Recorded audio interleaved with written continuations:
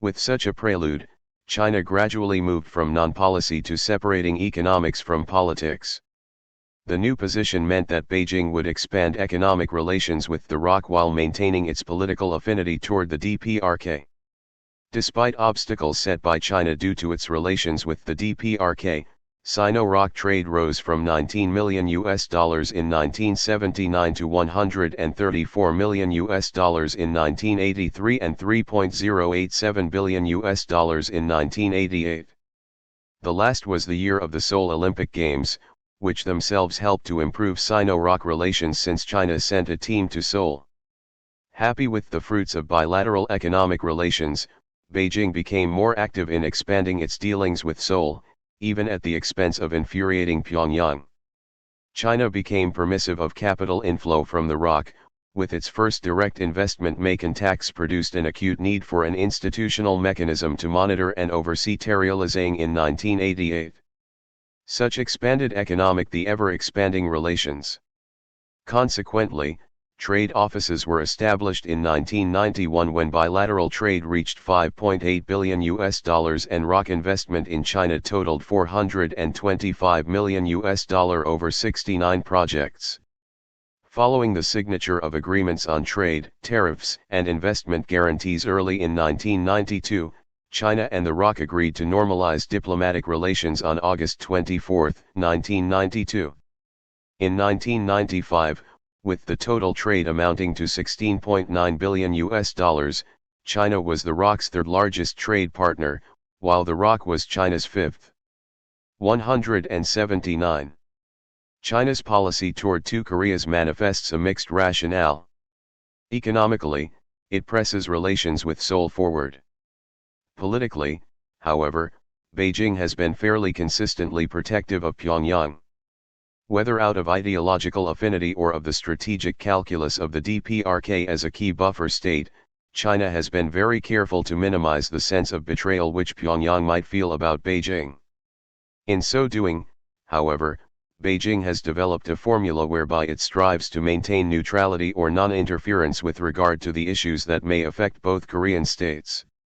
Such a position may work to China's advantage by allowing it to play one Korea against the other. See also, Cultural Revolution, Hu Yaobang, Korean War, Taiwan Policy, Zhao Ziyang. J. Ho Chung. 180. Korean War.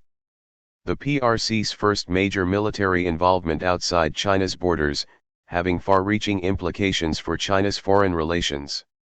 Korea was divided at the end of the Second World War at the 38th parallel, with the anti-communist Southern Republic of Korea, ROC, and the communist Northern Democratic People's Republic of Korea, DPRK, both being established in 1948. War erupted in June 1950, and the DPRK conquered almost all the South. This prompted United Nations intervention under U.S. leadership and the command of U.S. General Douglas MacArthur, which pushed the DPRK forces back north of the 38th parallel. MacArthur pressed on, intending to destroy the DPRK and reunify the peninsula. Already late in August 1950, Chinese Premier Zhou Enlai had denounced the United States for intrusions by its military aircraft into China's airspace and for bombing territory near the border with Korea. As MacArthur's intentions became clearer, the Chinese leadership issued statements expressing increasing alarm and warning that UN troops near their border would be unacceptable. In the middle of October 1950, China began secret military intervention. On October 24, MacArthur issued final instructions for the conquest of all North Korea, and the very next day a clash occurred between Chinese and ROC troops. On November 2, Chinese and U.S. troops fought against each other for the first time. The Chinese official name for its troops was the Chinese People's Volunteers, CPV, and their commander-in-chief was Peng Dehuai, 1898 to 1974. On November 24, 1950, MacArthur announced his final offensive to retake all Korea, and declared that U.S. troops would be home by Christmas. He still believed the number of Chinese troops in Korea to be quite small, a maximum of 71,000. In fact, the number was more than 4 times that figure, and U.S. reconnaissance had failed to discover the extensive Chinese troop movements. On the night of 25 to 26 November, the CPV launched their own major offensive, which succeeded in driving back MacArthur's troops south of the 38th parallel by mid-December. CPV and DPRK troops then made another attempt to reunify the whole of Korea, seizing Seoul on January 4, 1951, but strong and quick UN reaction, especially aerial bombardments, forced them to evacuate the capital in mid-March. Meanwhile, on February 2, following a U.S. Senate resolution 9 days earlier, the UN General Assembly declared China as aggressor in Korea. MacArthur and U.S. President Truman were in deep disagreement over policy towards China. In particular, MacArthur wanted to bomb China's Manchurian bases, but Truman refused permission. The eventual result was that Truman dismissed MacArthur as UN commander on April 11, 1951, replacing him with General Matthew Ridgway. The last major Chinese offensive in Korea occurred the same month, but like the one before, it faltered. By June it was obvious that neither side could gain a total military 181 victory, and soon afterwards truce talks began in Kaesong just south of the 38th parallel, moving in October to Panmunjom a few kilometers to the south. Although sporadic and intense fighting flared from time to time, it was all in the region of the 38th parallel, and there were no major offensives of the sort which had characterized the first year of the war. The issue to require the most negotiations and time was that of prisoners of war. Republican Dwight D. Eisenhower, who had announced his determination to end the Korean War and to roll back communism, became U.S. President in January 1953. He let it be known that the U.S. was prepared to use nuclear weapons and push the war into China itself if an agreement was not reached. The ROC Syngman still wanted to reconquer the whole of Korea. In the end a truce was reached on July 27, 1953, by which the point of division was moved slightly south of the 38th parallel in the west, to include Kaesong in the DPRK, but to the north further east. About 6,700 Chinese prisoners of war elected to return home, while some 14,700 decided against repatriation. No comprehensive peace agreement was reached. Both the UN and China withdrew troops from Korea, the Chinese completing their withdrawal in October 1958. As of late 1997, a U.S. contingent still remains in the south. Although there was no clear victor, casualties in the Korean War were enormous, nearly 1 million for the Chinese according to official UN figures. The event solidified the Cold War in Asia and greatly intensified U.S. opposition to communism in Asia. Despite the lack of declared war, the bitterness was so deep for Sino-American relations that they did not recover until the early 1970s. The Korean War also worsened the situation in China itself by intensifying spy consciousness and justifying hostility to the U.S. for its anti-China activities. See also, Korea, Policy on, United Nations Policy, United States Policy, Zhou Enlai.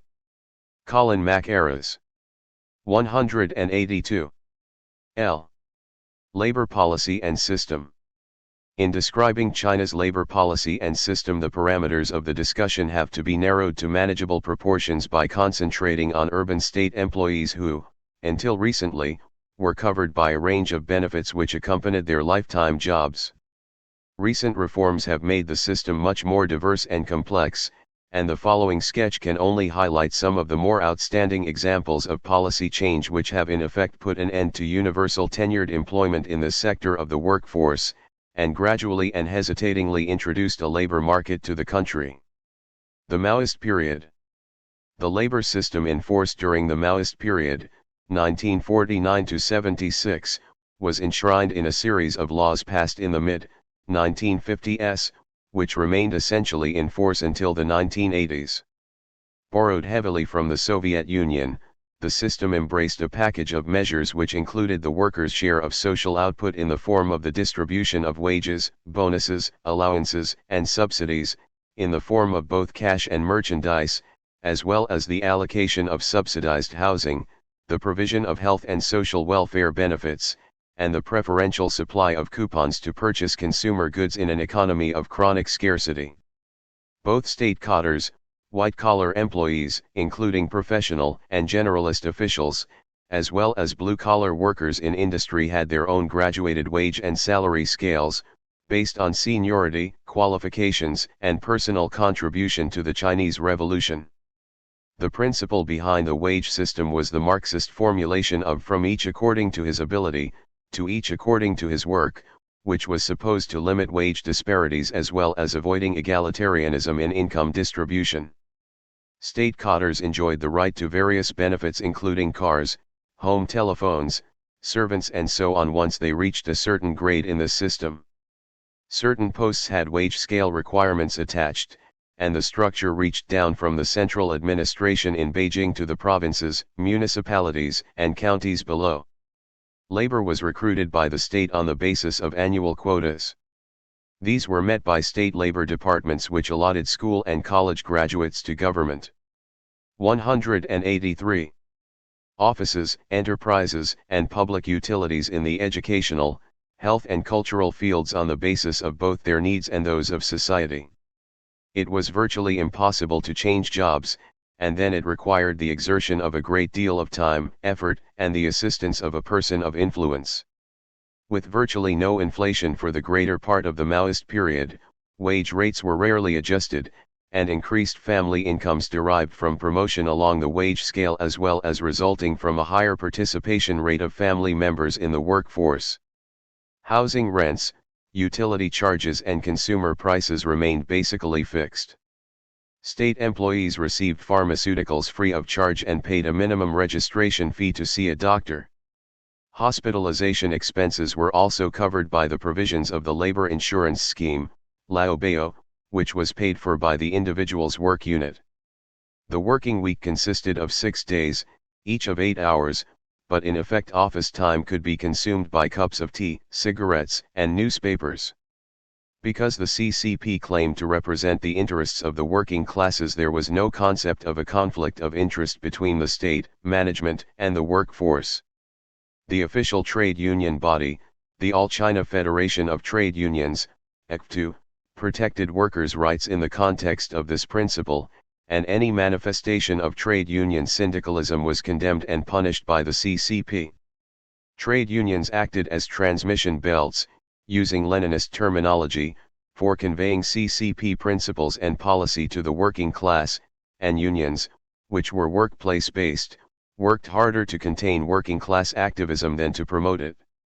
The two main criticisms leveled at the labor system under the planned economy were that it instituted the iron rice bowl, Tai Fan Wan, of lifetime employment and encouraged eating from the same big pot, De Guo Fan, or egalitarianism in distribution. This meant that it was virtually impossible for management to fire their staff, and no financial incentive was provided for effective and efficient work. The system was rigid in that it did not always match talented and qualified people with suitable employment, and it was also repressive in that a breakdown in relations between an employee and work superior could result in a whole series of discriminatory measures being imposed upon the former.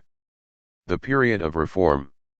Since the 1980s, reforms to the labor system have been introduced at a slow pace, with the authorities hesitant to deprive state employees of rights and privileges which they have enjoyed for many years, for fear of the reaction and social tension which such steps may provoke. Nevertheless, the tenured employment system for blue-collar state workers has been eroded by the introduction in the early 1980s of labor contracts. By the 1990s, about 25% of the workforce of state-owned enterprises were employed on contract. The state's monopoly over the allocation of labor has been weakened by the opening of labor service companies and exchanges where employers advertise for suitable staff. Such notices specify age, gender, and educational or work experience requirements, as well as wages offered and whether the employer will provide housing. 184. Which is often the case and indicates that many of those seeking such jobs are peasants from out of town. University graduates can now seek employment themselves and hope to obtain a job commensurate with their skills and training.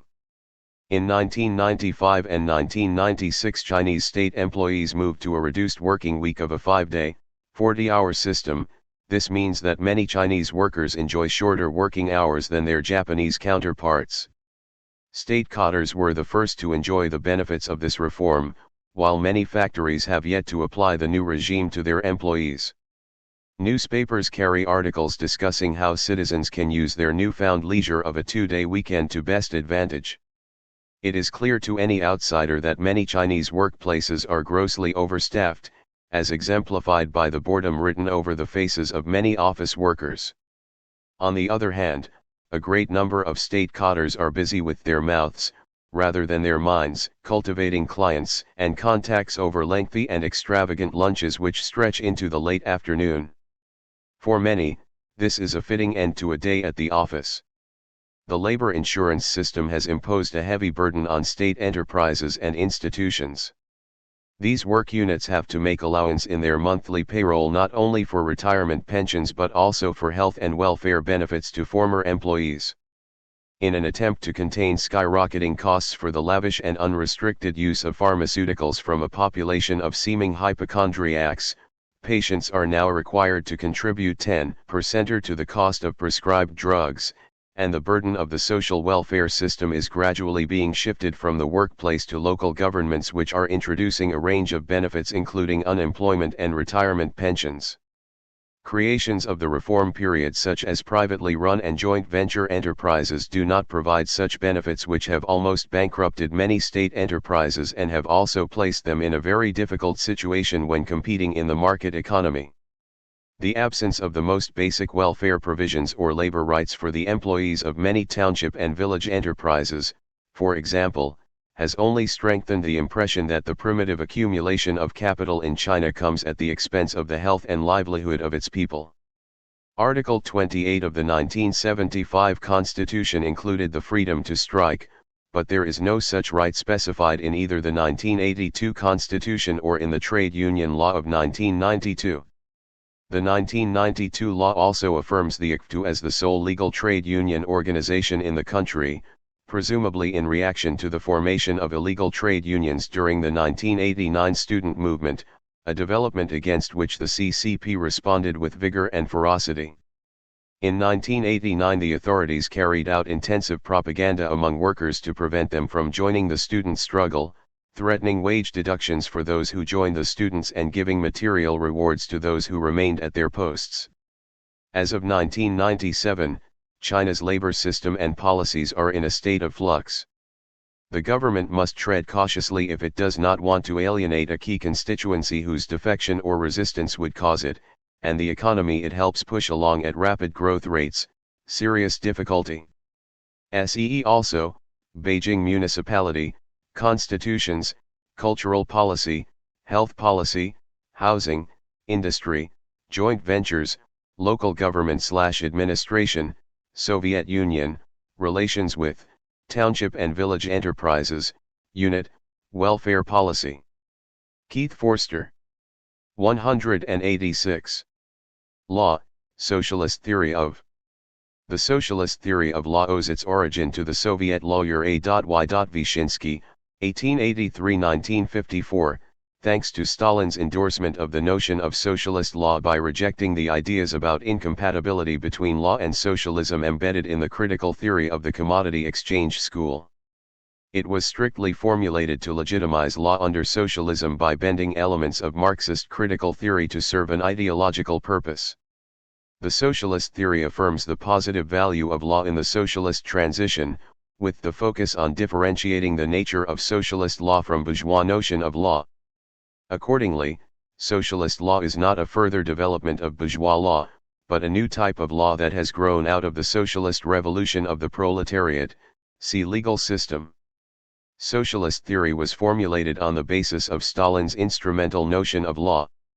It was held that law in the socialist society was the instrument of the socialist state for the elimination of all capitalist traits, for the defense and the development of the socialist economy, as well as for the realization of communism. Its normative trend was also constituted, since law in socialist society was defined as a system of norms established by the state in accordance with the socialist mode of production relationships. Hence, All subsequent theories of socialist law were instrumental theories as laid down by Wyszynski that law is a political category. The socialist theory is Marxist in the sense that it stresses the indissoluble link between the state and law, both historically and functionally. Law is viewed from a state-determined approach instead of the former economic perspective. Socialist theory is, therefore, positivistic, seeing law as being laid down by the state and geared to serve the interests of the state until communism sees the state transcended. But socialist legal theory is written with problems, and these are exacerbated by the unbridgeable gap between positivistic socialist law and Marxism. The acceptance of socialist law creates uncertainties which figure in the debate about the future of the state and law in Marxist ideology. Most serious here was the failure to resolve satisfactorily the paradox of class law in a classless society posed by the Soviet communists themselves. The recent challenge to formulating legal norms by economic materialists has shaken the very foundation of the socialist theory of law, since this demands a new definition of law which goes beyond positivism. In short, the poverty of socialist theory rests on the communists' fundamentalist approach of taking law as a force external to human society. The theories of socialist law which emerged after the Stalinist era have been widely regarded as pseudo-Marxist in that the nature of the Marxist theory of law has degenerated from a critical approach to that of an apology for the communist regime. Progressive Chinese jurists in the Reform era, such as Zhang Zonghao, Wu Shiwen, and Wan Bin, understood these theoretical shortcomings in their critical re-examination of the Wyszynski-type instrumental theories adopted from the Soviet Union in the 1950s. They rejected the Maoist thesis that law was a pure instrument for class struggle and demanded a new theory of socialist law, going beyond class reductionism and accommodating law's regulative function. The purely instrumentalist theory of law was eventually discarded in favor of a Chinese socialist theory capable both of expounding legal phenomena and guiding legal reform in the primary stage of socialism, C3. Ideology, radicalism and reform. The demise of the Soviet Union has further pushed Chinese jurists away from the Soviet tradition in search of a new theoretical scheme for building a long-term socialist legal order.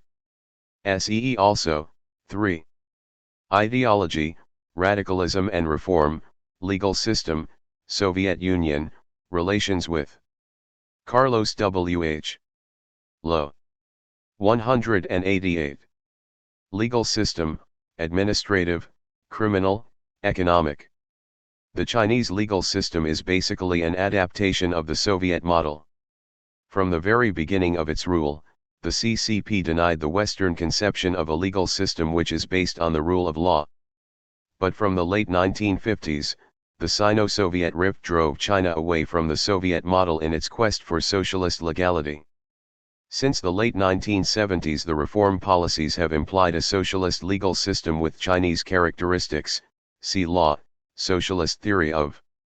Although Liu Shaoqi was heavily involved in introducing a Soviet-style legal system, it was Mao Zedong and Deng Xiaoping, during their respective leadership periods, who dictated the development course of the Chinese legal system. Mao's dislike of formal justice heavily circumscribed Liu's attempt to introduce an institutionalized legal system, while his theory of uninterrupted revolution negated the value of law. During the Cultural Revolution, all formal legal structures were destroyed and revolutionary justice was practiced. In contrast to Mao, Deng accorded law a positive value in socialist construction. He restored a formal legal system to maintain social order for socialist modernization and to protect people's democratic rights. His legal principles have provided practical guidelines for institutionalizing the socialist legal system. These include that there must be laws for people to follow, the law must be observed, lawbreakers must be punished, and all are equal before the law. Institutionally, the legal system in Deng's era is a continuation of Liu's Soviet-style framework. It consists of three vertical structures, extending from the central to local levels: the public security network, the People's Procuratorate and the People's Courts. There is a formal division of labor among them in investigation, prosecution, and adjudication. The Ministry of Justice supports the legal system, taking charge of legal education and training for legal personnel, supervising the legal practice of professional lawyers, and raising popular legal consciousness. Law has increasingly served as a channel for economic modernization and as the sole means of resolving conflict and regulating social order. Beginning legal reform by introducing a highly institutionalized criminal justice system in 1980, China had, by the mid-1990s, consolidated a basic framework for a legal order covering almost every aspect of social life. The administrative legal system. After about 3 decades of administration by policies and decrees, China turned to legislation to improve its administration, giving rise to the idea of administration by law and hence the proliferation of administrative laws. Under the communist positive notion of the state, government by law is a concept more related to efficient administration than the promotion of individual democratic rights. Administrative law serves the teleological social development of a Marxist vision which overrides any democratic considerations where efficiency clashes with individual rights. Chinese jurists of the Reform period regard the aim of administrative law as the elimination of arbitrary rule. Under this conception of administrative law, efficient and stable administration is the theme, whereas the strict observance of law is the central concern. There are 4 aspects of administration by law. Administrative legislation. The 1982 Constitution and the Organic Law of Local Government formally recognized the practice of delegated legislation, which empowered the state's administrative authorities from central to municipal level to enact administrative regulations in respect to their jurisdiction under the Constitution and law. The promulgation of the Provisional Regulations on the Procedure of Enacting Administrative Regulations of the State Council in 1987 was a milestone in institutionalizing an administrative legislation system in China. The implementation of administrative law. This requires state administrative authorities to conduct their activities and to exercise their powers in accordance with relevant administrative laws and regulations. Although government agencies are not yet used to administering in accordance with law, the transition from administration by policy to that by law is clear from the fact that laws and regulations have been made and announced in virtually all aspects of public administration. Administrative justice. With the adoption of the Administrative Procedure Law in 1989, which enables citizens to sue the government for maladministration, and the establishment of administrative tribunals in the courts since 1990, the administrative justice system has gradually taken shape. The supervision of administration by law. The Ministry of Supervision and administrative supervisory bodies at all levels aim to ensure administration according to law on the part of the state administrative bodies. Basically, China has entered the threshold of a legal order characterized by administration by law. However, problems arise if legality and efficiency conflict with each other. Moreover, the process of legalization of administration is at risk under the current practice of administration by both policy and law, since the proclaimed harmony between the two is illusory. The CCP must reconsider the current conception to grant a supreme status to law and to strike a balance between the positive as well as the negative effects of Chinese administrative law. Until then, lawful administration in China is still 190. Remote. The criminal justice system. Mao's conception of revolutionary justice prevented his regime from institutionalizing a criminal justice system. Accordingly, criminal justice was an instrument of class struggle in the elimination of the enemies of the revolution. Such politicized criminal justice had to be dispensed strictly according to party policy. However, Deng's regime has reversed this trend to establish a formal criminal justice system. With the promulgation of a criminal code and a code of criminal procedure in 1979, Mao's revolutionary justice gave way to procedural justice. Depoliticization of criminal justice was evident in the fact that appeals were no longer made to populist concerns, class justice, nor to Mao's distinction between antagonistic and non-antagonistic contradictions, see Mao Zedong thought. The proclaimed linkage between law and democracy seemed very different from the old image that criminal law was simply a repressive instrument of the party. The new image made much of the notion that all are equal before the law. Much also was made of the trials of Wei Jingsheng in 1979, see Dissidents, and the Gang of Four in 1980 as demonstrations that the judiciary was capable of dispensing justice according to principles of due process. Commitment to socialist legality and the renunciation of political arbitrariness were evident in the provisions for judicial independence laid down in the 1982 Constitution, and, throughout the 1980s, one saw the gradual consolidation of the criminal justice system. A legal institutional system was established which, to some extent, reached down to grassroots level. The process was enhanced by the rapid growth of a system which provided professional lawyers, who played an expanding role in criminal justice, and the spread of legal education, with examinations and on-the-job training, for judges, procurators and administrative personnel in the legal system. To prevent miscarriages of justice, the presumption of guilt was replaced by taking facts as the basis and laws as the criteria. Procedural credibility was enhanced by a commitment to conducting open trials, according to prescribed procedures, replacing the former practice of holding secret or irregular mass trials. The rights of the accused to defense counsel and to appeal were guaranteed. However, despite legislated provisions, the Chinese criminal justice system is far from fulfilling international human rights standards. There is still no independent judiciary which is supreme in matters of law. Thus criminal proceedings are easily bent in the direction of administrative or political expedients. Inadequacies in the scope, coverage, and clarity of criminal law have provided ample room for arbitrary interpretation by government. Taking the maintenance of political stability and public order as the overriding consideration has confined judges to the role of enforcers of the law rather than adjudicators. This has turned many trials into mere formalities in which defendants have not been able to exercise their legal rights. A confusion of functions has allowed violation of the principle that the same magistrate may not act both as prosecutor and judge in the same proceedings. On the whole, China's crime control approach has exhibited the priority of administrative concerns over formal justice, simple and rushed court proceedings, and a lack of debate and cross-examination of witnesses in court. In an attempt to accord greater protection to the rights of the defendant, the regime amended the two criminal codes to rationalize the criminal justice system. The recodified criminal law, which came into effect on October 1, 1997, made some major improvements, apart from adding another 260 articles to provide a clearer and more concrete yardstick for adjudication.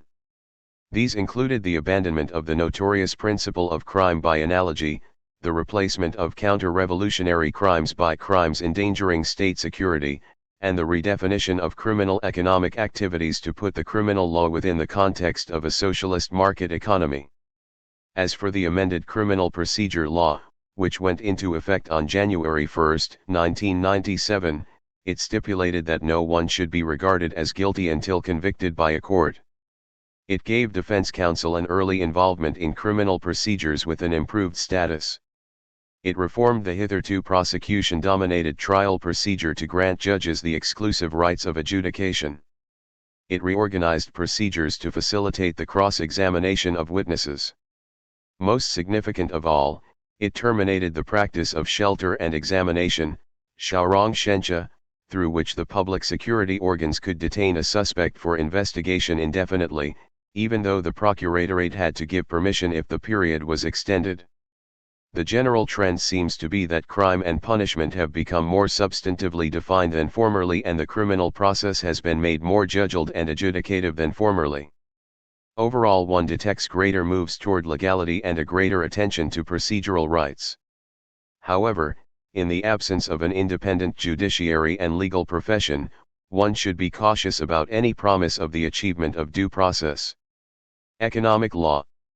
Economic law emerged as an important topic in China with the beginning of economic reform in 1979, with the government relying increasingly on legal, rather than administrative, means to manage the national economy. The introduction of a planned commodity economy into Chinese socialism under Party General Secretary Zhao Ziyang has broadened the horizon of economic law to regulate both the planned and market sectors. Under a state-centered conception, Economic law was defined as the totality of legal norms enacted by the state in the management of the national economy for regulating economic relationships within a certain domain. The institution of a socialist market economy, following Deng's visit to South China in 1992, c. 1. Overview History of the People's Republic of China, has revived the liberal economy reform choked by the 1989 student movement and government reaction to it. Economic laws adopted in this period have four main functions. Government regulation and control of the market. Such laws include those enabling the government to carry out fiscal and monetary policies, like the budget law, the auditing law, and the law on the People's Bank of China. Establishment of the boundaries of the market economy. This includes laws which 192 define the state-market relation, such as the Urban Real Estate Management Law, the State Compensation Law and the Arbitration Law. The operation of the free market. Most such laws are financial and commercial, including the Advertisement Law, the Corporation Law and the Law on Commercial Banks, and the Insurance Law. The attraction of foreign investment and facilitation of foreign trade. Laws in this category include the Law on the Protection of Taiwan Investment and the Foreign Trade Law. Due to the rapid growth of economic activities, the number of economic courts has risen greatly, and by 1995 each of the nation's 3,488 people's courts had already established an economic court. The inauguration of a socialist market economy has activated economic activities and generated a large volume of economic cases in need of judicial adjudication. The total number of cases that the People's Courts handled in 1995 was 1.27 million, twice that of 1990. Settling disputes over economic contracts has been by far the most important function of the courts in handling economic cases. As China's economy has become more market-driven, special attention has been given to cases related to finance and banking, see financial policy, including disputes over loan contracts and those concerning the raising of capital.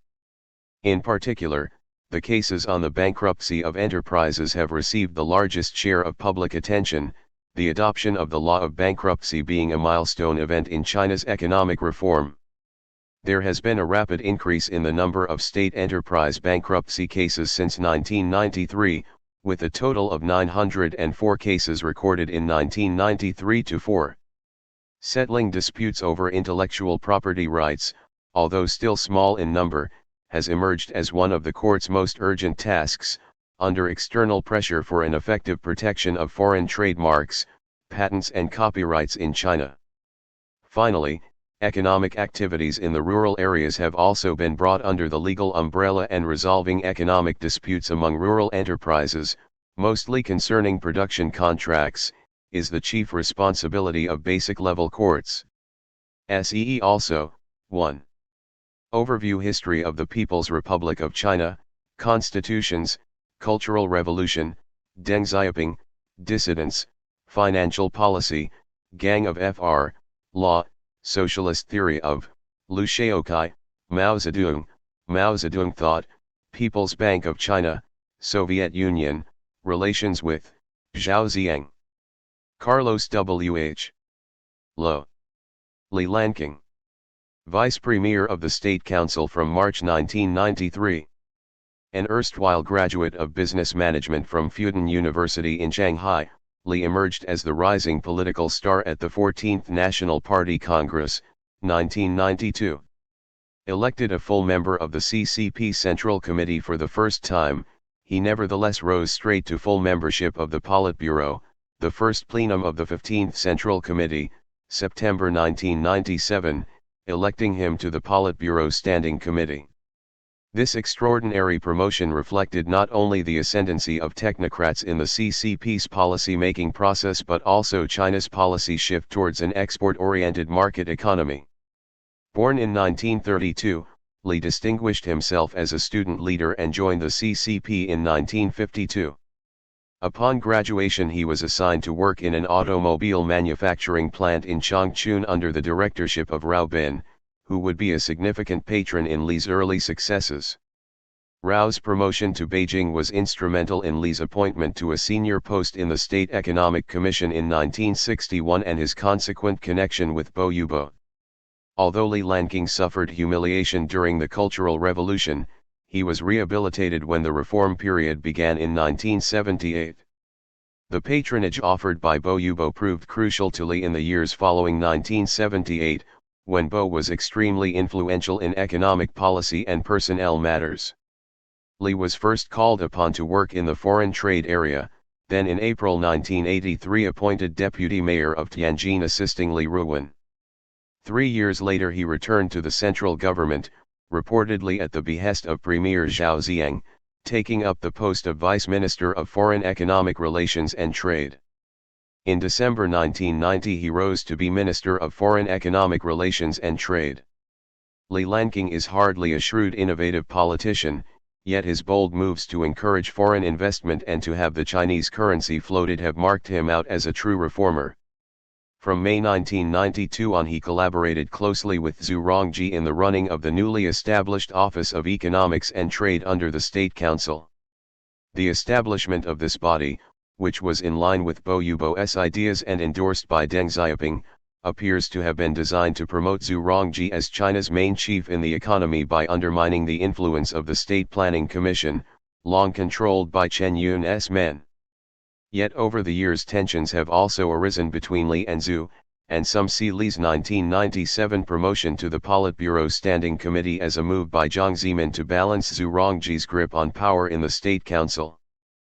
See also, Beijing Municipality, Bo Yubo, Chen Yun, Chinese Communist Party Central Committee and Politburo, Deng Xiaoping, Jiang Zemin, Li Ruwen, National Party Congress, Shanghai, State Council, Zhao Ziyang, Zhu Rongji. War and Sun. Senior Chinese leader and, in particular, Premier of the State Council from 1988 to 1998 and CCP Politburo Standing Committee member from 1987. A Sichuan native, Li Peng was born in 1928 and reputedly became the adopted son of Zhou Enlai. Admitted to the Yan'an Institute of Natural Sciences and the Zhangjiakou School of Industry in 1941, Li joined the CCP in 1945.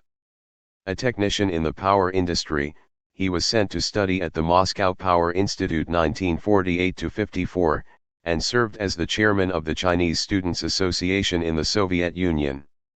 After his return in 1955, he was an engineer in the Northeast and came to be director and party secretary of the Beijing Electric Power Administration during the years 1966-80. He then worked successively as Vice Minister and Minister of Power Industry and First Vice Minister of Water Conservancy and Power, 1982-3. From 1983 to 1987, Li was concurrently Vice Premier of the State Council and Minister in charge of the State Education Commission. After 1987, he served as Acting Premier and Premier, as well as Minister in charge of the State Commission for Restructuring the Economy. He was appointed a member of the CCP Secretariat and Politburo in 1985, and a member of the Politburo Standing Committee in 1987. While he has no experience in nor substantial ties with the military sector, he has been staunchly conservative in the economic reform and opening period since the late 1970s, and particularly so in respect to political and internal security affairs. His high-profile role in the June 4 incident in 1989 subsequently generated strong opposition and condemnation of him both domestically and internationally. A target of much of the students' wrath, Li imposed martial law in Beijing on May 20 and helped muster People's Liberation Army troops from outside the Beijing area to enter the city. He adamantly refused dialogue with the protesters in Tiananmen Square. His heart attack in 1993 caused him to lose ground to senior Vice Premier Zhu Rongji, who championed faster and more decentralized economic reform than Li, especially following Deng Xiaoping's famous early 1992 inspection tour of the South, during which Deng pushed for an even more dramatic acceleration in China's economic growth. When Li made his government work report to the National People's Congress that year, he was compelled to make over 70 changes to bring it in line with Deng's preferences. Li's wife, Zulin, is reported to be a deputy manager in a large firm in the south of China. Li Peng's role in China's post-1989 diplomacy has included the following: a late 1991 state visit to India, which was part of the process leading to the landmark Sino-Indian Peace and Tranquility Agreement of September 1993, a high-profile involvement at the UN Earth Summit in Rio de Janeiro in June 1992, a trip to Vietnam in November 1992, where he promised his hosts that China would not seek hegemony in the South China Sea region, a four-nation, 10-day Central Asian tour in April 1994 prompted by trade and economic interests and, indeed, by concerns about the potential spread of ethnic and religious instability from that region into China's Xinjiang Uyghur Autonomous Region, and a 1995 visit to Moscow. Despite his 10-year premiership of the State Council, Li never succeeded in totally dominating it. Moreover, his influence appears to have eroded with the death of Chen Yun in 1995, who had long been a major force backing him. In March 1996 he was named head of the National Leading Group for China Science and Technology, suggesting that for some party members there are advantages of having a firm-handed technocrat likely at the forefront of the administration as China pursues its modernization objectives. At the September 1997 15th CCP Congress, he retained his ranking in second place in the Politburo Standing Committee. For constitutional reasons he must vacate the post of premier in March 1998, but is a likely replacement for Chiao Shi as chairman of the National People's Congress Standing Committee, with Zhu Rongji succeeding him as premier. See also, 1. Overview History of the People's Republic of China, Beijing Municipality, Chen Yun, Chinese Communist Party Central Committee and Politburo, Deng Xiaoping, June 4 Incident, Li Ruwen, National People's Congress, People's Liberation Army, Kiaoshi, Sichuan, South China Sea, Soviet Union, Relations with, State Council, Xinjiang Uyghur Autonomous Region, Zhou Enlai, Zhu Rongji. Donald H. McMillan. 196. Li Ruwen. Senior CCP leader, in particular member of the Standing Committee of the Politburo, with special authority in cultural and ideological matters. Li Ruwen was born in September 1934, being a native of Tianjin. He joined the CCP in 1959 and in 1963 graduated from the Beijing Spare Time Civil Engineering Institute. He was active in building industry and the trade unions, including holding senior positions in the Beijing and national trade unions in the 1970s. In 1981, he returned to his native Tianjin. In 1984 he became mayor of Tianjin and deputy secretary of the Tianjin Municipal CCP Committee, in 1987 rising to become secretary and remaining mayor.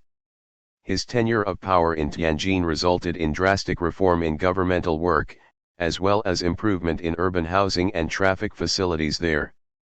He had meanwhile joined the 12th Central Committee in 1982, being promoted to the Politburo at the first plenum of the 13th Central Committee on November 2, 1987.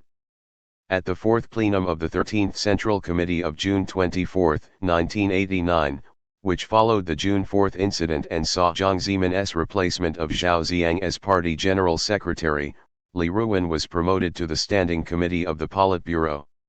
He was confirmed on that committee by the first plenums of the 14th and 15th Central Committees, respectively October 19, 1992 and September 19, 1997.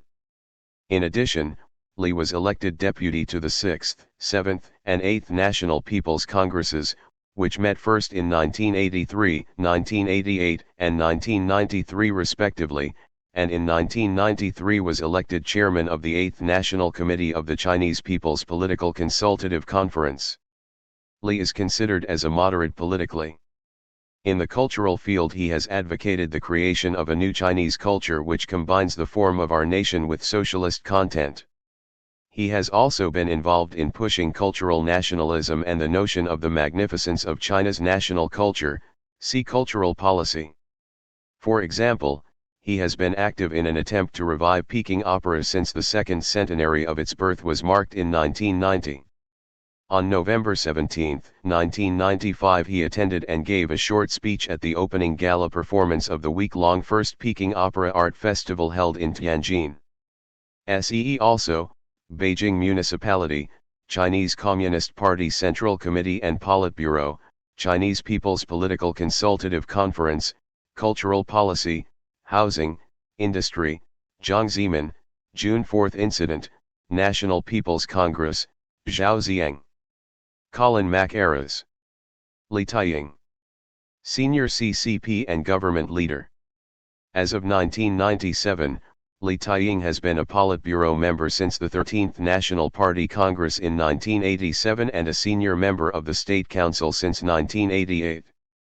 Given the education portfolio in 1988, since 1993 he has been responsible for the crucial area of economic restructuring. Born in 1936, Li's father, Li Vihan, 1896–1984, was head of the CCP Central United Front Department from 1948 to 1964. Probably due to his family background he was able to pursue tertiary studies overseas, graduating in physics from Charles University, Prague, in 1961. From his return to China until 1980 he worked largely in the national defense industry. In the first half of the 1980s he followed the usual pattern for promising party cadres of serving at the provincial level before quick promotion to the party center, appointments including Executive Deputy Secretary of the Shenyang Municipal Party Committee, 1981–3, and Secretary of the Liaoning Provincial Party Committee, 1983–4. By 1985, the year which saw the advancement of many younger third echelon leaders, Li was already Minister of the Electronics Industry as well as a full member of the CCP Central Committee. In 1987 he briefly succeeded Zhao Ziang in charge of the State Economic Restructuring Commission, followed by elevation to full Politburo membership at the 13th Party Congress. In the period leading up to the June 4 incident, 1989, Li is reported to have enthusiastically endorsed the severe policy that Deng Xiaoping adopted against the protest movement. At the 8th National People's Congress in 1993 he suffered extraordinary humiliation when over one-third of the delegates failed to support his reappointment to the State Council. Yet not only did he retain his position on the council but came back as director of the State Economic Restructuring Commission. Unconfirmed reports claimed that, following the 6th plenum of the 14th Central Committee, October 1996, Li Taiying, as well as Li Lanqing and Wei Jianxing, would be allowed to attend meetings of the Politburo's extremely powerful Standing Committee.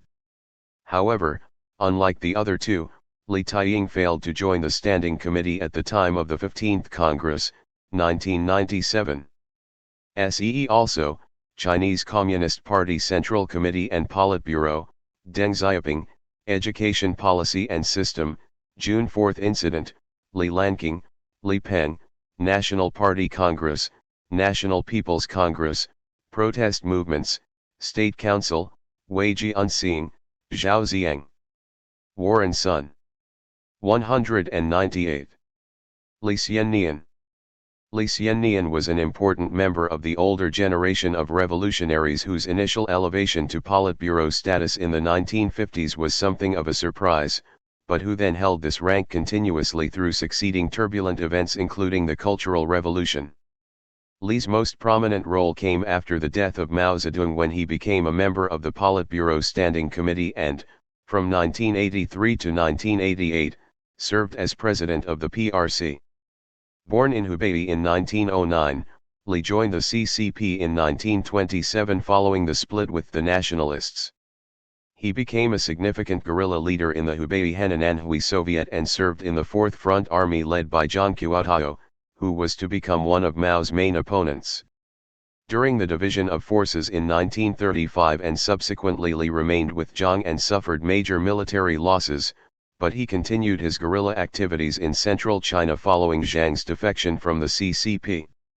Li was elected to the Central Committee in 1945, and during the Civil War served under both Deng Xiaoping and Lin Biao. After 1949 he initially served in the Central South region until he was transferred to Beijing in 1954 as Minister of Finance. Li's elevation to the Politburo in 1956 over others of equal or superior credentials was probably a gesture to veterans of the Fourth Front Army, and in any case he continued to perform key economic roles into the 1980s. Under Mao he was able to navigate both the cautious opposition to rash advance in 1956-7 and the radical Great Leap Forward, and he also played a role in economic policy making during the Cultural Revolution. But undoubtedly his greatest individual influence came with the rapid growth policies adopted in 1977-8 following Mao's death, although blame for the failures of these policies was placed on Hua Qiaobang. Subsequently Li continued to play a major role in economic planning but now, as in the 1950s, under the leadership of Chen Yun. By the early 1980s Li's role became more ceremonial when he assumed the state presidency, but his continuing influence even after his formal retirement in 1988 was seen in his role as one of the old revolutionaries who endorsed Deng's crackdown during the June 4 incident in 1989. Li died in 1992. SEE also, Beijing Municipality, Chen Yun, Chinese Communist Party Central Committee and Politburo, Cultural Revolution, Deng Xiaoping, Great Leap Forward, Hua Qiaobang, June 4 Incident, Lin Biao, Mao Zedong, Planning, Economic. Frederick C. Taiwes. Liao Chenzi. A key actor in the Chinese Revolution and in the PRC government. When he died in 1983, Liao was a Politburo member and a vice-chairman of the Standing Committee of the National People's Congress, his political life having epitomized the inclusivist, United Front version of CCP politics. Liao's family was from Guangdong, but his grandfather had achieved wealth in the gold rush in California, where his son Liao Zongkai, Liao Chenzi's father, was born. Zongkai met his wife, the brilliant, socially prominent and rebellious He Xiangning by advertising in Hong Kong for a bride with unbound feet. The couple were living as exiles with Sun Yat-sen in Tokyo when Liao Chenzi was born in 1908. Educated in Japanese, Liao thought in it rather than Chinese throughout his life. Liao Zongkai, who advocated the Nationalist Communist United Front, was Nationalist Political Commissar at the Whampoa Military Academy alongside Zhou Enlai when assassinated by rightist nationalists in 1925. His death, which portended the Shanghai Massacre of 1927, made him a martyr to United Front politics. Liao Chenzi joined the clandestine CCP in Shanghai in 1928 and was sent to Germany for 4 years to do trade union work. Returning to Shanghai he was arrested, tried, and then fled to the Sichuan Shaanxi Soviet, completing the Long March with Zhang Guotao's Fourth Front Army. Zhang nearly executed him as a Nationalist Party secret agent. Sent from Yan'an back to Guangdong, he organized anti-Japanese resistance, working in Hong Kong and, after its occupation, in northern Guangdong. After 1949 his speciality was United Front work, in both its internal and international senses. His connections to the Nationalist Party left made him a natural ambassador to Third Force Chinese, the Democratic Parties, Overseas Chinese, and Hong Kong-Macau Brethren, while his cosmopolitanism and linguistic skills made him a natural patron for the peace and friendship societies in Africa, Asia, especially Japan, through which China conducted its foreign relations during the U.S. diplomatic boycott. The Cultural Revolution left, seeing united fronts as antithetical to uncompromising class struggle, attacked Liao fiercely. He survived to help plan the coup against the Gang of Four and become an outstanding advocate of reform, including opening the Shenzhen Special Economic Zone. SEE also, Cultural Revolution, Democratic Parties, Gang of Four, Hong Kong, Japan, relations with Macau, National People's Congress, Overseas Chinese Policy, Shanghai, Special Economic Zones, Zhou Enlai. Paul Ivory. 200. Lin Biao. Once the CCP's sole vice-chairman and the most revered figure in China other than Mao Zedong, Lin Biao was Mao's designated successor from 1966 until September 13, 1971, when his flight crashed in the Mongolian People's Republic, Lin allegedly trying to defect to the Soviet Union. Since then Lin Biao has been posthumously and consistently accused of attempting to assassinate Mao and stage a military coup. Contrary to claims in the West that Mao had Lin killed in Beijing, forensic evidence has confirmed beyond doubt that Lin did perish in the plane crash. Yet the circumstances of the whole affair remain obscure, and it is now clear that, during Hua Qiubeng's interregnum, many of the most sensitive and important materials were secretly destroyed with Politburo approval, including telephone records, meeting minutes, conversation notes, and desk diaries concerning Lin Biao and other top leaders such as Mao, Zhou Enlai, Jiang Qing and Wang Dongxing. Although the full truth of the Lin Biao affair may never be revealed, enough new evidence has already surfaced to indicate this was basically a spectacular example, showing the precarious nature of elite politics at Mao's court, of Lin's being forced to ride a tiger that would devour him. Lin Biao the man is also very much an enigma made up of apparent contradictions. He was extremely shy and introverted, but also a most accomplished general who earned the admiration and even awe of other military men and party leaders generally. Always cool-headed in battle, in private life Lin composed passionate poems for his wife, Ye Kun. A young communist rebel, in many respects he was deeply Confucian, especially on matters concerning the relationship between ruler, Mao, and subject, himself. Unlike Mao, who enjoyed women and food, Lin lived a simple life that could only be described as stoic. Born in 1907, Lin's career began as a cadet at the Whampoa, Huangpu, Academy in Guangzhou during the First Kuomintang Communist United Front in the 1920s, a situation in which he served under both Chiang Kai-shek and Zhou Enlai. Although the Lin-Zhou relationship was not close, subsequent history was marked by a lack of conflict between the two, despite Western analysis to the contrary during the Cultural Revolution period. When the United Front collapsed in 1927, Lin was among the Whampoa cadets who joined the new Red Army, and he began a long-term relationship with Mao in the Jiangxi Soviet and on the Long March. Lin was clearly subservient to Mao as reflected in the disparities in their age and party status, and a kind of Confucian student-teacher relationship developed. Whatever the precise dynamics of that relationship, it is clear that Lin became one of Mao's closest supporters and, in turn, along with Deng Xiaoping, one of the future chairman's two most favored party leaders. But at this and later stages of his career it was Lin's military prowess which brought him to the attention of the CCP. Despite being seriously wounded in 1938 and absent for a time from the battlefield, Lin's reputation was such that he was elected the sixth-ranking Central Committee member at the Seventh Party Congress, 1945. Although plagued by serious ill health, Lin led communist forces in the northeast after the Japanese surrender, becoming responsible for winning two of the three major military campaigns which were pivotal in overthrowing the Kuomintang in 1949. Lin was youngest among the 10 marshals named in 1955, a sign of his enormous military reputation. Still plagued by ill health, Lin chose an inactive political career after 1949. Again his revolutionary status saw him named to some of the highest posts in the country, including Politburo member in 1955 and party vice chairman in 1958, but throughout most of the 1950s he was content with an honored position that carried few responsibilities. This changed in 1959 due to Mao's dismissal of Peng Dehui for criticizing the Great Leap Forward, C1. Overview History of the People's Republic of China. Despite Lin's reluctance, Mao insisted that Lin succeed Peng as Minister of National Defense. Lin performed the role, exercising the final say in military matters other than Mao himself, but passed on much of the responsibility to Chief of Staff Luo Ruqing and Central Military Commission Vice Chairman He Long.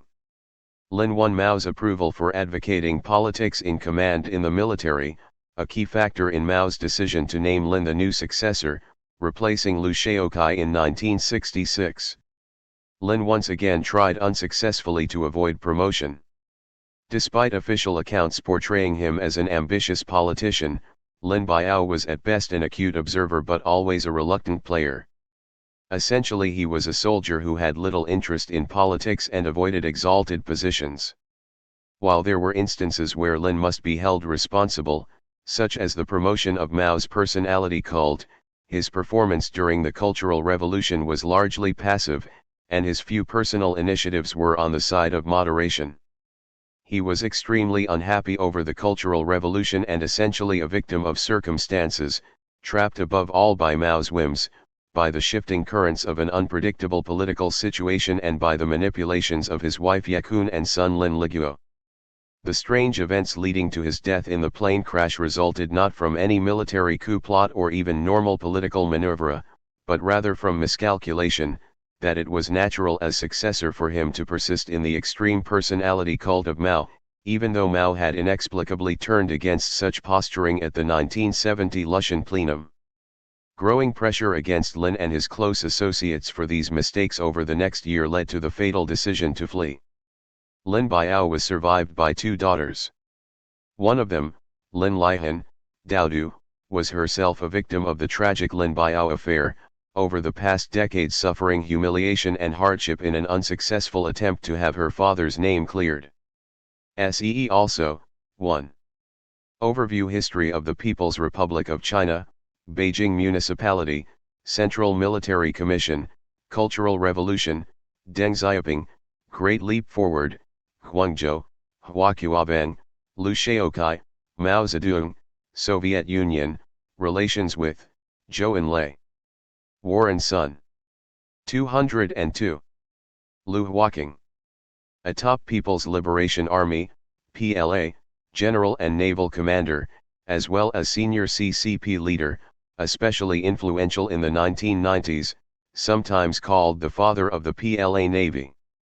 Liu Huaqing was born in October 1916 to a poor peasant family in Dao, Hubei province. He joined the Red Army in December 1930 and was active in the Communist military in the 1930s, taking part in the Long March in 1934 and joining the CCP in 1935. He took leading positions in the CCP's military during the Anti-Japanese War and the Civil War of 1946-9, which brought the CCP to power. In the 1950s, Liu Huaqing did a great deal of work towards establishing a Chinese navy. He became a rear admiral in 1955. In the mid-1950s he studied in the Soviet Union, graduating from Leningrad's Voroshilov Naval Academy in 1958. Although he did not escape criticism entirely during the Cultural Revolution decade of 1966 to 1976, he generally did well at that time, becoming a member of the PLA Cultural Revolution Group in 1967 and, more importantly, Deputy Chief of Staff of the PLA's Navy from 1970 to 1975. It was in the following period that Liu ascended to the peaks of power. In 1982 he became commander of the PLA Navy, urging, in a 1984 interview, that China must modernize its navy to assert sovereignty over, and protect, its maritime resources. In 1987 and 1988 Liu joined the CCP and PRC State Central Military Commissions, becoming vice chairman of the former on Deng Xiaoping's retirement as commission chairman in November 1989. In 1988 Liu was given the rank of general. He served as PLA deputy in the 7th and 8th National People's Congresses, which met first in 1988 and 1993 respectively. In 1982 Liu Huaqing joined the 12th CCP Central Committee, but resigned in 1985 to serve on the Central Advisory Commission. At the 14th National Congress of the CCP in October 1992, he rejoined the Central Committee, and on October 19, at the first plenum of the 14th Central Committee, was appointed to the Standing Committee of the Politburo, the only military member. However, he retired from the Central Committee and the Politburo Standing Committee at the time of the 15th Party Congress of September 1997. Since the late 1970s, Liu has traveled overseas many times, visiting European countries, the United States, Egypt and Sudan, Bangladesh and Pakistan, mainly as head of PLA delegations.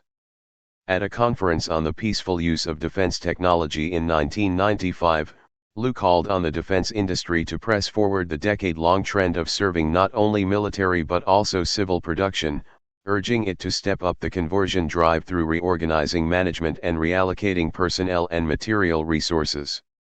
As a military man in the Standing Committee of the Politburo, Lu Huaqing was at the forefront of attempts to get CCP policy accepted within the PLA.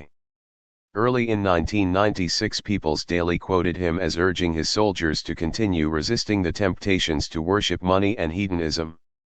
He further demanded that the army give priority to politics.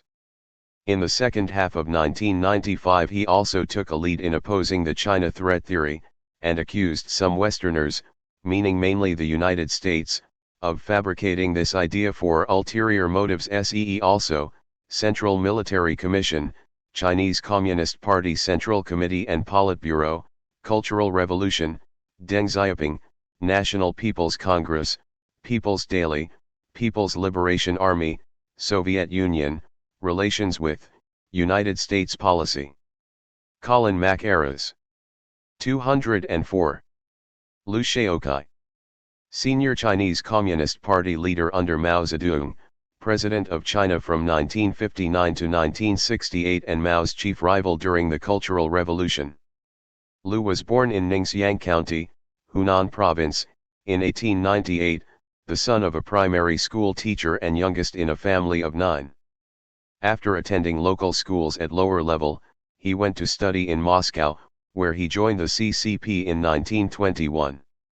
Upon his return, he plunged into the organization of urban trade unions, becoming director of the CCP Labor Department, at the 6th Congress in Moscow, 1928, and chairman of the All-China Labor Federation in Shanghai, in 1931.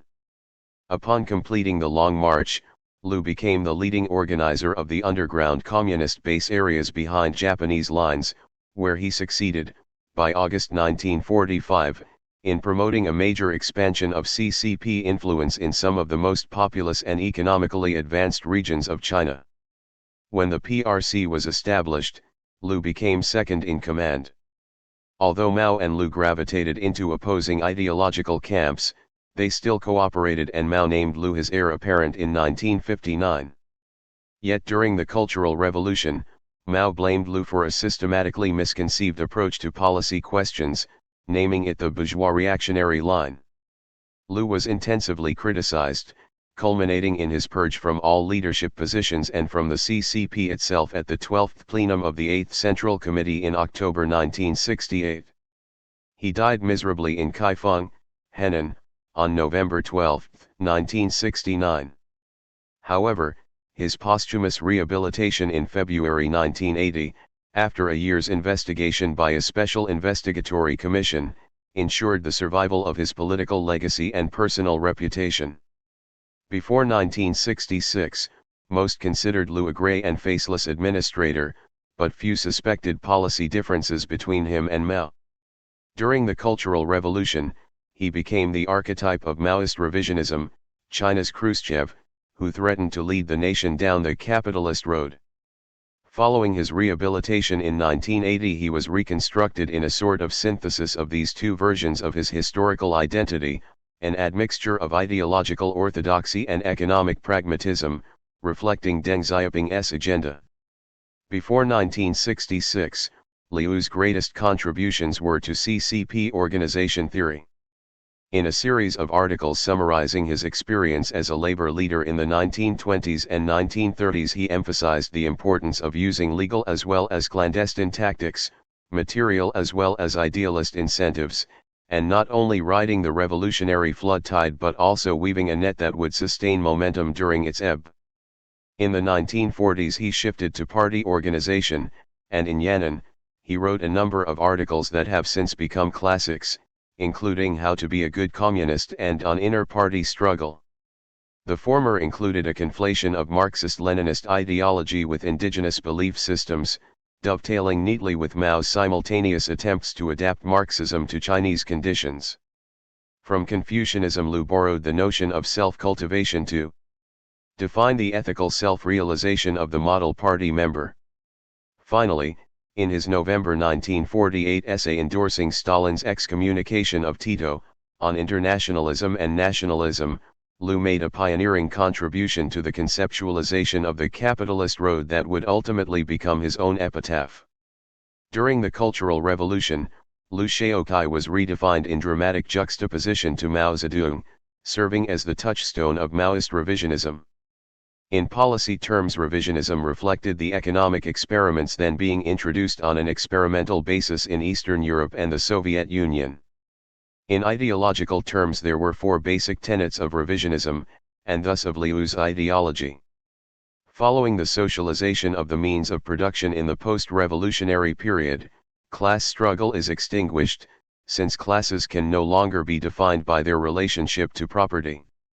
All people must hence be treated equally in legal and political terms, any further differentiation being based on their functional utility in achieving policy aims, not on class origins. Socialism is not merely a brief transition period en route to the communist utopia, but a stable and long-term period, with its own laws. In the progress of socialism toward ever higher forms of association, the forces of production essentially set the pace for the relations of production. Only after the forces of production have fully matured, in terms of economic productivity, are further changes in the relations of production or the ideological superstructure objectively possible. Science and technology are redefined as components of the forces of production rather than the ideological superstructure. The rehabilitation of Liu Shaokai in 1980 resulted in a selective synthesis from both pre- and post-1966 versions of his political persona. His original theoretical contributions to communist organization theory have been reaffirmed. Once again acclaimed as classics, some of Liu's main works are broadly disseminated as part of the attempt to enforce organizational discipline and communist morality. On the whole, the Cultural Revolution version of Liu has been repudiated, i.e., there is no capitalist road in the CCP, line struggle is a rarity. It is conceded that Liu was willing to make generous concessions to China's capitalist classes in the period immediately after the CCP took power. Liu's ideas are part of a new version of ideological orthodoxy known as Marxism-Leninism Mao Zedong thought. A comparison of the materials released during the successive fragments of his public career indicates that he was more orthodox than the ideological renegade criticized during the Cultural Revolution, yet also more pragmatic and flexible than the iron Bolshevik depicted in the pre-1966 media. He fully supported the violent seizure of power by the CCP and helped to operationalize it. He also fully supported socialization of the means of production. Liu emerges as an orthodox Leninist on ideological and organizational issues, albeit one always willing to make pragmatic adjustments, and a man willing to experiment in economic issues. See also, 1. Overview History of the People's Republic of China, 3. Ideology. 206. Radicalism and Reform, Chinese Communist Party, Cultural Revolution, Deng Xiaoping, Mao Zedong thought, Soviet Union, relations with Lowell Dittmer. Local government/administration. The PRC state is explicitly unitary in nature. China's leaders are not prepared to grant sub-central units the autonomy required of federal systems. Yet the Chinese state rules a vast territory with a multitudinous population. Under Mao Zedong, the Chinese leadership experimented with the role of local, i.e. all sub-central, government and administration. At times the center controlled even the minutest decision-making. At other times, provinces and even lower levels had powers to make some local decisions. In the post-Mao reform period, many localities have gained significant autonomy, but higher levels still control key local leadership appointments, see provincial government. Basically, the Chinese state has 4 levels of local bureaucratic administration: provinces, Sheng, numbering 31 in 1997, other than Taiwan; prefectures, Daiku, 334 at the end of 1995, counties, Xian, 2143 and 1995, and townships, rural Xiang or urban Zhen. Municipal and minority nationality equivalents exist at each level. Thus, besides the 22 mainland provinces such as Shandong and Sichuan, the PRC has 4 provincial-level municipalities, Xi, Beijing, Shanghai, Tianjin, and Chongqing, and 5 provincial-level autonomous regions, Zhejiang, see Minority Nationalities Policy. In addition to prefectures, there are prefectural-level municipalities and autonomous prefectures, while county-level municipalities, autonomous counties, urban districts, and suburban districts are county equivalents.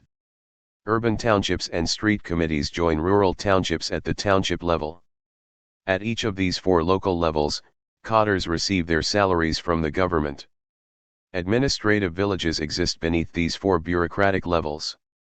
Administrative village cadres receive their salaries from village funds rather than from the government. Local administration replicates central administration, though the number of organs and employees decreases at each successive level.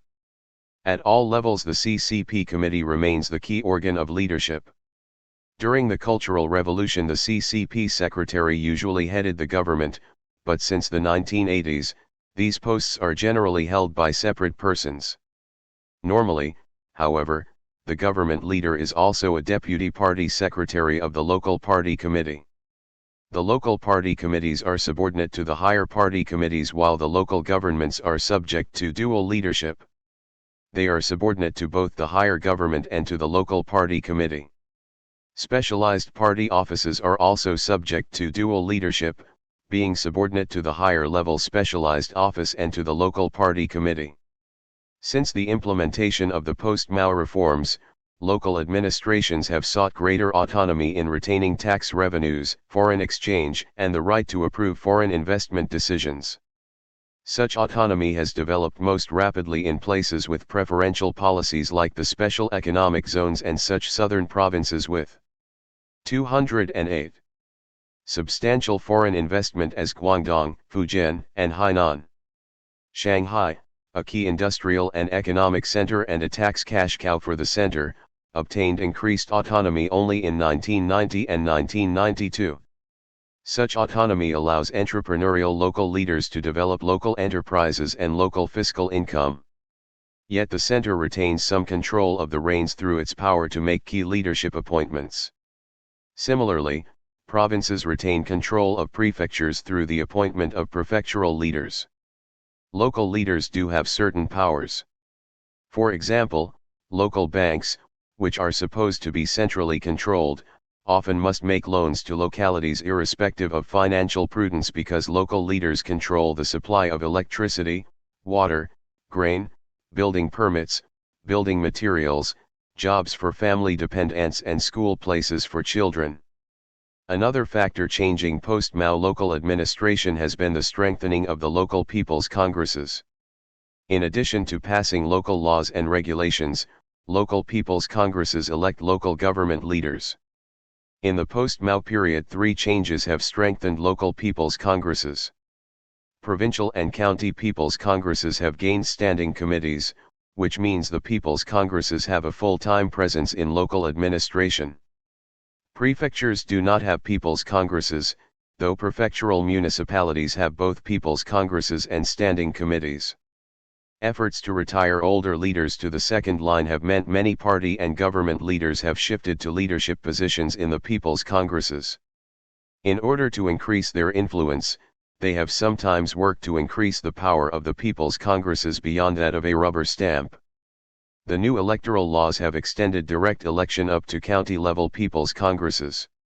Furthermore, the provision of multiple candidates has increased the willingness of voters and of people's congress delegates, when voting for local government leaders and higher-level people's congress delegates, to vote for candidates not endorsed by the local party committees.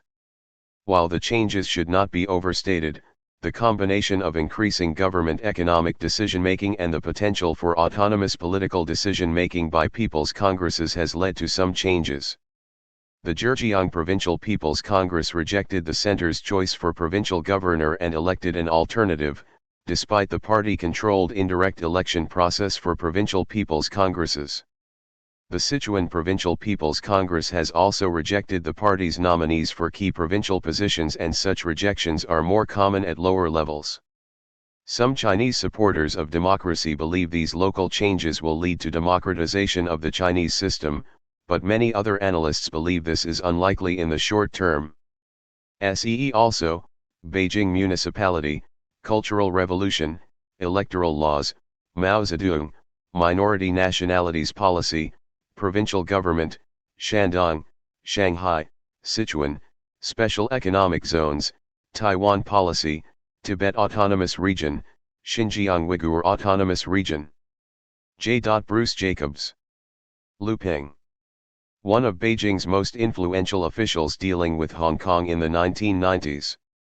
Lu Ping was born in Shanghai in 1927, graduating from St. John's University, Shanghai, in 1947.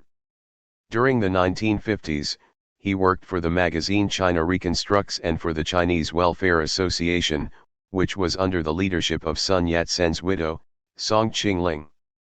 In 1978, Lu began to participate in the work of the State Council's Hong Kong and Macau Affairs Office, McMill, being promoted to Secretary General in 1984 and 3 years later to Deputy Director. In November 1990, Lu was named McMill Director. Lu has frequently attacked the British authorities on behalf of Beijing. In 1990, he criticized the Hong Kong government for wasting money by building the Czech Lapcock Airport. In 1992, he attacked Governor Chris Patton's political reform proposals so severely that the two have never met again formally. He was present in Beijing when Tung Chee-hwa received his official appointment as first Chinese chief executive of the Hong Kong Special Administrative Region, HKSAR, from Premier Li Peng in December 1996, and remained influential on various Hong Kong issues, including the reappointment of senior civil servants who could retain their posts beyond July 1, 1997. When Tung toyed with the idea of appointing Ronald Arculli, a member of the Legislative Council, as the Secretary of Justice for the HKSAR, Lu reportedly favored Elsie Leung-Oici, a Hong Kong member of the National People's Congress.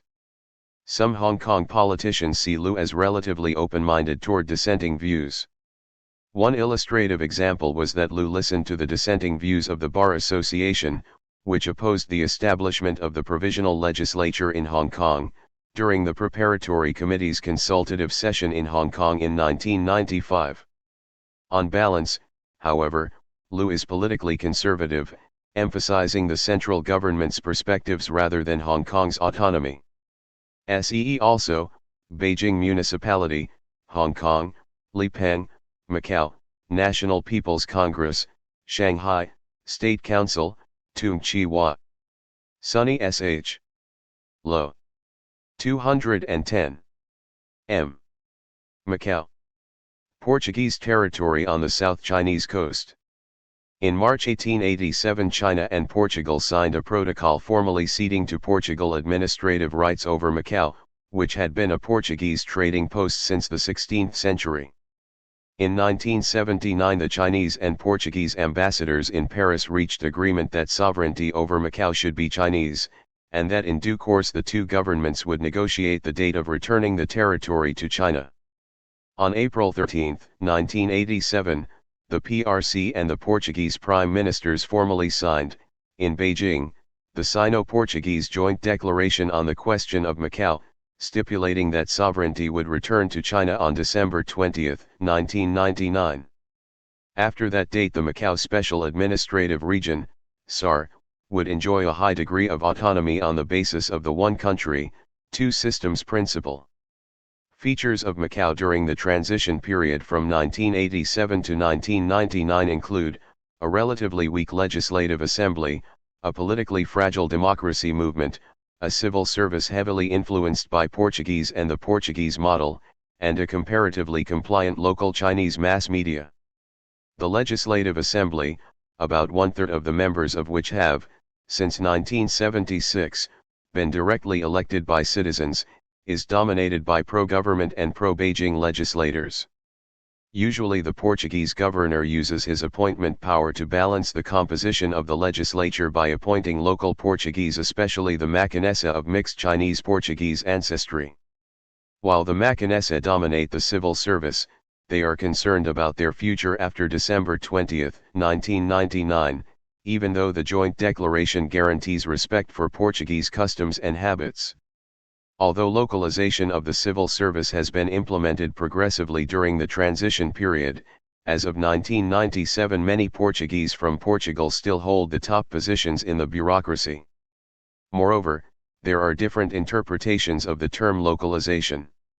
For the Mackerras it means promoting local Mackerras to the upper levels of the civil service, while the local Chinese regard it as meaning Sinicization, or recruiting and promoting ethnic Chinese rather than the Portuguese and Mackerras. Most judges are also Portuguese or Mackerras. To localize the legal system, the Chinese government has been training experts with mastery over both the Portuguese and Chinese languages and both Portuguese and PRC law. As of 1997, the local democracy movement, led by intellectuals, is fragile and generally marginalized by the local mass media.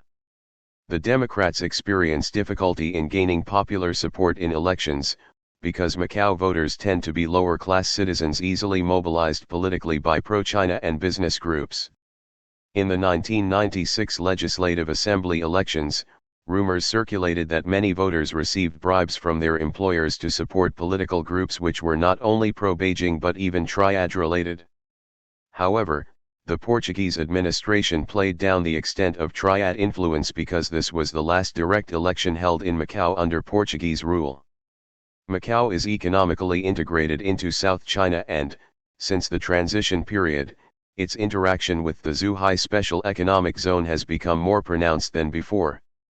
With the construction of the new Macau airport in 1995 and the expansion of infrastructure projects, like bridges, roads, in the territory, Macau is playing a prominent role in sustaining the momentum of economic modernization in Zhuhai. At the same time, however, economic integration brings new problems, such as cross-border crime which, as of 1997, has become increasingly serious. Portuguese rule in Macau places more emphasis on harmonious relations with China than did its British counterpart in Hong Kong. In the transition period, all Macau governors assume that the path to a high degree of autonomy lies through economic and infrastructural development, rather than through political democratization. In contrast to Hong Kong, there is considerable public maladministration in Macau. Corruption is rampant, both in the private and public sectors, and the anti-corruption organs are quite weak. Moreover, there is strong opposition to anti-corruption efforts from the business community and those elites with vested interests. Also, Beijing Municipality, Hong Kong, legal system, one country, two systems, special economic zones. Sunny S.H. Lo. 212. Mao Zedong. Chairman of the Chinese Communist Party from 1943 to 1976 and China's state president from 1949 to 1959. Born in 1893 into a rich peasant family in Hunan province, Mao Zedong trained to be a teacher, punctuated by brief military service after the 1911 revolution. Following his graduation in 1918, he went to Beijing where, as a library assistant, he came into contact with a number of influential radicals. In the 2 years following the May 4 movement of 1919, Mao returned to central China, engaging in radical activities which became increasingly Marxist.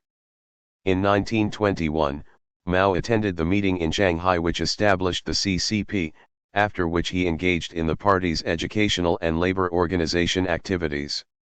After 1924, Mao became prominent in the united front between the Kuomintang and CCP, serving for a while as an alternate member of the Kuomintang Central Executive Committee.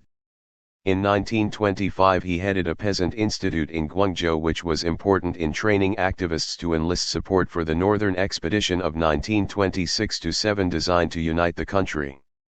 Following the split between the Kuomintang and the CCP in 1927, Mao became active in the Autumn Harvest Uprising, after the failure of which he led a guerrilla army to establish a base in Jinggangshan on the borders of Jiangxi and Hunan. Together with Zhu De, Mao eventually moved his base eastwards to Jiangxi, where a Chinese Soviet Republic was proclaimed in 1931 with Mao as chairman of its Central Executive Committee, head of state. During the Jiangxi Soviet period, Mao lost authority over military affairs and the CCP adopted a defensive posture very different from his. Defeat in 1934 resulted in the epic Long March, during which, at the famous Zunyi Conference in 1935, Mao's authority over the party was said to have been confirmed, though it was consolidated only some time after a base was established in Yan'an and a new united front with the Kuomintang was established to resist Japanese invasion.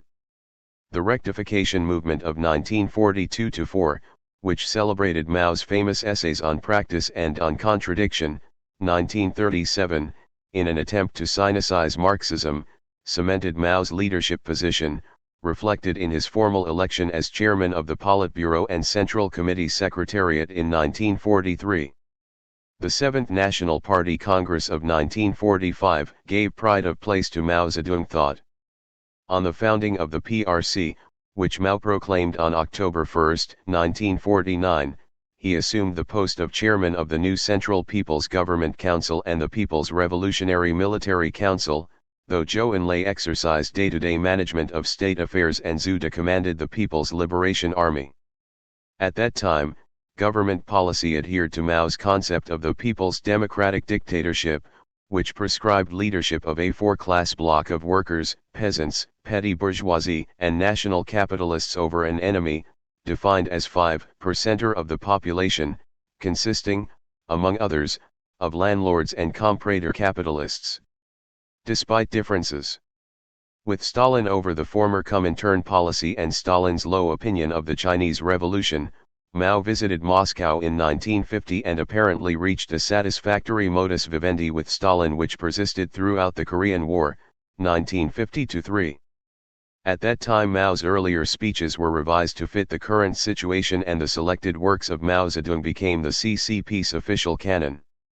In the early years of the PRC, a 5-year plan of Soviet inspiration was adopted with Mao's blessing, but, by 1955, Mao became impatient with its progress and brought about the rapid collectivization of agriculture, see collective agriculture, and socialization of industry and commerce.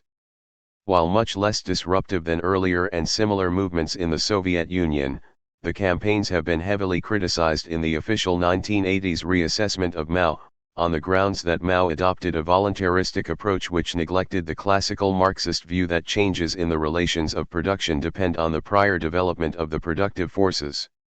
A temporary period of caution in 1956, as the CCP reacted to Khrushchev's denunciation of Stalin, resulted in the removal of reference to Mao Zedong thought in the Eighth Party Congress Constitution and the adoption of a general line which spelt out the principal contradiction in China as existing between the advanced socialist system and the backward productive forces. Mao soon began to oppose that formulation. At the same time he proposed a movement to let 100 flowers bloom, let 100 schools of thought contend, but, when the 100 Flowers movement resulted in anti-socialist sentiments in mid-1957, Mao endorsed the anti-rightist movement which turned on prior critics and soon developed into an attack on what Mao felt to be conservative economic thought. The result was the Great Leap Forward of 1958-9, legitimized by Mao's ideas on uninterrupted revolution, which saw balance as temporary and imbalance as the normal condition of progress, a view which many orthodox Marxists saw as an idealist affirmation of the human will over economic determinants. The result was an economic disaster. In late 1958, Mao announced his intention to resign as president, Liu Shaoqi formally replacing him in 1959. In that year Mao oscillated between affirmation of measures designed to remedy problems caused by the Great Leap and demands for its revival. When Defense Minister Peng Dehuai criticized the Great Leap at the CCP's Lushan meetings in 1959, Mao had him dismissed and launched a movement against right-leaning elements. There followed a partial revival of the Leap which foundered by 1960 in the midst of economic chaos and famine. During the period 1960–2, Mao engaged in much theoretical work, retiring to the Second Front while Liu Shaoqi, among others, sought to restore the economy to some sort of stability. Mao began increasingly to react against what he termed revisionism, the use of Marxism to negate Marxism, in the Soviet Union, and to move against what he saw as a retreat from socialist ideals in China. In 1962, at the 10th plenum of the 8th Central Committee, Mao returned to the First Front, declaring that the party should never forget class struggle.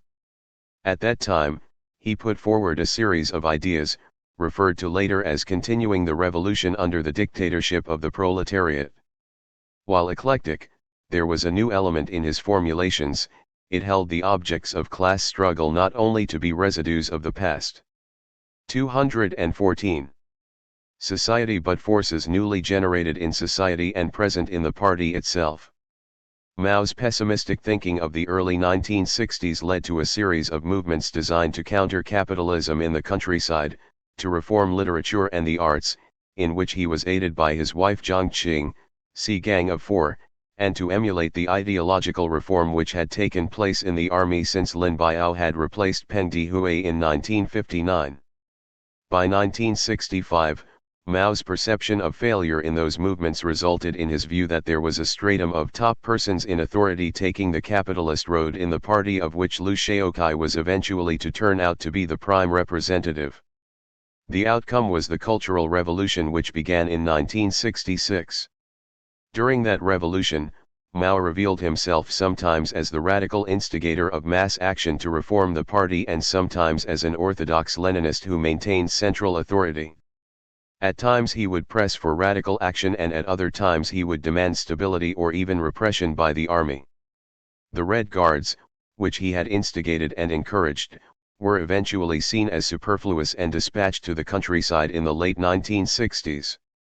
Mao came to see his close comrade in arms and successor, Lin Biao, whom he accused of plotting a coup, as no better than Liu Shaoqi, a fact which caused severe depression and contributed to his near-death experiences of 1971. Yet in the 1970s, under the influence of the Gang of Four, Mao repeatedly returned to affirmation of Cultural Revolution themes. He died on September 9, 1976, after tacitly endorsing a movement to revive the spirit of the Cultural Revolution in the form of beating back the adverse wind of reversing previously correct verdicts, and a movement to criticize Deng Xiaoping, who stressed Mao's earlier ideas about practical efficacy as the yardstick for policy. From the perspective of the late 1990s, history has not been kind to Mao.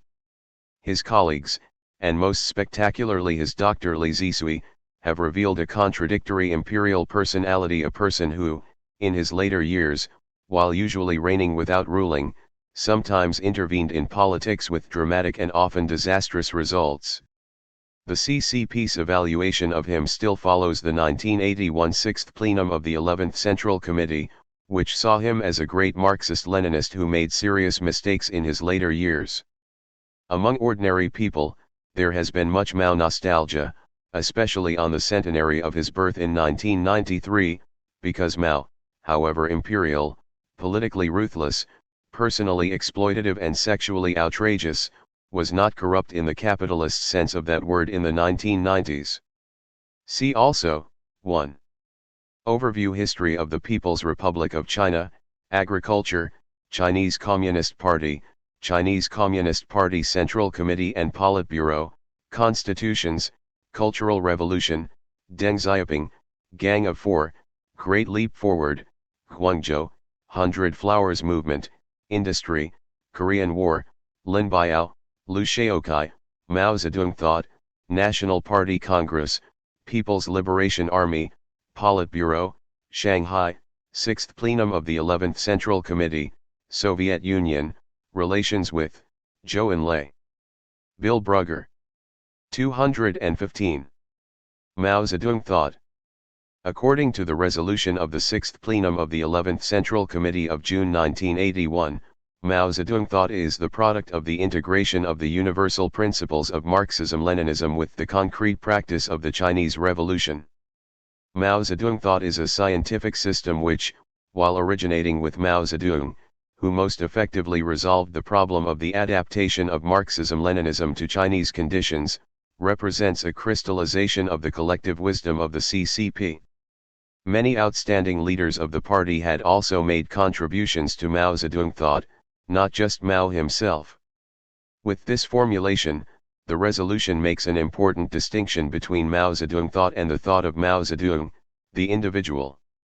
While Mao was the foremost figure in the development of Mao Zedong thought, the fact that he committed a number of serious errors in his later years, in particular the Great Leap Forward and the Cultural Revolution, meant that not all of his thoughts could be incorporated into Mao Zedong thought, which is by definition a body of correct principles. The resolution thus portrays Mao Zedong thought as an evolving system of thought which encapsulates the correct experience of the CCP and which functions as a guide to action for the party as it meets new situations requiring new policy initiatives. While Mao was not, therefore, the only contributor to Mao Zedong thought, the resolution credits him with being its originator and with developing a number of fundamental principles and strategies on which the victory of the Chinese Revolution and the successful first stage of socialist construction were based. The resolution emphasizes Mao's correct interpretation of the characteristics of China's revolution before 1949. Mao had interpreted this as a revolution fought against imperialism, feudalism, and bureaucrat capitalism by the masses of the Chinese people, but based primarily on the worker-peasant alliance led by the working class whose consciousness and organization were superior to those of the peasantry. It was necessary for the working class and its vanguard party to lead the peasantry during a protracted armed struggle. According to the resolution, Mao correctly recognized the need for a revolutionary army to fight this protracted armed struggle, and he formulated techniques for transforming what was essentially a peasant army into one that was proletarian in character, observes strict discipline and forms close ties with the masses. Mao similarly developed effective tactics of guerrilla warfare which played a decisive role in China's war against Japan and in the communist victory in the civil war which followed. The resolution continues that, with victory in 1949, Mao laid the foundation for a successful transition to socialism through his establishment of a people's democratic dictatorship, a state based on an alliance of various classes, one which would oversee socialist industrialization and the socialist transformation of private property. Mao correctly recognized that, while the people shared the same fundamental interests, all 216 sorts of contradictions persisted, and it was necessary to distinguish those between the people and the enemy, antagonistic contradictions, from those which existed among the people, non-antagonistic contradictions, and to handle the latter correctly to prevent them from becoming antagonistic. The resolution states that Mao perceived the need for an economic strategy suited to the particular characteristics of China's economy, and not based on the experience of foreign countries. He consequently emphasized the importance of agriculture as the foundation of the economy, and the need to handle correctly the relationship between agriculture and industry. Mao also made an important contribution to Mao Zedong thought, according to the resolution, through his formulations on party building. Mao successfully solved the problem of how to establish and develop a Marxist proletarian party in a country in which the peasantry made up the majority of the population and in which the working class was a small minority. He did this by emphasizing the importance of ideological work within the party, so that party members, of whatever class background, constantly strove to transform their ideas into proletarian ideas. Mao developed tactics to guide the internal life of the party. He stressed the need for criticism and self-criticism, and opposed the left approach of ruthless struggle and merciless blows to the settling of internal party differences. The resolution defines the living soul of Mao Zedong thought as its stand, viewpoint, and method, and the essence of these is captured in three basic principles. The first is seeking truth from facts, a dialectical materialist approach to gaining knowledge that stresses the importance of practice and a recognition of the existence of contradictions in all things. The second is the mass line, which specifies that the party's relationship with the masses should be premised on the principle of from the masses to the masses, a principle which requires party leadership maintaining close contact with the masses and basing its policies on the interests of the masses. The third is independence and self-reliance. While China could not remain in isolation from the rest of the world, its path to development had to be founded on self-reliance, a refusal to allow its national independence to be compromised through submission to pressures from other countries. Mao had correctly emphasized the importance of formulating economic and political strategies in the light of China's own conditions, and had insisted on China's independence from outside interference. On the basis of independence and self-reliance, China had and would continue to practice peaceful coexistence with other countries in the quest for a genuine internationalism. The resolution concludes that Mao Zedong thought will remain the party's guide to action for a long time to come. It also stresses that, although Mao wrote many of his important works before 1949, it is important to study them since they contain many important principles and theories which are of universal significance and therefore of relevance to the contemporary problems confronted by China. The resolution consequently identifies Marxism-Leninism and Mao Zedong thought as one of the four cardinal principles which constitute the political basis for the unity of the party and the 217 Chinese people and which guarantee the success of socialist modernization. The definition of Mao Zedong thought provided by the 1981 Sixth Plenum of the 11th Central Committee's resolution has remained the basis of the CCP's ideological stance throughout the 1980s and 1990s, and has been reiterated at party meetings and congresses.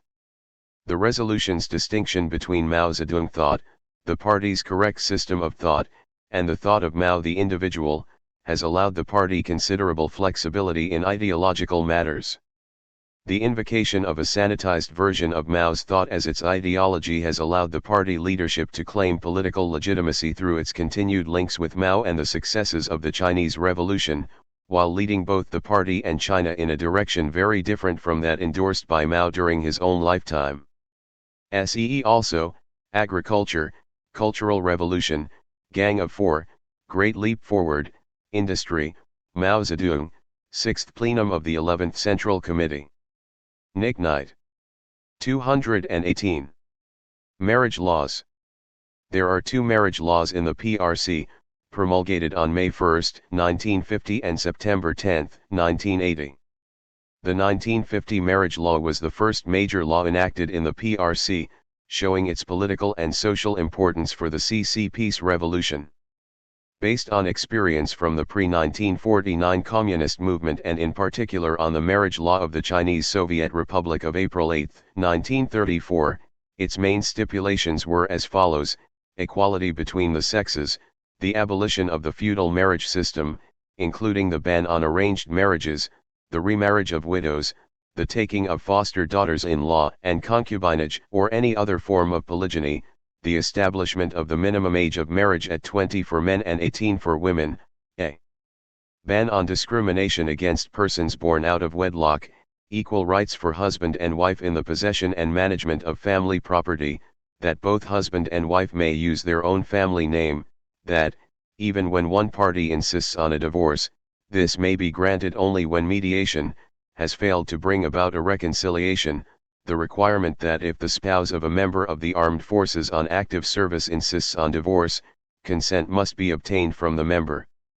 And the requirement that authorities in minority areas take account of local customs in making amendments or supplementary regulations. Although the Family Law of the Republic of China, which came into effect in May 1931, had recognized equality for women in some of its clauses, the 1950 marriage law was the first in China directly to stipulate equality between the sexes, see gender equality. The 1931 law specified that parties concerned should agree to marriage before betrothal could take place, but did not require both bridegroom and bride to sign the marriage contract.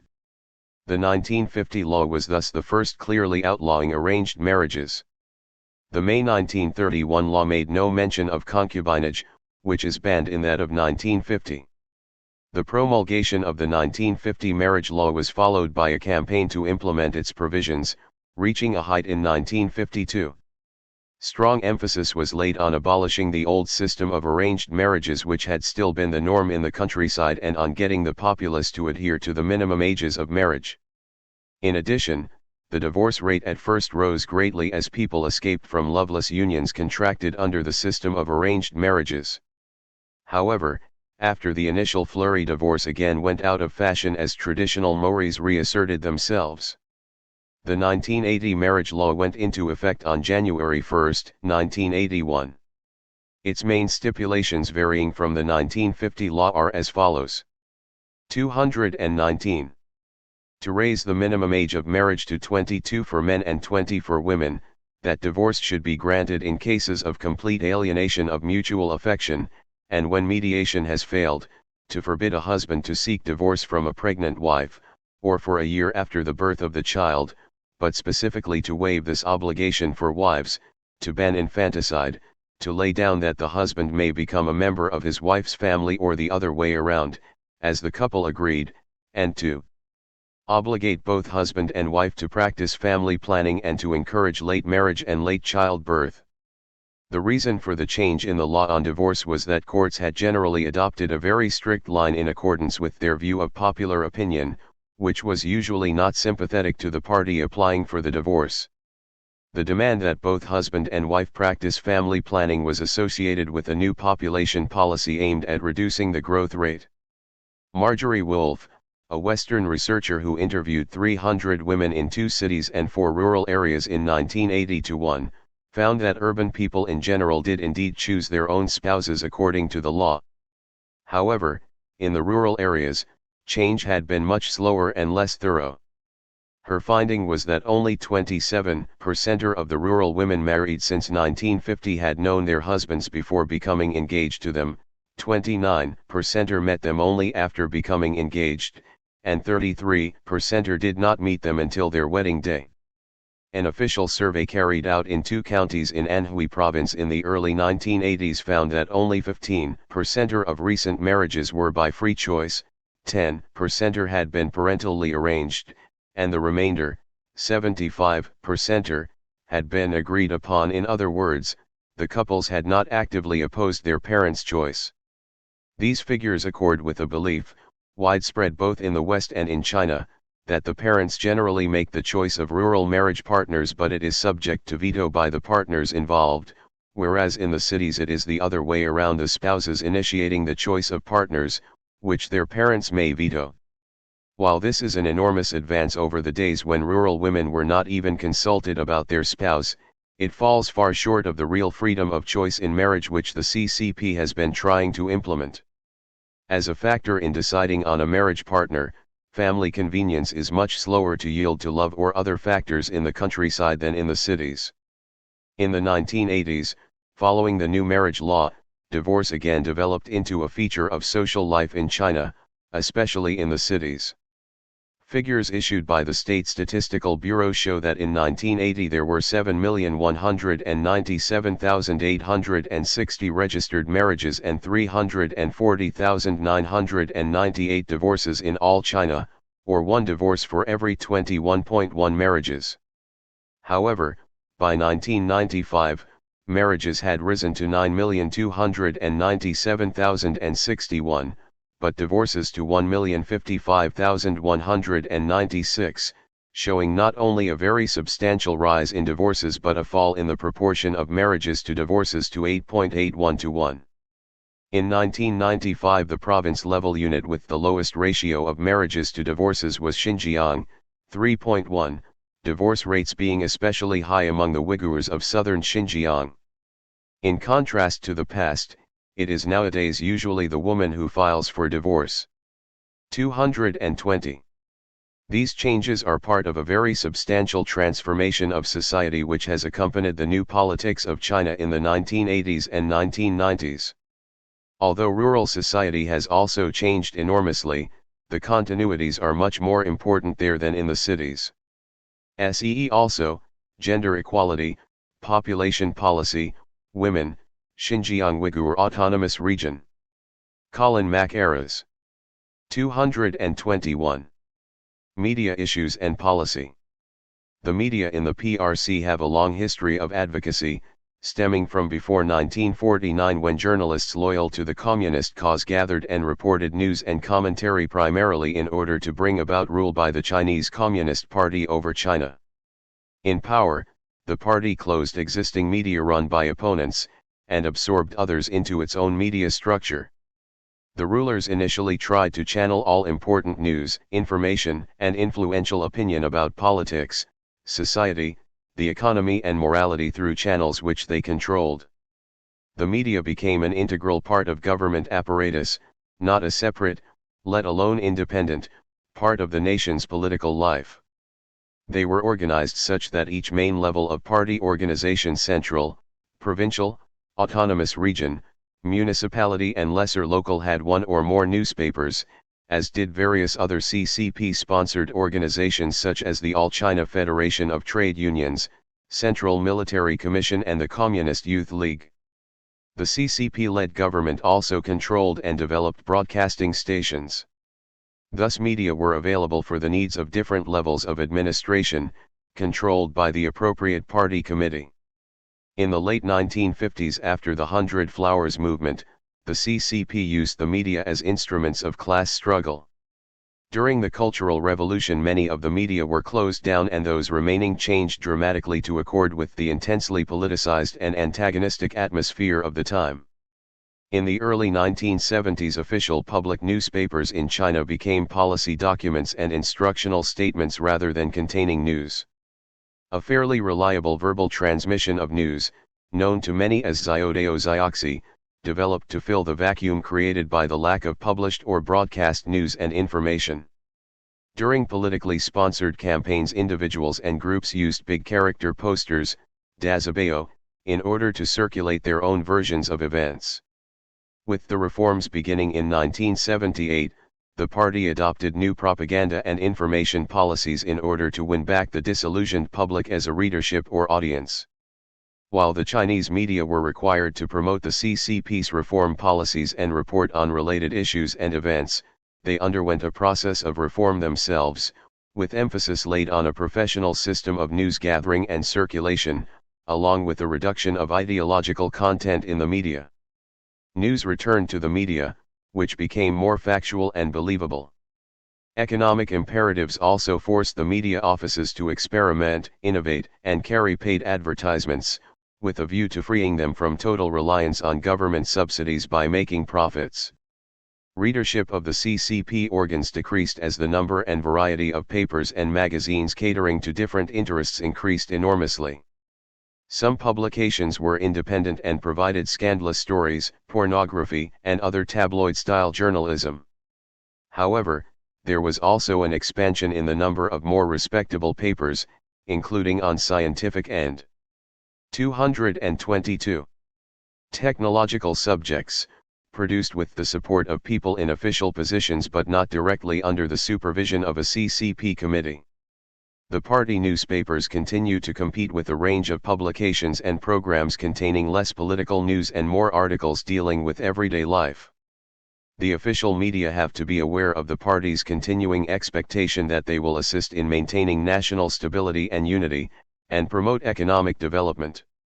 During the course of reforms in the 1980s and 1990s, a major new issue confronted by the serious media is the threat of being sued for libel.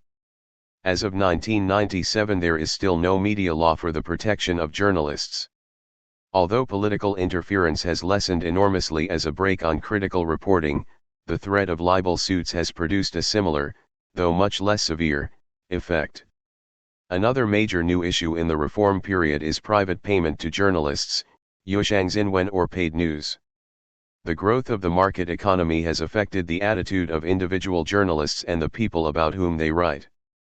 The cost of living has risen significantly and citizens employed in the private sector can earn much higher incomes than public servants. Journalists, who are employed as public servants, spend time moonlighting where money can be made and in some cases succumb to the temptation to write favorable articles for money. The official PRC media continue to change to suit prevailing political conditions. However, a few principles have remained constant. Bodies such as party and government organizations, or agencies, or social groups directly accountable to the CCP, still effectively control or influence the media. The staff must still act as the eyes and ears of the CCP, they gather news and information into their office, sifting it for appropriate action. They collate and print some of it for internal distribution, publishing, or broadcasting only material deemed suitable. The media continue to be mouthpieces for the CCP. They must carry news of, and official commentary on, the party's policy decisions and political campaigns, and articles about successful implementation of such policies and programs. Editors and journalists write with varying degrees of autonomy.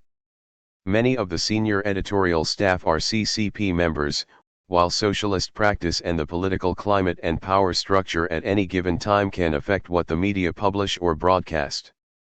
Published news is not intended to be impartial, both emotional persuasion and selective reporting being acceptable means of reaching and convincing readers or audience. News reports should be factual, but with emphasis on the social or political function of the report. Published news must be topical in a politically timed sense. Critical reporting is usually about institutions and officials at the same or lower administrative levels compared with that of the reporting medium. In the late 1970s, People's Daily journalist Lou Binion carried out much investigative reporting in a climate of major political change in which it suited senior political leaders to allow publication. Lou was expelled from the CCP in January 1987 on political grounds and in 1988 went to the United States, where he settled. Some investigative reporting is circulated only within party political circles, especially where public exposure might make the government look incompetent or even corrupt. Publication of investigative reporting of any substance generally does not occur without the instigation or backing of a powerful political leader. The most spectacular example of 223. This was the slow public exposure and apportioning of blame in the early 1980s for the disaster of the Bohai No. 2 oil rig, which had sunk in November 1979 with the loss of 72 lives. There are periods of relative freedom for reporters and editors to publish as they see fit, most dramatically obvious in the months leading up to the June 4 incident. However, party leaders can still tighten control over the media and their staffs as they see the need. SEE also, Central Military Commission, Chinese Communist Party, Cultural Revolution, 100 Flowers Movement, June 4 Incident, People's Daily. Jennifer Grant. 224. Military Affairs Commission. See Central Military Commission. Minority Nationalities Policy. Policy towards those 55 state-recognized ethnic groups which, according to the sample census of October 1, 1995, made up 8.98% of the PRC's total population. The work of identification, based on Stalin's definition of a nationality which the PRC adopted, took place mostly in the 1950s. Other than the dominant Han, the 1964 census recognized 53 nationalities, but by that of 1982 two had been added. The Chinese Soviet Republic's 1931 constitution allowed secession to those minorities which wanted it. However, the fact that Japan was penetrating China's Mongolian areas and encouraging them to secede as pro-Japanese independent states forced Mao Zedong to change policy and ban secession. The basic minorities policy of the PRC has two main arms. Areas of minority concentration have the right to autonomy. This means that the minorities enjoy the right to some political control over their own areas. Members of the relevant minority must hold some positions of government, although not necessarily CCP power. Autonomy also means cultural rights such as the usage of written and spoken languages and the preservation of traditional literatures and arts. There is absolute insistence on maintaining the unity of the nationalities. This means a total ban on secessionist activities, the main cases of which have occurred in Tibet and Xinjiang. The CCP had already set up the Inner Mongolian Autonomous Region on May 1, 1947. During the 1950s and 1960s it established 4 further province-level autonomous regions, 29 autonomous prefectures and 64 autonomous counties or banners, as well as 1 more prefecture and nearly 30 counties since 1979. The 4 autonomous regions, with capitals and dates of establishment, are Xinjiang Uyghur Autonomous Region, Urumqi, October 1, 1955, Guangxi Autonomous Region, Nanning, March 15, 1958, Ningxia Hui Autonomous Region, Yinchuan, October 25, 1958, and Tibet Autonomous Region, Lhasa, September 9, 1965, see Tibetans. Although autonomy remained policy during the Cultural Revolution decade of 1966 to 225. 1976, practice was assimilation of the minorities. The reason for this was Mao Zedong's obsession with class struggle as the key link. Religions of all kinds were subject to relentless persecution, while the traditional literatures and arts were suppressed in favor of revolutionary models.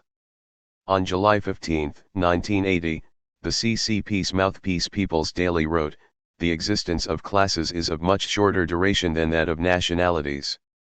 After the withering away of the former, the latter will remain in existence for a long time." This signaled a major change in nationalities policy, with autonomy revived and strengthened. The 1982 Constitution's stipulations on minorities included the following: discrimination against minorities or inciting their secession are forbidden, minorities practice regional autonomy, on the proviso that all the national autonomous areas are inalienable parts of the PRC, minorities have the right to use their own languages and to preserve or reform their own customs, including in government and legal work, the administrative head of an autonomous area, although not necessarily the CCP secretary, must be a citizen of one of the relevant minorities. Regional autonomous areas have the right to administer their own finances and, with the approval of the State Council, organize local public security forces, and the state must give special assistance to the minorities to accelerate their economic and cultural development. In addition, the Constitution laid down the right of religious belief, but added that such a right may not be used to disrupt public order, provisions which, although not special to the minorities, are particularly relevant to them. In 1984, the Chinese government adopted a law on the autonomy of nationality areas, which expanded and strengthened the provisions of the 1982 Constitution. It called for efforts to include more minorities in the governments of the national autonomous areas and allowed them to adapt or fail to implement central government laws which did not suit the needs of the autonomous localities. In addition, provided the autonomous organs observed the state's educational direction and PRC law, the 1984 law allowed them to determine their area's education system, including curriculum content, the language of instruction and student recruitment methods. Preferential policies towards the minorities expanded. A minority may adopt its own population policy or marriage law, some of them markedly more permissive than those of the Han. There are special nationality schools and special subsidies and quotas for entry into colleges and universities. In the late 1980s and in the 1990s, the policies of autonomy came under strain when several attempts at secession were made in the minority areas, the most serious being in the Tibet Autonomous Region and Xinjiang Uyghur Autonomous Region. Although these have all been crushed mercilessly, the government has maintained its policy on autonomy. See also, 6. Peoples of China, Constitutions, Cultural Revolution, Education Policy and System, Japan, Relations with Mao Zedong, Marriage Laws, People's Daily, Population. 226. Policy, State Council, Tibet Autonomous Region, Tibetans, Xinjiang Uyghur Autonomous Region. Colin Mackerras. 227. N. National Congress of the Chinese Communist Party. See National Party Congress. National Party Congress. The highest body of Chinese Communist Party power in China. As of the end of 1997, 15 national congresses of the CCP have been held since the party's foundation in 1921, of these 8 have been convened since the PRC's foundation. Recent party constitutions have stipulated that a congress must be held every 5 years, though in the past there have sometimes been long intervals between them. 11 years passed between the 7th Congress, 1945, and the 8th, 1956. A second session of the 8th Congress met in 1958, but the 9th did not meet until after the turbulent period of the Cultural Revolution, 1969. After that, Congresses were held regularly, the 10th in 1973, the 11th in 1977, the 12th in 1982, the 13th in 1987, the 14th in 1992 and the 15th in 1997. The 1997 Constitution stipulates that Congresses may not be postponed except under extraordinary circumstances and may be convened before the due date if the Central Committee deems it necessary or if more than one-third of the organizations at the provincial level so request. The early Congresses of the CCP appear to have been appointed by the outgoing CCP Central Committee, though recent Congresses have been largely elected. The process of election, the number of delegates and the constituency represented, however, are determined by the outgoing Central Committee according to its view of the balance of power within the party and social priorities. For example, in 1982 it stressed the importance of recruiting experts in economics, science, and technology, women and minority nationalities. In 1982, Central Committee instructions insisted that elections should be conducted by secret ballot after consultation with party congresses at every level of the party structure, and that the number of candidates should be greater than the 228 number of persons elected. The 1992 Constitution stipulated that the above procedure may be used in formal elections or in preliminary elections designed to draw up a list of candidates for a formal election. The 2,048 delegates to the 15th Congress were mostly selected in the above manner, though in some cases there were not more candidates than seats and some delegates were in effect chosen by recommendation. For example, there were 60 special guests, veteran leaders who had joined the CCP before 1927, and delegates from the Central Disciplinary Inspection Commission and the outgoing Central Committee who had not stood for election. There were also a number of participants from other political parties and government organizations. Most delegates to the Congress represented local party organizations, over 70%, though some seats were reserved for representatives of central party organs. Despite the latter provision, a number of prominent leaders of central organs returned to the provinces to stand for election. Military delegates constituted the remainder. The formal powers of the National Party Congress, as laid down by the party constitution, are to hear and examine the report of the Central Committee, hear and examine the report of the Central Disciplinary Inspection Commission, discuss and decide on major questions concerning the party, revise the constitution of the party, elect the Central Committee, and elect the Central Disciplinary Inspection Commission. The above powers are not very significant in an active sense, and there is not much debate on major questions concerning the party. As body of some 2,000 delegates is not equipped to engage in extensive debate in a meeting which lasts only for 1 week. Nevertheless, the Congress provides a forum for articulating the position of the CCP on fundamental issues. The report of the Central Committee, delivered at recent Congresses by the General Secretary, is an important statement of the party's political line and outlook for the next 5 years. It undergoes extensive revision by senior leaders and in the past has often been the subject of much controversy. For many years, debate about the line of the 8th Party Congress, which apparently was worked out rather hastily in response to developments in the Soviet Union and played down the importance of class struggle, was the subject of bitter polemic. Lin Biao's original report, prepared for the 9th Party Congress, was withdrawn and rewritten on Mao Zedong's instructions. At more recent Congresses, the period of preparation has been much longer than before, and the line articulated by the political report has reflected the concerns of economic reform, the 15th in 1997 stressing Deng Xiaoping theory of building socialism with Chinese characteristics, a socialist market economy and the reform of state-owned enterprises. The party constitution has often been revised many times, sometimes also by lower-level party organs, before it reached the Congress for ratification, and membership of the Central Committee usually largely determined before the Congress met.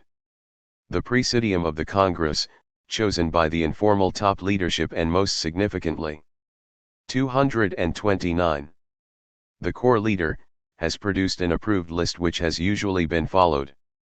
Unlike the case with earlier Congresses, however, Congress delegates now have some discretion in the choice of Central Committee members. They can exclude up to 5% of those on the approved list, but the procedure is far less than what one might normally consider to be democratic. More research, however, is needed on how the Politburo, through the Congress Presidium, orchestrates representation, especially when one considers that People's Liberation Army representation on the 1992 committee was higher than that proposed by preparatory committees. It appears that, while the power of the Congress to select the Central Committee is somewhat hollow, representation on the Central Committee is not entirely manipulated from a single source. See also, 2. Government and institutions, Chinese Communist Party, Chinese Communist Party Central Committee and Politburo, Constitutions, Cultural Revolution, Lin Biao, Mao Zedong, Minority Nationalities Policy, People's Liberation Army, Science and Technology, Soviet Union, Relations with Women. Bill Brugger. 230. National People's Congress. China's parliament and its highest organ of state, as opposed to party power. Except during the years 1965 to 1978, the National People's Congress, NPC, has had a life of 5 years. The following are the dates of the first 8 NPC's first sessions, together with the number of delegates at each. The functions of the NPC are laid down in the 4 constitutions, these being very similar but not identical.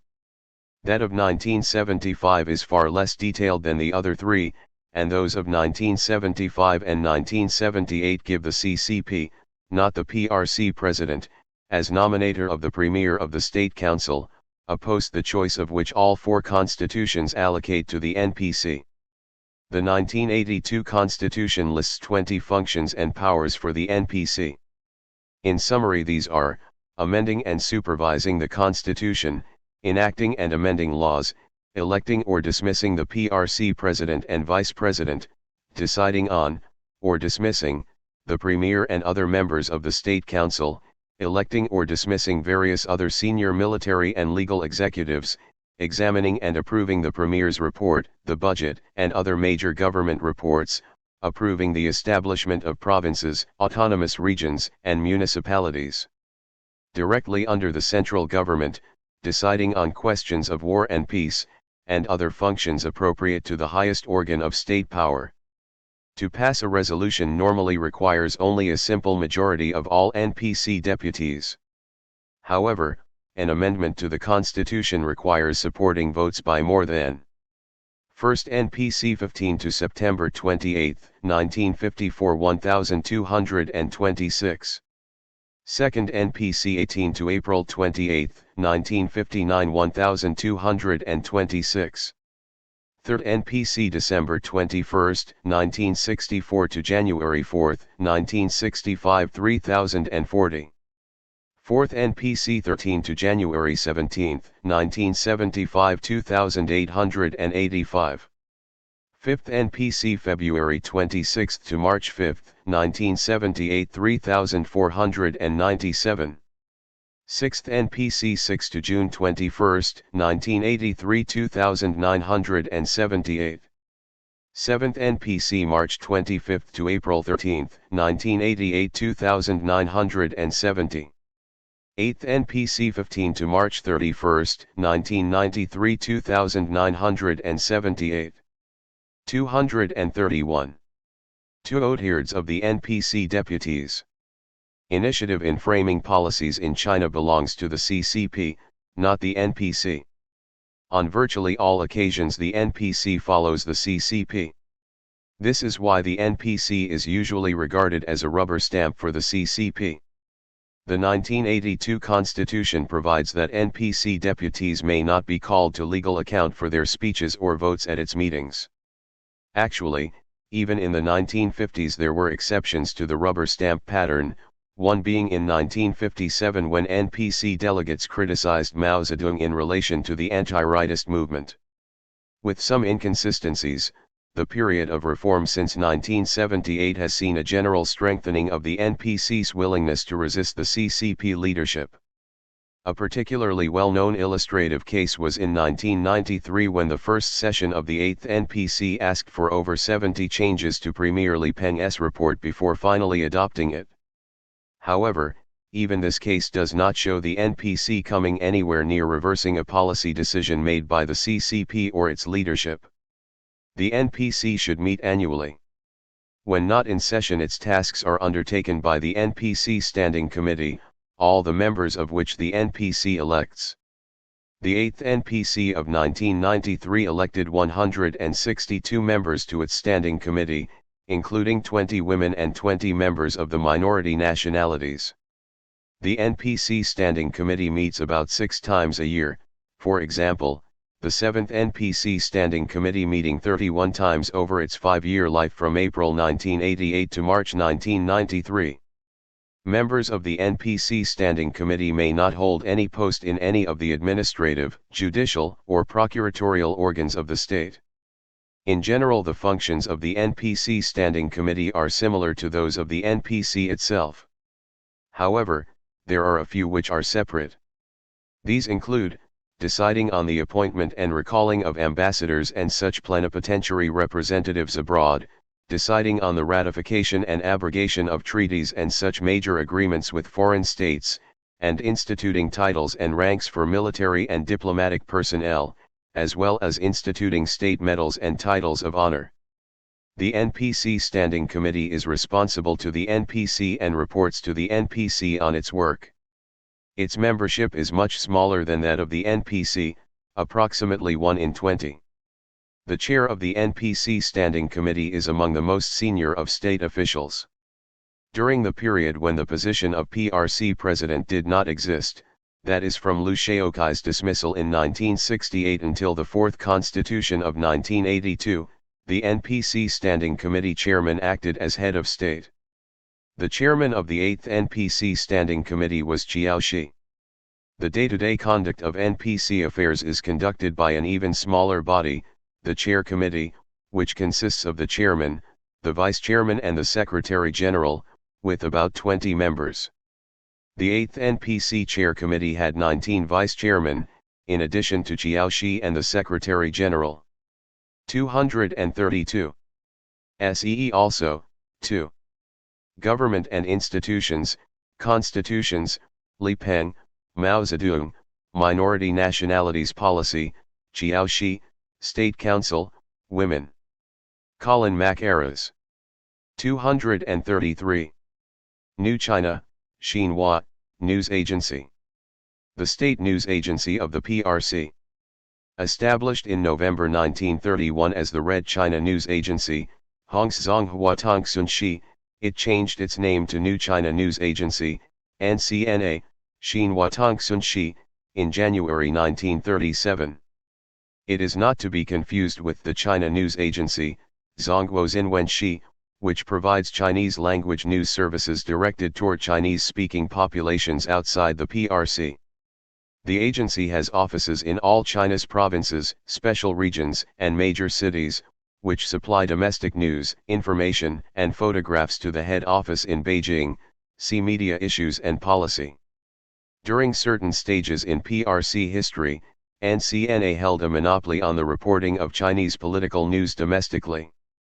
Party newspapers, such as the People's Daily, were required to carry the official NCNA version when the news involved a government communique, statements by CCP leaders, and important domestic news. It was also the major source of foreign news stories for the newspapers attached to the central and provincial committees of the CCP. NCNA also has offices in many major cities throughout the world. Its overseas branches relay information and news to the central office in Beijing. Overseas offices have at various times functioned in diplomatic capacities for the Chinese government, in some cases conducting the normal foreign affairs functions of the Chinese government where formal diplomatic relations had not been established. The NCNA office in Hong Kong, for example, functioned for many years on behalf of the Chinese government as more than a news organization. NCNA produces news and information services for domestic consumption, in the form of news items, formal pronouncements of the CCP and government leaders, and general news. It also collates news and information for publication in its own bulletins, which are distributed internally within the Chinese party and government bureaucracies, and carry different classifications from public to highly restricted. The best known and most widely available of these is the reference news, Kankeo Zioxi, which has been produced since 1931. Apart from news and information supplied by overseas correspondents, Xinhua takes in foreign news services and publications to sift and provide selected articles and summaries for the different levels of restricted internal bulletins for the Chinese leadership. NCNA produces news services in several foreign languages for foreign consumption, including daily hard copy bulletins in English, French, Arabic, Spanish and Russian. In the 1990s, Chinese language news from NCNA is also carried by some Chinese language newspapers in countries such as Singapore. NCNA produces several newspapers and magazines of its own, such as Fortnightly Chats, Banyutan, and Worldwide Monthly, Huankaiyu Ebeo, both since 1980. The organization at the head office in Beijing includes several departments such as international news, domestic news, news for external services, news photos, and sports. 234. There are several other offices and enterprises including the Xinhua Publishing House, China Photograph Service, China Journalism Academy and the China United Advertising Company. See also, Beijing Municipality, Hong Kong, Media Issues and Policy, People's Daily. Jennifer Grant. 235. New entrepreneurs. The relatively sustained and rapid growth of China's economy during the 1980s and 1990s has created new categories of those who either control or own substantial wealth and thereby have the ability to affect the lives of others. The most publicized of these new economic elites are often originally small-scale private sector owner-operators whose businesses have expanded rapidly. However, they also include entrepreneurial financiers and managers in the state and collective sectors, as well as managers and developers of rural and suburban enterprises, and those derived from local government activities and all peoples, Quanmen, enterprises. The most visible of the new economic elites are the owner-operators, private entrepreneurs who have developed their own businesses. These owner-operators have been a new departure and a key feature of the reform era, originally, in the early 1980s, regarded by the CCP as rather small-scale entrepreneurs who could be mobilized to meet the demands for flexibility and other demands unmet easily by the planned economy. Thus, the retail sector of the economy rapidly came to be dominated by owner-operators. However, as the state withdrew from direct economic management of enterprises and market reforms were introduced, owner-operators developed larger enterprises in a wider range of activities, notably light industry. The development of rural township and village enterprises and industry has been only slightly less publicized than the private sector within the PRC since 1978. Most of this rural industrial development is actually suburban, located in the rural districts of administratively higher order cities and urban areas. The boundaries between rural and urban areas were set during the 1950s when, in its desire to control urbanization, the CCP established different regulatory regimes for housing, work, and economic management. Suburban villages had always benefited from the availability of both technical inputs to their production and urban markets for their output, and were consequently well placed to take advantage of decollectivization and other aspects of economic reform in the early 1980s. The economic wealth of these suburban villages is not personal but is wielded collectively on behalf of villages and townships by executives who form an important part of the new economic elite. Though the personal wealth of these new suburban executives is not negligible, their real importance is the economic wealth they control, not least because village enterprises often expand and develop subsidiaries in a largely unregulated way, so that they come to act as conglomerates owned nominally by the village. These new suburban executives, and the new conglomerates they preside over, have for the most part emerged from the previous collectivized economy. The former agricultural machinery repair workshops have been transformed into light industrial enterprises, village construction departments have moved into property development, and particularly the hotel and hospitality industries, local marketing and supply cooperatives.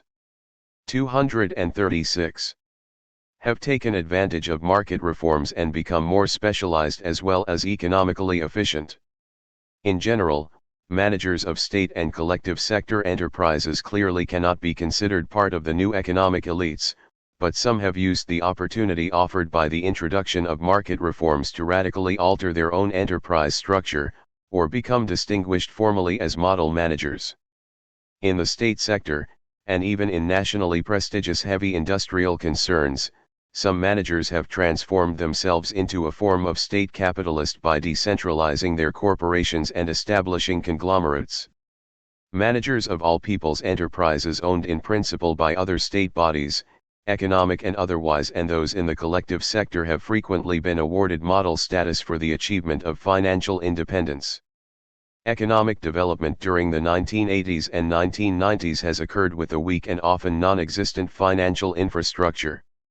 The need for credit facilities, the provision of ready investment, and the facilitation of both has created considerable space for middlemen and brokers, most obviously in the share trading houses established in the wake of the fast-growing open exchanges of Shanghai and Shenzhen.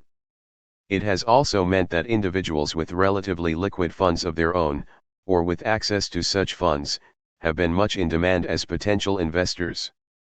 Both middlemen and investors are an essential part of the new economic environment, and some people have amassed considerable personal wealth. A final section of the new economic elites have influence rather than access to absolute wealth, though very few could be termed poor. They are the trendsetters, those who constantly appear in the public eye and set the standards, particularly socially, that others follow. Because of their intense concentration on the search for wealth and status, the new economic elites are very fashion conscious in its widest senses beyond just clothes and personal appearance. Though they undoubtedly set the trends for the new middle classes to copy, albeit at a discounted rate, the patterns of conformity for the new economic elites themselves are to be found in the newly emergent star culture created around sports stars, pop music idols, and television personalities, the activities of the prince-elings, and at the more local level, the world of the private restaurateur, also, capitalists/entrepreneurs, collective sector, non-agricultural, housing, industry. Local government/administration, housing, prince-elings, private sector, Shanghai, township and village enterprises. David S.G. Goodman. 237. Non-governmental organizations.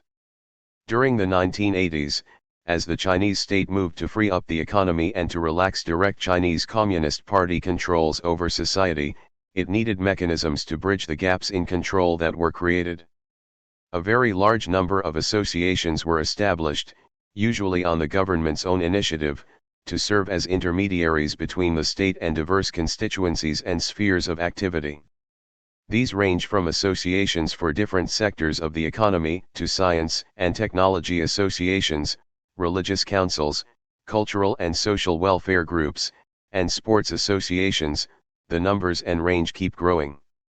As of 1993, 1,400 national associations were registered with the central government, 19,600 organizations and branches of organizations were registered with provincial authorities, and more than 160,000 were registered at county level. These non-governmental associations do not enjoy much autonomy. They must be officially registered, and only one organization is recognized as the representative for each sectoral constituency. Almost all of the associations were established on the initiative of the national government or local authorities, and the operations of all the important ones are subsidized by the state. In addition, their leaders are normally selected by the government and, indeed, are often officials who hold concurrent posts in relevant government agencies. For a number of the associations, moreover, membership is obligatory. Thus, a shop owner is required to belong to the government-initiated Association for Small Business People. In all of these respects, These are state corporatist organizations. Political scientists use the term corporatism to refer to the mechanism whereby a government recognizes one and only one organization as the sole representative of each sector's interests, and state corporatism is the term for a system where the government largely controls these organizations. In addition to the myriad new Chinese associations that have been registered since 1980, the most important of the mass organizations of Maoist times have survived into the new era. These include the All China Federation of Trade Unions and the All China Women's Federation. They are handled today in a state corporatist fashion similar to the new associations. Under Mao Zedong, these mass organizations were intended to serve as transmission belts, or what in China is called the mass line, providing a two-way conduit between the CCP center and the assigned constituencies, by top-down transmission, mobilization of workers and peasants for increased production on behalf of the nation's collective good, and by bottom-up transmission, articulation of grassroots rights and interests. In reality, however, this notion of a two-way corporatist structure became a charade. Directives came down through the structure, but constituent opinion and demands were not allowed to percolate up. During the mid-1950s, for instance, when the Peak Union Federation and some other mass organizations attempted to carry out 238 their ostensible functions by transmitting upward their members' grievances, Mao and the party leadership promptly slapped them down and dismissed their leaderships. Mao finally lost patience with the sporadic efforts from within the mass organizations to serve as intermediaries, and during the last decade of his rule he dissolved the Peak Labor Union Federation altogether. There was to be no space for even the small degree of autonomy implied by state corporatism. Under Deng Xiaoping, the state's grip has been loosened, and many of the associations and mass organizations have indeed been given room to operate as an intermediary between the state and their assigned constituencies.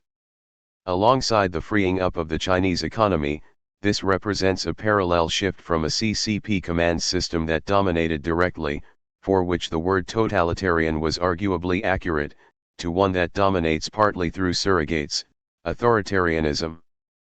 But at this early stage, what is being witnessed is a gradual devolution of power from the center that widens the operational space of the mass organizations and of some of the bureaucracies that oversee the associations, rather than the rise of independent associations.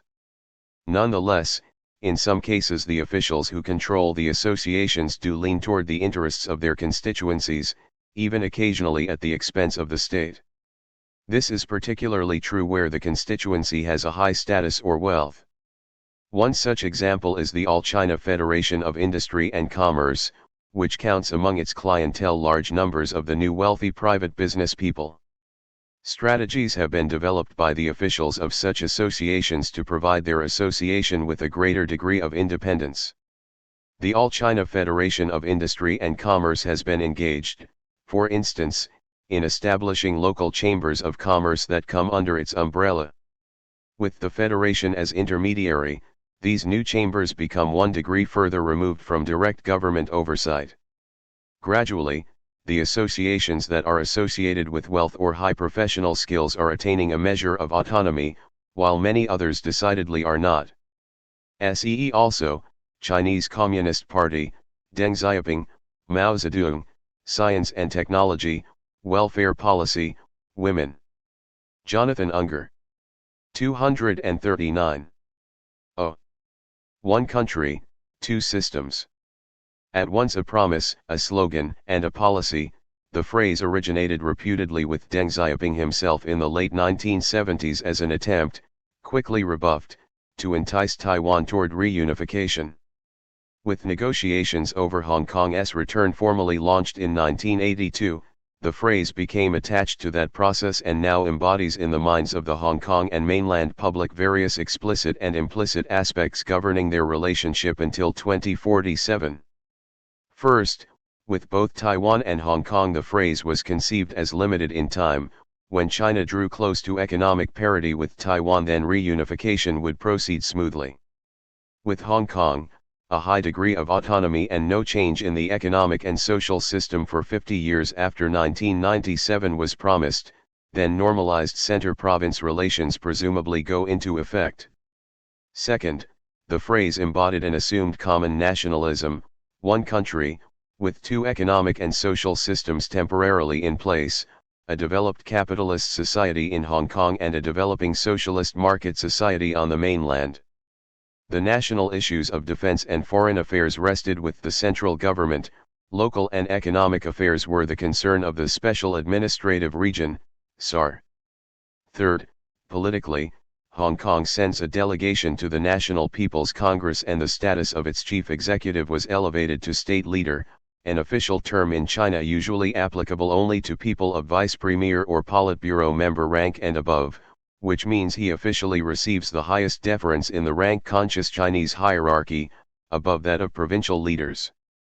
But, while Hong Kong might participate in national politics, the phrase as policy explicitly forbade the mainland political model of the entrenched supremacy of the CCP and the dictatorship of the proletariat to apply to Hong Kong. At the local level, Hong Kong retained a common law legal system and a pluralist political system with openly competing political parties, and was promised that at some time during the 50 years, after the second Chief Executive and Legislative Council were selected, it might choose to go on to a directly elected Chief Executive and a fully 60-seat directly elected Legislative Council, up from the 30 directly elected in 2003. Hong Kong politicians were forbidden to meddle in mainland affairs, and vice versa, while international economic ties are protected, overseas political ties and influences are curtailed. The implementing details of the phrase are spelled out in the Hong Kong SAR Basic 240. Law promulgated in April 1990. SEE also, 9. Taiwan and the Overseas Chinese, Deng Xiaoping, Hong Kong, Legal System, National People's Congress, Taiwan Policy. Michael de Gaulier. 241. Overseas Chinese Policy. In a broad historical perspective, Beijing's overseas Chinese policy has been realistic and flexible, realistic because Beijing is not constrained by history, and flexible because it is able to adapt to changes in overseas conditions and China's national interests. The CCP did not come to power in 1949 with any substantial overseas Chinese support, and, unlike the Nationalist Party, C9. Taiwan and the Overseas Chinese, it did not have to feel indebted to overseas Chinese. In its early years of rule, being preoccupied with more pressing matters, the CCP gave no high priority to overseas Chinese issues. Three strands are discernible in the policies the CCP formulated. It vaguely inherited traditional obligations of protecting overseas Chinese. It encouraged overseas Chinese students to study in the PRC. Aware of the wealth of overseas Chinese and the potential to benefit China's economic reconstruction, Beijing appealed to the nationalism of overseas Chinese for financial support. Famous overseas Chinese leader from Singapore, Tan Kah-kee, was partly instrumental in the implementation of Beijing's early policy. His business contacts and immense influence in Southeast Asia yielded the new PRC substantial investments. From 1954, it was clear that Beijing would subordinate its overseas Chinese policy to foreign policy. This meant integrating overseas Chinese policy with the peaceful coexistence strategy which followed the Korean War. Beijing aimed to resolve overseas Chinese problems with Southeast Asian countries in order to gain greater diplomatic recognition. Contrary to a theory prevailing at the time that overseas Chinese were a fifth column for Beijing's subversive activities, Beijing regarded the overseas Chinese as an impediment to its attempt to develop closer relations with Southeast Asia. To demonstrate its sincerity, Beijing moved swiftly to forge closer relations with Indonesia, and on April 22, 1955 the Sino-Indonesian Treaty concerning the question of dual nationality was signed in Bandung. However, no other Southeast Asian nation followed suit, nor did China win diplomatic recognition from the pro-Taiwan countries of the region. In 1957 Beijing adopted a new policy of disengagement. It slowly disengaged itself from the traditional obligations of protecting overseas Chinese and providing education for the young. This new policy was the product of social and political change both abroad and at home. The continuous process of local orientation saw more and more overseas Chinese taking up citizenship in Southeast Asian countries and integrating themselves into local communities, rendering diplomatic protection unnecessary. Domestically, the radicalization of Chinese politics in the late 1950s cast overseas Chinese in a negative ideological light, being a source of capitalist influence. At the same 242 time, the decline of overseas Chinese remittances to China no longer justified any ideological concessions given to them. Beijing also withdrew its welcome to young overseas Chinese to study in the PRC. By the time the Cultural Revolution erupted, China had almost totally withdrawn from traditional obligations towards overseas Chinese. Attention focused on how to reform and re-educate domestic overseas Chinese, who were suspected of spreading the pernicious values of capitalism and of being actual or potential running dogs of foreign imperialism. Victimization of the domestic overseas Chinese became commonplace, with many verbally abused, physically beaten, and punished for their overseas connections. Along with intellectuals and other reactionaries, they were condemned as the stinking ninth category. China's overseas Chinese policy took a sharp turn after the downfall of the Gang of Four and the rise of the reformers led by Deng Xiaoping. The new focus on economic modernization from 1978 found overseas Chinese, both domestic and external, useful for China's cause. Overseas Chinese money and expertise would be helpful in China's quest for economic power. As the market economy took command, the negative image of overseas Chinese was transformed, and domestic overseas Chinese were encouraged to resume their overseas connections, while overseas Chinese were welcome to visit China. Concessions were given to domestic overseas Chinese families, with properties confiscated during the Cultural Revolution returned, and past wrongs condemned and victims compensated. The result was increased investment from overseas Chinese communities, especially in Hong Kong and Southeast Asia. The June 4 incident, 1989, was unexpectedly positive for Beijing's relations with the overseas Chinese. As foreigners held back their investments, Beijing succeeded in inducing more overseas Chinese capital to fill the gap left by the partial Western and Japanese withdrawal. The huge overseas Chinese investments in Guangdong, Fujian, and other coastal provinces are among the main causes for the rapid economic transformation of these regions. See also, 8. China, the region, and the world, 9. Taiwan and the overseas Chinese, Cultural Revolution, Deng Xiaoping, Education Policy and System, Gang of Four, Hong Kong, June 4 Incident, Korean War, Taiwan Policy. Yanqing Wang. 243. P.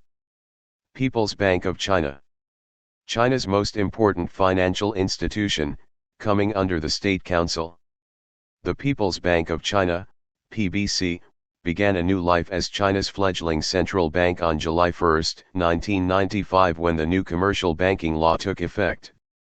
Designed to function as the focal institution of a commercially oriented banking system in a market economy context, its ability to fulfill that destiny will be constrained by the overall pace of economic reform. As state-owned enterprises are more completely marketized, the practices, as well as the name, of the old planned economy monobank will gradually be phased out. See financial policy. The old PBC operated under planning where money was passive. The plan derived from a few in-kind decisions made by politicians that technicians reworked into lists of final and intermediate targets that they sent to production units as administrative orders. Money, wages and prices played only secondary roles for both households and productive enterprises, to ensure they carried out the plan. They also provided accounting checks on enterprise plan fulfillment and were used to influence detailed product and input mix decisions. Households paid in paper currency, enterprises by monobank account entries. Monobanks like the old PBC could have kept prices stable by creating only enough cash and credit to finance planned transactions at planned prices, but even under normal circumstances, let alone when war, disaster, or major planning errors occurred, they could not always prevent politicians from resorting to inflation. State enterprises' soft budget constraints came largely from having unlimited access to loans, so long as they met plan targets. Ironically, China's reforms owe much of their success to Chen Yun, a committed central planner hostile to marketization. Unlike his Soviet colleagues, Chen resisted pressures to inflate the economy. The reformists therefore inherited an economy that was relatively free of severe inflationary pressures. The benefits of microeconomic reform flowed onto the households, creating a virtuous economic political circle. As market activity accelerated, the inability of the old monetary arrangements to satisfy normal monetary needs became increasingly burdensome, especially to the more dynamic private and collective sectors. Secure payment facilities were lacking, capital was unavailable, savings outlets were lacking, insurance and risk-spreading facilities were lacking, credit rating was lacking. But reform also weakened the central governments. 244. Authority and its revenue base, allowing local governments to coerce resident local branches to extend loans to favored local firms in defiance of central discipline. Inter-enterprise credits, forbidden under planning, spread among state enterprises. These debts became uncollectible when credit was tightened, the so-called triangular debt problem. After 1979, China experienced four inflation periods, in 1980, 1985, 1988-9, and 1993-4, each more serious than the previous one. The outcome of these experiences was a wave of innovations in the financial field that sought to end financial repression by offering a wider range of financial facilities and to increase macroeconomic stability by preventing unplanned expansions of money supply. These reforms attempt to commercialize the various state banks by making them profit-oriented and competitive. To enhance competition and upgrade technology, foreign banks were allowed first to set up offices and then branches, and their scope of activities continuously widened, some even trading in renminbi, people's currency. From 1980 the national government resumed selling bonds, but whereas at first they were untransferable and sold using administrative coercion, they were later traded freely on well-organized competitive secondary markets at fully flexible prices. Stock markets opened in late 1989 in Shanghai and Shenzhen, and trading facilities became ubiquitous across China. Similar innovations took place in the areas of insurance, negotiable instruments, interbank transactions, foreign exchange trading, annuities, mortgages, and so on. Even amenities like credit cards and automatic teller machines, unthinkable in the mid-1980s, became common in the 1990s. In just a decade, a diversified financial sector capable of servicing the financial needs of its rapidly developing market sector evolved. Nevertheless, as of 1997, the influence of planning still lingers. State-owned enterprises, overwhelmingly the largest employer, are increasingly unable to compete with collectively and privately owned firms. Overstaffed, overburdened with welfare responsibilities, and often maladministered, they are in decline, with increasing numbers of them technically insolvent.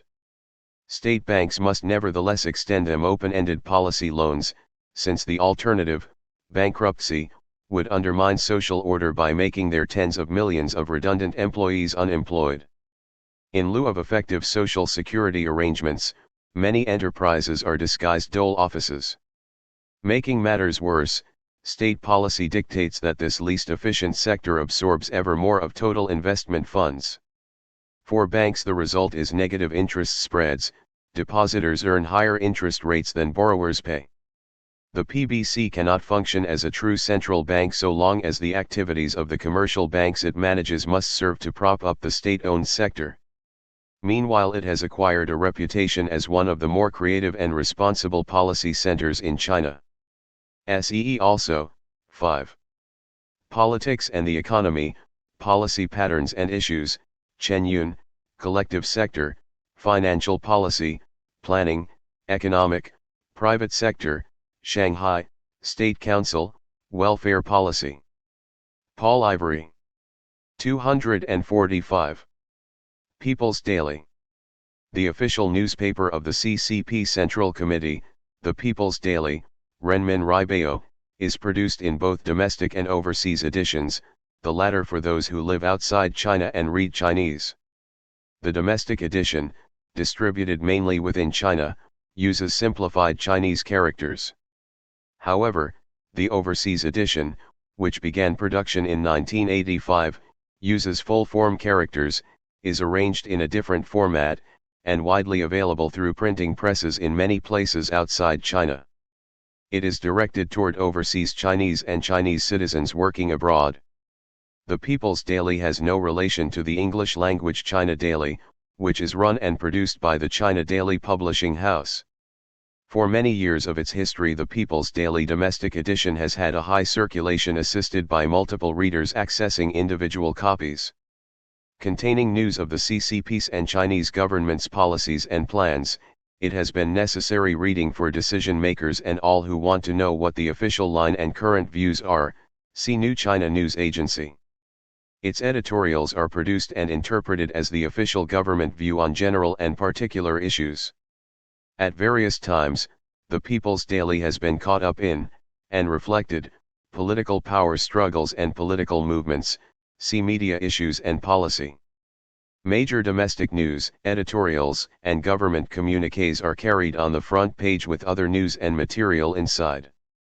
International and other foreign news, along with related commentaries, are usually printed on inside pages. The reporting and editorial staff are organized into several major departments including theory, commentary, internal politics, science and education, literature and the arts, economics, international, and mass work. The mass work department handles letters and visits from the public. These letters and reports are followed up internally, with collations and summaries sent to departments or people in authority, who have the power to oversee problem solutions. Some of the letters are eventually published in the newspaper as part of its publicity of issues. Publication of letters occurs when it is deemed the right time politically to deal with the issue publicly. The newspapers of the provincial and major city CCP committees are similar in organization to the People's Daily, and include departments for production of public news reports. They also have mass work departments which function as an extra source of information for the CCP committees and to voice opinions and complaints from the people. The People's Daily also produces Journalism Front, Xinwen Zhanxian, a monthly journal for journalists and editors on professional issues, and publishes the market newspaper, Shizhangbao. It also runs the People's Daily Publishing House, which publishes various books and other non-newspaper publications. 246. SEE also, Chinese Communist Party Central Committee and Politburo, Media Issues and Policy, New China News Agency, Overseas Chinese Policy. Jennifer Grant. 247. People's Liberation Army. The name of China's official armed forces. The People's Liberation Army, PLA, which includes Army, Navy, Air Force, and Strategic Missile Force, dates its origins from the Nanchang Uprising of August 1, 1927. From its largely guerrilla origins, it developed during the Anti-Japanese War and two civil wars with the nationalist forces to conquer mainland China and establish and consolidate the PRC under CCP control. The PLA has always been more than simply a military force. From the beginning, it has been inextricably intermeshed with the CCP. There is a party hierarchy within the PLA, with corresponding political commissars at each level of the military hierarchy. At the same time, senior military figures hold important positions within the party organization. Similarly, military personnel hold significant government administrative positions. Indeed, China was under military rule, 1949–54, before a civilian administrative apparatus could be established. Likewise, when party and government organizations virtually collapsed during the Cultural Revolution, it was the PLA which stepped in to restore order and maintain administrative control. Thus the PLA plays a role in Chinese politics, not only defending the state and supporting CCP rule, but also in determining which individuals hold party and state leadership positions. While Mao Zedong's dictum that the party controls the gun, but the gun must not control the party is adhered to through control of the army by the Central Military Commission of the CCP, in reality senior party figures need the acquiescence, if not support, of their PLA counterparts. The PLA emerged as a people's army as a result of the doctrine of people's war. It was a lightly armed mass army with close links to the people. This meant that, it was to be as self-sufficient as possible so as not to be a drain on the people. When not fighting, it was expected to help the people in their economic tasks. It depended on volunteers from the people for its recruits, it relied on logistic support from the people, and the people, as militia, would act as auxiliaries in time of war. The People's War doctrine was essentially defensive, declaring that an occupying army would be forced to extend its supply lines and spread its forces until it was eventually drowned in a sea of people's war. In this way, the PLA could defeat a militarily superior enemy force by trading space for time, employing guerrilla tactics to defeat the enemy piecemeal, and ultimately overwhelming it in conventional battles. Since 1949, the PLA has experienced tension between maintaining this people's army orientation and moving towards a more conventional professional army. The professional army orientation entailed less emphasis on political education within the PLA and a reduction in its non-military tasks in favor of more stress on training, better weapons, and a strategic doctrine which would enable enemies to be repelled in conventional. 248. Pitched battles. The experiences of the PLA, as volunteers, in the Korean War revealed the inappropriateness of people's war in that conflict, and saw it move towards professionalism, modeled on the Soviet Red Army, with military aid from the Soviet Union. This was symbolized by the introduction of ranks into the PLA in 1955. After Lin Biao replaced Peng Dehui as Minister of Defense in 1959, the PLA moved back towards its People's Army orientation. The famous Little Red Book of Quotations from Mao Zedong, which was brandished throughout the Cultural Revolution, was originally published for use within the PLA as part of its drive to restore its level of politicization. By 1964, Mao was putting forward the PLA as a model for emulation in its commitment to socialism. Ranks were abolished in 1965. After Mao's death, there was a shift back towards a more professional army. Although modernizing the army, or national defense, was given the least priority among the four modernizations, as senior leaders reached the conclusion that China did not face any major strategic threats, there was a clear recognition, especially in the wake of the Sino-Vietnamese War of 1979, that the PLA needed more training and modern weapons. This was initially encapsulated in the strategic doctrine of people's war under modern conditions. To some extent this formula can be seen as a compromise, continuing to pay lip service to the people's war tradition and recognizing that the modernization necessary for its abandonment could not be achieved in the short term, while ultimately pressing for that modernization. Throughout the 1980s, official budget allocations to the PLA were successively cut, but modernization was pursued within these financial constraints. That is, while funds for new weapons purchases, and even for the daily needs of the troops, were limited, more than 1 million officers and men were demobilized, 1985-6, as older commanders were encouraged to retire, regional commands were reduced from 11 to 7, construction and railway units were civilianized, large numbers of soldiers were transferred to the People's Armed Police, Sea Police Force, higher education standards introduced, and its 36 armies were merged into 24 combined Army Corps. The emphasis on professionalism was reflected in a lessening of political education and more attention to training, particularly combined arms exercises, and was symbolized by the reintroduction of ranks in the Military Service Law of 1984. This divorcing of the PLA from its political role was dramatically reversed in 1989 when martial law was declared and the PLA was called upon to suppress the democracy movement, see June 4 incident. In the wake of this event, and the reluctance of some units to act decisively, political indoctrination and support for the CCP was once more stressed. This, however, has not deflected the modernization process, which has continued apace during the 1990s. The lessons of the Gulf War, 1991, have seen a shift in the PLA's strategic doctrine to a goal of modern, limited, warfare under high-technology conditions. Military budgets have been increased, further reductions in troop numbers have taken place, rapid response units have been formed, and more emphasis has been placed on upgrading weaponry. By the mid-1990s, the PLA ground forces had been reduced to 2.2 million, but there were still only a limited number of rapid response units, 9 divisions, airborne divisions, 3, armored divisions, 11, and fully mechanized divisions, 249. While the PLA Army has some modern units and is a significant regional force, it has been characterized as an army with short arms and little legs because of its limited projection capabilities. Similarly, although the PLA Navy is seeking a blue water capacity, it is unlikely to achieve this until the early part of next century. It has 260,000 naval personnel, 18 destroyers, 37 frigates, and 49 submarines, but much of its fleet is obsolete. The Air Force is also large, with a personnel of 470,000, some 470 bombers and over 4,500 fighters.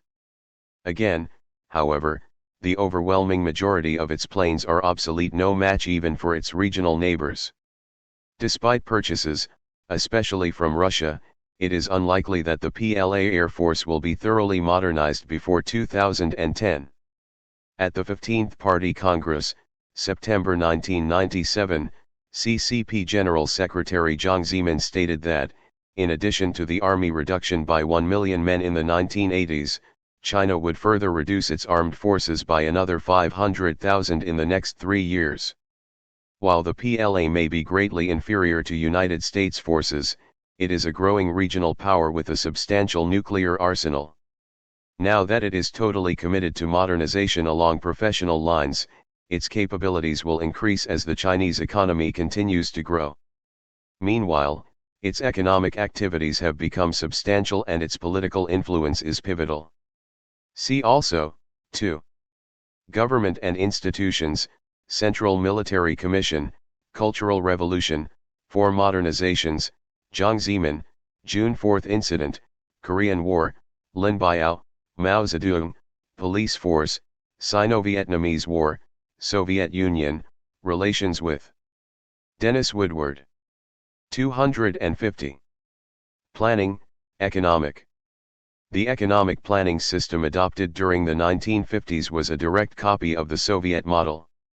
It was based on state monopoly of ownership and distribution, the achievement of rapid industrialization through a focus on heavy industry, the realization of greater regional balance in the distribution of industry, and the rejection of the market as a mechanism for resource allocation. Planning implied that all human, material, and financial resources should be administratively allocated in order to achieve state-determined targets. At its heart was a process of material balances whereby available resources were calculated and distributed across different activities in order to reach the planned relationships between production, circulation, distribution, and consumption, with targets set for all sectors at the end of the planning period. In practice, plans in China consist of long-term program documents with a 10 to 12-year time frame, 5-year plans and annual plans. The shorter the planning period, the more precise its content. The 5-year plan is the most important in setting general targets, and annual plans are drawn up to work towards its goals. The 5-year plan sets the proportional relationships for the economy, the growth rates, the production targets for industry and agriculture, the rates of growth in living standards, the scale of investment, technological development goals and so forth. The most detailed of these plans was the first 5-year plan, 1953-7, which included national, regional, and sectoral plans. After 1957, however, the planning system was never able to work as an effective national program. While the economy was dominated by state controls, it was characterized by much local and short-term planning. The second five-year plan, 1958-62, was interrupted by the Great Leap Forward and was never developed beyond a general schema. The third, fourth, and fifth five-year plans, 1966-70, 1971-5, 1976-80, covered the Cultural Revolution period and were formulated only as general program documents with tentative plan structures. The political and administrative disruptions of the period meant that national, regional, and sectoral plans could not be combined into a coherent structure. In addition, political considerations also placed emphasis on the dispersal of industry to more remote internal locations under a third front strategy. As a result, annual plans became very important. The sixth, seventh, eighth, and ninth five-year plans, 1981-5, 1986-90, 1991-5, and 1996-2000, were all developed during the reform period. Improvements in the administrative system made it possible to define national targets more clearly and implement them better. The administrative decentralization and reductions in the scope of planning, however, resulted in a decline in the proportion of the economy controlled by mandatory planning, an increase in the role of guidance planning and indicative targets, and a rise in the 251 proportion of the economy outside the plan. Nevertheless, by determining the allocation of state resources, the development of infrastructure and the targets for proportional relationships, the planning system still plays an important role in the management of the economy. The main characteristics of the planning system as embodied in the first five-year plan model involved target planning for all key activities, a centralized network of hierarchical controls and the subordination of production enterprises to the administrative system. Initially it was also accompanied by large-scale aid from the Soviet Union and the adoption of Soviet administrative, scientific, and organizational models. Its strategy of heavy industrialization and import substitution also sought to establish a modern industrial base and infrastructure to ensure China's national independence. The implementation of the plan was managed by the State Planning Commission under the State Council, see State Economic Structures. This commission consulted with the various ministries and regional governments to develop a preliminary comprehensive balance table and indicative control figures.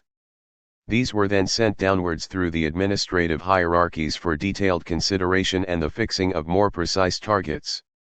The results were fed back through the system and, after reconciliation across departments and regions, the plan was formalized and proclaimed. In a situation of scarcity, the plan was successful in mobilizing resources for particular goals. During the 1950s a substantial industrial system was developed, centering on 156 major large-scale plants built with Soviet aid. Structural change, with a relative decline in agriculture and an expansion of industry was promoted, and high rates of growth were achieved. There was also a relocation of industry away from the coast and considerable gains in social services and welfare. Nevertheless, as the economy grew and became more complex, the requirements for planning became more demanding. The lack of a reliable statistical base made planning difficult, leading to inevitable bottlenecks and misallocations. By the late 1950s, therefore, Mao Zedong and others were becoming critical of many aspects of the plan system. He raised questions about its hierarchical rigidity, its reliance on capital-intensive growth, its tendency to stifle local initiative and its relative neglect of agriculture. The Great Leap Forward and the Cultural Revolution thus incorporated a strong attack on the Soviet model for creating a technocratic society and failing to mobilize China's resources. Nevertheless, instead of proposing a shift towards reliance on enterprise autonomy and market integration as a way of allocating resources, Mao promoted a form of regional decentralization within the planned economy, resulting in a hybrid plan system with a mixture of centralized and decentralized elements. By the late 1970s, the weaknesses of this system had become obvious, paralleling the failings found in other centrally planned economies.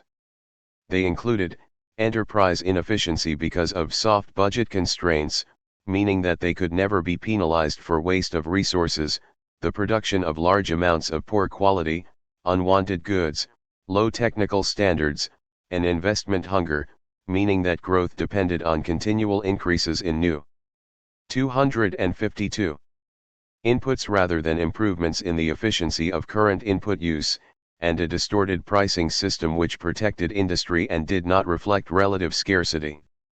The reforms after 1978 set out to address both the problems of the planning system and those created by Mao's experiments. After the mid-1980s, they resulted in a progressive decline in the scope and power of the plan and increasing reliance on the market to set prices and to guide resource allocation. Economic decentralization also gave considerable economic authority to both local governments and production enterprises, further limiting the powers of the center to plan the economy as a whole. Because of the huge size of the state-owned sector and the importance of state investment in the economy, however, central and local planning continued to play an important role in shaping the overall pattern of economic growth. See also, 5. Politics and the economy, policy patterns and issues, agriculture, cultural revolution, Great Leap Forward, industry, Mao Zedong, Soviet Union, relations with, State Council, state economic structures, welfare policy. Andrew Watson. 253. Police force. In October 1949, the Chinese People's Political Consultative Conference passed a law authorizing the formation of a Ministry of Public Security. On October 19, Luo Ruqing was appointed Minister of Public Security, with the ministry formally established on November 1. Organizationally, it boasted a nationwide unified structure and its main political role was to defend the state and the CCP. However, the Chinese police force was significantly different from those in other socialist states. Mao Zedong ensured that the influence of Soviet advisors within the force was minimal.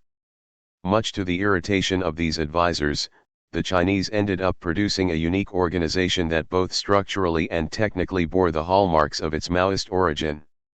Unlike the Soviet police force, the CCP was formally allotted a central role in the organization of the police, reflected in the force's leadership structure. Right down to the county offices, each leadership level within the force has a party committee overseeing its work. Moreover, the Chinese police adopted a mass line approach to policing. Mass line policing resulted in close ties between the professional police force and such organizations as the Neighborhood Committee, the Communist Youth League and the All China Women's Federation. These became auxiliary organizations on which the police could call.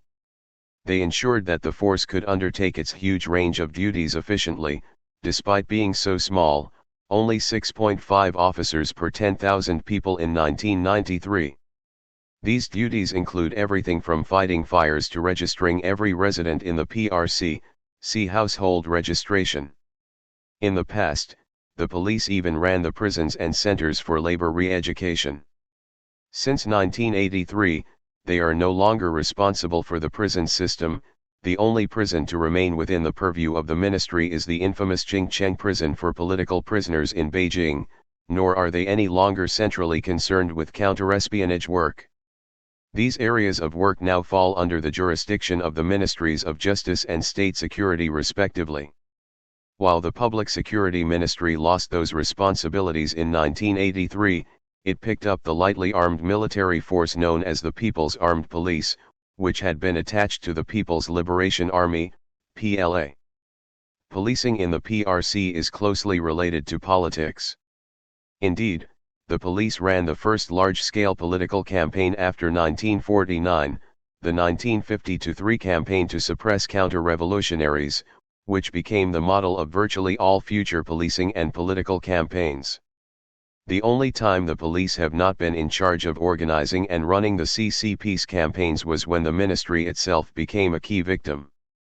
In 1967, the then Minister of Public Security, Xie, who replaced Luo Ruqing as minister in 1959, called for the worn-out Public Security Ministry to be smashed. Of the thousands who worked there at that time, only 40 remained at the end of the purges. In effect, The PLA took over the ministry while all police stations fell under PLA. 254. Administration. It was not until 1972 that some semblance of order returned, with the purged police cadres gradually rehabilitated and allowed to resume their duties at the ministry. The fall of the Gang of Four heralded a new era for the Chinese police, a new concern for professionalization becoming one of the hallmarks of the force.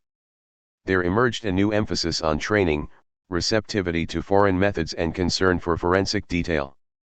At the same time, however, reform also unleashed forces that ended up robbing the police of key conditions upon which much of their earlier strategies were built.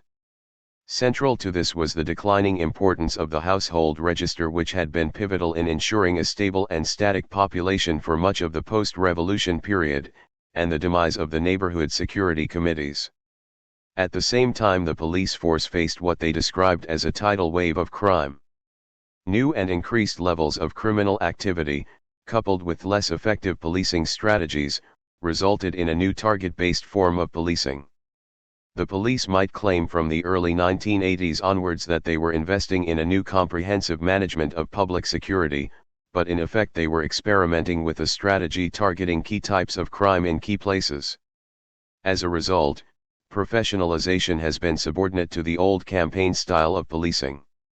The severe strike campaign of 1983 was the main example, but there were similar campaigns against immorality in 1989, called the Campaign Against the Six Evils, and the second severe strike against street crime in 1995-6. See also, Beijing Municipality, Chinese People's Political Consultative Conference, Gang of Four, Household Registration, Mao Zedong, People's Liberation Army, Prison System, Soviet Union, Relations with Women, Youth Policy and Organizations. Michael Dutton. 255. Politburo. See Chinese Communist Party Central Committee and Politburo. Population policy. China is committed to reducing the growth rate of its population, and in the long term the size of the population itself. It is already the most populous country in the world, and its leaders believe that it cannot modernize effectively unless it controls population growth. One of its most widely publicized slogans on the subject is that for each couple to give birth to one child only is a basic policy of the Chinese state. In the 1950s, Mao Zedong's government advocated rapid population growth, believing that this would make China a powerful and prosperous country and that socialism could solve any resultant ills. In 1957, Mao had Peking University demographer Ma Yinchu heavily criticized for adopting a neo-Malthusian position which claimed that population explosion would bring disaster. During the Cultural Revolution, China's official position was that it was imperialism which spread world poverty, not excessive population growth. At the same time, its government did take measures to reduce growth rates. In 1969 it set up the Birth Planning Leading Group. Fertility rates showed a dramatic fall, being 37.88 and 18.25 per thousand in 1965 and 1978 respectively, the decline being greatest in the rural areas, from 39.53 to 18.91 per thousand in the same 2 years. In 1980 the National People's Congress formally approved the target of one child per couple for the most populous Han people. Premier Zhao Ziyang stated, "We must take effective measures and encourage late marriage, advocate one child for each couple, strictly control second births and resolutely prevent additional births." He also denounced the criminal activities of female infanticide and maltreatment of the mothers which had come back again or increased in the Chinese countryside. The peasants continued to demand a son, and in some cases were prepared to kill the first child if a girl, in order to try again for a son. The framers of the 1980 marriage law had felt it necessary to add a specific ban on infanticide to the 1950 law. From 1984 the Chinese government began allowing more exceptions to the birth control policy, especially in the countryside, a major reason being to reduce female infanticide. Just after the announcement of the 1990 census results, the government signaled its intention to tighten policy. On May 12, 1991, the State Council and CCP Central Committee issued a joint decision on strengthening family planning work and strictly 256. Controlling population growth. In October 1995, a variant of the same population policy, having been found successful in Jilin and Sichuan provinces from the early 1990s, was introduced nationwide.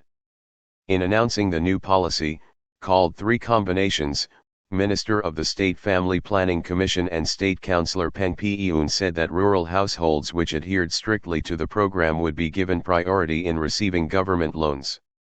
The essence of the three combinations, combining the family planning program in rural areas with developing the local economy, improving farmers' living standards and helping them become happier, was to curb population growth in the countryside by making it economically worthwhile for peasant families to have one child only.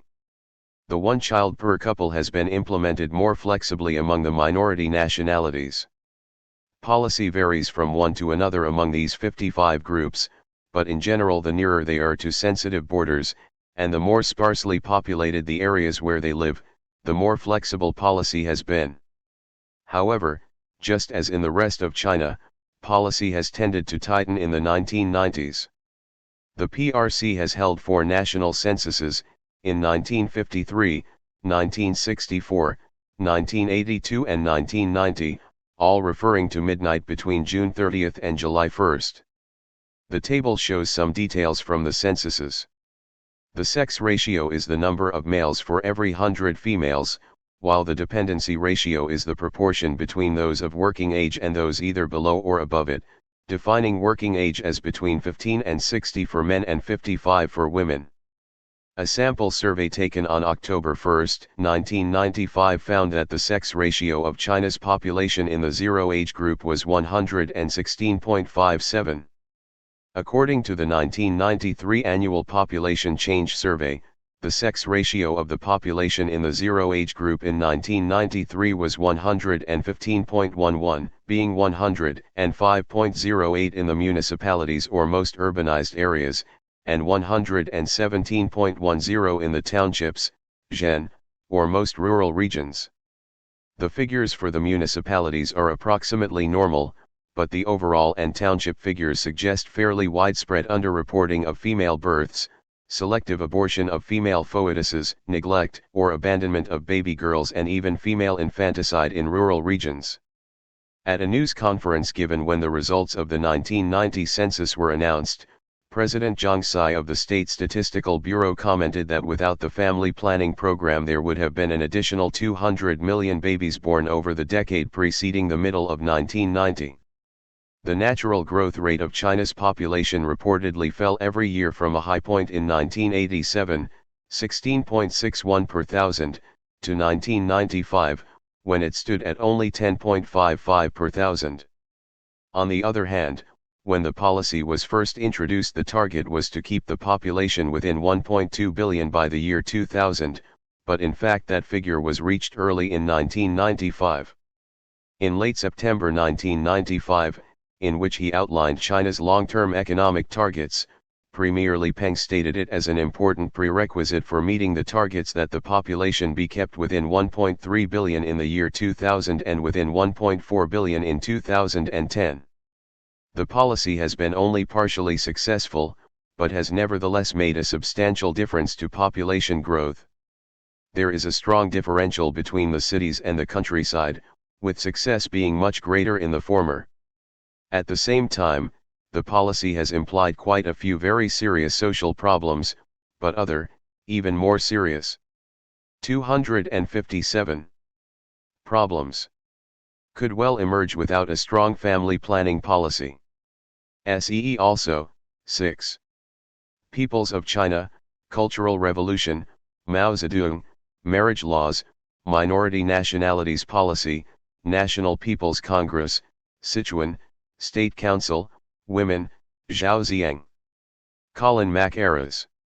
Year of census total sex ratio dependency ratio 1953 582,603,417 107.57 51.46 1964 694,581,759 10,546 49.40 1982 1,008,175,288 106.3 54.87 1990 1,133,682,501 106.6 60.06 258. Prince Sealings. Term for the offspring of leading state officials.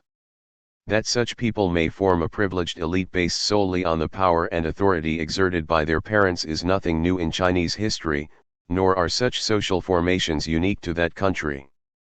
However, the term Prince Sealings, Taizé, did not emerge until the 1980s.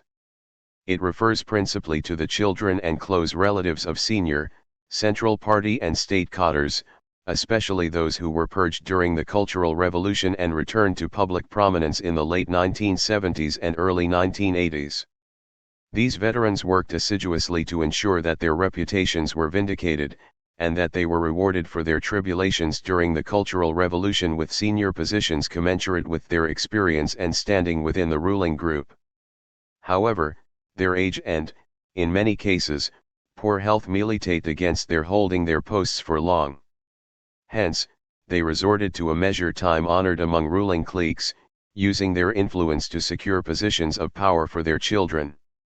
In a society such as China's, where the rule of men often substitutes for the rule of law, where influence and connections, guangzai, in many instances outweigh the importance of ability and educational qualifications, and where personal relations are the lubricant of political and economic life, it is hardly surprising that family status is a major determinant of an individual's social standing. During the early stages of the Cultural Revolution, when Red Guard groups were being formed, class background was a key factor determining which faction individuals were likely to join, and the children of high-ranking cadres, Zhaoganzidi, had their own organization which strictly vetted its members. But during the Maoist period there were periodic and unpredictable campaigns to temper such young people through stints of manual labor on farms and in factories. This was supposed to remind them that the revolution had been fought to liberate the workers and peasants of China, not to create a new red bureaucratic elite. The careers and sacrifices of the two sons of Mao Zedong, one of whom died in the Korean War while the other worked as a translator, are often contrasted, in private at least, to the wealth and luxury enjoyed by the children of his successors. No such challenges have faced the elite of post-Mao China. Many of the Prince Sealings have undoubted ability and would make their way to the upper echelons of the political economic military elite without the assistance of their family connections. However, a great number among them have no special talents, but have been able to use their lineage to obtain power, wealth, and influence. The play If I Were Real, Rukuo Wo Shijent, by Xia Yexin and others, 1979, exposed this form of corruption. It concerns a young man who masquerades as the son of a general and finds all doors open to him as if by magic. With the marketization and internationalization of the Chinese economy, the Prince Sealings have extended the scope of their operations to Hong Kong and overseas. Rumors abound of the amount of the wealth that they and the companies which they 259 operate or advise have invested in property and other portfolios, or have put away in banks and other financial institutions. The lack of transparency in such transactions makes verification of such claims virtually impossible. From time to time the CCP criticizes certain individuals among the Prince Sealings for their dubious activities, and some of the more outrageous abuses are investigated.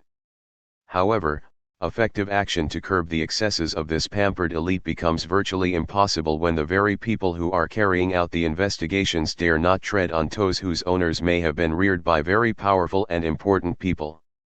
In his efforts to bring to book members of the Prince Sealings for their crimes, Hu Yaobang offended many senior cadres.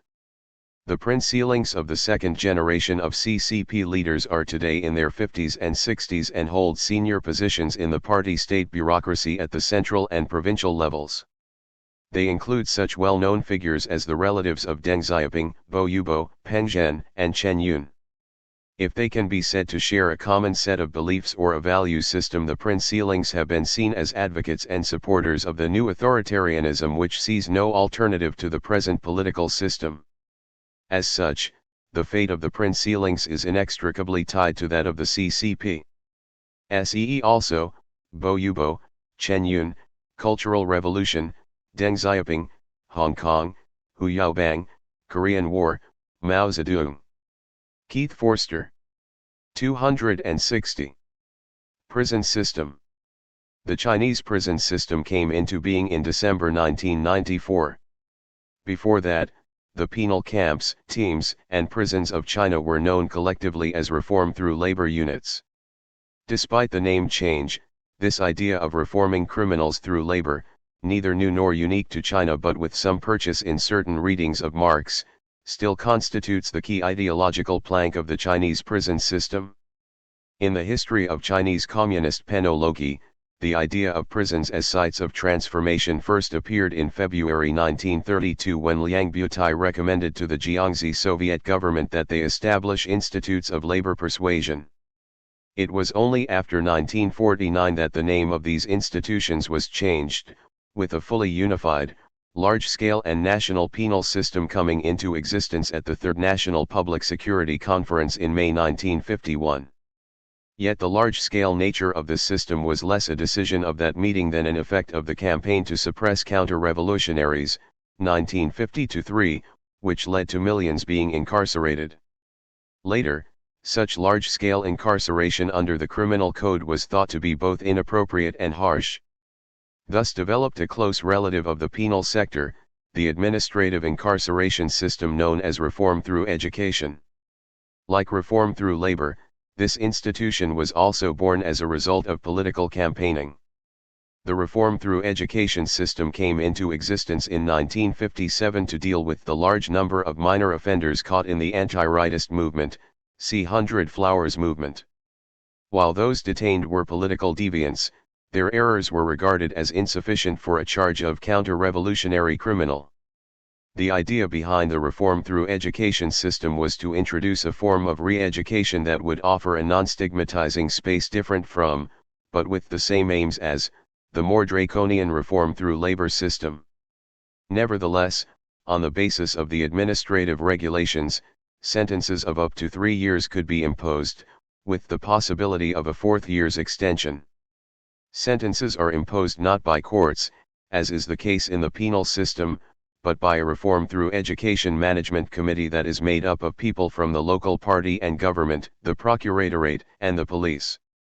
Reform through education was part of the reform through labor penal system until 1983. In that year, both institutions were transferred from the police to the Ministry of Justice and slowly separated. By 1985, official sources suggest that the separation was complete, but some Western sources remain doubtful. The Chinese dissident, Hongda Harry Wu, suggests that there are between 3 million and 4 million prisoners in the labor camps alone, while official figures put the number of prisoners at around 1.2 million and the number of inmates in administrative detention at 150,000, 1993 figures. The reasons for detention have changed dramatically since the economic reform process began, with far fewer political criminals and far more common criminals.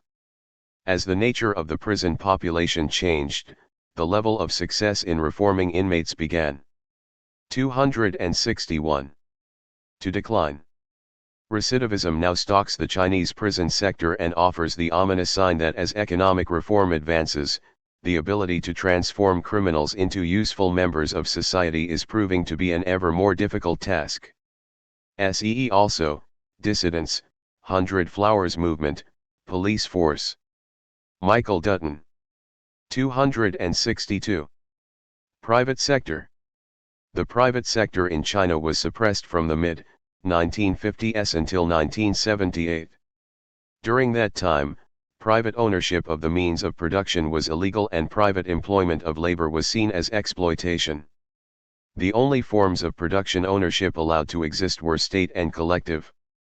These policies were based on Marxist theories of class struggle and the creation of value, and on the requirements of the centrally planned economic model. The revival of the private sector after 1978 was the inevitable consequence of the increased freedoms for market exchange. The process was essentially a pragmatic one, in which the momentum for change tended to move in advance of legal and ideological sanctions. In the absence of rules, peasants began to run shops and services, bought equipment, and established small workshops. Some of their activities spread into towns, where the growth of free markets required the emergence of a commercial network. Inevitably, the process also required the CCP to modify its ideological position on the role and nature of the private economy. The CCP abandoned previous orthodoxy, such as the primacy of class struggle, the exploitative nature of wage labor, the ban on private ownership of means of production, and the limits on income differentials, allowing the private sector to become an accepted part of the national economy. Private entrepreneurs were even invited to join the party. While there was some hesitation and retrenchment in the wake of the June 4 incident, 1989, the sector was subsequently reaffirmed and continued to grow strongly. On coming to power in 1949, the CCP was committed to a process of socialist revolution. During the early transitional stage, however, a mixed economy was tolerated. The assets of the bureaucratic capitalists were confiscated, but the national bourgeoisie, defined as those devoted to the growth of an independent Chinese economy and sympathetic to the CCP's cause, were permitted to maintain their private economy. Nevertheless, the CCP moved rapidly to limit the freedoms of private entrepreneurs and to bring them under its direction. State controls over finance and international trade determined the macroeconomic framework. The development of trade unions, labor laws, and enterprise party committees constrained independent production management. And the three anti-Sanfan, suppression of corruption, waste, and bureaucracy, and 5 anti-Wuofan, suppression of bribery, tax evasion, theft of state property, cheating on state contracts, and stealing state secrets, movements of 1951-2 destroyed the network of government-entrepreneur relationships which had characterized the previous operations of the private sector. Many businesses were fined or closed down and the state increased its powers to intervene. As a result, the proportion of industrial output value from private enterprises dropped from 55.8% in 1949 to 17.1% in 1952. Meanwhile, the conversion of many private enterprises into joint state-private firms began the process of nationalization. By 1956, therefore, almost all industry and 263 commerce had come under state control. The previous owners continued to receive a small interest payment on their original investment, but that ceased at the beginning of the Cultural Revolution. Thereafter, the only private activity that existed was a small number of individual crafts, which were criticized as tales of capitalism and placed under strict limits. The rural reforms introduced in 1978 breached these foundations by permitting households to own means of production such as tractors, animals, workshops, machinery, and transport equipment, and by enabling them to invest in enterprises to produce commodities for the market. See capitalists/entrepreneurs. During the 1980s, these reforms spread into the urban economy, and two types of private economy became recognized: the individual economy and the private economy. The individual economy is defined as small owner-operator enterprises, using household labor and resources and employing up to 7 laborers. These enterprises are typically shops and restaurants or small-scale handicraft workshops. Employment of up to 7 is seen as non-exploitative, though the rationale for this was never fully developed. The private economy refers to larger enterprises which might be owned by individuals, partnerships, or some form of limited liability company. They employ more than 7 workers and are clearly capitalist in nature. By the mid-1990s, Many of these enterprises employed hundreds of workers and, in some cases, thousands. See new entrepreneurs. These two categories are the officially defined components of China's private sector.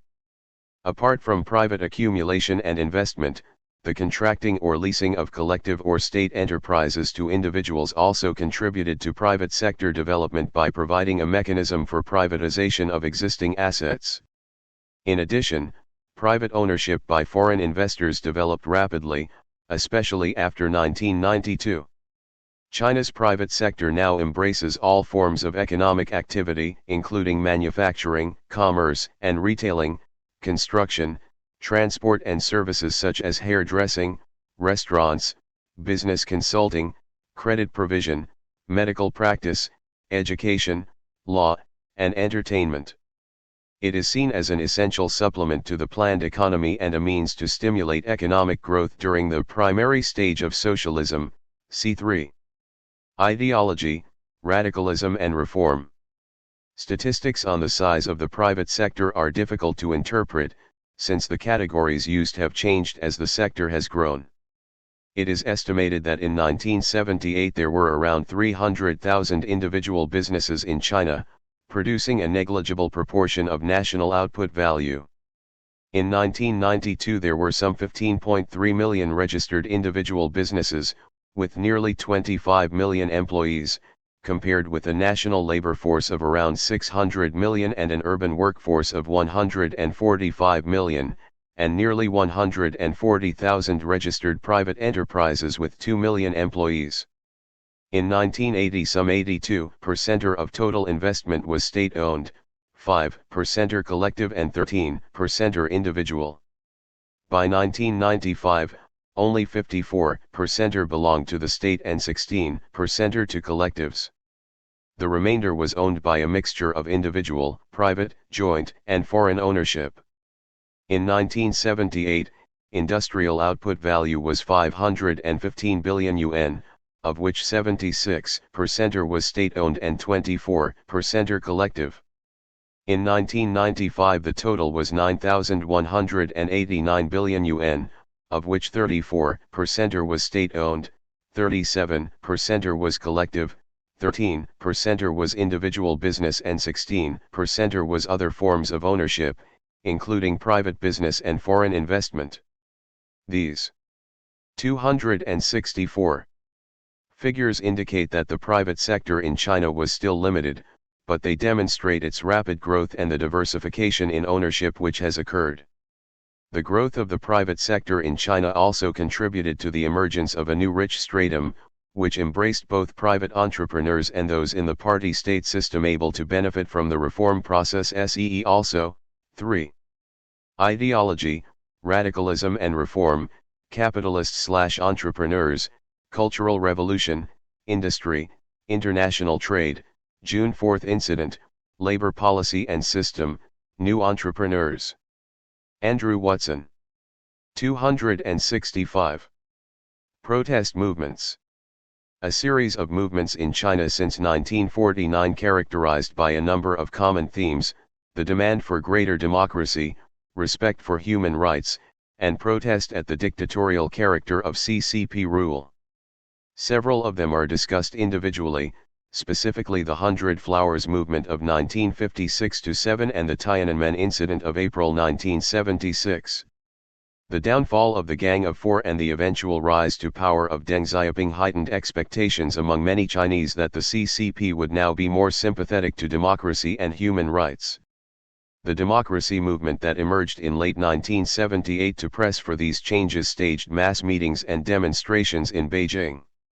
It was also responsible for the Democracy Wall, in reality the wall in front of Beijing's municipal bus station to the west of the city center, on which individuals pasted countless posters expressing a wide variety of opinions such as calls for increased political democracy and demands for increased freedom in art and literature. Many unofficial magazines canvassing these issues were distributed openly on the streets. Wei Jingsheng, one of the movement's most prominent activists, called for China's fifth modernization democracy, C4 modernizations, and another activist, Ren Wending, argued for changes including a multi-party system, free elections, and an independent judiciary which would have transformed China into a liberal democracy. Finding it useful in his struggle against the remaining pro-Maoist radicals within the party, Deng Xiaoping initially gave tacit approval to the democracy movement, which consequently flourished until early 1979. However, fearing the potentially explosive situation created by large numbers of youths returning to the cities following the end of the Cultural Revolution, the CCP arrested the movement's most prominent activists and closed down Democracy Wall. The repression of the 1978-9 democracy movement was not as intense or as widespread as the CCP's earlier reactions to protest movements, and a more liberal atmosphere persisted throughout the 1980s. However, the CCP made it clear that it would not relinquish its monopoly of political power, even though it was instituting far-reaching liberalization in the economic realm. The more open intellectual and cultural atmosphere of the 1980s combined with the CCP's resistance to thoroughgoing political reform created fertile ground for the emergence of a major protest movement aiming at greater democracy and respect for human rights, and a diminution of the CCP's power. Early indications of this emerged in 1986-7, when students protested in large numbers in many cities, including Beijing and Shanghai, in support of these goals and in protest against a number of grievances, including official corruption. CCP General Secretary Hu Yaobang was forced to resign for resisting demands to suppress the student movement. During 1988, there was intense and widespread political debate in student and intellectual circles, much of this reported even in the CCP-controlled media. Political. 266. Reforms in other communist countries added to the widespread view that an acceleration of democratic reform was needed in China. Early in 1989, student activists at Beijing, Peking, University prepared for protest activities to coincide with the 70th anniversary of the May 4th movement of 1919. When Hu Yaobang died on April 15, demonstrations occurred over the next few days in Beijing and other cities, and were met by considerable police violence. This repression drew widespread community support to the student movement, and it was this combination of student and community protest which made the 1989 protest movement so explosive and so threatening to the CCP's hold on power. The People's Daily 26 April editorial attempted to stifle the demonstrations by accusing student activists of being an extremely small number of people with ulterior purposes and charged them with establishing illegal organizations. It also called for bans on unlawful parades and demonstrations. The students defiantly reacted by next day holding their largest demonstration since Hu's death in Beijing's Tiananmen Square. Over the next weeks, Beijing students organized themselves into an autonomous student union, and called on the government to open a dialogue on the need for increased democracy and an end to corruption. Demonstrations in Tiananmen grew even more intense after May 12 when students in the square commenced a hunger strike. In addition, there were demonstrations and student and community unrest in many other cities. The 1989 movement was thus a truly nationwide protest movement and as such represented an extreme threat to the continued dominance of the CCP. On May 20, Li Peng declared martial law in parts of Beijing. His calls for students to clear Tiananmen were largely ineffective, with a strong although declining student presence in the square continuing. At the beginning of June, 4 well-known dissidents went on hunger strike in Tiananmen Square, while demonstrations continued. However, the movement was suppressed on the night of 3–4 June 1989, see June 4 incident. The 1989 democracy movement was the most dramatic of the protest movements in China since 1949, and it encapsulated, although in more intense and widespread form, the calls of earlier protest movements for democratization, freedom, and respect for human rights. See also, 1. Overview History of the People's Republic of China, Beijing Municipality, Cultural Revolution, Democracy Wall, Deng Xiaoping, Dissidents, 4 Modernizations, Gang of 4, Hu Yaobang, 100 Flowers Movement, June 4 Incident, Li Peng, Media Issues and Policy, People's Daily, Police Force, Shanghai, Tiananmen Incident. Nick Knight. 267. Provincial government. There are 31 province-level administrative units in the PRC, 22 provinces, not including Taiwan, 5 autonomous regions, see Minority Nationalities Policy, and 4 municipalities. The highest state, as opposed to party, body in these units is the People's Congress. In provinces and municipalities each is elected by a lower-level People's Congress for a term of 5 years. Among the powers of the province-level People's Congresses are to elect or recall the executive heads of the province-level people's governments and their deputies, governors and deputy governors in the case of provinces, regional heads and deputy heads in the case of autonomous regions, and mayors and deputy mayors in the case of municipalities.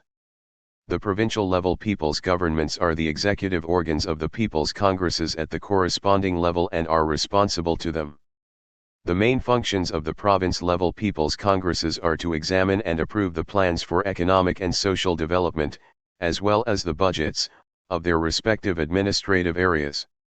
The province-level people's governments carry out administrative work concerning such matters as the economy, education, public health, public security, and family planning within their own unit. During the Cultural Revolution the province-level people's governments were abolished and replaced by revolutionary committees, each headed by a chair. However, on July 1, 1979 the National People's Congress adopted the organic law of the local people's congresses and local people's governments, which came into effect on January 1, 1980. Apart from abolishing the revolutionary committees, and hence restoring people's governments and titles such as governor and mayor, the law instituted 2 major reforms. Standing committees are set up for people's congresses at provincial and county level, their main functions being to supervise the work of the people's government, people's court, and people's procuratorate at the corresponding level, and to appoint or remove functionaries of state organs within their jurisdiction. Province-level people's congresses and their standing committees are entitled to draw up and promulgate local statutes in accordance with the specific conditions and needs of the relevant province-level unit, as long as these statutes are in accord with national laws and policies. The effect of this provision is to increase the degree of autonomy enjoyed by the provinces with respect to the central government. From time to time relations between the center and the provincial governments have been extremely uneasy. In 1957 and 1958 Mao's regime instituted a decentralization plan which transferred some authority from central to provincial management. The result was the rapid growth of localism, with provinces wanting to build their own self-sufficient industrial complexes. Shortly afterwards, the Central Committee enacted a 268 re-centralization program. This did not overcome a persistent political tug in the 1960s between the center and those provinces with special economic power. Localism has reasserted itself in the period of reform, with the central government less able in the 1990s to exercise control over the provinces and province-level authorities than it had once been.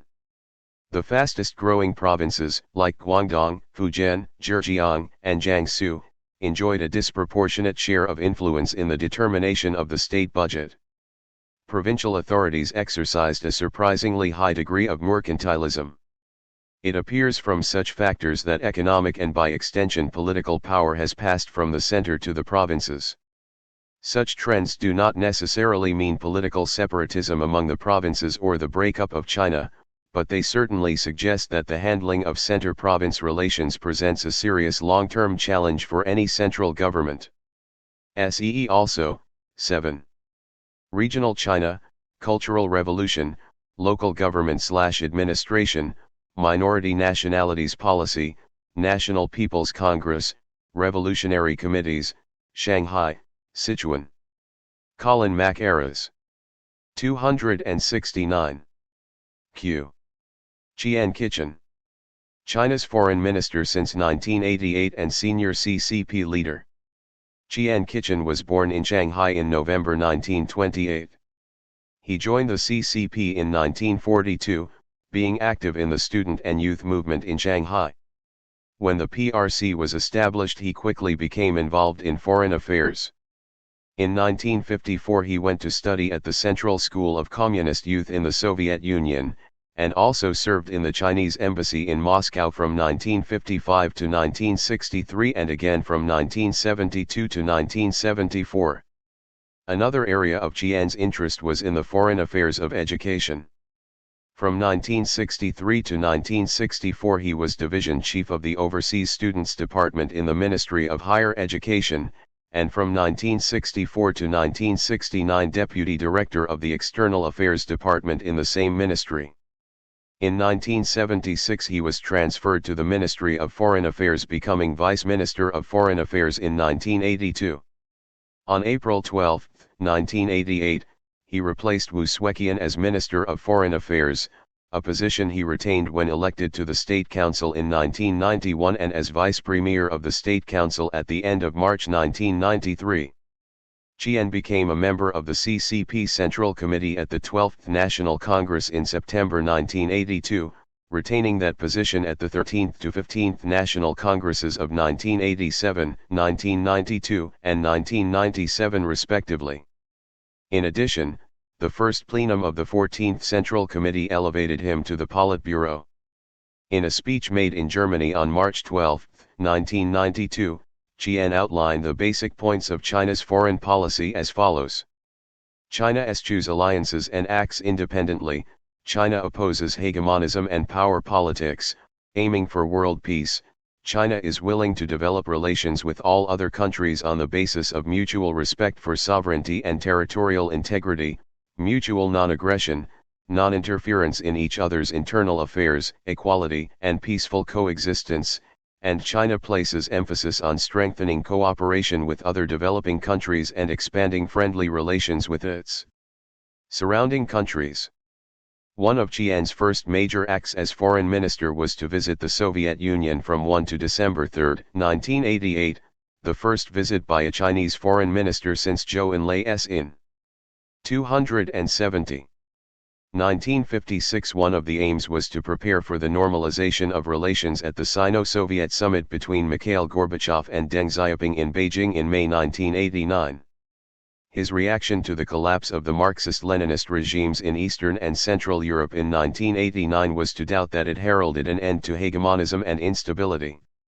On the other hand, when the Soviet Union collapsed at the end of 1991, he was influential in getting China to recognize the successor states immediately and in developing good relations with them.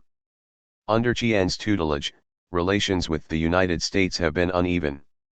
In an article published just after the 40th anniversary of the PRC's establishment in October 1989, and thus not long after the June 4 incident, Qian attacks some Western countries, meaning primarily the United States, for constant interference in Chinese internal affairs.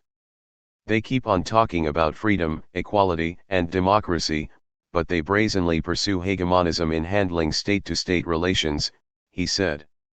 In a speech in New York on September 29, 1995, he warned that China would not budge on regarding Taiwan as part of China, because this was a matter involving Chinese sovereignty, territorial integrity, and national unity. He welcomed U.S. reaffirmations of its commitment to this One China policy, but at the same time condemned its government for allowing Taiwan President Lee Teng-hui to visit the United States in June 1995, demanding that there be no recurrence of such events. He also denounced the recent revival of the China threat theory, arguing that an economically stronger China with improved living standards was a contribution to world stability and prosperity, rather than a threat. Also, 8. China, the region, and the world, Chinese Communist Party Central Committee and Politburo, Deng Xiaoping, June 4 incident, Shanghai, Soviet Union, relations with, State Council, Taiwan policy, United States policy, Zhou Enlai. Colin Mackerras. 271. Qiaoshi. Born in Zhejiang Province in December 1924, Qiaoshi joined the CCP in 1940 and worked as an activist in the party's student underground in Shanghai before 1949. From 1950 to 1962, he worked in party youth affairs in East China and held technician managerial posts with the Anshan Iron and Steel Company, and the Jiquan Iron and Steel Company in Gansu Province. In 1963 Chiao was transferred to the International Liaison Department of the CCP Central Committee and rose to the post of director in 1982. During this period he traveled abroad extensively. During 1982-7, Chiao was alternate member and member of the CCP Central Committee Secretariat, director of the General Office and head of the party's organization department, a member of the CCP Politburo, 1985, and head of the leading group for rectification of party style within central departments, 1986. In 1986-7, he became vice premier of the State Council, member of the CCP Politburo Standing Committee, and secretary of the party's Central Commission for Discipline Inspection. He became president of the Central Party School in 1989, in 1991 chairman of the Public Security Supervision Committee, and in March 1993 was elected to the high-profile position of chairman of the National People's Congress, NPC, Standing Committee. Chiao Shi's leading role in the CCP's organizational and staffing, discipline inspection, intelligence and public security spheres has given him considerable influence in INTRA party politics. It has allowed him to build a considerable patronage network and to hold dossiers on all important contenders for authority. He represents the second generation of more educated and urbane party technocrats in the leadership whose credentials cannot be traced back to the revolutionary struggle or the Long March. At an earlier stage, he had close ties with Zhao Ziyang and Yang Shankan, and in the mid-1990s continues a close relationship with fellow CCP Politburo members Li Ruwen and Tian Jiyun. Politically, however, Chiao has adopted a more liberal approach than many of his peers, including Party General Secretary Jiang Zemin. For example, he adopted a largely tolerant attitude towards the 1989 student movement, as evidenced by his abstention from a Politburo vote in May that year on whether to send the military into Tiananmen Square, see June 4 incident. While he has since supported efforts to prevent public debate on the appropriateness of the military response to the student demonstrations, Chiao has resisted full endorsement of Jiang Zemin's ideologically based approaches to fostering patriotism, collectivism, and socialism and to curbing corruption by indicating that these issues could be better addressed by enacting more laws and boosting the NPC status. A supporter of the reform and opening policies, he has advocated promoting checks and balances within the system through using the NPC to supervise the party and government. He also has differed with Jiang on economic policy, such as the reform of state-owned enterprises. 272. Which he believes should be subjected to greater market-oriented processes. While in the mid-1990s Chiao and Jiang seemed to have come to a working arrangement built around their mutual desire to preserve party predominance, and to maintain a representative balance of opinion in the halls of power for the sake of managed stability. Nonetheless, Chiao lost his position as member of the Politburo Standing Committee at the 15th CCP Congress of September 1997, appearing likely to lose also that of NPC Standing Committee Chairman in March 1998. That he still retained some influence, however, was reflected by the elevation of his ally Wei Jianxing to the Politburo Standing Committee, rank 6th of 7 members. SEE also, Chinese Communist Party Central Committee and Politburo, Jiang Zemin, June 4 incident, Li Ruwen, National People's Congress, Shanghai, State Council, Wei Jianxing, Yang Shankan, Zhao Ziyang. Donald H. McMillan. 273. R. Red Guards. See Cultural Revolution. Revolutionary Committees. The radical form of political organization that emerged during the first phase of the Cultural Revolution. These committees aimed to undertake leadership functions formerly performed by the CCP, which was then under attack for revisionism and elitism. Revolutionary committee members normally came from mass revolutionary organizations, party cadres, and the People's Liberation Army.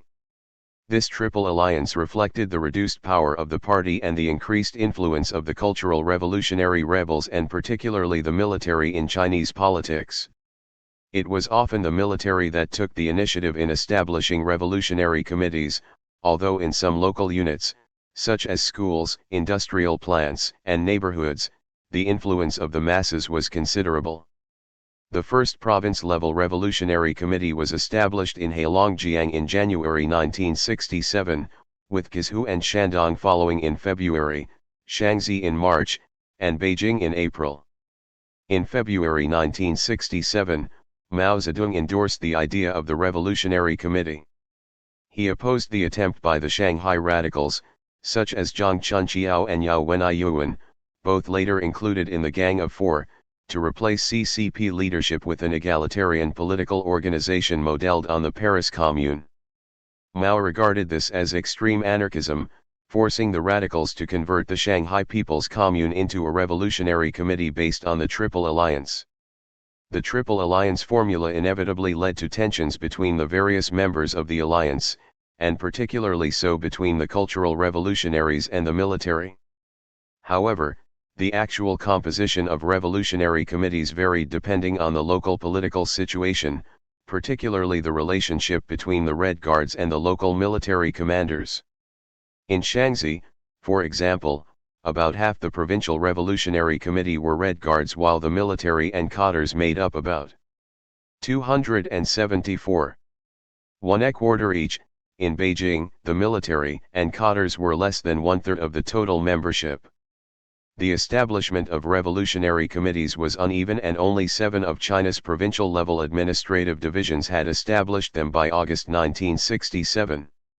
Mao determined that they should be established throughout China by the end of that year, but friction between the military and leftist revolutionary rebels, as well as uncertainties about the composition and function of the Revolutionary Committee, saw most of the remaining province-level revolutionary committees established only in 1968, and in Tibet and Xinjiang as late as September of that year.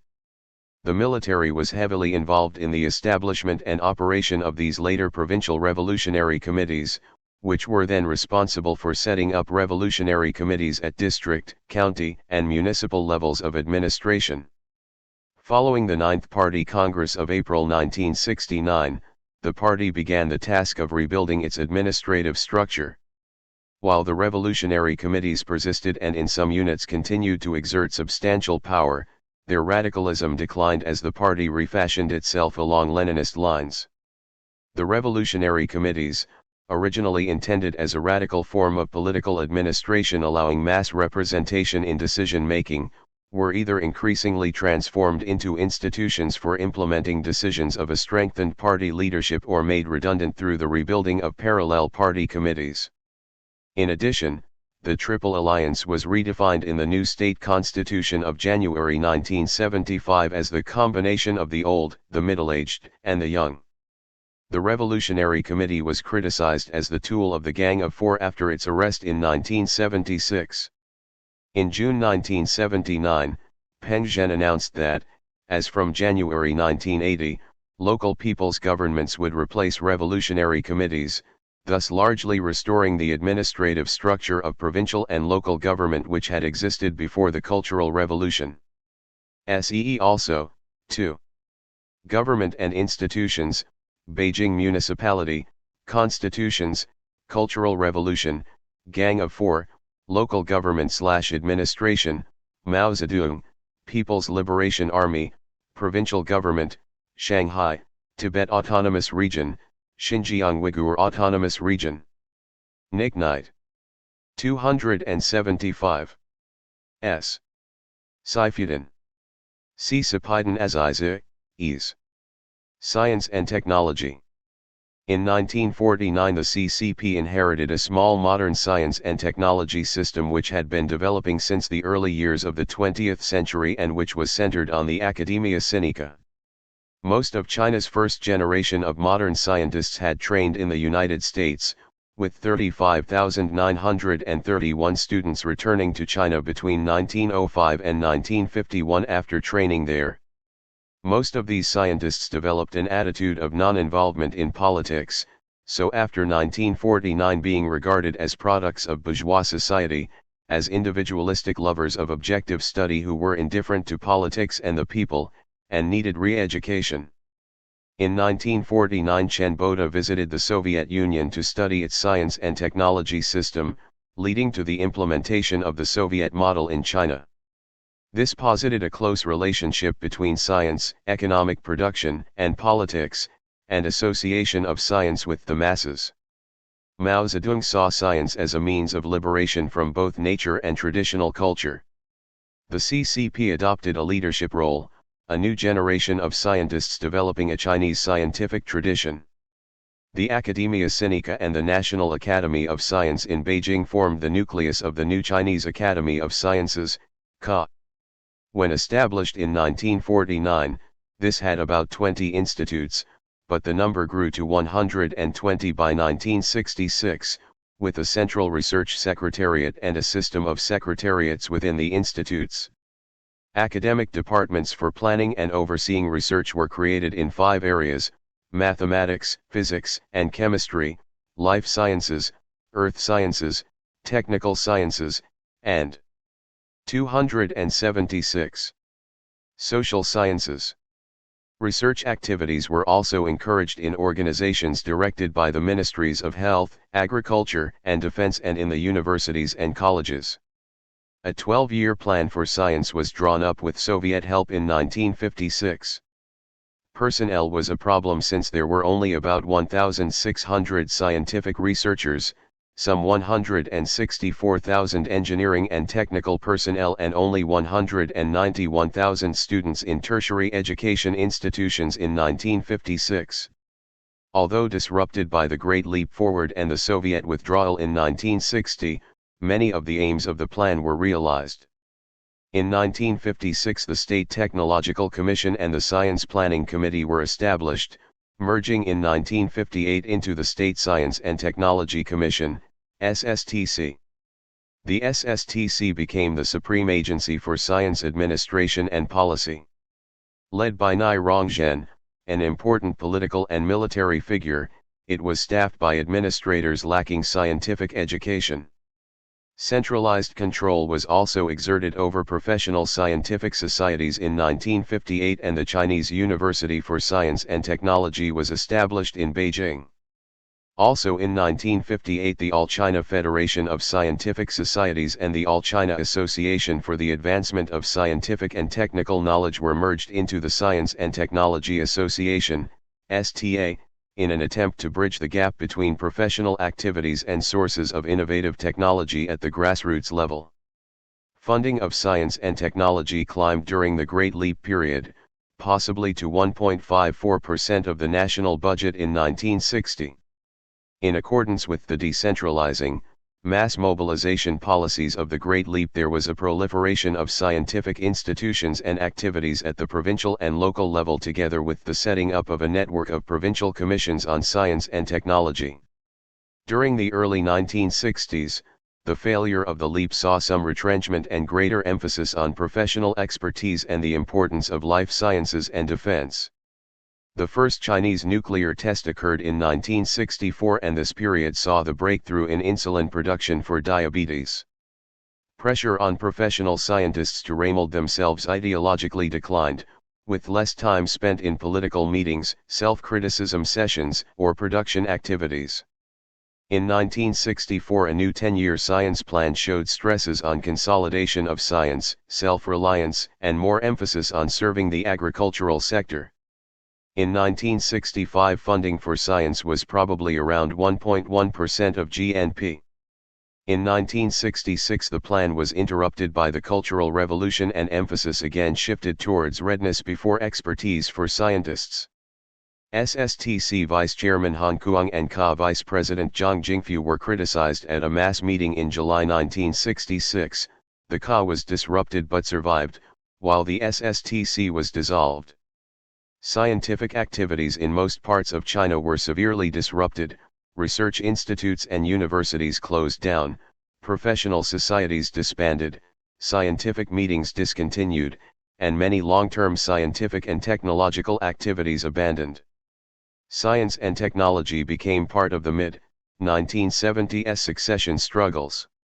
This struggle in science centered around a document known as the Outline Report on the Work of the Academy of Sciences, the outcome of a month of meetings in 1975 which Zhou Enlai had instigated advocating the four modernizations. In December 1977. 277. Fang Yi, director of the re-established SSTC, reported that the State Council had studied and approved the outline report, but the Gang of Four had tried to sabotage efforts to repair the damage done to science. The fall of the gang released a torrent of criticisms of policies towards science during the 1966–76 decade, with claims that China had fallen 10 to 20 years behind the developed nations. By the end of 1977 the four modernizations had become basic policy. Science and technology was the most important of the four, and the key to the other three. In 1978 a national science conference attended by 6,000 delegates announced plans for scientific development, with 8 priority areas: agriculture, energy, materials science, computer science, lasers, space science and technology, high-energy physics and genetic engineering. The professional science system regenerated very quickly, and by 1980 the mass science system had largely dissolved. Ties revived with the international scientific community. Despite an initial aim to resurrect the pre-1966 Soviet-style system, the reform leadership of the 1980s and 1990s moved in a different direction, placing greater emphasis on technology than science, on market mechanisms, on technology transfer and on innovation. Universities re-emerged as centers for science and technology, and ties between universities and industry strengthened. China aims at a technological revolution which will allow it to compete with and surpass developed Western nations in the 21st century. SEE also, agriculture, Beijing municipality, Chenbota, cultural revolution, education policy and system, four modernizations, Gang of Four, Great Leap Forward, health system, Mao Zedong, Soviet Union, relations with, State Council, Zhou Enlai. Beverly M. Kitching. 278. Sipaidan Aziza, Ease. Senior Uyghur leader, especially in minority nationalities affairs. Known also as Saifuddin, he was born in 1915 in Artuks County, Xinjiang, and later educated at the Central Asian University in Tashkent, 1937, becoming a member of the Communist Party of the Soviet Union. He participated in the establishment, with Soviet backing, of the Eastern Turkestan Republic in the Ili, Tachin, and Altai districts of northwestern Xinjiang in 1944. He served as Commissioner of Education during a brief coalition government arranged by Nationalist Party negotiators with the Ili rebels in 1946. He joined the CCP in 1949, and became Deputy Commander of the Xinjiang Military District, a Secretary of the Xinjiang CCP Committee and Vice Chairman of the Xinjiang People's Government. With the establishment of the Xinjiang Uyghur Autonomous Region, XUAR, he became head of the regional government, 1955–68. He was an alternate member, 1956–69 and 1973–85, and member, 1969–73 and 1985–92, of the CCP Central Committee, and an alternate member of the CCP Politburo, 1973–82.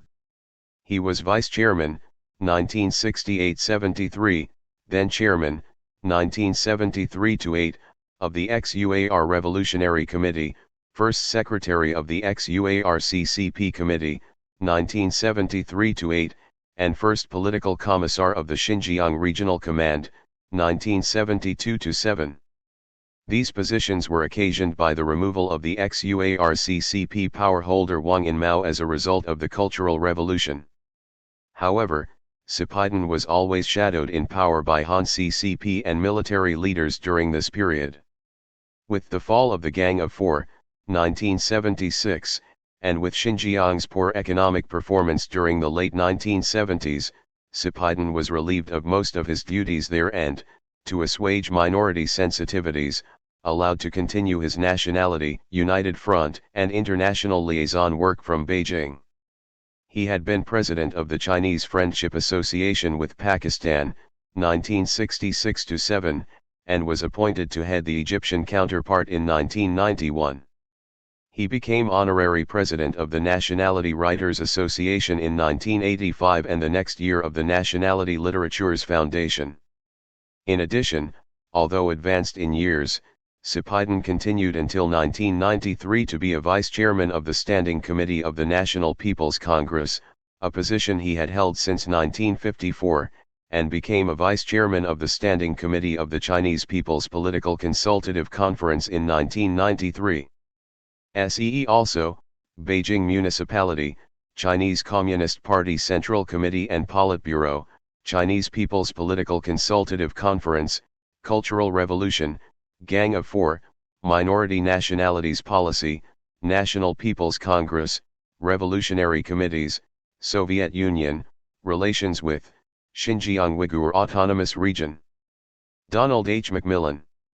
279. Shandong. A province of China, located on the lower reaches of the Yellow River. Shandong's land area constitutes 1.6% of China's total, while its population, 87.05 million at the end of 1995, was 7.2% of China's total, making the province the third most populous. With 65% of its area in the plain region, the province is well suited to agriculture, particularly the production of wheat, cotton, soybeans, and millet. With its 3,000-kilometer coastline, 1/6 of China's total, Shandong has several deep-water ports such as Qingdao, Yantai, Weihai, and Longkou, well known for international trade. Shandong is also well endowed with natural resources, including gold that ranks number 1 among China's province-level units in terms of its deposit, and diamonds, petroleum, and copper that all rank second. Between 1949 and 1979, Shandong's gross value of agricultural and industrial output, GVAO, increased at an annual rate of 8.9%. The share of gross value of industrial output, GVIO, in GVAO rose from 29% to 70% for the same period. The pace of Shandong's economic growth was relatively slow in the early years of the reform. It was in the 1990s that its pace took off to make Shandong one of the fastest developing provinces. The annual growth rate of GVIO for 1990-4 was 40.1%, while that for 1978-85 was 12.9%, the figures for GDP being 26.7% and 17.2% respectively. In 1993, only 8 provinces managed to mark a per annum growth of GDP higher than 20% or over that of 1989, Shandong being fourth behind Zhejiang, Fujian, and Hainan, while equaling Guangdong. Furthermore, Shandong's per annum growth rates of GDP, GVAO and international trade in 1979-94 have all far exceeded the national average. Shandong's agricultural growth has been remarkable, with its annual growth rate being 3 times the national average. Shandong's contribution to China's national income also rose from 6.5% in 1978 to 9.2% in 1993. Throughout its history, replete with natural disasters, the people of Shandong have tended to be anti-outsider. The province's predominantly Han composition, over 99%, further reinforced its parochialism. Yet, in its relations with the center, Shandong has rarely been a resistor. It ranked 13th in its pace of carrying out agricultural cooperativization in 1954-6.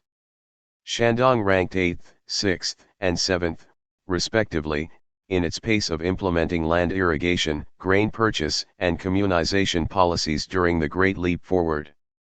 In establishing its Provincial Revolutionary Committee in 1967, Shandong was the second fastest. In the post-Mao period, too, the province was more compliant than resistant. In implementing agricultural decollectivization, Shandong's pace remained consistent, closely matching the national average. It seems that Beijing is geographically and politically close enough to Shandong to cast a significant shadow over the province's behavior. The most crucial reward for Shandong's compliance was that the center permitted a wide latitude in the selection of provincial leaders. Since 1987, All party secretaries and governors were Shandong. 280. Natives with extensive working experiences in the province. Furthermore, serving as governor seems to have become a prerequisite for the party secretary position, as the successive cases of Liang Buting, Zhang Chenyuan, and Zhao Zhaihao show. The assignment of Wu Guanzheng, a Jiangxi native with no working experience in Shandong, to the party secretary position in March 1997 constitutes a departure from this pattern. Shandong's fiscal contribution went well beyond budgetary sharing. There were many special levies and funds appropriated from the province, including the State Energy, Transportation and Key Construction Fund, State Budget Adjustment Fund, local government loans, specific items remittances and extra fiscal contribution. Most importantly, as of 1994, only 3.7% of the 5,034 state enterprises in Shandong were owned by the central government. But these enterprises accounted for 34% of the GVIO of the province's state enterprises. Thus, Shandong's annual budgetary remittance of 287 million yuan, Chinese dollars renminbi, was insignificant compared to the total size of incomes generated within Shandong but accrued to the central coffer, 16.9 billion in 1994, accounting for 56% of all revenue incomes produced within the province. In return for its heavy fiscal contribution, Shandong benefited from various preferential policies granted by Beijing. The coastal development strategy considerably benefited the Jiaodong Peninsula region at the expense of the inland. With the notable exception of agriculture, in which the inland region reached up to 3/4 of its coastal counterpart, enormous disparities are found in per capita income, GVIO and foreign economic relations. As of 1994, the three coastal cities of Qingdao, Yantai, and Vifang accounted for 55% of the province's exports and 60% of its foreign direct investment, while the figures for the four inland prefectures of Hez, Liaochang, Linyi, and Dezhou were only 12.6 and 6.3, respectively. The regional distribution of poverty is another indicator. While the Eastern Peninsula region had none of its counties designated as poverty-ridden by the central or provincial governments, the Middle Belt region had a total of 9 and the Western region 10. SEE also, agriculture, Great Leap Forward, international trade, Zhangquanyan, revolutionary committees. J. Ho Chung. 281. Shanghai. China's largest city and largest port, Shanghai is China's principal industrial center.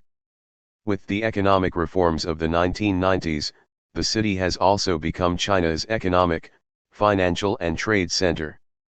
The CCP was long ambivalent about pre-1949 Shanghai. It was a sink of iniquity, a modern city with lopsided development, and yet it was the cradle of China's modern industry and commerce, a window for the spreading of modern Western learning, and the forefront of the struggle against imperialism and feudalism in modern times. Shanghai was a flourishing port well before the 19th century. During the Ming Dynasty, 1368 to 1644, there were over 1 million people in the area which is now Shanghai Municipality, and over 3 million as early as 1816. Shanghai was one of the 5 ports opened in 1842 by the Treaty of Nanjing. Much of Shanghai's importance derives from its favorable geographical location near the mouth of the Yangtze River, making it a portal to China's vast central hinterland. Situated on the central coastline, it also has access to ports in both North and South China.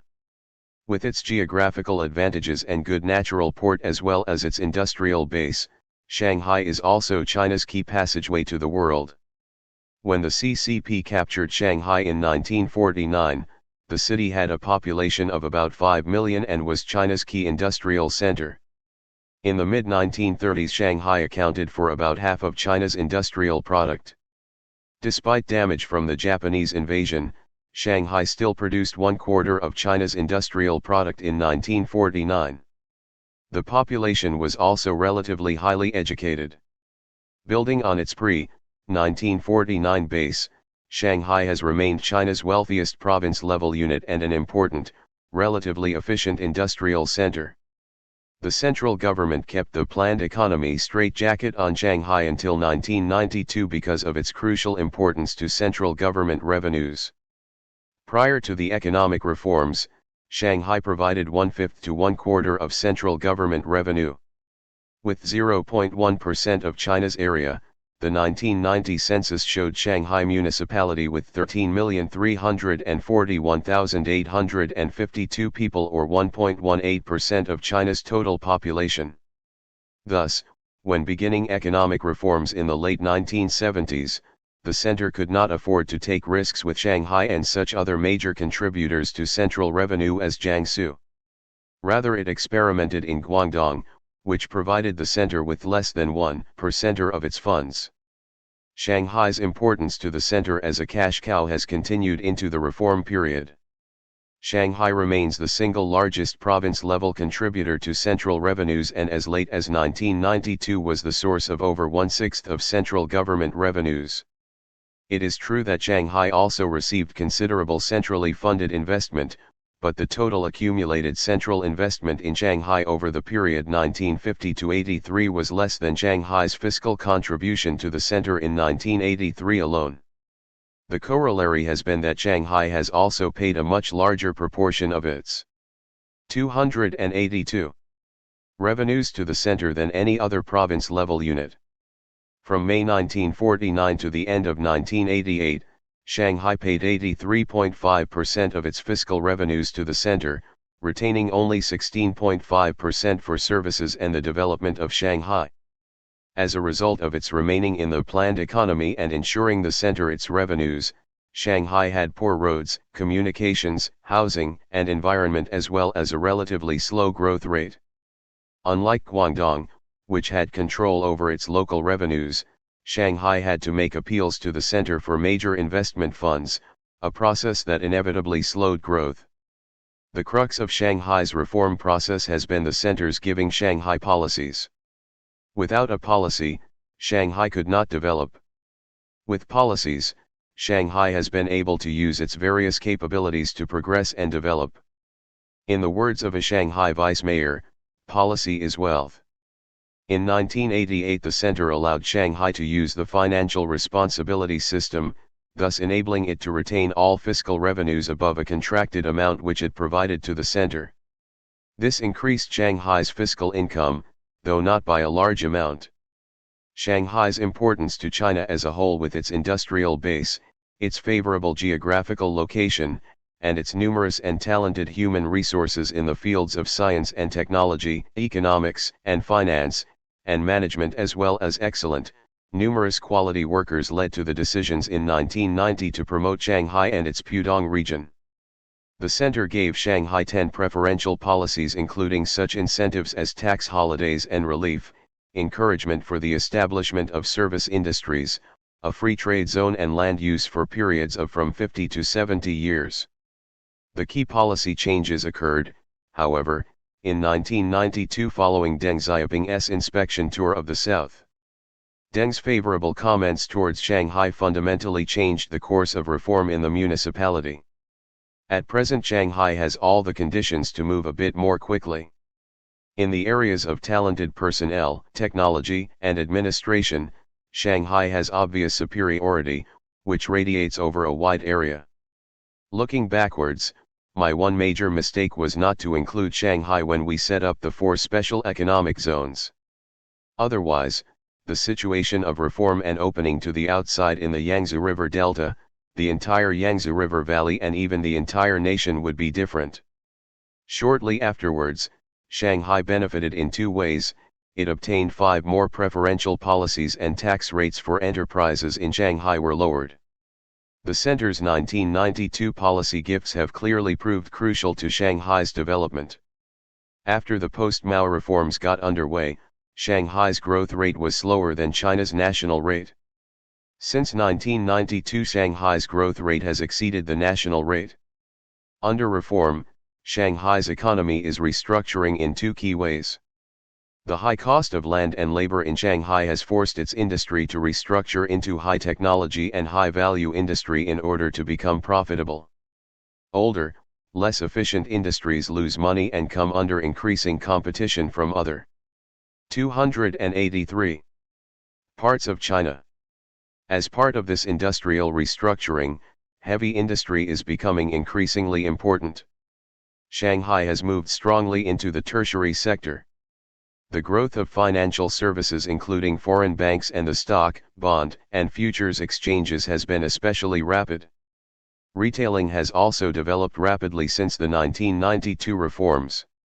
The reforms have provided Shanghai's leadership with the financial capability to improve the city's infrastructure.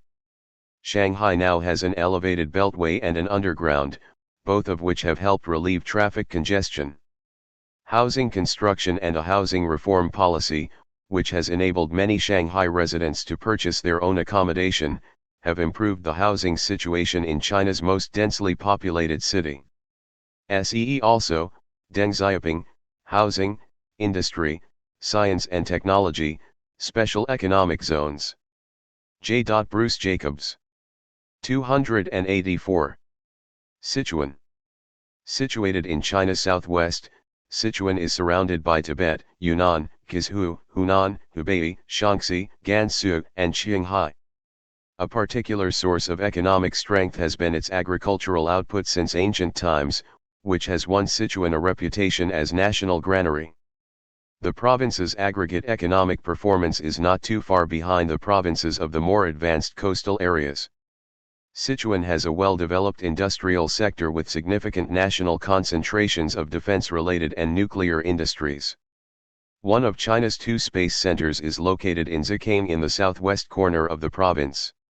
Sichuan is also one of China's four major centers for the metallurgical, engineering, electronic and chemical industries. While one of largest provincial economies in China, Sichuan's population, 111.62 million in 1995 and much the largest among China's provinces, means that its per capita economic performance places it among the poorest provinces.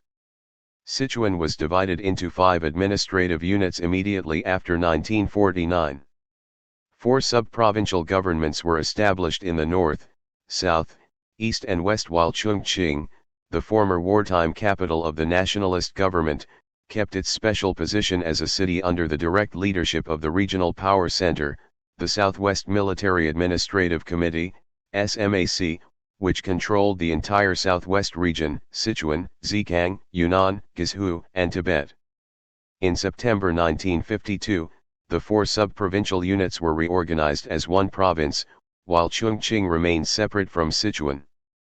In 1953, Chongqing was upgraded as a city controlled directly by the central government. In July 1954, when the SMAC was abolished, Chongqing reverted to Sichuan. In 1955, as a result of negotiations between the central and Tibetan governments, Zikang province was abolished, its eastern part being put under Sichuan and its western returning to Tibet. In March 1997, the National People's Congress formally decided to split Chongqing off from Sichuan to become China's 4th province-level municipality.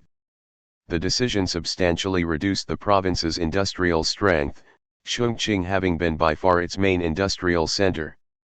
Local politicians before the Cultural Revolution were mainly army leaders and former local underground communists, with a strong presence in the whole region from the 2nd Field Army, led by Deng Xiaoping and Liu Bachan, and Marshal He Long and his 1st Field Army controlling the north and west, about half the province.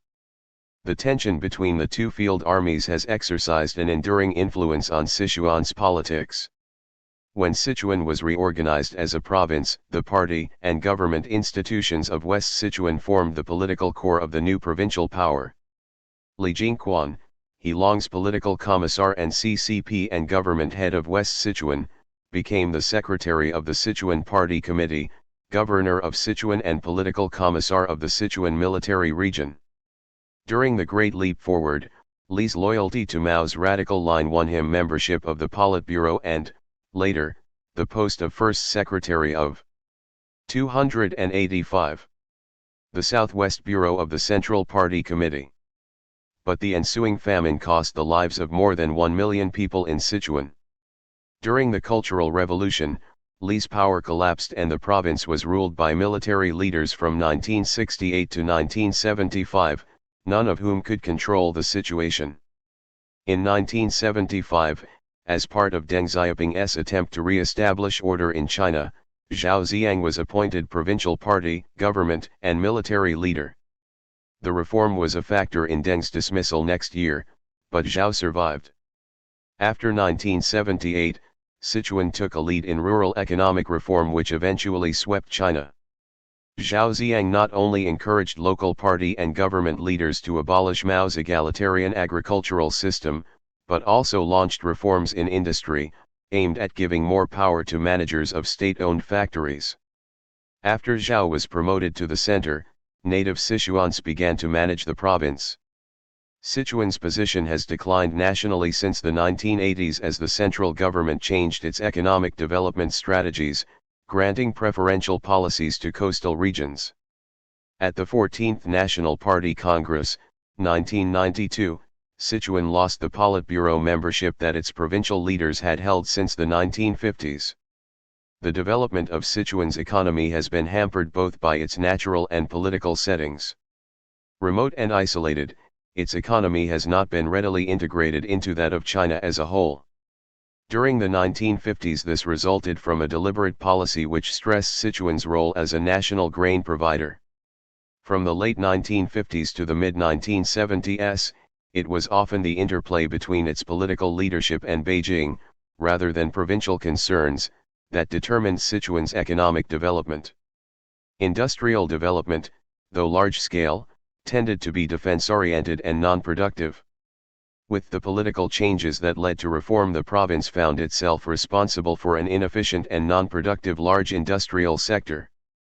The 1980s and 1990s have again seen the province facing the difficulty of integrating into a national economy characterized by an imbalanced growth strategy, though this time one driven by market forces rather than planned allocations. Its relationships with Beijing and with other parts of China remain prime concerns for Sichuan's leaders. Also, Cultural Revolution, Deng Xiaoping, Great Leap Forward, Industry, National Party Congress, National People's Congress, Tibet Autonomous Region, Zhao Ziyang. Jianhong. 286. Sino-Indian Border War, 1962. A short war fought from October 20, 1962 until November 20, 1962 in two segments of the Sino-Indian border, Ladakh in the west and the Northeast Frontier Agency, NEFA, in the east. The de facto Sino-Indian border ran along the McMahon Line, established at the Simla Conference of 1913-14 and called after Sir Henry McMahon, who led the British delegation at the conference. While independent India accepted this border, no Chinese authorities had ever done so during the 1950s. Relations between China and India were extremely friendly, based on a mutual hatred of imperialism and colonialism.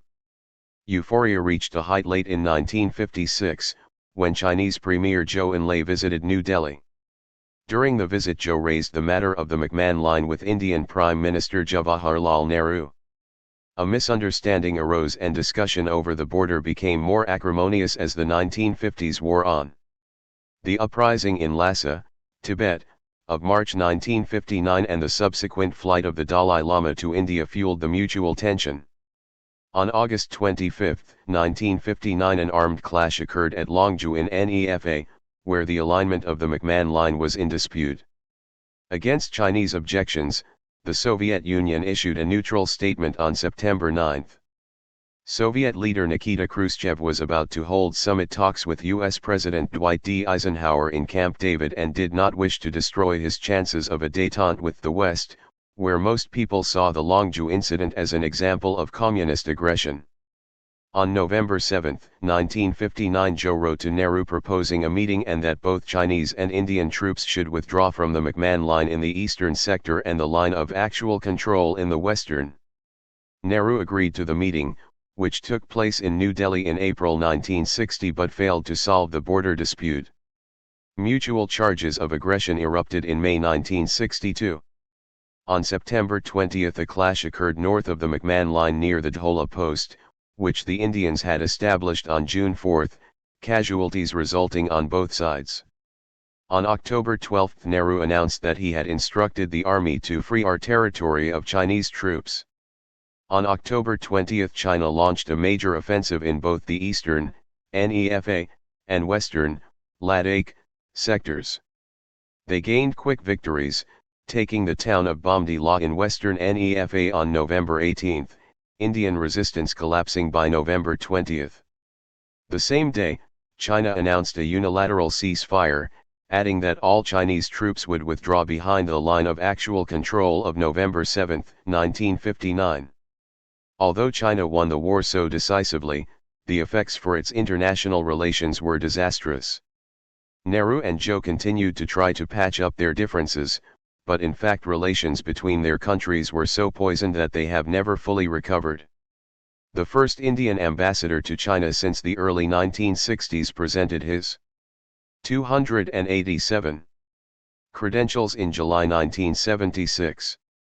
Relations did not revert to normal until Rajiv Gandhi visited Beijing in December 1988, the first time for an Indian Prime Minister since Nehru in October 1954. There was also a serious impact on Sino-Soviet relations.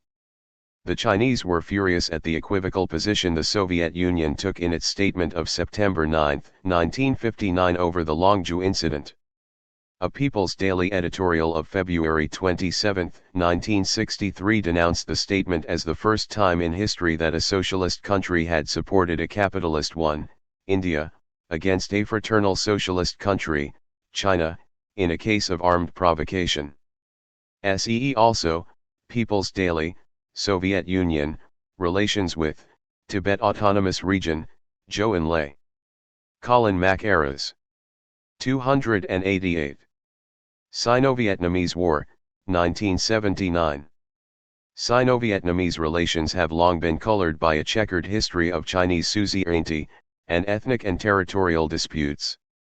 The Unified Socialist Republic of Vietnam, formally established in 1976, increasingly turned to the Soviet Union for aid and support in its quest for national reconstruction and sub-regional dominance.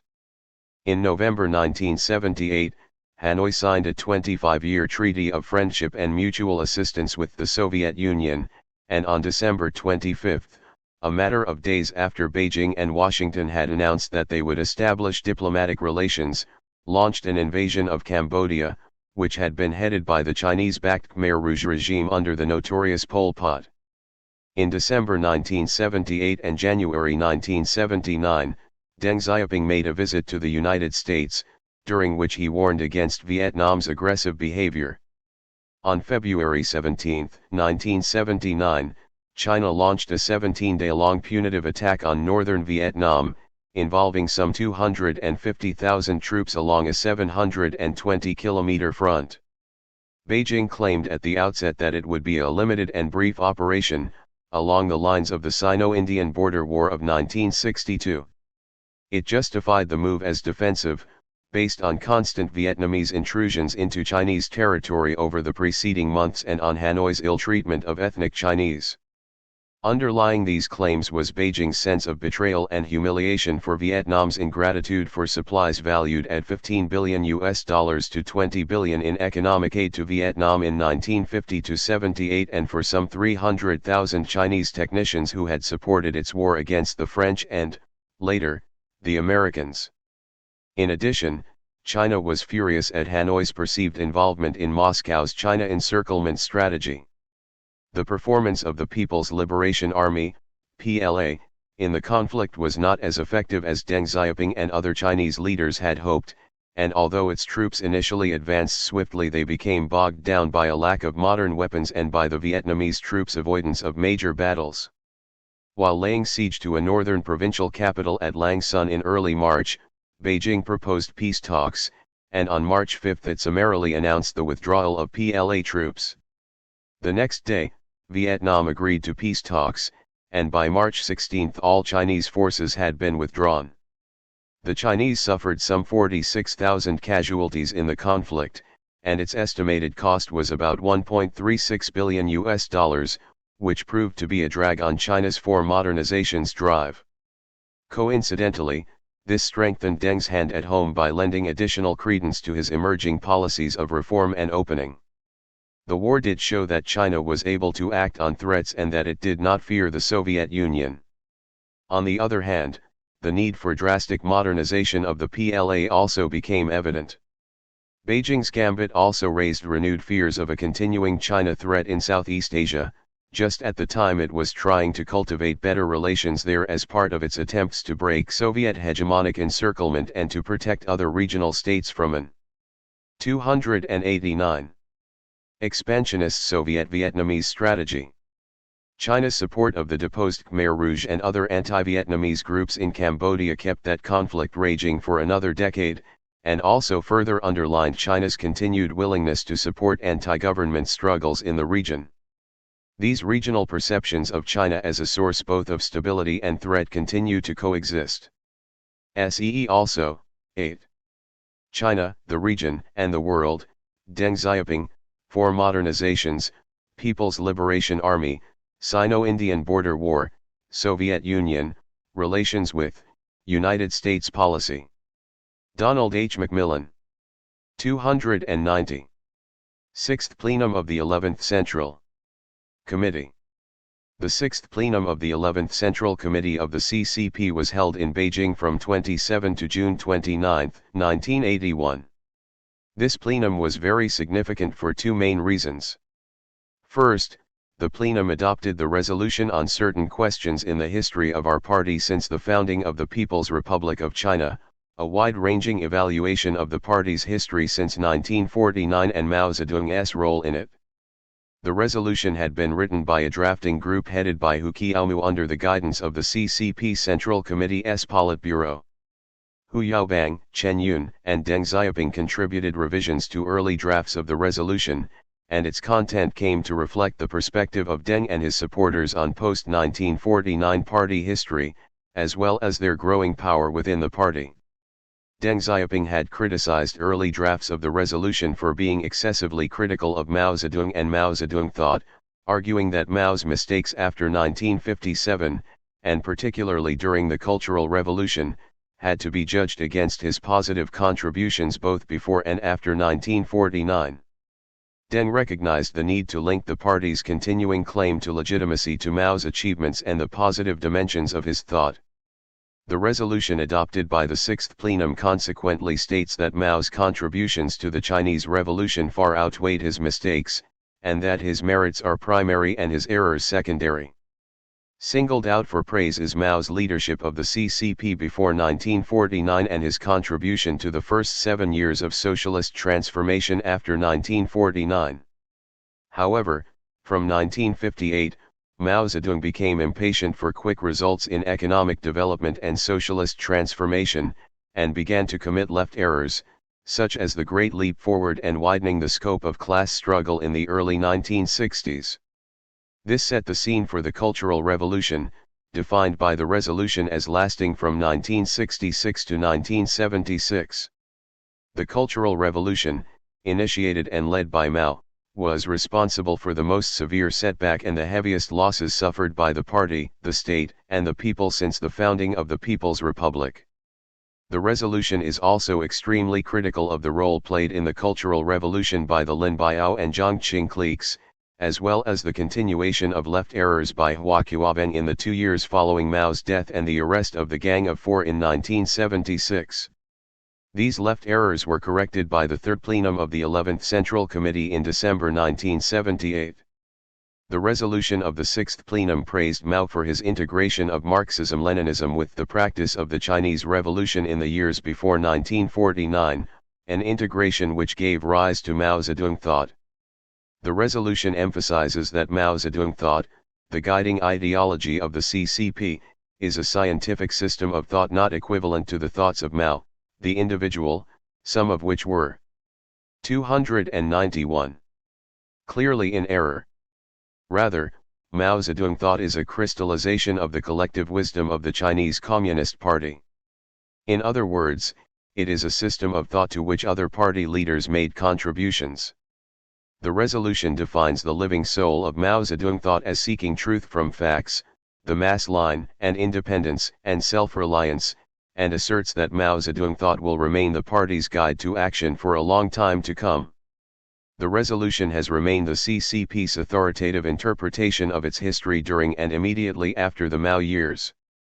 It stands in the tradition of the resolution on some questions in the history of our party adopted by the 7th National Party Congress in April 1945, which affirmed Mao Zedong's dominance of the CCP and the correctness of his line in previous intra-party struggles. Second, the 6th plenum is also significant as it saw the demotion of Hua Qiubang to the position of Central Committee Vice Chairman. Since Mao's death, Hua had occupied the positions of Chairman of the Central Committee and Chairman of the Central Military Commission. His loss of these two positions and his demotion to Vice Chairman of the Central Committee reflected the growing dominance of Deng Xiaoping and his supporters within the party.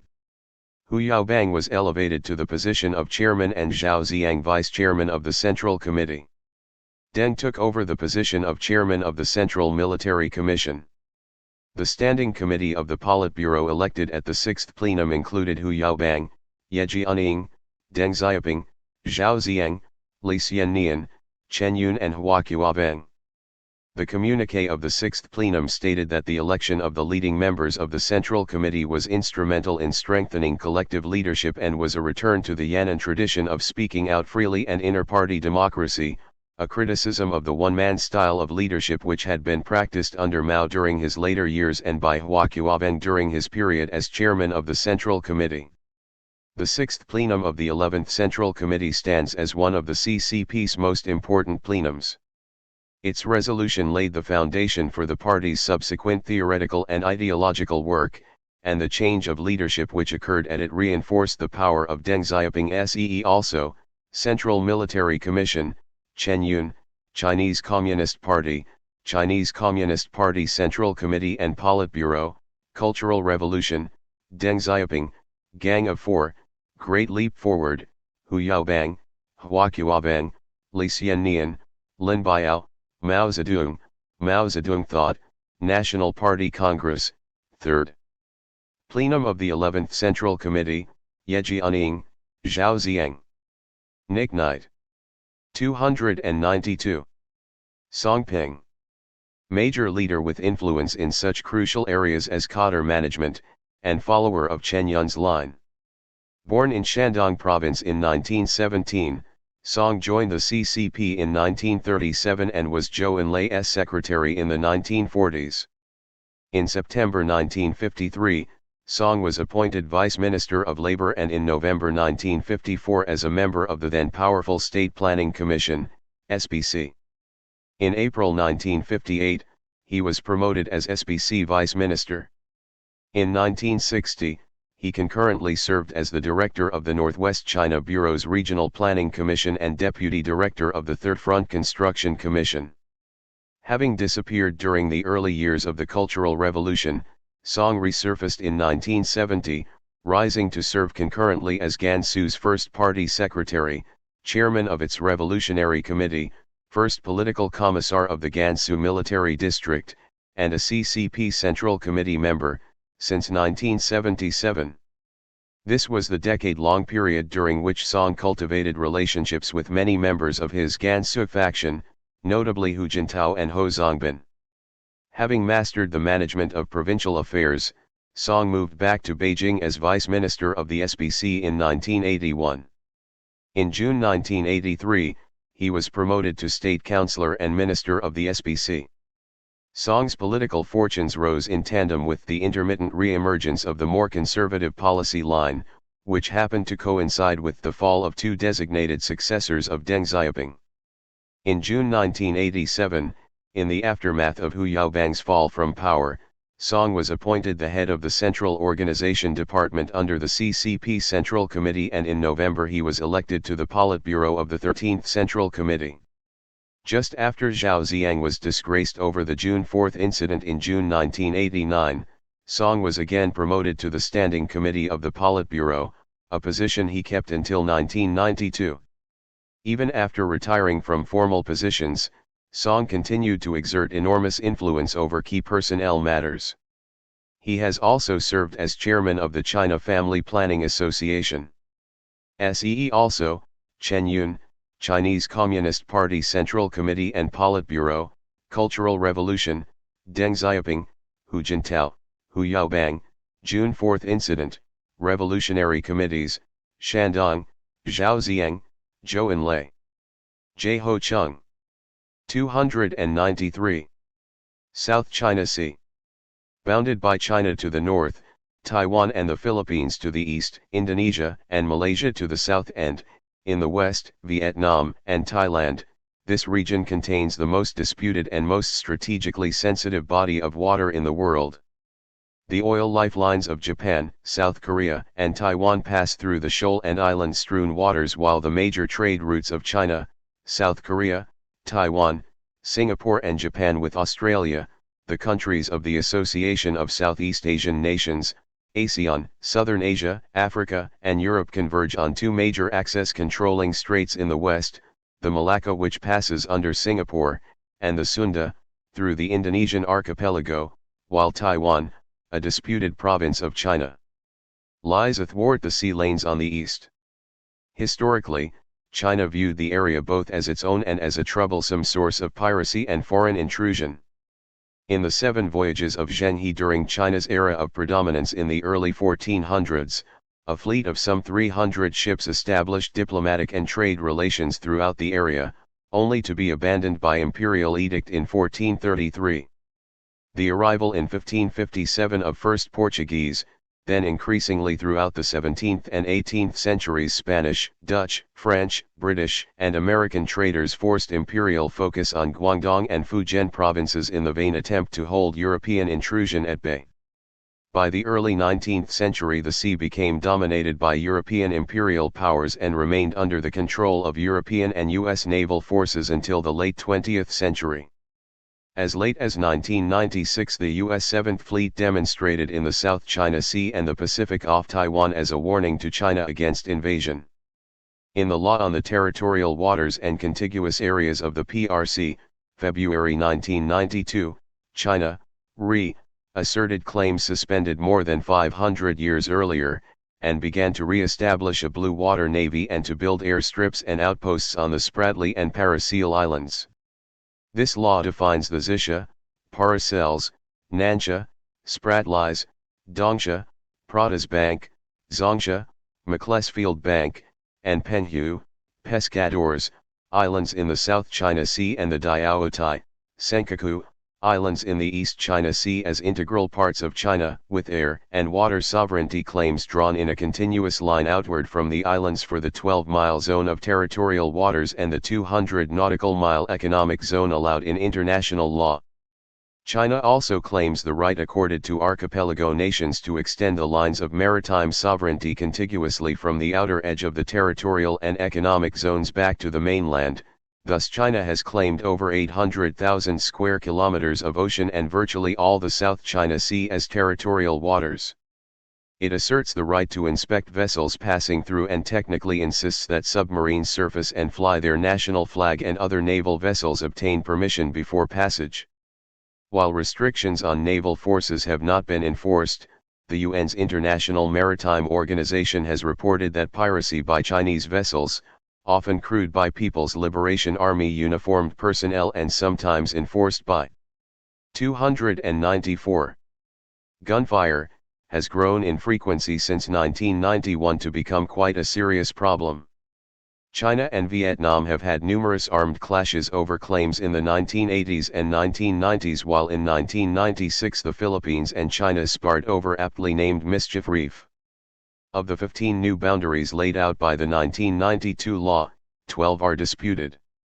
In 1992 the ASEAN ministerial meeting made a declaration on the South China Sea which called for settlement of claims by peaceful means, without resort to force.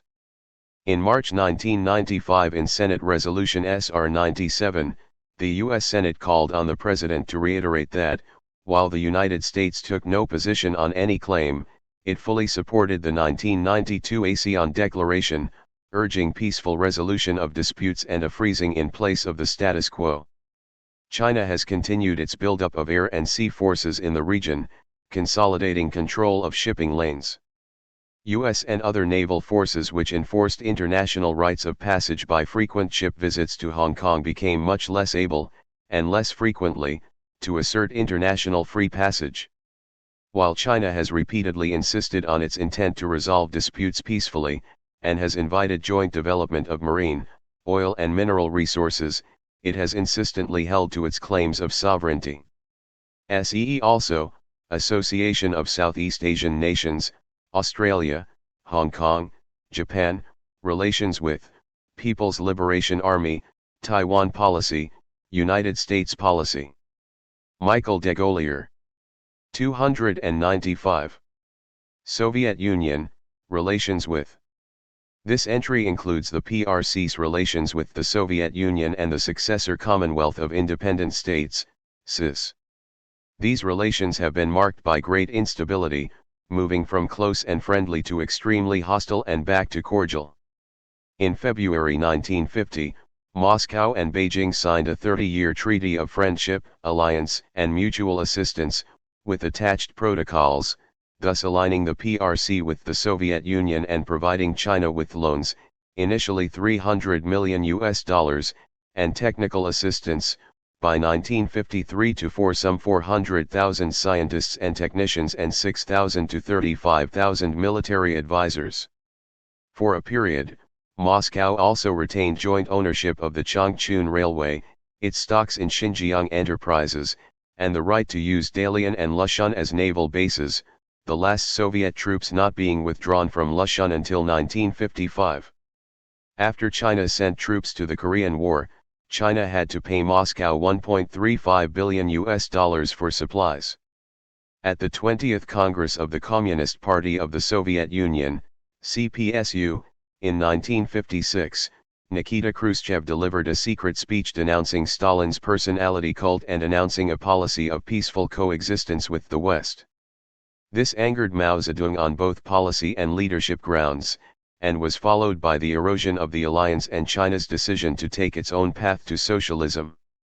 Escalating polemics led Moscow to recall 1,390 technicians from China and cut all aid in 1960.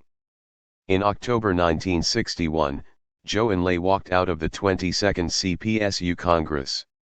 During the early 1960s, Beijing accused Moscow of fomenting armed clashes along their increasingly militarized 4,150-mile border and claimed some 1.5 million square miles of territory seized by Russia under the unequal treaties. China criticized Khrushchev for capitulationism following the 1962 Cuban Missile Crisis and the signing of the 1963 Limited Test Ban Treaty. Soviet aid now gone, China developed its own nuclear weapons program, testing its first device in 1964. In March and August 1969 armed clashes occurred along the border at the Ushuri River in the northeast and in Xinjiang in the west. Sino-Soviet contention for leadership in the world communist movement and for influence in the Third World also intensified. After Moscow's invasion of Czechoslovakia in 1968, China attacked both US and Soviet imperialism. Fears of a possible Soviet preemptive nuclear strike led to tunnel digging throughout China. Significantly, Beijing also began a reassessment of its relations with the United States. In November 1978, Vietnam signed a security agreement with Moscow. In December, with Soviet support, Hanoi invaded Cambodia, overthrowing the pro-China Pol Pot regime. In January 1979, Beijing abrogated the 1950 Sino-Soviet Treaty, and in February China launched an attack against Vietnam, see Sino-Vietnamese War, 1979, one reason being its participation in Moscow's campaign of encirclement against China. Meanwhile, to China's fury, Soviet troops occupied Afghanistan at the end of 1979. 296. In 1980, Deng Xiaoping outlined 3 obstacles to Sino-Soviet rapprochement: Soviet support for Vietnam's occupation of Kampuchea, Cambodia, the Soviet presence in Afghanistan, and Soviet troops along the Sino-Soviet and Sino-Mongolian borders. In his Tashkent speech of March 1982, Leonid Brezhnev acknowledged Chinese sovereignty over Taiwan and proposed discussions to improve bilateral relations. In December 1984, First Deputy Chairman of the Soviet Presidium Ivan Arkhipov visited Beijing and concluded a series of economic agreements, including the renewal of cross-border trade. In March 1985, Vice Premier Li Peng attended the funeral of Soviet leader Konstantin Chernenko, meeting successor Mikhail Gorbachev. These were clear signs of a rapprochement. Gorbachev's Vladivostok speech of July 28, 1986 was a key step in this process, since he specifically agreed to resolve the three obstacles to improved relations with China. In May 1987, Moscow announced the removal of a mechanized division from Mongolia, and in 1988 the Geneva Agreement on Afghanistan provided for Soviet withdrawal, the last troops being removed in February 1989, and Gorbachev offered further efforts to resolve the Cambodian imbroglio. In mid-May 1989, Gorbachev's China visit symbolized the normalization of Partito-party relations, but was overshadowed by the student demonstrations in Tiananmen Square, see June 4 incident. To many of the protesters, his program of openness with democratization represented a model which China should emulate, a view not shared by most CCP leaders. Gorbachev suggested only that there might be greater dialogue between the protesters and authorities. In April 1990, Li Peng visited a Soviet Union in the throes of disintegration amidst rising ethno-nationalism. In Jiang Zemin's return visit to Moscow in May 1991, he stated that Sino-Soviet relations were based on the 5 principles of peaceful coexistence but could not return to the situation which had prevailed in the 1950s. He stressed the importance of stabilizing the Eurasian region through agreements defining the eastern and western borders between the two states. In the event, 2 such agreements followed, in May 1991 and September 1994, although by the time of the second the Soviet Union had collapsed. When the Soviet Union disintegrated into the loose Commonwealth of Independent States, CIS, in December 1991, Foreign Minister Chiang Kai-shek immediately proclaimed the friendship of the Chinese people for all the peoples of the new republics, as well as an intention to develop relations with them on the basis of non-interference.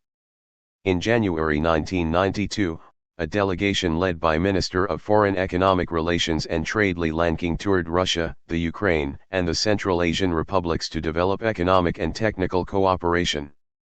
Russian President Boris Yeltsin's visit to China in December 1992 confirmed the cooperative nature of relations with the signing of a joint declaration on the basis of relations, providing that neither side should join any military or political alliance against the other nor harm the sovereignty or security interests of the other. Premier Li Peng made a 4-nation, 10-day Central Asian tour in April 1994 to solidify working relations with these states and to counter any support for separatist 297 groups in Xinjiang. In fact, the upsurge in trade along the borders brought with it a heightened contact between kindred ethnic groups which was tinged by Islamic and ethno-nationalist sentiments. In April 1996, Yeltsin's visit to China was hailed by Beijing as the culmination of a new strategic partnership of equality, mutual confidence, and mutual coordination, according to which each side would inform the other about their military exercises and would not target or attack one another. While the two sides reiterated their strict observance of the principles set forth in the joint statement of December 1992, reconfirmed in September 1994, this arrangement fell short of a new military alliance against the U.S., due largely to Russian reluctance to place obstacles in the way of access to Western trade and technology. In 1985, when the trend towards normalization of relations was gathering momentum, trade between China and the Soviet Union stood at US $1.9 billion, 3% of China's total trade. By 1993, the volume of trade between China and Russia reached $7.68 billion, an increase of 23 to 5% over 1992, while trade with other states of the former Soviet Union stood at $1.34 billion, an increase of 40% over 1992. China had become Russia's second biggest trading partner after Germany, while Russia ranked 7th among China's trading partners. The generally more prosperous economic conditions on the Chinese side of the borders probably had positive spin-offs so far as local public satisfaction and security there were concerned. In 1994, trade slowed somewhat, in part due to tighter CIS regulations and fees and Chinese efforts to assure that trade was not accompanied by contraband, illegal immigration, and/or any other potentially hostile phenomena. Following the Soviet Union's demise, China also sought defense technology and expertise from the successor states, partly as a less expensive source of weaponry and expertise and as a counter to U.S. power and perceived neo-containment. This included the purchase and delivery of 22 Sukhoi advanced fighter aircraft and a series of military exchanges and dialogues. In Shanghai in April 1996 and in Moscow in April 1997 the presidents of China, Russia, Kyrgyzstan, Tajikistan, and Kazakhstan signed 2 communiques demilitarizing the Chin-ACIS borders. China also reaffirmed its support for Russia's admission to the Asia-Pacific Economic Cooperation Community. Interestingly, Russia stated that it would not establish official relations nor enter into official contacts with Taiwan, although in December 1996 it opened a representative office there. Taiwan had established a similar office in Moscow in 1993, and agreed to begin air links with the island in 1997. In sum, by 1997 relations between China and the states of the former Soviet Union were generally cordial and businesslike, and while they would continue to be influenced by domestic developments and bilateral issues they would not be conducted in a vacuum nor would they fail to be colored by history and proximity. See also, 8. China, the region, and the world, Asia-Pacific Economic Cooperation, Deng Xiaoping, Jiang Zemin, Korean War, Li Lanqing, Li Peng, Mao Zedong, Chiang Kai-shek, Sino-Vietnamese War, Taiwan Policy, Third World Policy, United States Policy, Xinjiang Uyghur Autonomous Region, Zhou Enlai. Donald H. McMillan. 298. Special Economic Zones. Inspired by the success of export processing zones in Taiwan and Asian countries, China officially decided in August 1980 to establish Special Economic Zones, SEZs, in Guangdong and Fujian provinces. The decision to establish the SEZs had the blessing of Deng Xiaoping, who always defended them in the face of criticism from those who either opposed the SEZ concept or were critical of their performance. In terms of achieving their objectives, the SEZs have had mixed results. In the mid-1990s, the special privileges enjoyed by the SEZs have also come under criticism from the leaders of inland provinces. 3 of the original 4 SEZs, Shenzhen, Zhuhai, and Jiantou, are located in Guangdong, the 4th, Xiamen, being in Fujian province. They were chosen for their close proximity to Hong Kong or Taiwan, see Taiwanese PRC trade and investment, as well as for being a safe distance away from the major population centers where the old centrally planned economy was to remain in operation for the foreseeable future. On April 13, 1988, the National People's Congress adopted a resolution upgrading Hainan Island to the status of a province and a SEZ, and it thus became the 5th and largest such zone. In addition to the objectives of attracting foreign capital and technology which are common to most export processing zones, China's SEZs were also intended to serve 2 other functions.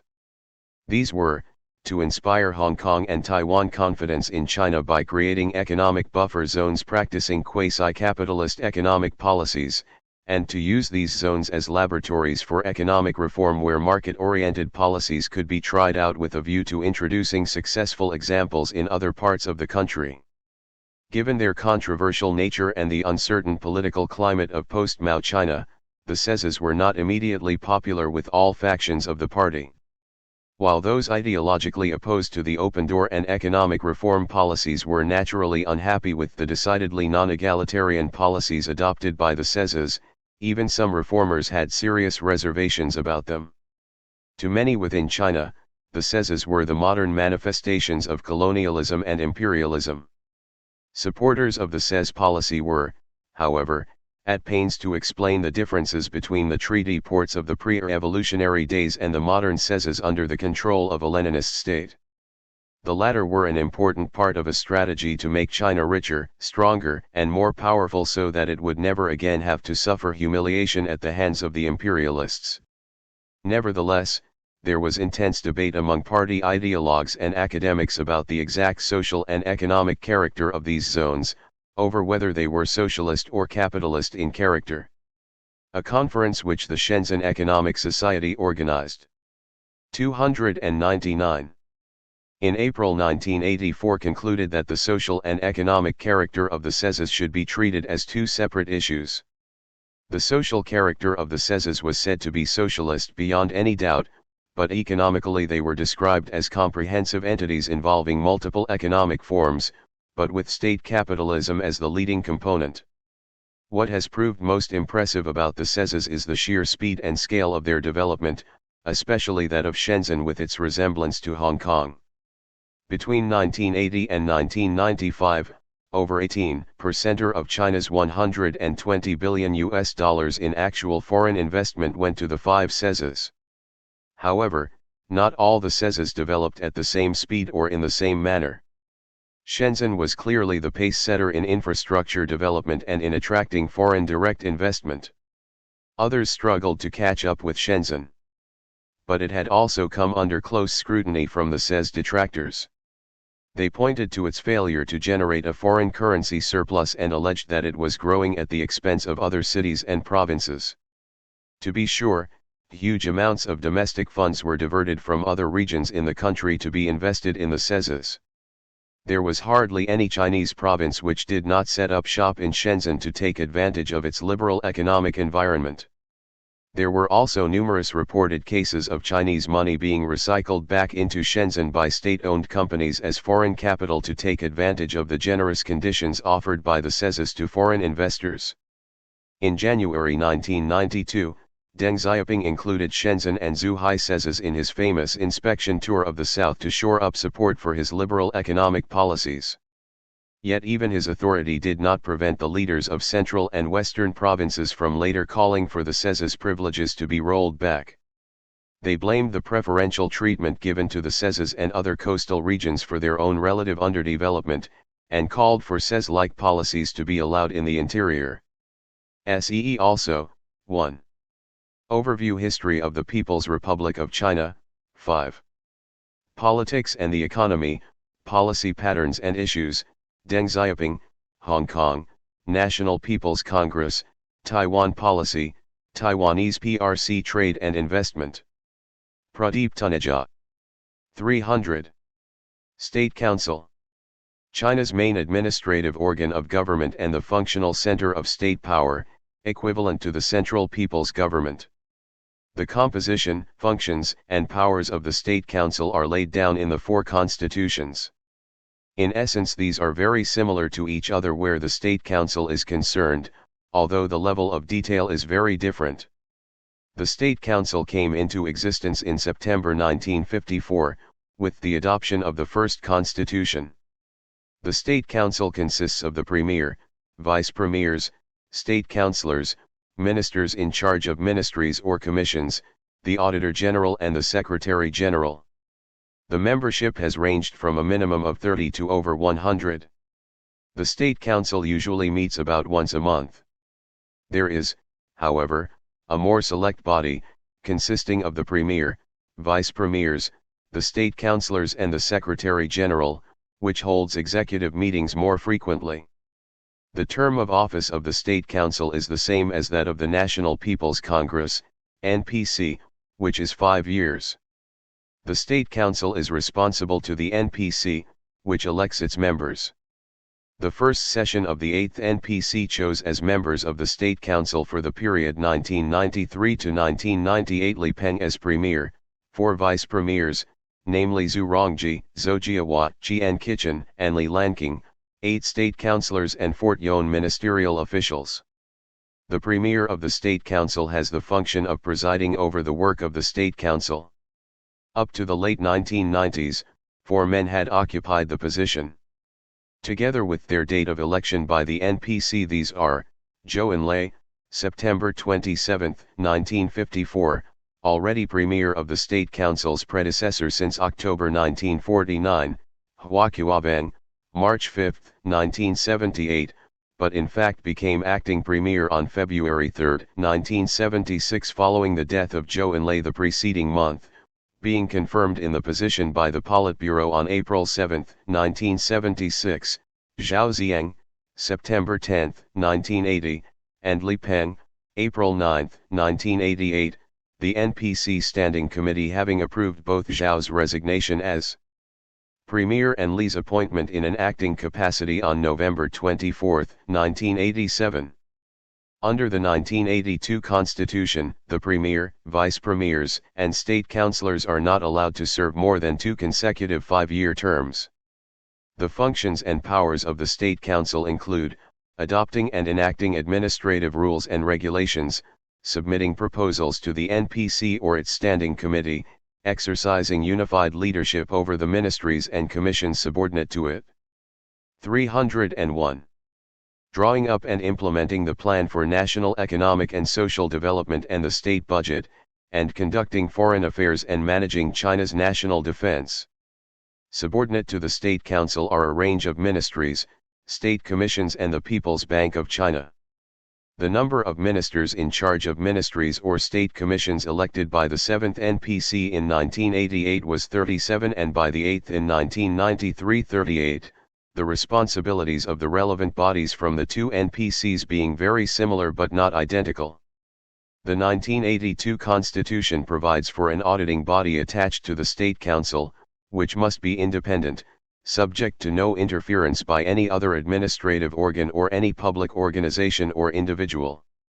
Ministries under the State Council include those of Foreign Affairs, Civil Affairs, Finance, Labor, Railways, Justice, Communications, Culture, Agriculture, and several in the industrial sphere. In the period of reform since 1978, the state commissions include the State Nationalities Affairs Commission, the State Science and Technology Commission, and the State Family Planning Commission. In June 1985, the NPC Standing Committee replaced the Ministry of Education with the State Education Commission. This change came at the same time as major educational reforms were announced and implied a higher importance for education in China's overall modernization program. In addition to the ministries and commissions, there are numerous units, administrative offices, subordinate institutions, and bureaus. Their functions are wide-ranging, and include the State Statistical Bureau, the State Environmental Protection Bureau, the Civil Aviation Administration of China, the New China News Agency and the Chinese Academies of Sciences and Social Sciences. In March 1993, the NPC approved a plan to streamline the State Council and its administrative structures. The plan envisaged that the size of government staff would be cut by about 1/5 and that the number of subordinate units, offices, and bureaus would be sharply reduced. Although China's state structure suffered enormously during the Cultural Revolution, the State Council was relatively stable. The reason for this was Zhou Enlai's negotiating, administrative and stabilizing influence at the time, and his ability to weave his way through Mao Zedong's policies and instructions, minimizing the damage they caused without angering Mao. In the period of reform, the influence of the State Council has tended to increase. The reason for this is the primacy of economic issues during the period. Among the 37 and 38 ministries and commissions subordinate to the State Council, as elected by the 7th and 8th NPCs in 1988 and 1993 respectively, 20 were directly economic in nature. See also, 2. Government and institutions, constitutions, Cultural Revolution, education, Hwakuabang, Li Lanqing, Li Peng, Mao Zedong, National People's Congress, New China, Xinhua, News Agency, People's Bank of China, Qian Kitchen, Zhao Ziyang, Zhou Enlai, Zhu Rongji, Zhou Jiahua. Colin Mackerras. 302. State economic structures. After 1949, China's state economic structure was based on state ownership of the means of production and administrative planning for the allocation of resources. It was thus a system of ownership and a system of economic production. The structure was shaped by the centralized pattern of commissions and ministries under the State Council, with their hierarchy of subordinate offices and enterprises, and by the economic departments of provincial and municipal governments, with authority within their territorial area. The responsibilities for economic policy and control of state enterprises were shared between the central hierarchies and the local governments, with shifts in the balance of authority at various times. The planning model adopted in the 1950s tended to emphasize centralization, while Mao Zedong promoted greater decentralization. As a result, state enterprises have experienced mixed lines of control.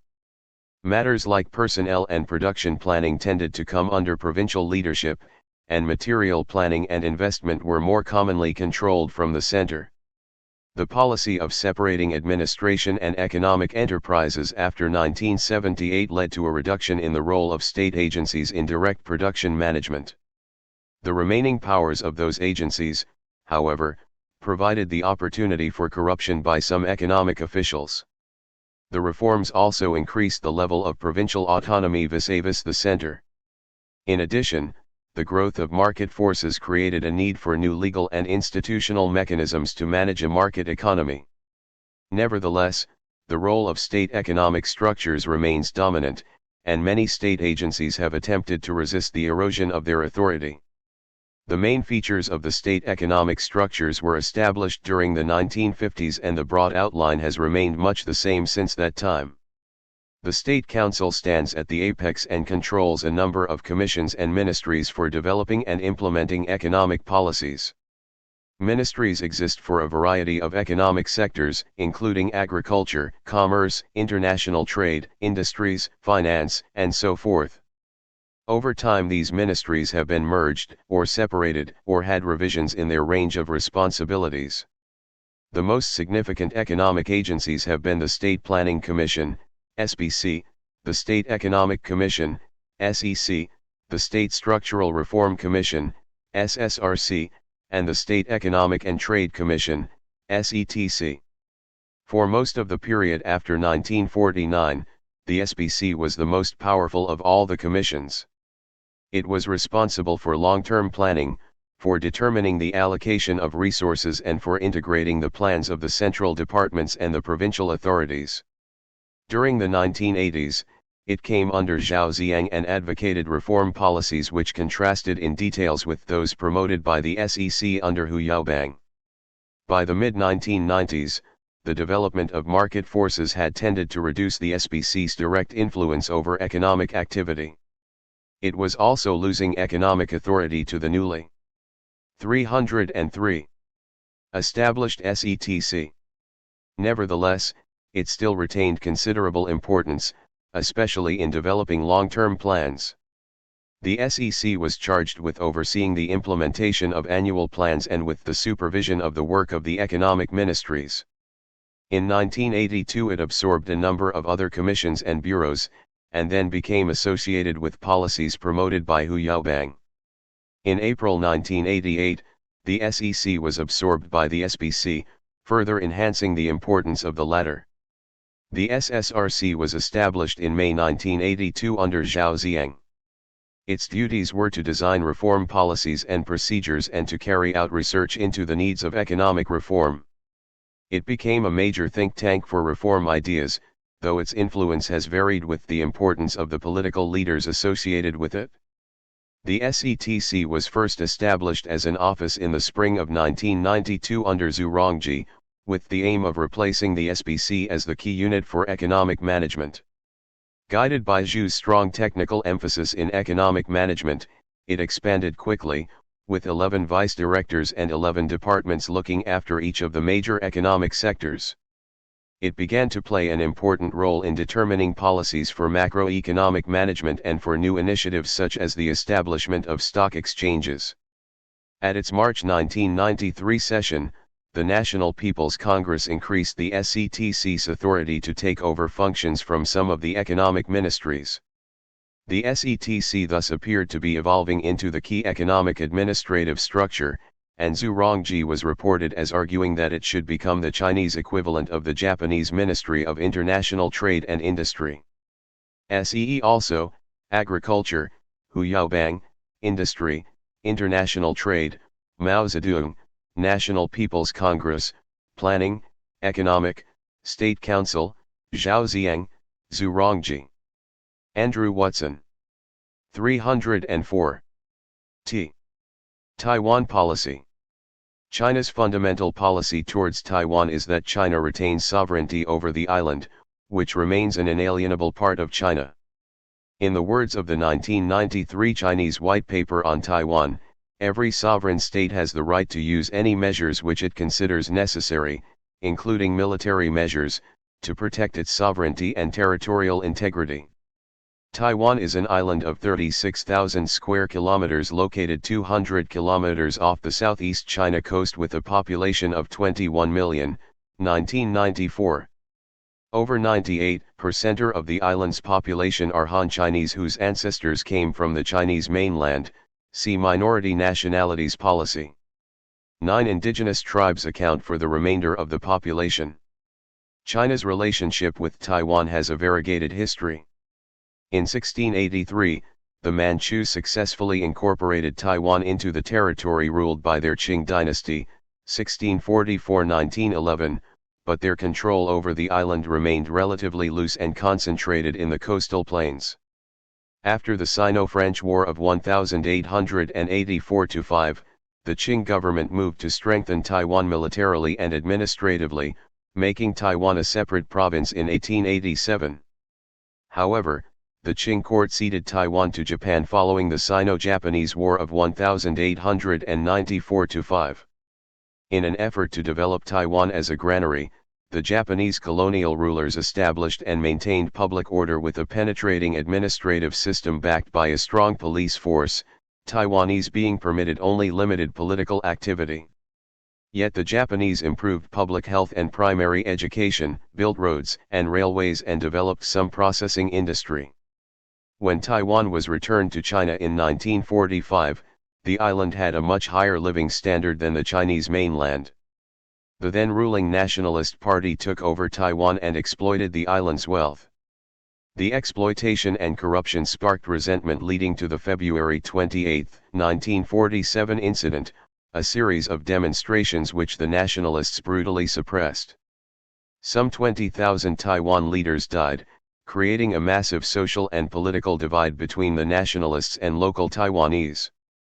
When the Nationalists lost the mainland to the CCP, they shifted their government to Taiwan, where it survived against heavy odds, due in large part to U.S. naval protection.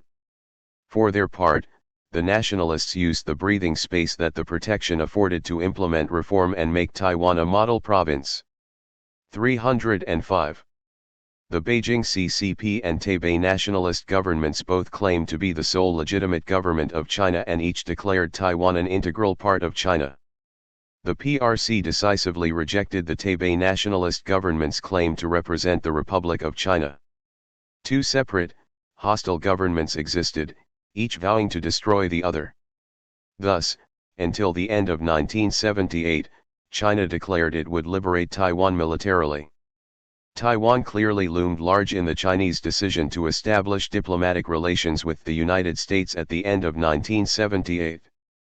The communiqué of the Third Plenum of the 11th Central Committee explicitly tied the establishment of diplomatic relations with the United States to reunification.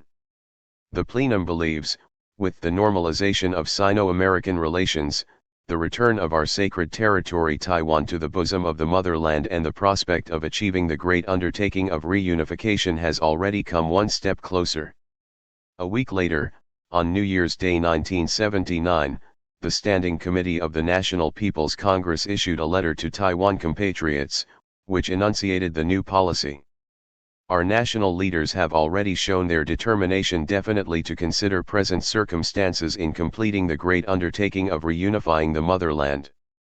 When solving the problem of reunification, they will respect Taiwan's present situation and the opinions of various groups of people in Taiwan, and use fair and reasonable policies and methods to assure the people of Taiwan do not suffer losses. The letter also announced that the Chinese would cease shelling the nationalist-held offshore islands. Under Deng Xiaoping's personal leadership, the Chinese evolved the policy of one country, two systems. This provided that, after unification, Taiwan's social and economic system, lifestyles, and foreign investment will not change. The military will become local militia. In September 1981, NPC Standing Committee Chairman Ye Jianying called for negotiations with the nationalists over Taiwan, stating that after reunification, Taiwan could enjoy a high degree of autonomy and retain its own armed forces. Taiwan responded slowly and suspiciously to China's peaceful reunification initiatives. However, in 1987 Taiwan allowed its own residents to visit the Chinese mainland. The result was that millions of Taiwanese visited China and trade between the Chinese mainland and Taiwan increased rapidly. Taiwanese PRC investment grew exponentially with Taiwan becoming China's largest foreign investor. Many investments from the United States, Japan, and Hong Kong are actually Taiwanese capital. China's Taiwan policy contains a fundamental contradiction. While China emphasizes that peaceful reunification is an established policy of the Chinese government, it 306 refuses to forego the possibility of using military power to reunify Taiwan with the mainland. The result has been policy conflict within the Chinese leadership. President Jiang Zemin has urged a more moderate policy towards Taiwan as exemplified in his 8 points of January 1995. However, when the United States issued a visa to Taiwan President Lee Teng-hui for a private visit in June 1995, the hardliners led by the Chinese military claimed the moderate policy had failed. The hardliners then implemented a policy of military threats, which reached a climax during the Taiwan presidential election campaign of March 1996. Although the threats aimed to intimidate Taiwan's voters into opposing President Lee, he received an overwhelming mandate, enabling the moderates to criticize the hardliners. While the hardline policy has failed, its advocates still remain influential because of the importance of the military in Chinese politics. Also, 9. Taiwan and the overseas Chinese, Deng Xiaoping, Hong Kong, Japan, relations with, Jiang Zemin, minority nationalities policy, National People's Congress, one country, two systems, Taiwanese PRC trade and investment, Third Plenum of the 11th Central Committee, United States policy, Ye Jianying. J. Bruce Jacobs. 307. Taiwanese PRC trade and investment. Since the mid-1970s PRC-Taiwan economic relationships have progressed from virtually nil to China's replacing the United States as Taiwan's leading trade partner, with thousands of Taiwanese firms operating on the Chinese mainland. See Taiwan policy. From 1950 to 1977, owing to hostilities between the two, any exchanges were through smuggling. Then Taiwan permitted imports of herbal medicines and agricultural products through Hong Kong. In 1979, China called for resumption of shipping, post, and commerce, but Taiwan responded with the three no's policy forbidding contact, talks, and communication, a policy that it did not relax fully until 1988. China, in that period, first offered then withdrew preferential entry for, and purchase of, Taiwan goods and treatment to Taiwanese to buy PRC goods. Despite this, trade increased, from $21.5 million in 1979 and $235 million in 1980 to $811 million in 1986. Meanwhile, pressures on Taiwanese manufacturers grew steadily, worker rights to bonuses, wage costs, and land prices increased, restrictions were imposed on overtime work, environmental protection regulations were more tightly enforced, and young workers eschewed dirty factory work in favor of white-collar jobs. In order to remain competitive, labor-intensive industries began moving overseas, especially to Southeast Asia. That it was political restrictions which prevented more than small amounts of investment in China, where the shared language and culture facilitate rather than obstruct, is manifested in the sea change which occurred in 1987-8. Factors in the change at that time were the lifting of restrictions on foreign exchange and on most Taiwan residents to visit relatives in China, as well as the death of President Chiang Ching-kuo in January 1988 and the accession as his successor in that post of Vice President Lee Teng-hui. Funds invested in China from Taiwan quadrupled and from Hong Kong doubled, much of the latter actually being Taiwanese funds.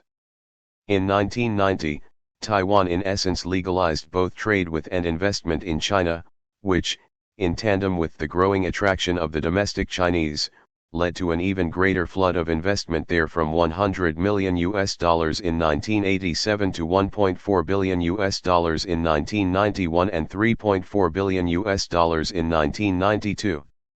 In the first 3 quarters of 1996, Taiwan invested a total of $4.634 billion in the PRC, and there were tens of thousands of Taiwanese firms there. Although Taiwan has been a leading investor in Vietnam since the early 1990s, the opening of the PRC has largely signaled a shift away from investments in Southeast Asia. Trade and investment figures must be treated cautiously, but they are indicative. Trade figures are distorted by the amount of raw materials and semi-finished products that flow between the two. Many goods sold by Taiwan firms are manufactured with Taiwanese raw materials in both Taiwan and China. Not all investments are made public, especially in Taiwan, and PRC figures on Taiwanese investment may reflect originally tendered rather than actual invested amounts. Moreover, investment figures stated on operating 308 permits are sometimes inflated. These economic exchanges have been driven by both economic and political factors. From the PRC side, initially the most important consideration was the utilization of Taiwan's capital and expertise to develop its economy. A subsidiary interest was political. PRC President Yang Shankin stated in December 1990, "Strive to develop cross-straits relationships, use economics to drive politics, and the people to drive officials in guiding cross-straits communications to further unification of the motherland and the four modernizations." Despite this, the early 1990s were marked by the submergence of politics in cross-straits relationships, with both sides setting up semi-official bodies to deal with each other. Moreover, both sides stated that trade should be between the people rather than through official bodies. That state of affairs was shattered by Lee Teng-hui's visit to the United States in June 1995, which was deemed by Chinese authorities as a step toward Taiwan independence. Since that time, recovery of Taiwan has assumed greater urgency than previously, and Taiwanese business operators in China have felt threatened by some central government moves. On Taiwan's side, businesses have been moved by economic factors, but the government more by politics. In the 1980s, more and more people, especially those originally from the mainland, made clandestine visits to the PRC via various Southeast Asian cities. Officials recognized the need for some industries to relocate in China, but they were also cognizant of the danger of the hollowing out of Taiwan's industrial core and the need to maintain a technological edge over the PRC. They thus offered assistance to industries which could be saved by technical upgrading and acted to prevent investment in large-scale, high-technology companies, such as the naphtha cracking plant proposed by Formosa Plastic. Since the increase in cross-straits tensions in 1995, Taiwan has attempted to limit further Taiwanese business operations in China, especially in response to crises such as that created by South Africa's decision, announced by Nelson Mandela in November 1996, to switch its diplomatic recognition from Taiwan to the PRC in 1997, but it also acknowledges that businesses are moved much more by market than political forces. SEE also, 9. Taiwan and the overseas Chinese, 4 modernizations, Hong Kong, Taiwan policy, United States policy, Yang Shankin. David Schick. 309. Telecommunications. See Transport and Telecommunications. Third Plenum of the 11th Central Committee. The third plenum took place from 18 to December 22, 1978. It is generally regarded as the meeting which introduced the period of reform and of Deng Xiaoping. Although Hua Qiabang presided over the third plenum and remained the CCP chairman until the middle of 1981, Deng Xiaoping's ideas are visible in all its decisions. The most important of these were, to modernize China as rapidly as possible, to concentrate energy on advancing agriculture, to rehabilitate Peng Dehui and several others, to declare a high evaluation on the discussion over whether practice is the sole criterion for testing truth, to reinterpret the Tiananmen incident of 1976, to open the way for total negation of the Cultural Revolution, following at the 6th plenum of the 11th Central Committee, to establish a strong socialist legal system, and to make several important leadership changes. The 6th plenum of mid-1981 recorded the view that the 3rd plenum marked a crucial turning point of far-reaching significance in the history of our party since the birth of the People's Republic. It gave numerous reasons for its view, among them that it eliminated leftist errors and made the strategic decision to shift the focus of work to socialist modernization. In addressing troops on June 9, 1989, just after the June 4 incident, Deng Xiaoping still appealed to the principles and policies of the 3rd plenum of the 11th Central Committee as correct, especially those of reform, modernization, and opening to the outside world. Of the 6 main decisions, the first stands out for its significance, and is above all what leads observers to regard the 3rd plenum as the beginning of the period of reform. One of the extracts in the plenum's communiqué which stresses modernization runs as follows. 310. Now is an appropriate time to take the decision to close the large-scale nationwide mass movement to expose and criticize Lin Biao and the Gang of Four, and to shift the emphasis of our party's work and the attention of the people of the whole country to socialist modernization. Socialist modernization is therefore a profound and extensive revolution. Zhou Enlai and Hua Qiaobeng had earlier laid emphasis on 4 modernizations of agriculture, industry, national defense, and science and technology. These were now to be pushed much more vigorously than had happened up to that time. The communiqué allocated much space to agriculture. It propounded the principle of to each according to work, rather than to need, thus opening the way for a strengthening of material incentives. Although the communiqué specifically declared that the right of ownership by the people's communes must be protected by state laws, in fact the overall thrust of the plenum's decisions led towards giving greater play to private and family initiative, and the people's communes were later abandoned. Those rehabilitated included several who had suffered from Mao Zedong's policies, especially during the Cultural Revolution. They included, apart from Peng Dehui, Tao Zhu, Bo Yubo, and Yang Shankan, the decision on practice as the sole criterion of truth and the statement on the Cultural Revolution both downgrade the Cultural Revolution's notion that class struggle is the key link in all activities and governing all decisions. C3. Ideology, radicalism and reform. The plenum described the Tiananmen incident, 1976, as a series of entirely revolutionary actions. This was the precise opposite of the official verdict at the time that a counter-revolutionary political incident had taken place. Since it was Mao Zedong and the Gang of Four, the principal supporters of the Cultural Revolution, who had been responsible for that verdict, the 3rd plenum's reversal was an implied negation of the Cultural Revolution and criticism of Mao. The formal leadership decisions were as follows: to elect Chen Yun as an additional vice-chairman of the CCP Central Committee, to elect Deng Yingqiao, Hu Yaobang, and Wang Zhen as further members of the Politburo, and to elect a Central Commission for Discipline Inspection, which would be headed by Chen Yun. Other than Deng Xiaoping, the main winner from the plenum was thus Chen Yun, whose economic and other policies are enshrined in its decisions. The main aim of the Central Commission for Discipline Inspection was to prevent and eliminate corruption within the party. This has not prevented corruption from worsening greatly in the period of reform.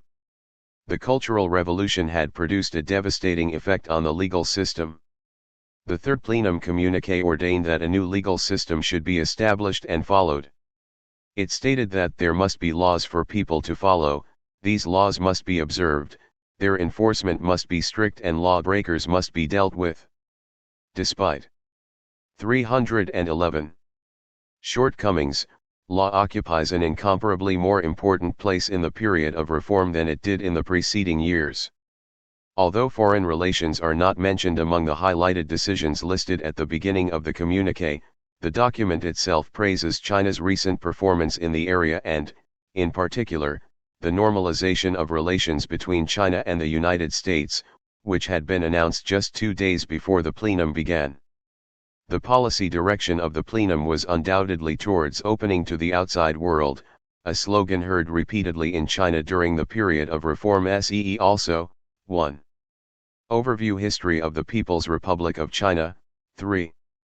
Ideology, Radicalism and Reform, Agriculture, Bo Yubo, Chen Yun, Chinese Communist Party Central Committee and Politburo, Cultural Revolution, Deng Xiaoping, 4 Modernizations, Gang of 4, Hu Yaobang, Huaqiabang, Industry, June 4 Incident, Legal System, Lin Biao, Mao Zedong, Science and Technology, 6th Plenum of the 11th Central Committee, Tiananmen Incident, 1976, United States Policy, Wang Zhen, Yang Shankan, Zhou Enlai. Colin Mackerras. 312. Third World Policy. After 1949, China identified itself, despite its links with the Soviet Union, as a member of the non-aligned world and a champion of anti-colonialist struggle and national liberation. However, China competed with India in obtaining recognition as a leader of the Third World of developing states. At the Bandung Conference of 1955, Zhou Enlai enunciated the 5 principles of peaceful coexistence which became popular in the foreign policies of China and many other states. With the deepening of the Sino-Soviet rift in the 1960s, Beijing practiced a dual adversary foreign policy, criticizing both United States and Soviet hegemonism. From December 1963 to February 1964, Zhou Enlai made a highly visible tour of African states to court influence among them as a fellow Third World state. During this period, China sent economic experts and limited aid to several such regimes, including Tanzania. This strategy was also designed to challenge and erode both US and Soviet influence there, sow the seeds for trade and mutual economic assistance, and show support for anti-colonial struggles. China remained supportive of Third World causes in the 1970s, despite its push towards the West.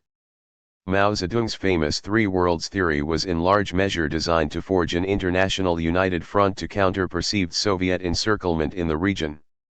China supported the anti-hegemonist and economic redistributionist efforts of all states from the Third World, and many of those in the Second World, against the dominance and exploitation of the United States and the Soviet Union, which constituted the First World.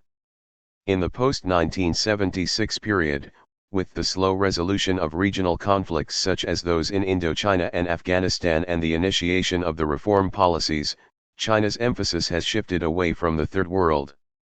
Especially after the June 4 incident, Beijing renewed its rhetoric championing of Third World interests as part of its independent foreign policy stance. On some issues, such as opposition to the universalistic view of human rights, China finds its interests as consonant with those of much of the Third World. Yet China has largely disqualified itself as a Third World country by what it has come to espouse and practice in its modernization drive. See also, 8. China, the Region, and the World, June 4 Incident, Mao Zedong, Soviet Union, Relations with, United States Policy, Zhou Enlai. Donald H. McMillan. 313. Three Gorges Dam. On April 3, 1992, the National People's Congress formally approved the construction of the Three Gorges Dam, and work began in December 1994. The project has aroused unprecedented interest both within China and abroad. Its foreign critics have variously described it as an ill-conceived megaproject, environmental disaster and a Chinese love canal, Chernobyl and 3 Mile Island rolled into one. Many Chinese intellectuals have also voiced serious concerns about the viability and safety of the dam. The project has been criticized on environmental, economic, and strategic grounds. Ever since Sun Yat-sen first proposed the idea in 1919, China's leaders have wanted to build a gigantic dam in the spectacular Three Gorges area to harness the country's longest river, the Yangtze. In the mid-1940s, the U.S. Bureau of Reclamation cooperated with the nationalist government of Chiang Kai-shek in assessing potential hydroelectric sites on the Yangtze. Soon afterwards, however, the nationalists lost control of mainland China. The idea of building a dam in the Three Gorges area was revived after the CCP's victory, but the huge cost of the project and lack of technological skills deterred Mao Zedong's government. With the period of reform and modernization, a feasibility study was conducted in 1986 with financial help from the Canadian government. The World Bank also provided funds for evaluating environmental aspects of the project. After a series of studies by Chinese experts, the leaders made up their minds to go ahead with the construction of the dam. There was, however, considerable opposition in the National People's Congress. In the final vote to endorse the project, 177 of the 2,633 deputies present voted against the motion to proceed while 664 abstained. The sheer size of the project and the sums involved are staggering. The scheme, which incorporates the world's biggest hydropower station and ship lift with a series of 5 consecutive ship locks, would cost $28 billion, according to 1997 Chinese government estimates. When completed in 2009, the power station will have a generating capacity of 84.7 billion kilowatt-hours a year, or about 10% of China's total power supply. Over 1 million people in Chongqing Municipality and Hubei Province are being moved from their homes and villages to new townships. Many peasants fear the relocation as this could mean learning to grow new crops or abandoning farming altogether when shifted to an even less hospitable terrain. At the same time, many peasant families, accustomed to living in traditional-style homes, are being resettled in modern 4-story houses shared by several households, forcing drastic changes in lifestyles.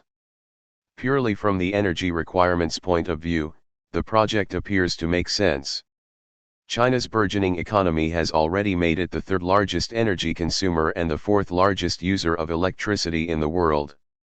It is true that on a per capita basis, China's energy consumption is still very low, a typical Chinese household consuming 314. Less than 0.03% of the energy used in the average North American home. Yet considering the potential for development of China's economy, the country's appetite for energy use is insatiable. In 1989, as the events leading up to the June 4 incident were gaining momentum, a group of Chinese scientists, journalists, and other intellectuals launched a rare campaign to lobby the government decision-makers to abandon the plans for the construction of the dam. To provide the National People's Congress deputies and other influential public figures with alternative information, they compiled and released a book containing strong arguments against the project. Led by prominent journalist Dai Qing, this group constituted a green movement in the relatively more tolerant times just prior to the June 4 incident. Dai Qing was arrested later in 1989 and detained for 10 months, and the book was banned. Nevertheless, Dai Qing remains a strong critic of the project, and was awarded the highly prestigious Goldman Environmental Award in 1993. The Three Gorges project has also drawn a great deal of criticism from environmental groups outside China. The World Bank has been reluctant to lend funding to the project. In May 1996, the U.S. Export-Import Bank also turned down requests for financing by some major U.S. corporations seeking to participate in the project. Unsure of its viability and afraid of a backlash from voters, most Western governments have so far tried to keep a distance from the project. Under these circumstances, the Chinese government has been forced to rely on domestic sources for funds to construct the dam and related works. See also, June 4 incident, Mao Zedong, National People's Congress. Pradeep Taneja. 315. Tiananmen incident, 1976. The climax of major demonstrations in Tiananmen Square in the center of Beijing and elsewhere in mourning for Zhou Enlai. On March 25, 1976, Zhou Enlai, who had died on January 8, was attacked as a capitalist wrote in the Shanghai newspaper Wenhui Bao, sparking immediate protesters in his favor. On March 28, protesters in Nanjing openly attacked the Gang of Four with slogans criticizing them and the Wenhui Bao article being stuck on trains going to Shanghai. By the end of the month, wreaths in Zhou's honor began appearing in Tiananmen Square, followed shortly by large-scale demonstrations. The Festival of the Dead, Qingming, when traditionally Chinese honored the dead and swept the graves of their ancestors, was approaching, giving added point to the surge of affection and respect for the late premier. This movement gave rise to numerous epitaphs and poetry, some explicitly and strongly hostile to the Gang of Four, who watched the demonstrations with growing anxiety and fear. They believed, rightly, that Deng Xiaoping was encouraging the demonstrations to further his own political ends, and to counter theirs. Meanwhile, similar demonstrations were taking place in other Chinese cities, including Hangzhou, Nanjing, and Taiyuan. In the evening of April 4, the Politburo, which was dominated by the Gang of Four, decided to suppress the mourning and, with Mao Zedong's approval, sent militia into the square and cleared it of epitaphs and wreaths. On April 5, in defiance against this action, thousands of demonstrators surged into the square. The Gang of Four's representatives clashed with Zhou's supporters. At one point the crowd overturned a car and set it on fire. The climax came in the evening when workers' militia came out in force from the direction of the imperial palaces to the north of the square and suppressed the demonstration. They beat people to the ground and took away bleeding demonstrators. Hundreds were arrested and an equal number wounded, some seriously, although it is not certain how many, if any, were actually killed. By the next morning, the square had been cleaned up, to remove any sign of the troubles.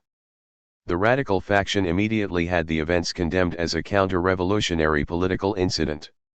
They blamed Deng Xiaoping and had him dismissed from his posts, although Mao Zedong would not agree to his expulsion from the CCP, and had Hua Qiaobang, at that time on their side, appointed premier. Despite the Gang of Four's interpretation, these were, in the first instance, the first truly spontaneous demonstrations held under the PRC, protest movements. They were celebrated as expressions of freedom and were regarded as the origin of a progressive April 5, Siwu, movement, with parallels to the May 4, Wuzi, movement of 1919. On November 14, 1978, the Beijing Municipal CCP Central Committee changed its verdict on the incident, giving it formal endorsement.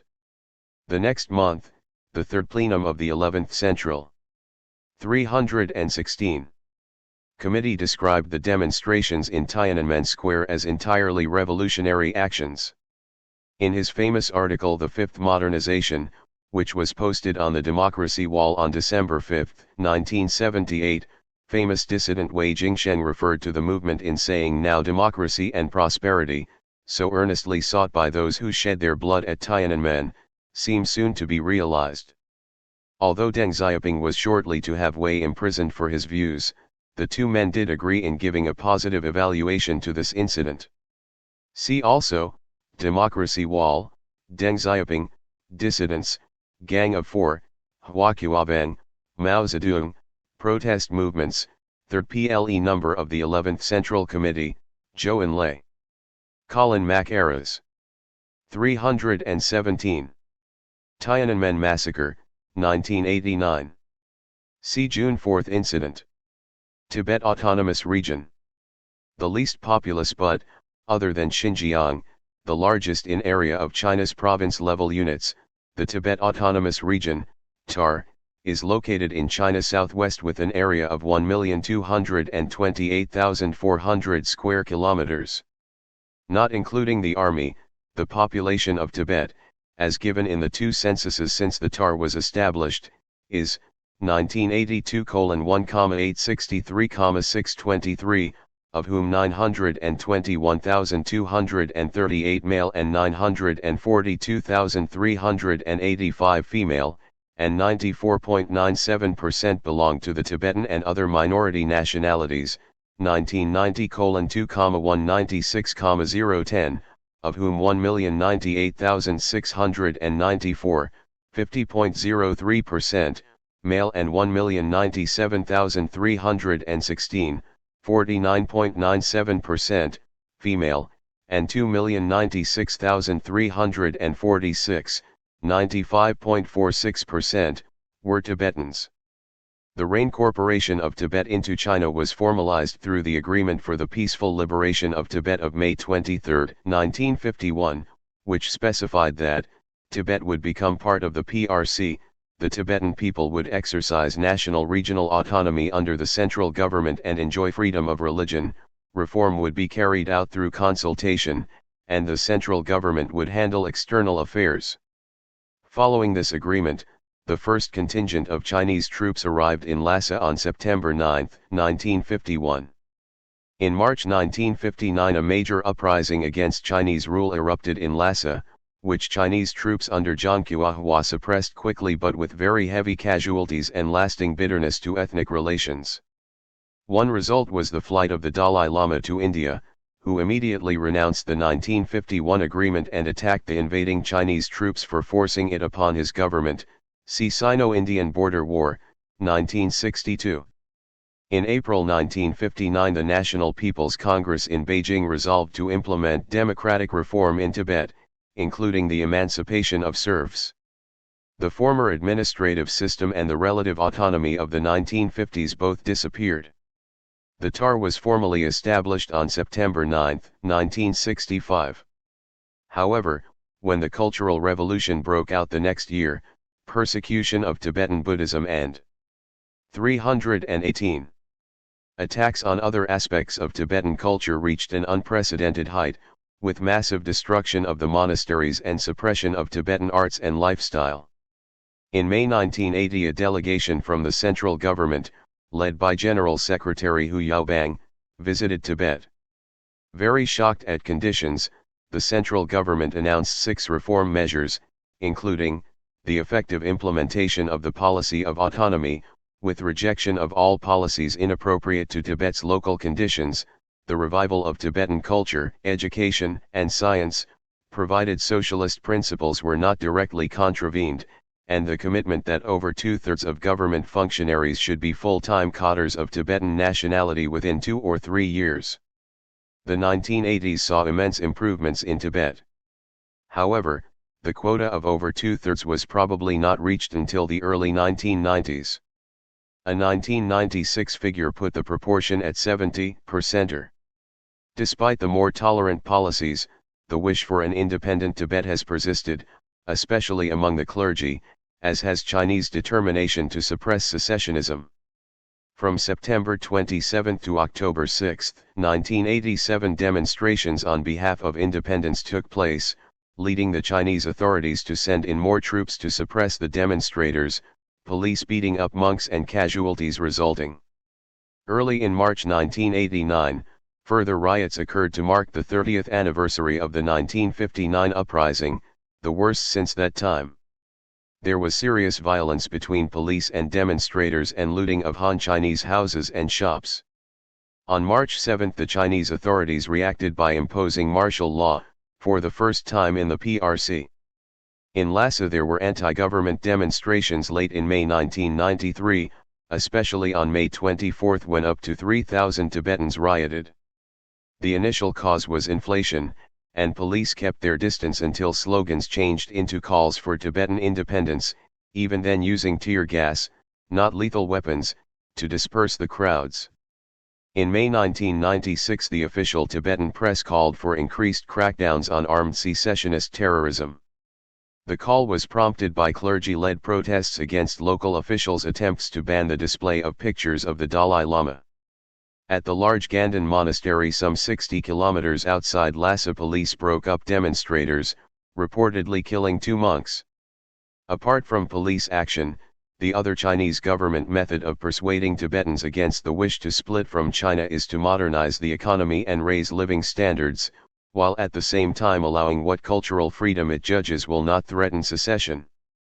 It inaugurated 62 construction projects, including mainly infrastructure, such as water supply, electricity, roads, power, telecommunications, schools, and hospitals. On the 30th anniversary of the founding of the THR in September 1995, the government announced many figures showing economic and social improvements.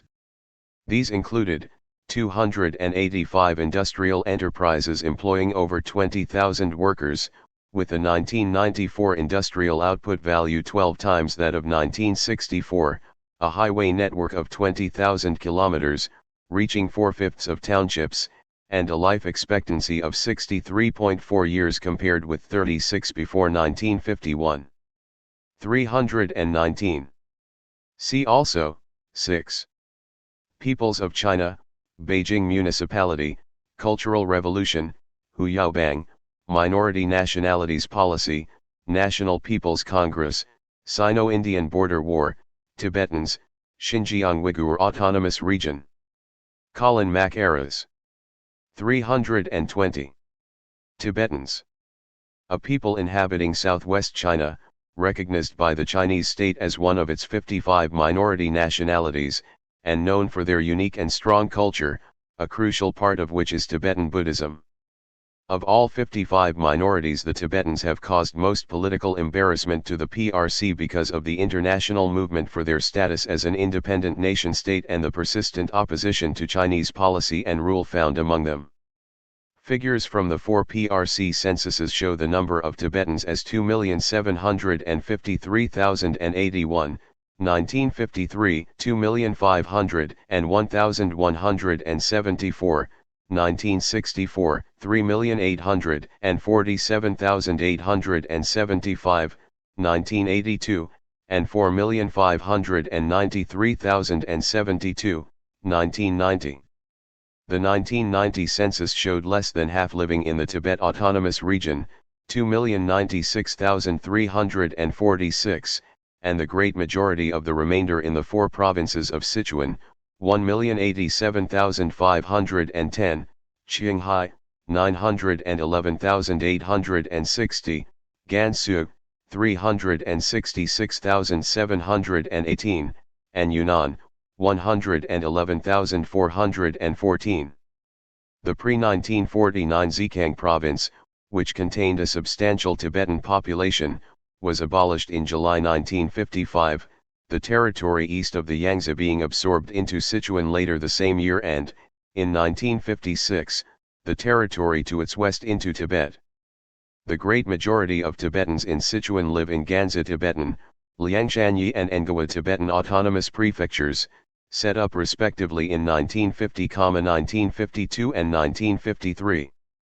The great majority of Qinghai's Tibetans inhabit the 6 autonomous prefectures of Yushu, Hebei, Hainan, Hexi, Huangnan, and Galig, all established in 1951, 1953, or 1954. Gansu and Yunnan have 1 Tibetan autonomous prefecture each, respectively Gannan, established in October 1953, and Iking, September 1957. Tibetans know those Tibetan territories of Yunnan and the former Zhejiang as Kham, those of Qinghai and Gansu as Amdo. The 17-point agreement of May 1951, see Tibet Autonomous Region THR, covered only those regions in Tibet itself, not the other Tibetan areas, where socialist reform was imposed on an unwilling population. A place of special importance politically was Shamdo, in Zhejiang province until its abolition in 1955 and then in Tibet. Their anti-Chinese violence broke out in the early 1950s, with long-lasting bloody rebellion spreading over many of the Kham areas, and for a while in Amdo as well. These rebellions, undertaken by guerrilla and conventional warfare, were suppressed with great bloodshed by Chinese troops, which also suffered considerable casualties. It was mainly refugee campers who led the rebellion in Lhasa in 1959. All Tibetan areas suffered cultural and religious persecution during the Cultural Revolution. Early in 1988 reports circulated that disturbances in one of Qinghai's Tibetan areas in December 1987 had demanded its incorporation into Tibet. However, the main political incidents since 1987 involving Tibetans have been focused on Lhasa, not Tibetan areas outside the THR. In April 1982 the Chinese government began negotiations with the Dalai Lama's representatives over the future of Tibet. but each side began with assumptions so 321 different that the negotiations got nowhere. In particular, the Chinese assumption was that the TAR and other Tibetan areas currently in China would remain inalienable territories of China, whereas the Dalai Lama's representatives wanted not only an independent Tibet but also one which would include, apart from the TAR, the whole of Qinghai province, as well as parts of Gansu, Sichuan, Yunnan, and Xinjiang. Meanwhile, the Dalai Lama himself has made proposals stopping short of total Tibetan independence in speeches given in Strasbourg in July 1988 and London in July 1996. In the first, his main point was that whereas China might take responsibility for Tibet's foreign affairs, Tibetans should enjoy full self-rule in domestic matters. In the second, he stated that what he was striving for was not independence but genuine self-rule for Tibet, and reiterated his willingness to start negotiations with China without any preconditions. He repeated this formula many times in the following period. One of the charges which the Dalai Lama and his representatives make most often against the Chinese is that 7.5 million Chinese live in Tibet, with the result that there are more Chinese than Tibetans there. But according to figures derived from the 1990 census, there are about 1.5 million Han Chinese in all those territories classified as Tibetan autonomous places, which are home to the overwhelming majority of China's Tibetans. Although the territory classified as part of Tibet by the Dalai Lama but not as a Tibetan autonomous place in the census is comparatively small, it does include some significant populous areas, perhaps the most important being the capital of Qinghai province, Xining, and the nearby counties of Heidong in Qinghai, the combined population of which, in the 1990 census, came to 2,995,536 of Qinghai's total of 4,456,946. SEE also, 6. Peoples of China, Cultural Revolution, Minority Nationalities Policy, Tibet Autonomous Region, Xinjiang Uyghur Autonomous Region. Colin Mackerras. 322. Township and Village Enterprises. Township and Village Enterprises, TVEs, are rural non-agricultural enterprises located in villages and small towns and owned by rural people, either collectively or privately. Among the most dynamic sectors to emerge from the post-1978 reforms, they operate outside the planned system and in response to market forces. They transformed the structure of the rural economy and also profoundly influenced China's industry and international trade. In addition, the TVEs created a new community of rural entrepreneurs and workers reliant on market development and committed to further economic reform. The origins of the TVEs lie in the small-scale industries and enterprises developed to support agriculture in the people's communes before 1978. These produced inputs for agricultural production, processed agricultural raw materials, and made local handicraft products. Operating in a plan environment, however, they were not able to compete with urban industry or to produce for market consumption. Yet by 1978 they numbered around 1.5 million, employed some 28 million rural laborers and provided a pool of technical and managerial skills in the countryside. The rural reforms stimulated dramatic TVE growth. The introduction of household farming enabled households to plan labor use efficiently and also made them sharply aware of their opportunity costs. The large increases in state purchase prices meant rises in incomes and savings, and in capital for rural investment. The opening up of the free market system provided a source of inputs and of demand for products. The market was thus the catalyst which encouraged a shift of rural investment towards profitable non-agricultural activities. After the official 1984 decision to promote the growth of TVEs, the sector expanded rapidly, especially in labor-intensive manufacturing such as textiles, food processing, construction materials and raw material extraction. The rapid growth absorbed labor out of agriculture and pushed the overall structure of manufacturing in China towards labor-intensive activities, in which China has a natural comparative advantage. Over time it also shifted China's exports towards a heavy focus on labor-intensive products, and thereby influenced production in other countries which found it difficult to compete. The problems facing further TVE development in the 1990s were a concentration in the coastal regions, about two-thirds of all enterprises and over 70% of profits, a shortage of capital, and a lack of clarity in property rights. The regional concentration was creating significant disparities in rural incomes. The shortage of capital was an obstacle to further rapid growth and improvement in technology. The ownership structure meant that collective enterprises were often run in the interests of local government rather than in the most efficient way. Moreover, individual peasants could not realize their rights as collective owners. Government policies were thus encouraging more TVE development in the interior and promoting forms of shareholder ownership. The next 323 stage of development required more open and equal competition between state enterprises and TVEs by the removal of remaining administrative barriers between the two. By 1995, there were over 22 million TVEs, excluding the very small and informal. They operated in all economic sectors and had some 129 million employees, 28% of the rural labor force.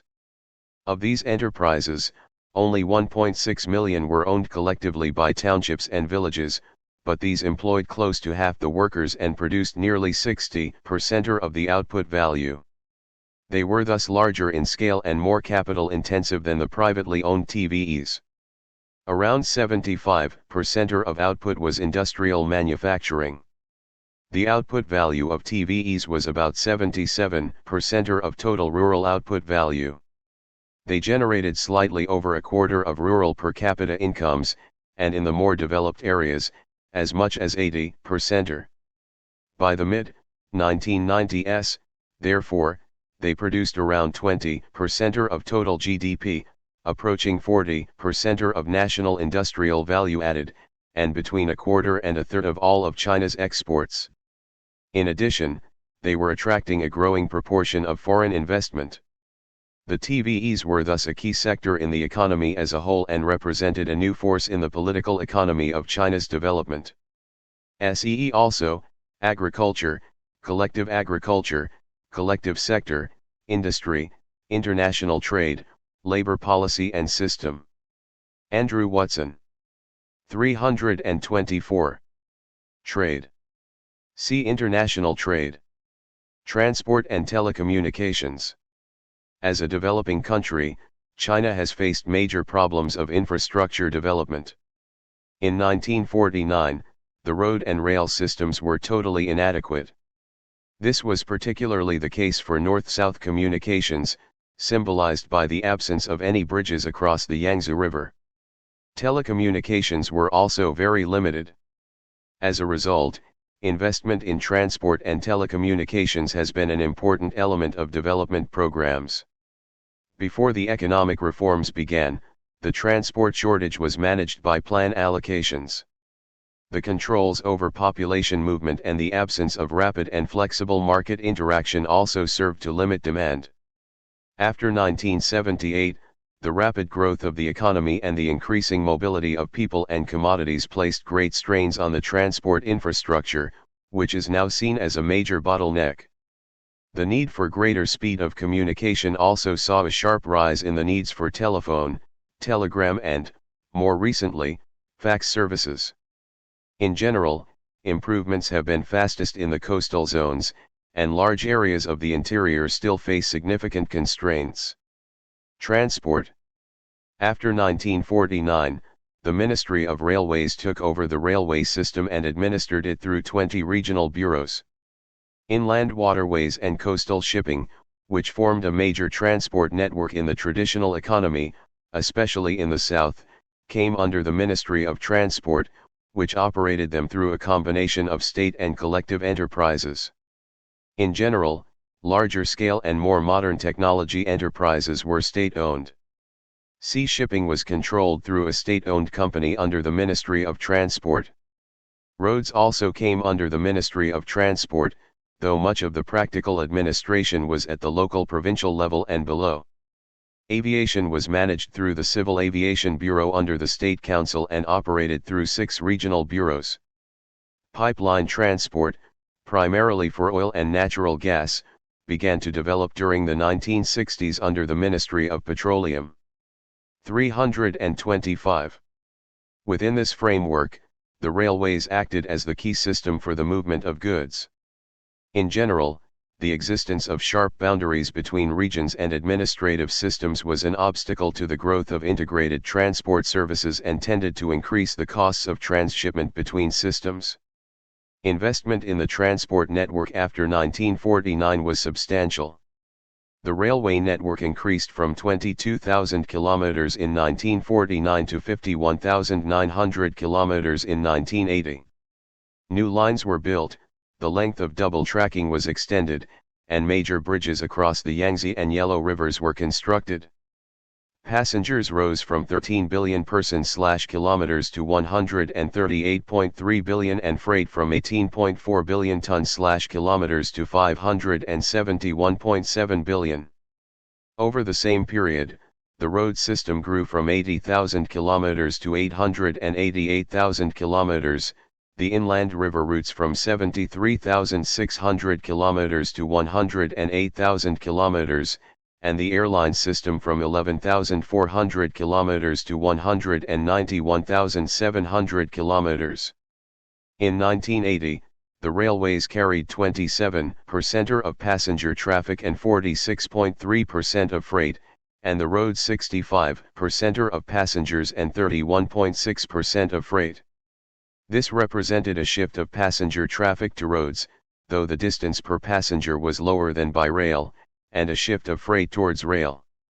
In addition, pipelines were around 10,600 kilometers in 1980 and carried over 63% of crude oil transport.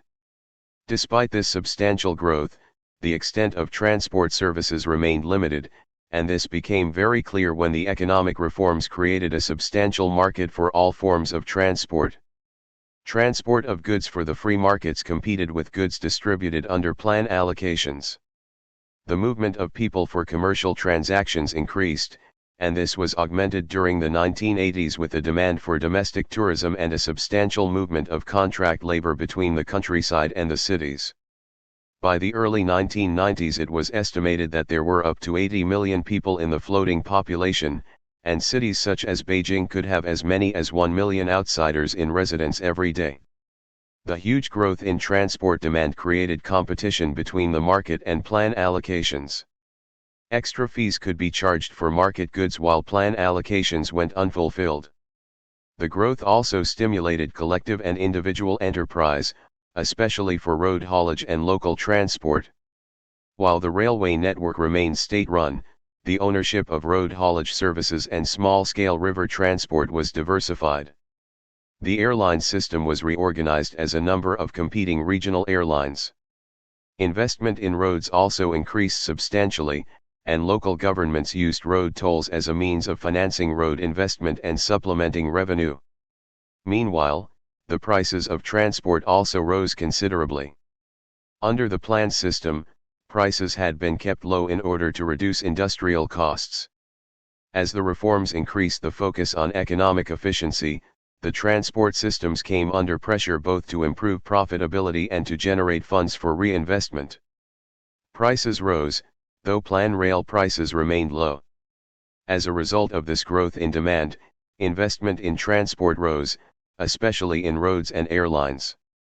By 1995, the railway network had grown to 54,600 kilometers, the roads to 1.157 million kilometers and aviation routes to 1.129 million kilometers, including 348,000 kilometers of international routes.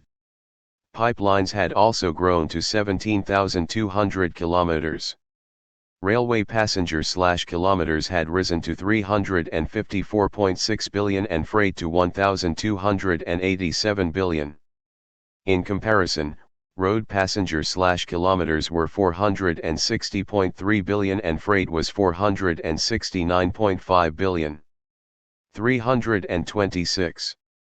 In terms of ratios, rail accounted for about 9% of passengers and 13% of freight, while roads accounted for 88% of passengers and 76% of freight. The figures thus indicated a marked shift towards road transport, especially for shorter distances and in the rural economy, where private and collective haulage services formed an important element in the township and village enterprise system. This shift was reflected in the increase in the number of road vehicles from 1.36 million in 1978 to 10.4 million in 1995. Despite this impressive growth, transport remained a substantial bottleneck. The provision of transport infrastructure remained a public good, financed from government revenue. Investment had to compete with all the other demands on the national budget, and implementation of investment plans was not always realized. In the 7th Five-Year Plan, 1986-90, for example, transport investment was only 12% of total investment and only 2,300 kilometers of the planned 3,600 kilometers of new railways were completed. Demand continued to exceed supply. There was also considerable scope to improve transport efficiency through such matters as containerization, bulk transport, and the formation of integrated transport companies across administrative boundaries. The situation was particularly difficult in the inland provinces, which received less emphasis under the preferential policies for coastal development. As a result of the political pressures on the central government caused by the uneven regional development, by the mid-1990s the regional bias in policies had given way to a sectoral emphasis. Transport received greater priority, with stress on development in the western regions. The 9th Five-Year Plan, 1996-2000, called for an extension of the railways to 68,000 kilometers and the roads to 1.23 million kilometers. Telecommunications. Before 1978, the main form of personal communication in China was the postal and telegraphic system under the Ministry of Posts and Telecommunications. Access to telephones was primarily institutional or through public services, private telephone numbers being very limited. In part, this situation reflected the limits on non-official business. From 1952 to 1978, the number of subscribers rose only from 295,000 to 1,192,000, an increase of around 12% per year. By 1995 the number had risen to 32,636,000, growing at 155% per year. The dramatic acceleration reflected the impact of the market economy, the growth in personal telephone use and the substantial investment in telephone systems. By 1995, 72% of telephone subscribers were residential. As a result, the number of telephones per 100 people had risen from 0.43 in 1980 to 4.66 in 1995. In addition, new services such as fax machines also began to grow. According to official statistics, the number of faxes sent rose from around 1 million in 1991 to 4.4 million in 1995. Given the relative underdevelopment of the network before 1978, much of the new investment was in new technology, including fiber optic cables, automatic exchanges and mobile systems. The 9th Five-Year Plan thus emphasized the 327 use of optical cables, microwave and satellite communication and synchronized digital systems. Overall, this rise in telecommunications represented a fundamental change in the operation of economic and administrative networks and in the capacity for individual communication. Changes of this kind meant a massive increase in the circulation of information and in the potential for all types of interaction, both nationally and internationally. SEE also, Beijing Municipality, Collective Sector, Population Policy, State Council, Township and Village Enterprises. Andrew Watson. 328. Tung Chi-hua. On December 11, 1996, Tung Chi-hua was selected as China's first chief executive of the Hong Kong Special Administration Region, HXR, having received 320 votes from the 400-member selection committee which Beijing established for this task. Tung was born in 1937 in Shanghai, being the son of C.Y. Tung. The elder Tung established a shipping company in Hong Kong in 1941, and 2 more companies on the mainland in 1946–7. After the CCP took power in 1949, the Tung family followed the defeated Nationalist Party to Taiwan, taking all assets with them.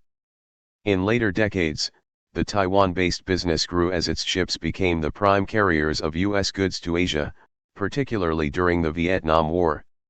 Tung Chee-hwa took over the family business as chairman of Orient Overseas International in 1979, 3 years before his father died.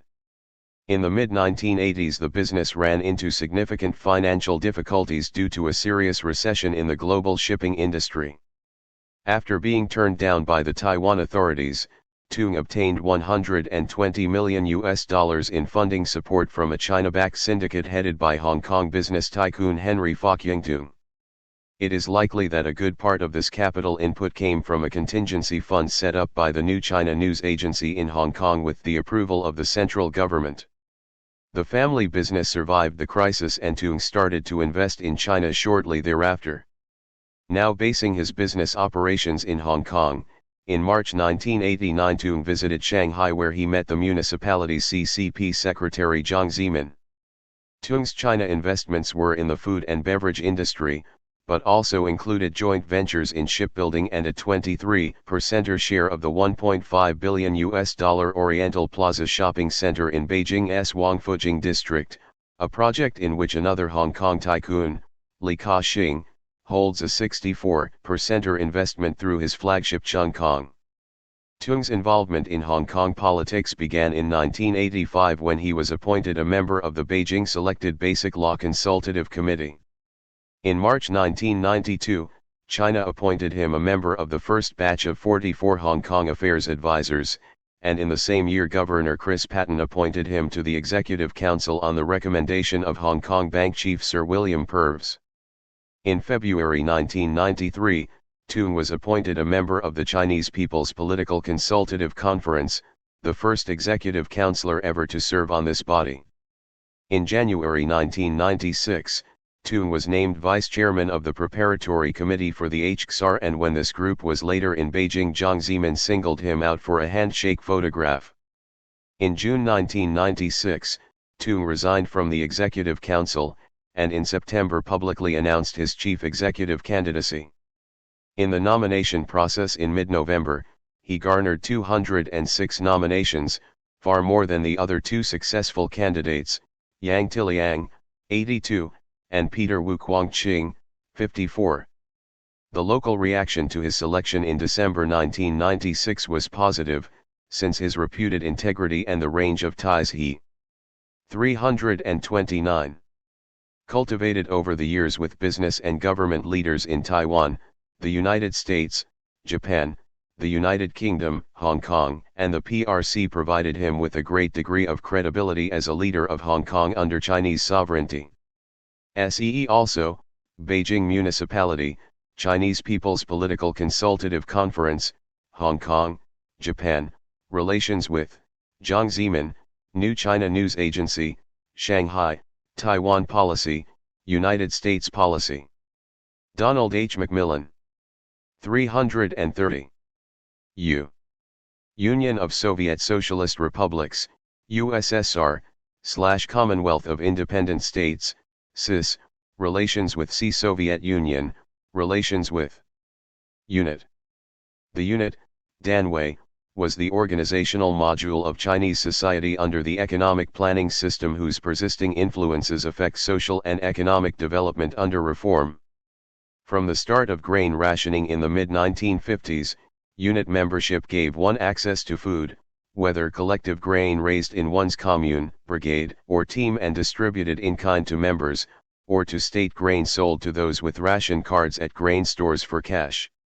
Together with the household registration Huakao system, units formed a comprehensive internal passport system for regulating mobility and facilitating general political control. In existing residential areas, these control functions were shared with local governments and police agencies.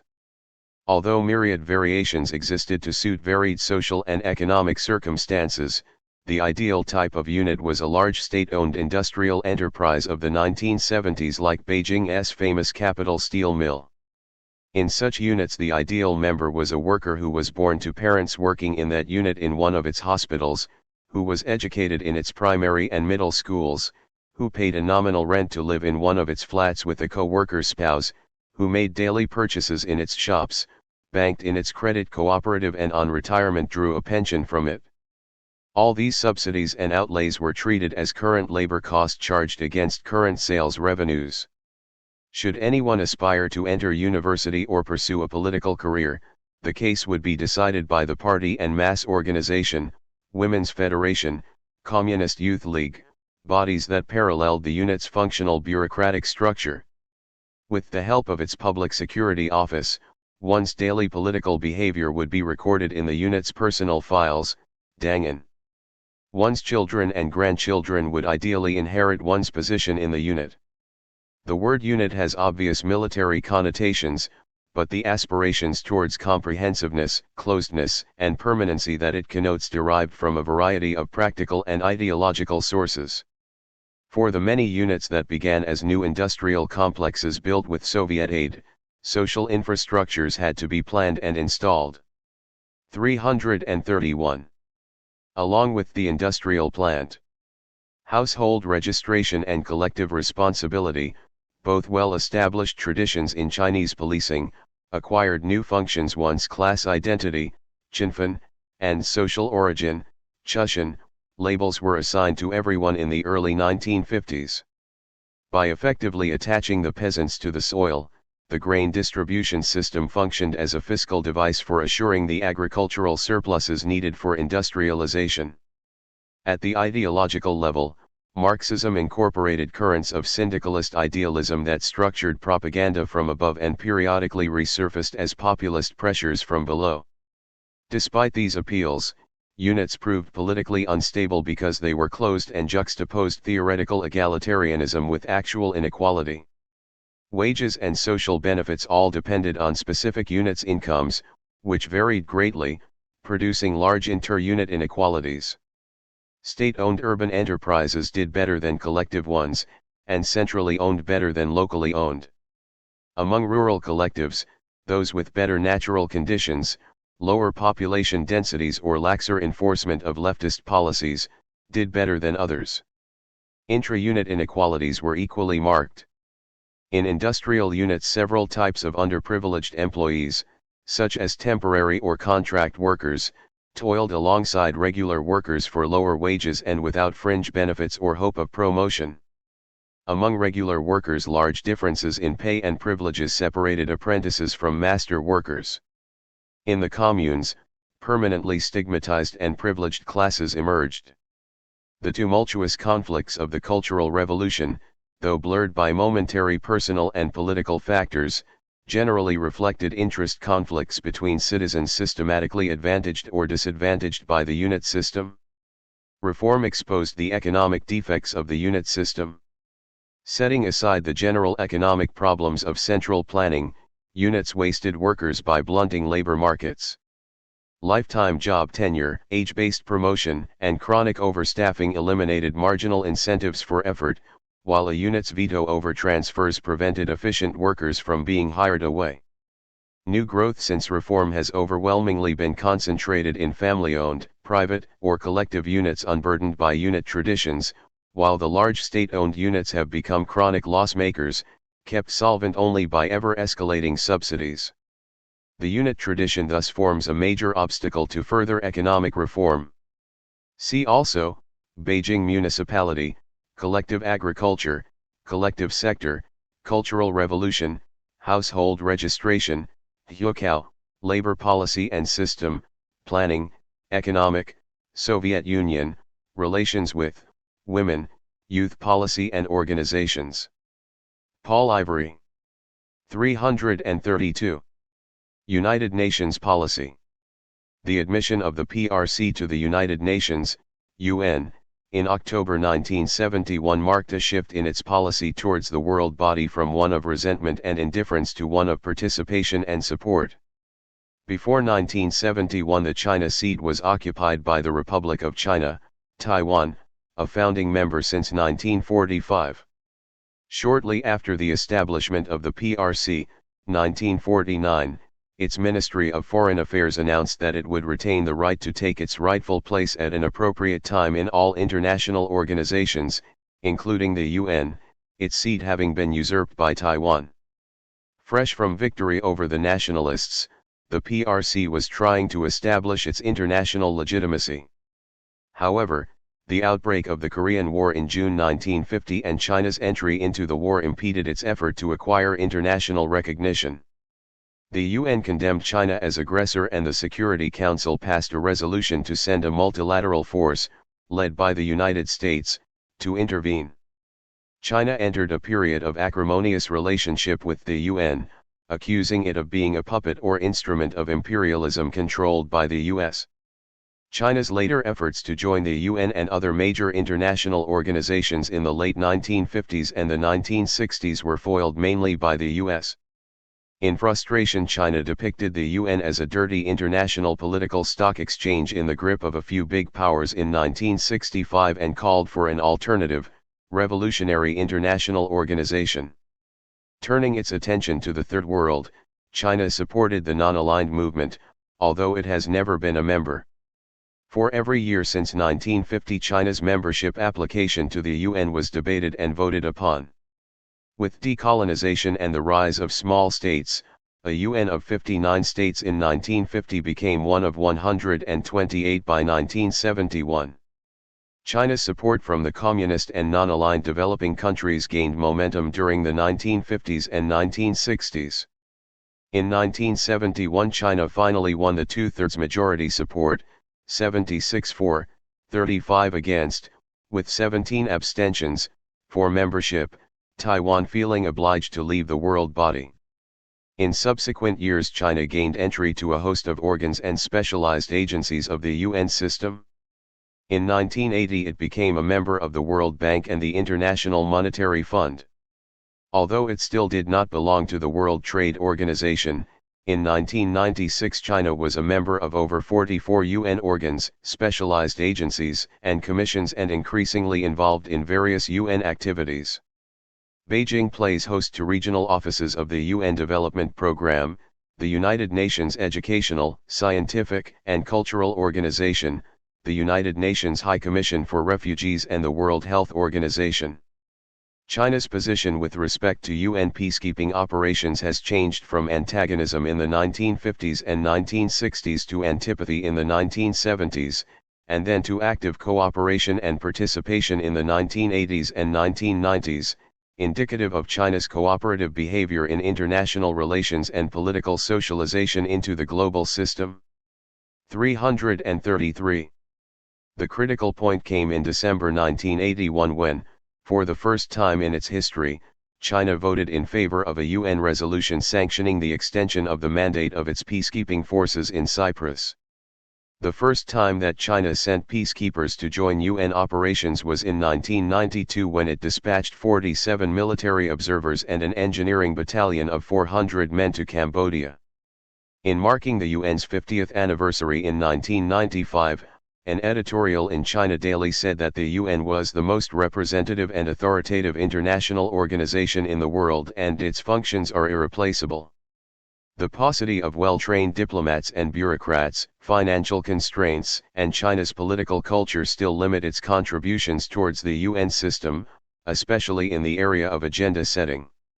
However, being one of the 5 permanent members of the Security Council with a veto power, China can maintain a strong say in matters of importance to the UN. In sum, China's policy towards international organizations in general and the UN in particular has changed largely from system transforming to system conforming. The world body has proved to be a convenient forum for China to voice its global concerns and to express its world views. See also, 8. China, the region, and the world, Korean War, Taiwan policy, Third World policy, United States policy, World Trade Organization. Gerald Chan. 334. United States policy. China's policy towards the U.S. has gone through some fundamental changes since 1949, from hostility in the 1950s and 1960s, to rapprochement in the 1970s, and to normalization and adjustments from the 1980s onwards. In the 1990s, China is trying to seek a good, stable working relationship with the US based on its 5 principles of peaceful coexistence in general and the 3 communiques signed with the US in particular. Foreign Minister Chiang Kai-shek expressing the hope that the two countries will enhance confidence, reduce trouble, expand cooperation, and avoid confrontation. For China, relations with the US form its most important bilateral relationship. To the US, the China relationship is second in importance only to the Japanese in Eastern and South Asia. With the rise of China's political and economic powers, Sino-American relations have assumed an increasingly prominent place in US-Asian policy. China recognizes a cordial relationship with the US as helpful for its modernization goals. China's policy towards the US can be viewed in the context of China's overall foreign policy. Since 1949, China's foreign policy goals have been to safeguard its national security, to preserve its sovereign and territorial integrity, and to achieve speedy development and modernization, in that order. In the first 2 decades after its establishment, the safeguarding of its national security was paramount. China's first major conflict with the US was the Korean War of 1950-3.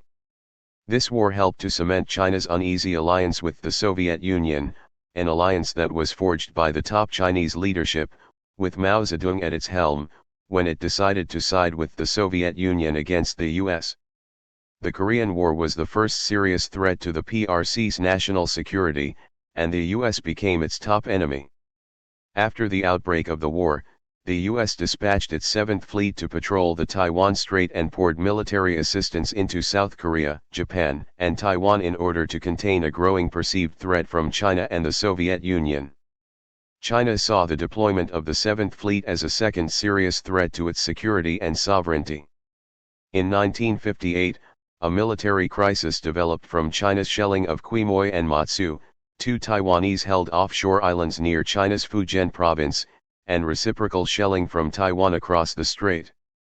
China has continued to blame the US for separating Taiwan from the motherland. The deterioration in Sino-American relations during the 1950s and 1960s can be seen in terms of the big power triangle involving the US, the Soviet Union and China, and in terms of domestic politics in both countries. China's military alliance with the Soviet Union and its ideological bond with the communist world meant that the capitalist and imperialist US remained its top enemy. This situation eased somewhat after the split between China and the Soviet Union. The split became open in the mid-1960s, culminating in border clashes in 1969. The excesses of the Cultural Revolution in the late 1960s obliged China to begin new foreign policy initiatives. 335. China began to espouse its Three Worlds theory, first enunciated by Mao Zedong in February 1974 and publicly stated by Deng Xiaoping before the United Nations General Assembly 2 months later. According to the theory, the US and the Soviet Union belong to the First World, the developed countries in the West, including Japan, Canada, and those in Europe to the Second World, and the developing countries in Asia, Africa, and Latin America to the Third World. China has always maintained, even up to the mid-1990s, that it belongs to the Third World. In this theory, China put the 2 imperialist superpowers at odds with the Third World, and hence with China, despite the beginning of a rapprochement between the US and China. Richard Nixon's visit to China in the last week of February 1972 marked a new chapter in Sino-American relations. The Shanghai Communiqué signed towards the end of his visit has remained one of the 3 communiques that govern Sino-American relations. The second communiqué was signed in December 1978 to establish diplomatic relations on January 1, 1979. The third, signed in August 1982, made specific reference to the U.S. sales of arms to Taiwan, which would not exceed, either in qualitative or in quantitative terms, the level of those supplied in recent years since the establishment of diplomatic relations between the U.S. and China.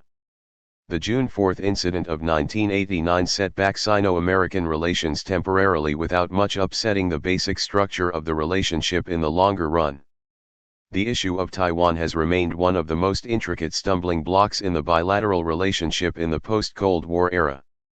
The visit of President Lee Teng-hui of Taiwan to the U.S. in June 1995 infuriated China, which responded by testing missiles and holding military exercises in the Taiwan Strait in July and August 1995 and again in March 1996, the later incident occurring just ahead of the first presidential election in Taiwan.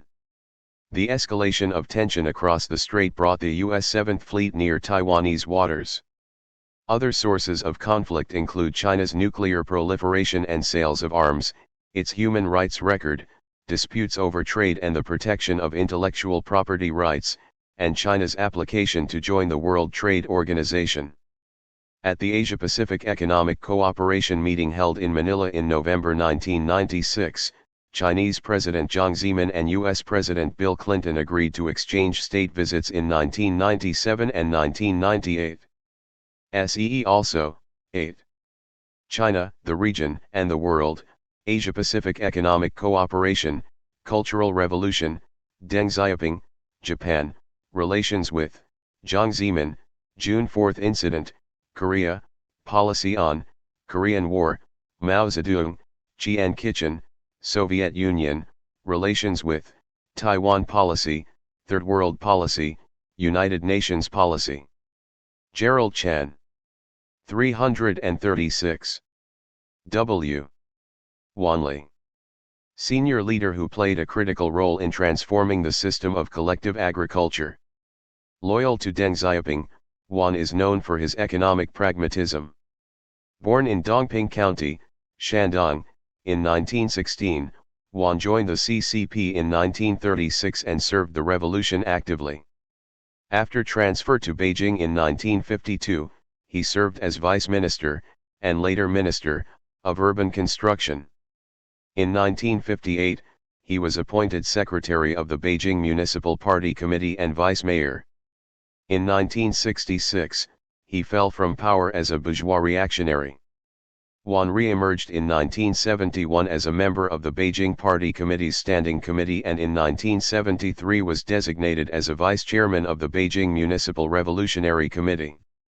In 1975 Wan became Minister of Railways, effectively terminating several railway strikes. In 1977 he became Anhui Provincial Party Secretary, Deng being determined to eliminate the influence of the Gang of Four in a province notorious for factional strife. Wan condemned the Dazai model and paved the way for household responsibility systems.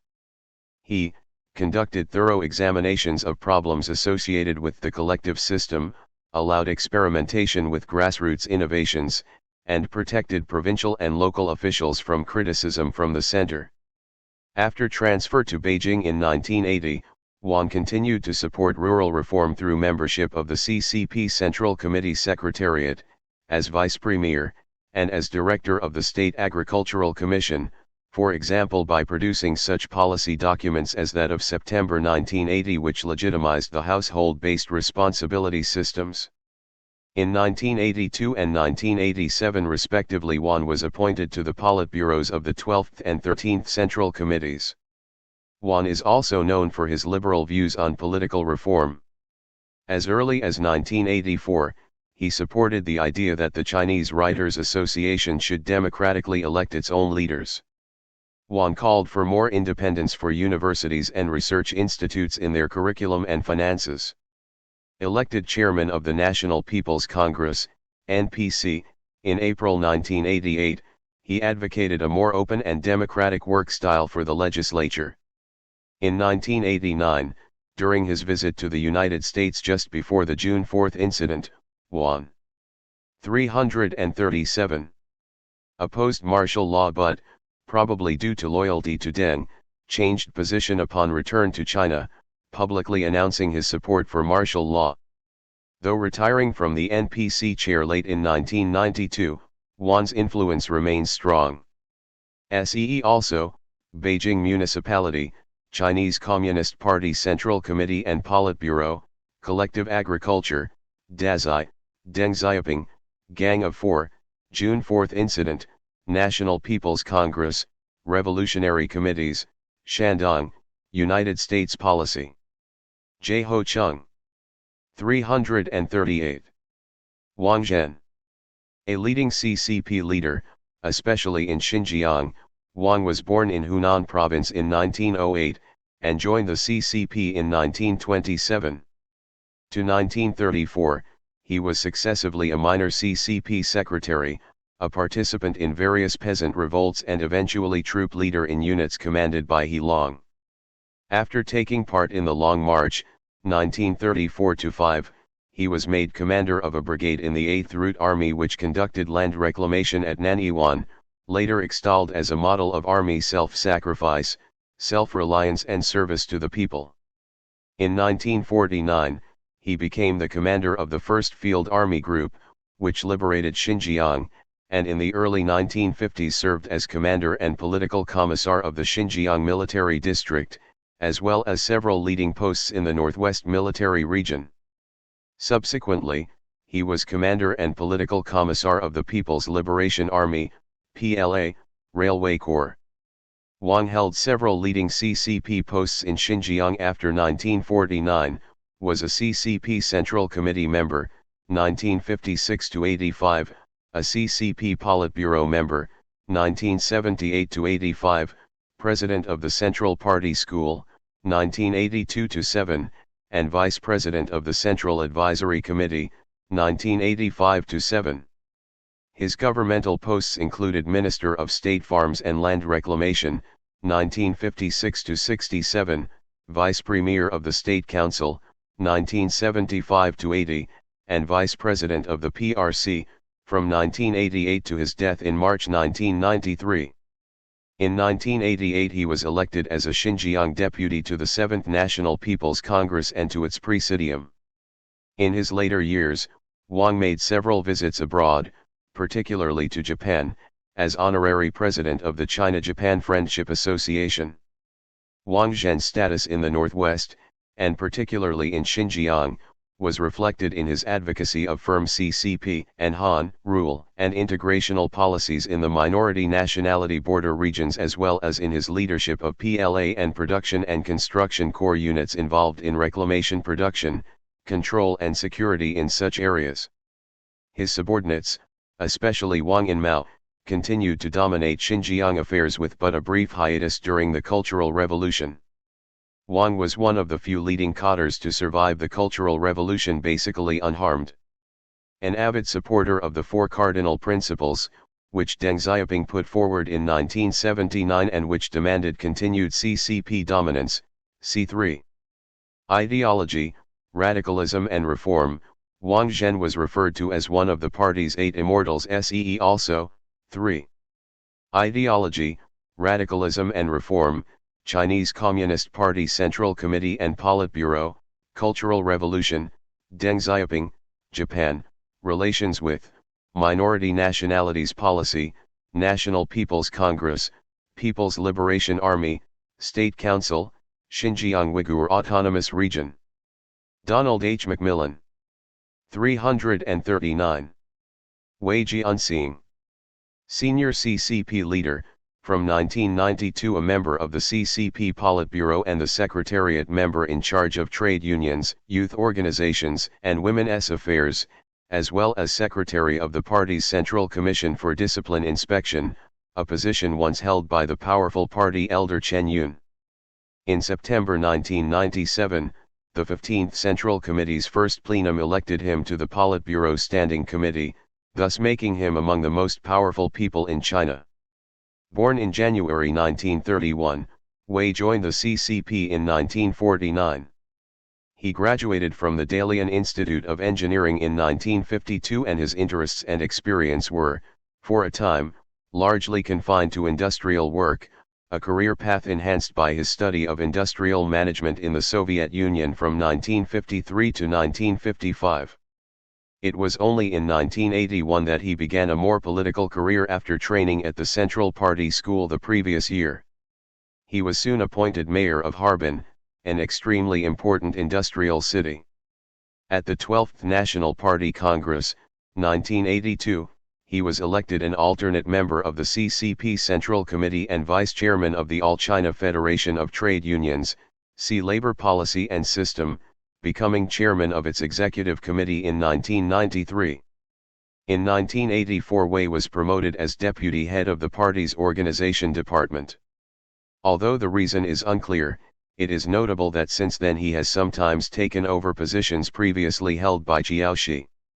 Thus, he succeeded Jiao as head of the organization department, July 1985 to July 1987, and, more notably, secretary of the Central Commission for Discipline Inspection from the 14th National Party Congress, 1992. Most important of all was his replacement of Jiao on the Politburo Standing Committee. Clearly Wei was increasingly Jiao's right-hand lieutenant handling matters concerning public security, law and order, and disciplining corrupt party and government officials. His appointment as Minister of Supervision, 1987, was merely another indicator of his portfolio within Jiao's political and legal system responsible for law and order and legal institutions. It was probably not accidental that after Jiang Zemin dismissed Chen Zitong, a Politburo member and leading figure of Beijing municipality, Wei Jianxing became the natural candidate to govern the national capital. While continuing his leading political and legal role, he also served concurrently as CCP Secretary of Beijing Municipality from April 1995. SEE also, Beijing Municipality, Chen Yun, Chinese Communist Party Central Committee and Politburo, Jiang Zemin, Labor Policy and System, Legal, National Party Congress, Jiao Shi, Women, Youth Policy and Organizations. War and Son. 340. Welfare Policy. In China, welfare includes such items as labor protection, retirement and old age pensions, funeral and disaster relief, and benefits for disabled people, orphans, ex-servicemen, and the families of CCP martyrs and disabled veterans. Welfare is handled by the Ministry of Civil Affairs. Before the reforms of the 1980s, the primary avenue through which welfare was channeled was the workplace unit. In the countryside, the 5 guarantees, Wuobao, provided welfare for elderly people with no children to support them, orphans, disabled people and others, the 5 guarantees being food, clothing, medical care and housing, and burial expenses for elderly people or education for orphans. In the cities, a major function of the trade unions within the units was to look after and administer welfare for the workers, see Labor Policy and System. Although Cultural Revolution policy demanded improvements in welfare, in practice, the movement's damaging effect on the trade unions produced the reverse effect. The state has continued to regard welfare as among its responsibilities in the reform period. Article 45 of the 1982 State Constitution gives PRC citizens the right to material assistance from the state and society when they are old, ill, or disabled. It continues. The state develops the social insurance, social relief, and medical and health services that are required to enable citizens to enjoy this right. The state and society help make arrangements for the work, livelihood, and education of the blind, deaf-mute and other handicapped citizens. However, the period of reform has brought about major changes in policy and administration. The demise of the People's Commune in 1983 removed the main agent of welfare distribution in the countryside, see collective agriculture, and the 5 guarantees system was seriously affected, although it has survived, with the number of persons receiving benefits from this scheme falling from 2.75 million in 1985 to 2.5 million in 1995. In 1985, the Ministry of Civil Affairs authorized the province-level administrative areas to take over responsibility for welfare policies and programs which had previously been the preserve of the central government. In 1986, the government decided to allow relief funds to be used for investment, and not merely direct aid. As far as possible, the poor would receive tax relief in preference to outright grants. Although in accordance with the principle of making relief funds productive and designed to reduce the escalating government welfare bill, the new policy signaled a substantial change in the rural social welfare system towards forcing self-reliance among the peasants. Among the decisions adopted by the Third Plenum of the 14th Central 341 Committee in November 1993 was one to establish a multi-layered social security system. Different arrangements would apply in urban and rural areas, with the extent of social security protection depending on local development levels. The new system is funded by a combination of the state, enterprises, and individuals themselves. There appear to be two basic aims: to maintain social stability but at the same time shift the balance of funds required further away from the state and towards collectives and individuals. The new system required the introduction of pensions and benefits into all urban enterprises, even privately owned ones. It aimed to guarantee basic material life needs of workers who had become unable to work or ceased employment for reasons such as age, sickness, industrial injury, or retrenchment, the last allowing people some bridging relief while they retrained for another job or entered private business. Employees must set aside a small proportion of their salaries, the precise percentage varying from place to place, which they place into an insurance premium. By the middle of 1995, 87.5 million employees and 20.32 million retirees were participating in the scheme. Social welfare institutions include convalescent homes, orphanages, urban social welfare homes, rural homes for elderly people and homes for disabled veterans. Some of these are still run by the departments of the Ministry of Civil Affairs at various levels, but the majority by communities, with the gap between the numbers in the two kinds of administration widening, especially in terms of personnel. In 1985, of a total of 29,100 social welfare institutions, 1,584 were run by civil affairs departments and employed 43,695 people, while 27,516 institutions were community-run, employing 66,452 people. In 1995, the total was 43,074 institutions, of which 2,182 were government-run, with 59,484 employees, the corresponding figures for the community-run institutions being 40,892 and 117,166. Although the figures suggest significant improvements, there are still major problems in China's welfare system. The general privatization of society has reduced the government's ability to enforce welfare provisions in individual organizations. Welfare is enormously better in the cities than the countryside, with the vast bulk of funds spent on the former, even though most people live in the latter. The main improvements are also in the cities. While the urban social welfare homes rose greatly in number between 1985, 4,433, and 1995, 18,450, the number of homes for elderly people in the villages actually fell from 23,622 in the former year to 23,201 in the latter, and while it is true that the proportion of the population shifted over the same period towards the urban areas, the rural people remained in a large majority in 1995. In the mid-1990s, China was accused of human rights abuses following publicity given in the West to appalling conditions in some Chinese orphanages. It was alleged that nurses had got rid of children in one of them in Shanghai, evidence being cited from a staff member who had actually worked there. The Chinese authorities responded by denying the reports strongly, impugning the honesty of the staff member and taking foreign diplomats and others to visit the orphanage. See also, collective agriculture, constitutions, cultural revolution, health policy, housing, labor policy and system, population policy, Shanghai, Unit. Colin Mackerras. 342. Women, organizations, political role. Chinese women have been a particular focus of attention since 1949, with the new government officially prescribing gender equality and involving itself strongly in women's issues.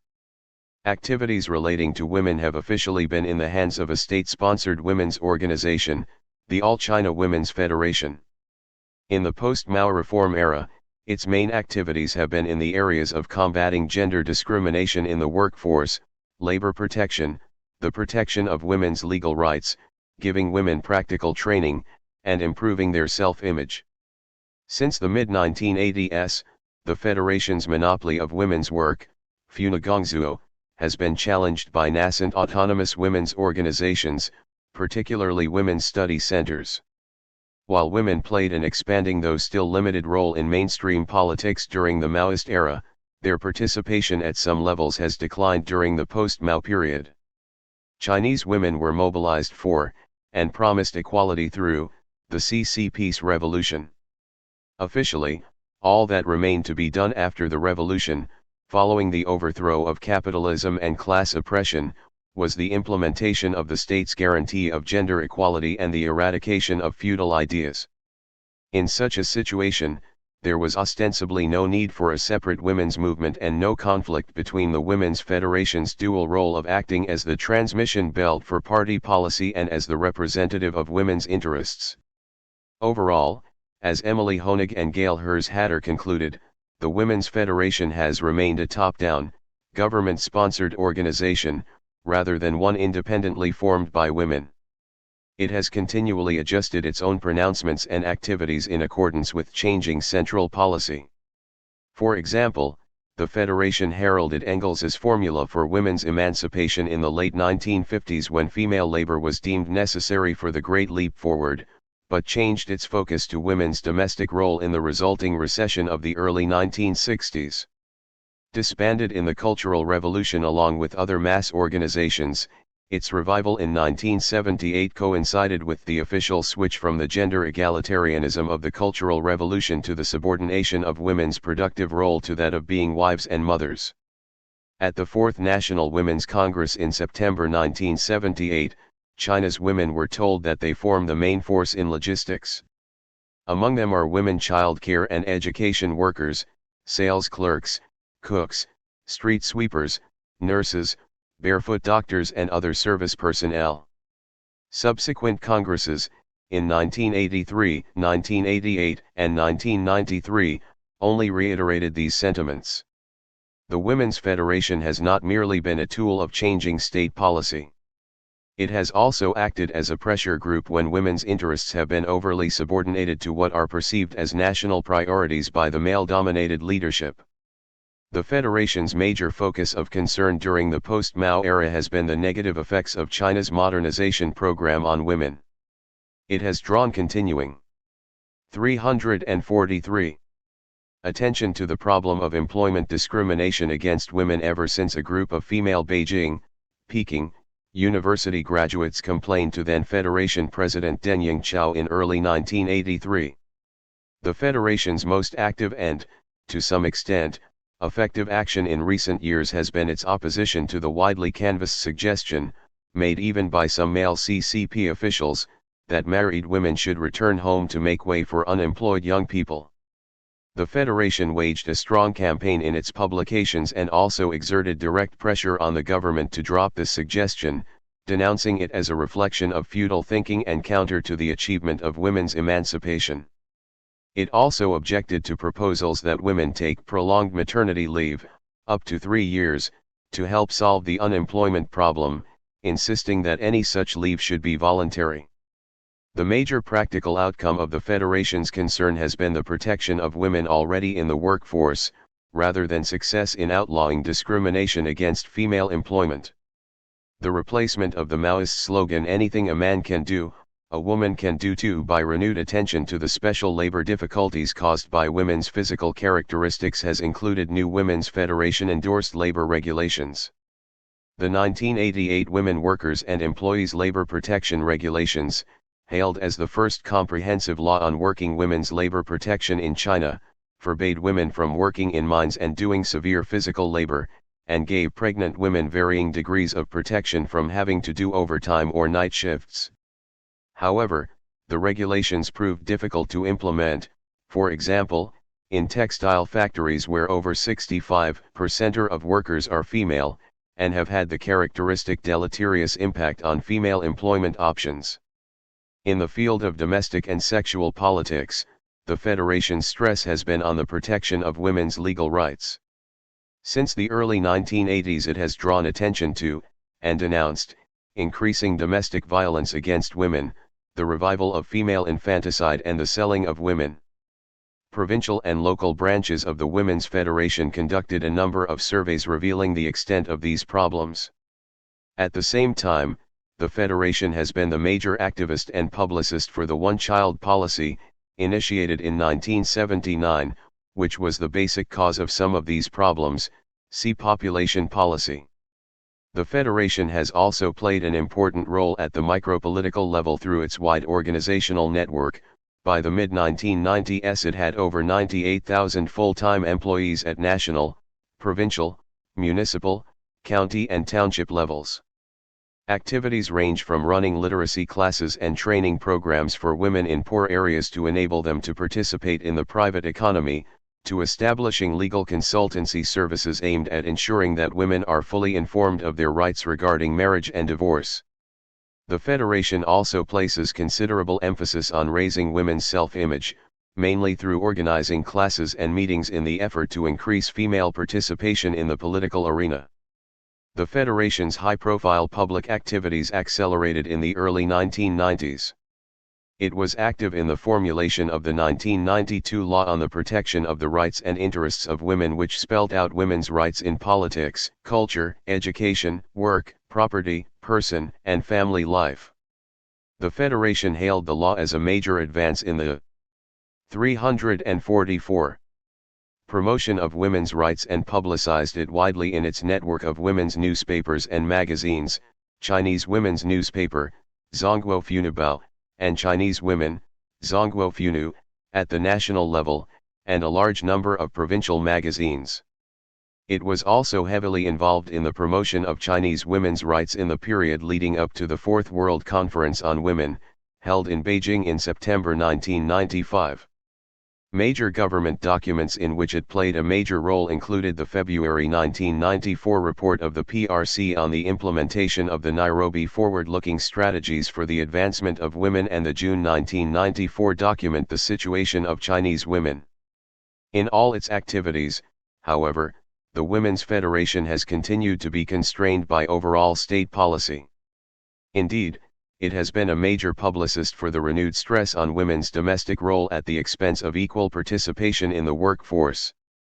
Its magazines are little different from many women's magazines in the West, covering the familiar subjects of childcare, cooking, beauty, and fashion, and featuring advertisements associating women with domestic appliances and beauty products.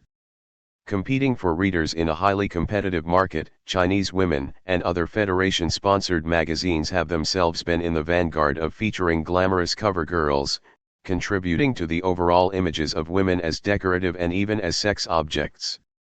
In the relatively liberal atmosphere of the post-Mao era, the Federation has not been exempt from the questioning and criticism directed at most official policies and organizations.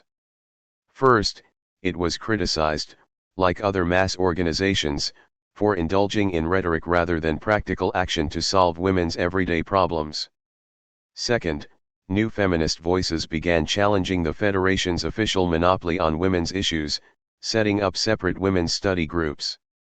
By the late 1980s, some 16 tertiary institutions in China had already introduced women's studies courses. Feminist academic Li Xiaozhang, head of the Women's Research Center at Zhengzhou University, which has played a leading role in the development of women's studies, edits a series of publications on women's issues and has herself written such books as Women's Future, Nuran Dekolu. A number of small independent women's associations have also been established with varying links to the official Women's Federation. The second major aspect of women's political activities has been their participation in mainstream Chinese politics. The 1954 Constitution stated that women were to enjoy equal rights with men in all spheres of life. This specifically included political life, in addition to their domestic, economic, social, and cultural life. Women's participation in politics increased substantially during the Maoist era. Their representation on the National People's Congress, for example, increased from 12% in 1954 to 17.8% in 1964 and 22.6% in 1975. Similarly, their representation on the CCP Central Committee increased from 4.1% of members in 1958 to 7.6% in 1969 and 10.3% in 1973.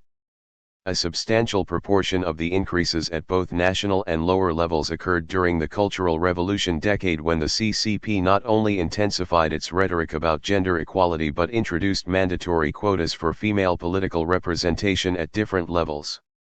During the post-Mao era, women's participation in mainstream politics has shown mixed tendencies. While maintaining or even increasing their role at some areas of lower 345 level politics, women have had a declining level of representation in more senior ranks. For example, female representation at the 1993 National People's Congress was 21.03% of the total, only slightly down on 22.6% at the 1975 Congress. But their representation on the Congress's Standing Committee fell from 25.1% in 1975 to only 9% in 1983, although it had subsequently increased slightly to 12.7% by 1993. While the proportion of women members of the CCP reached over 15% in the mid-1990s, their representation on the important CCP Central Committee had declined to 6.4%, below its level of the late 1960s. Some 32% of all people working in government organs were women, but the proportion of female ministers and vice ministers was only 6.6%. In the mid-1990s, the Women's Federation summarized the overall situation of women in Chinese politics as 1 low, 3 fews, Yi Disan Xiao, a low proportion of women engaged in politics and few women at higher levels, in top positions and in key sectors. The Federation's Research Institute reported that this was as true of local level politics as of national politics, with women constituting only 3.8% of heads or deputy heads of townships and small towns, and 5.9% of county heads or deputy heads. While the role of women in Chinese politics is on a par with, or even greater than, that in many countries, the discrepancies between male and female participation have provoked concern not just from the Women's Federation but from some male officials and the general media. The customary explanations of Chinese women's failure to achieve political equality, along with other aspects of gender equality, focus on the burden of their reproductive and childcare role, and the persistence of feudal attitudes of male supremacy, among women as well as men, which impede women's educational and career prospects, including their political prospects. The overall decreased representation of women in politics in the post-Mao era is seen as an outcome of the shift towards a market economy, with women bearing the brunt of enterprise redundancies, an emphasis on women's domestic role, and the decline of ideological imperatives, including the abolition of affirmative action, for women's involvement in politics. Renewed efforts to increase women's political participation include the establishment of official targets and programs to train women officials. The proclaimed objectives, to be achieved by the year 2000, are to raise the proportion of women in people's congresses at all levels, to have a woman vice premier or state councillor, to expand female participation in the leadership at all levels, from village to provincial, and to increase the proportion of women in management and on policy-making bodies.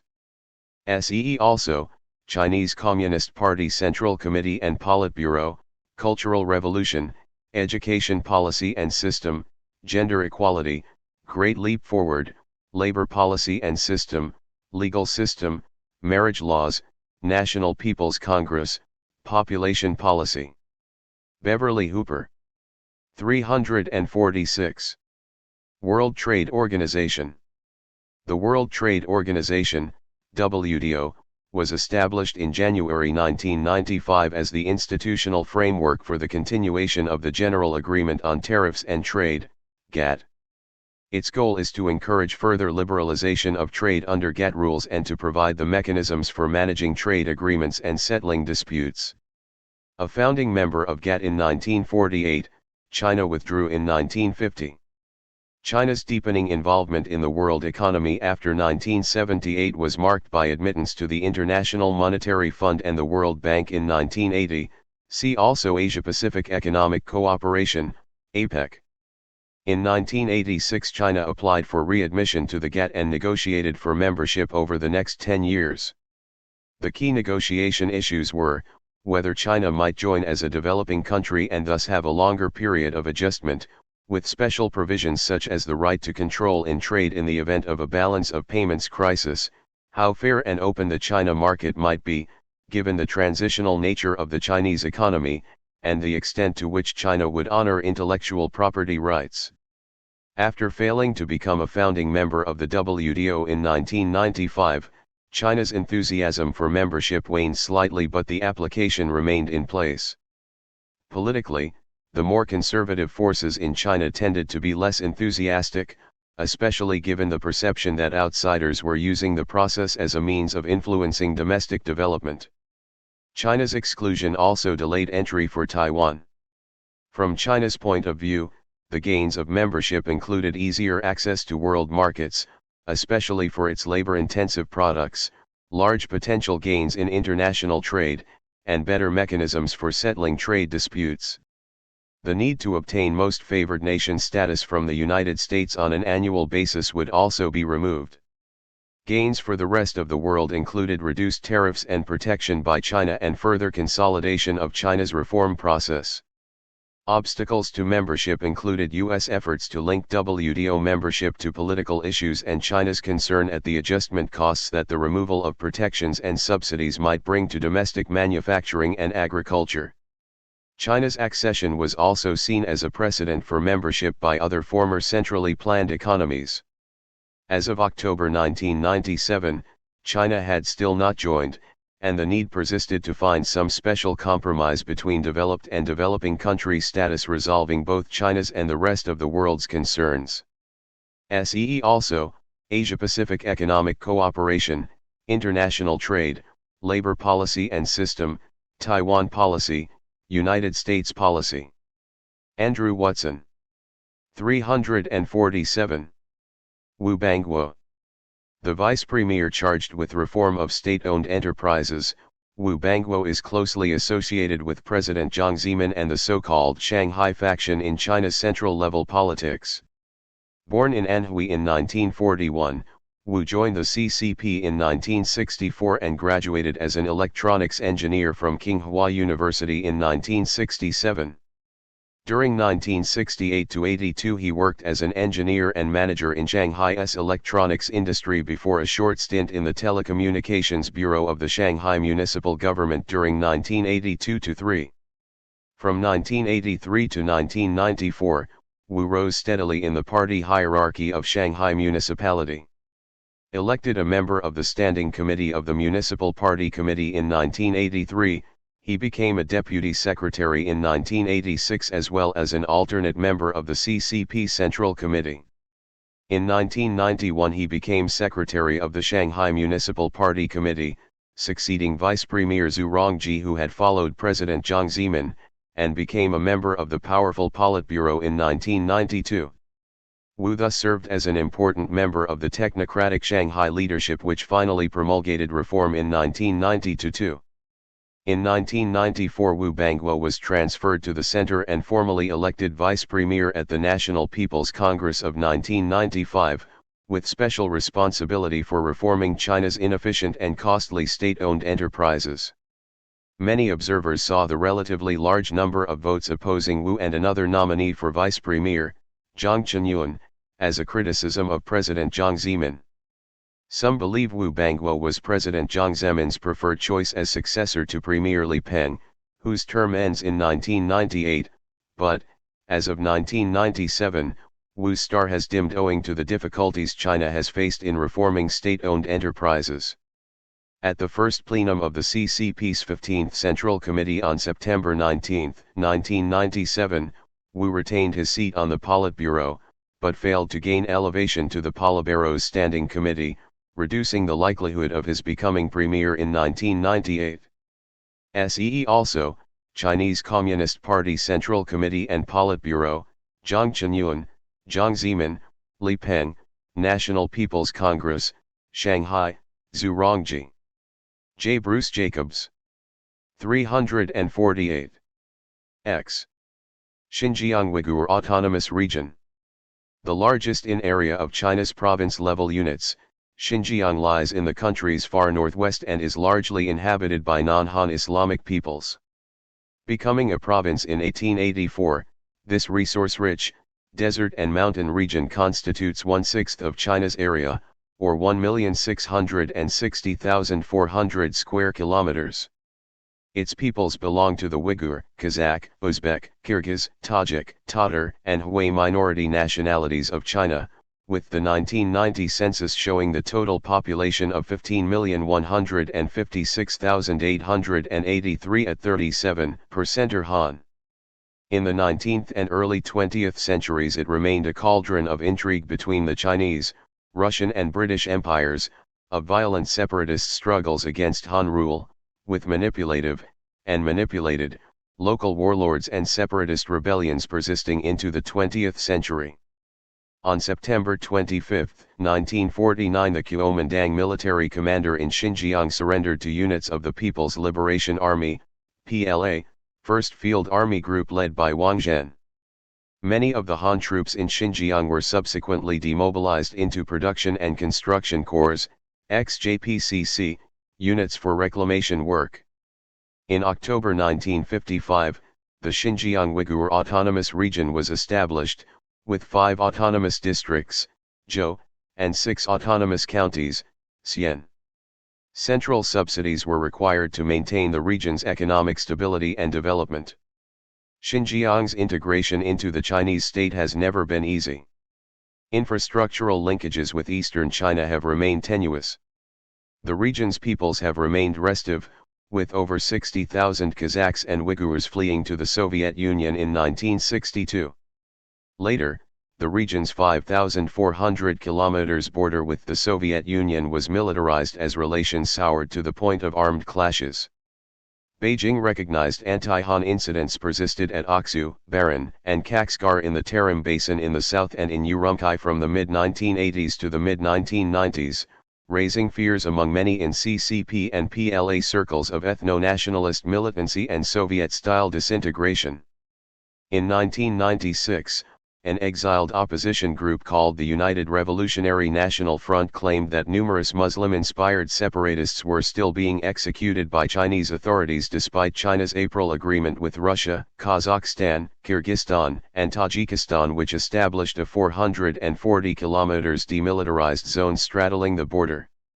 Early in February 1997, very serious rioting broke out in Yining, northwestern Xinjiang, and on February 25, the same day as Deng Xiaoping's funeral, 3 time bombs planted on buses in the capital Urumqi killed 9 people and 349 wounded 70 fr, according to official figures. After 1949, the CCP maintained its power in Xinjiang almost exclusively through a Han and military-dominated and heavily subsidized authoritarianism. Few non-Han cadre have ever held positions of real authority in Xinjiang, with those holding high nominal positions often being criticized as jackalls serving the Han. While non-Han governmental cadres tend to predominate in quantitative terms, the majority of CCP, PLA, and XJPCC leading posts were left in the hands of Han cadres. Burhan Shahidi, a Tatar, Sepidin Aziza, a Uyghur, and the current, as of 1997, incumbent Ablat Abdur Exit, a Uyghur, have held the chairmanship of the Regional People's Congress at different times, but only briefly did a non-Han, Sepidin, hold the top CCP position. The regional CCP head in 1997 was a Han, Wang Liquan. A few have risen to high posts in Beijing, largely in minority nationalities affairs such as Ismail Ahmad, Minister of the State Nationalities Affairs Commission. Socially and culturally the local people lead lives quite distinct from those of the Han, and they retain some ties with ethnic cousins in the states of Central Asia.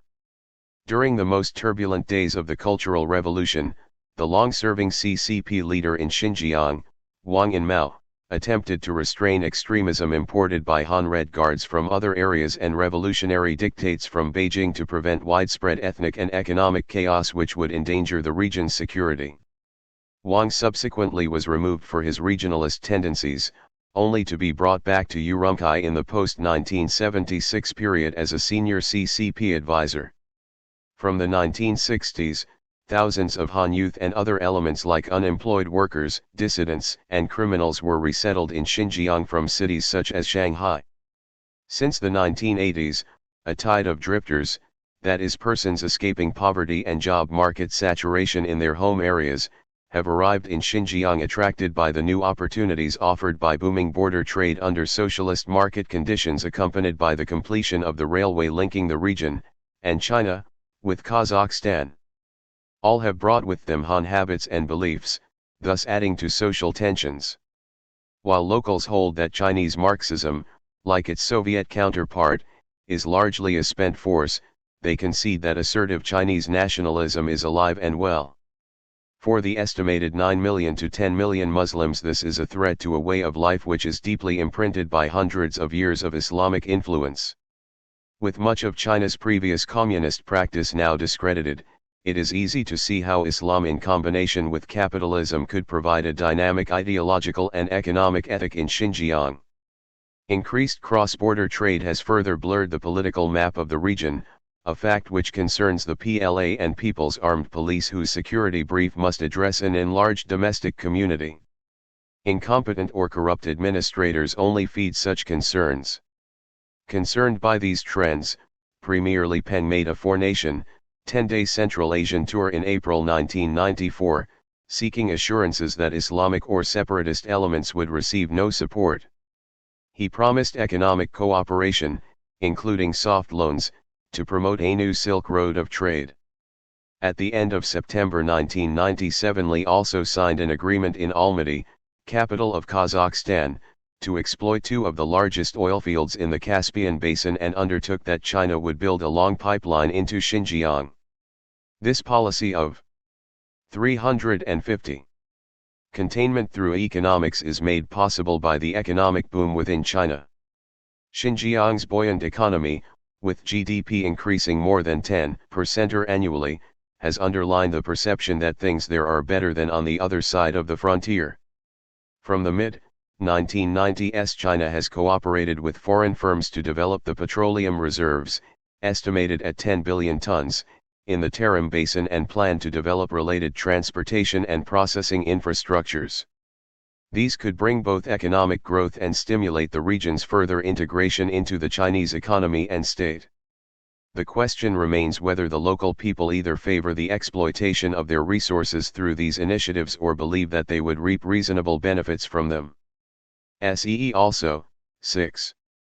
Peoples of China, Beijing Municipality, Cultural Revolution, Deng Xiaoping, Li Peng, Minority Nationalities Policy, People's Liberation Army, Police Force, Sepiden Azize, Shanghai, Soviet Union, Relations with Wangzhen. Donald H. McMillan. 351. Su Jiatun.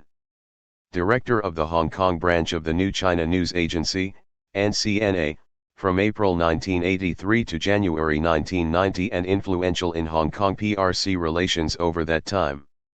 In 1950, Su was a secretary of the CCP in Fuzhou, capital of Fujian province. In 1954 he was party secretary in the Nanjing municipal government. 1 year later, Su was named a deputy secretary of the CCP committee of Jiangsu province. In 1958, he was promoted to be deputy governor of Jiangsu. During the Cultural Revolution in 1968, Red Guards stripped him of his posts. However, he was rehabilitated in 1970, becoming vice chairman of the Jiangsu Revolutionary Committee. The first impression of Su when he became NCNA director in April 1983 showed him as a strong advocate of the Chinese position on the question of sovereignty in a context where that position was still not universally accepted. However, with the passage of time, his views lost stridency and he appeared as a liberal-minded CCP official responsible for Hong Kong affairs. He not only publicly praised the capitalist system, but also met frequently with the business and social leaders in Hong Kong, giving an impression that he favored regular communication with the upper classes rather than the working classes in Hong Kong. During the protest movement of 1989, Su was a supporter of Party General Secretary Zhao Ziyang.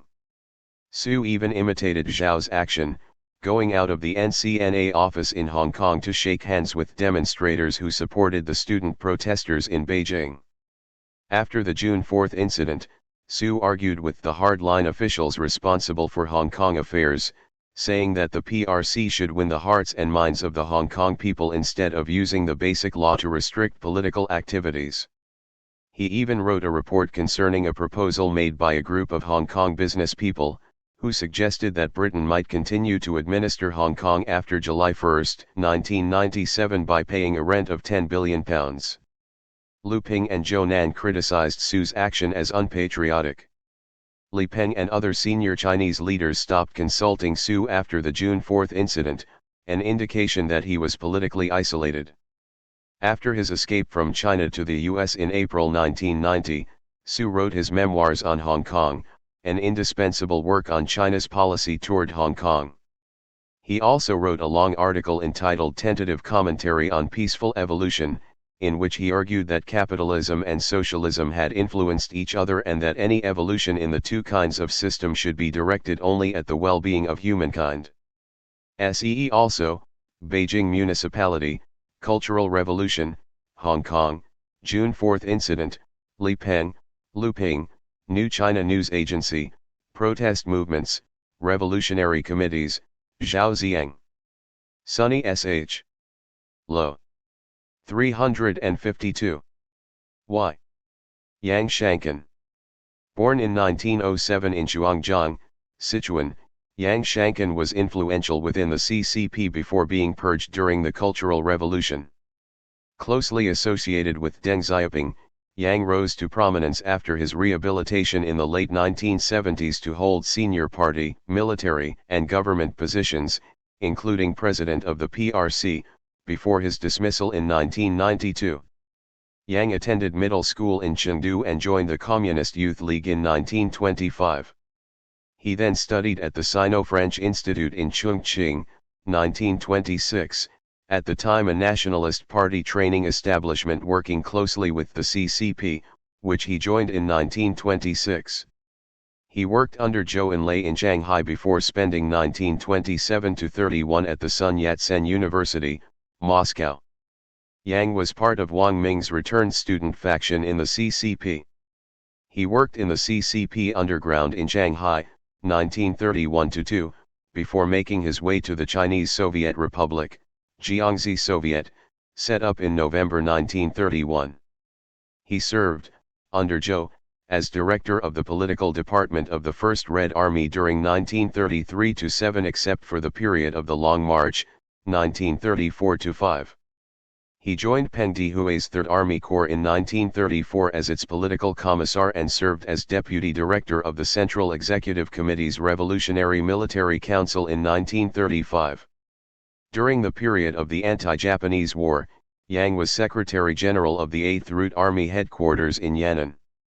After 1949, he played a significant role as head of the General Office of the CCP Central Committee and, in particular, as head of intelligence of the General Secretariat, after its establishment in 1956. His office, the party's nerve center, processed all central directives and documents as well as administering the party archives. Yang also supervised the State Security Ministry. Yang was a standing committee member of both the Second and Third Chinese People's Political Consultative Conference, CPPCC, 1954-64, and was also elected as a Sichuan deputy and standing committee member of the Third National People's Congress, NPC, in 1964. He was elevated to the CCP Central Committee at its 8th Congress in 1956. Yang was removed from his posts during the early stages of the Cultural Revolution. However, at the third plenum of the 11th Central Committee, December 1978, he was exonerated and rehabilitated. His initial appointments, 1978-80, were to Party 353 and military positions in Guangdong. In 1979, Yang was restored to the CPPCC as a standing committee member and to the CCP Central Committee. He remained on the Central Committee until October 1992, also serving on the Politburo for most of this period, 1982 to 92.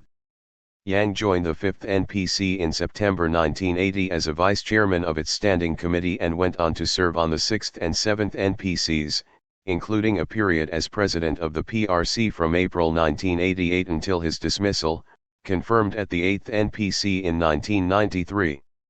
Most importantly, Yang was appointed as Secretary-General of the Party's Central Military Commission in July 1981 and was its first vice-chairman from September 1982 until October 1992. In this position, he oversaw the People's Liberation Army's rectification and modernization and was a key advisor and confidant of Deng Xiaoping. Yang was also a prominent figure in the June 4 incident of 1989. His downfall in 1992 appears to have been due to a falling out with Deng as a result of machinations over the succession.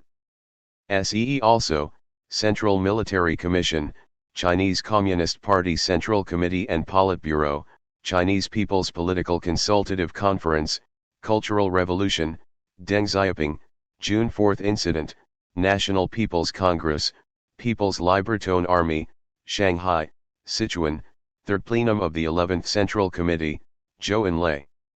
Dennis Woodward. 354. Yao Yilin. Yao Yilin held some of the most important posts in the Chinese party and state during the post-Mao era with special responsibilities in the economic sphere.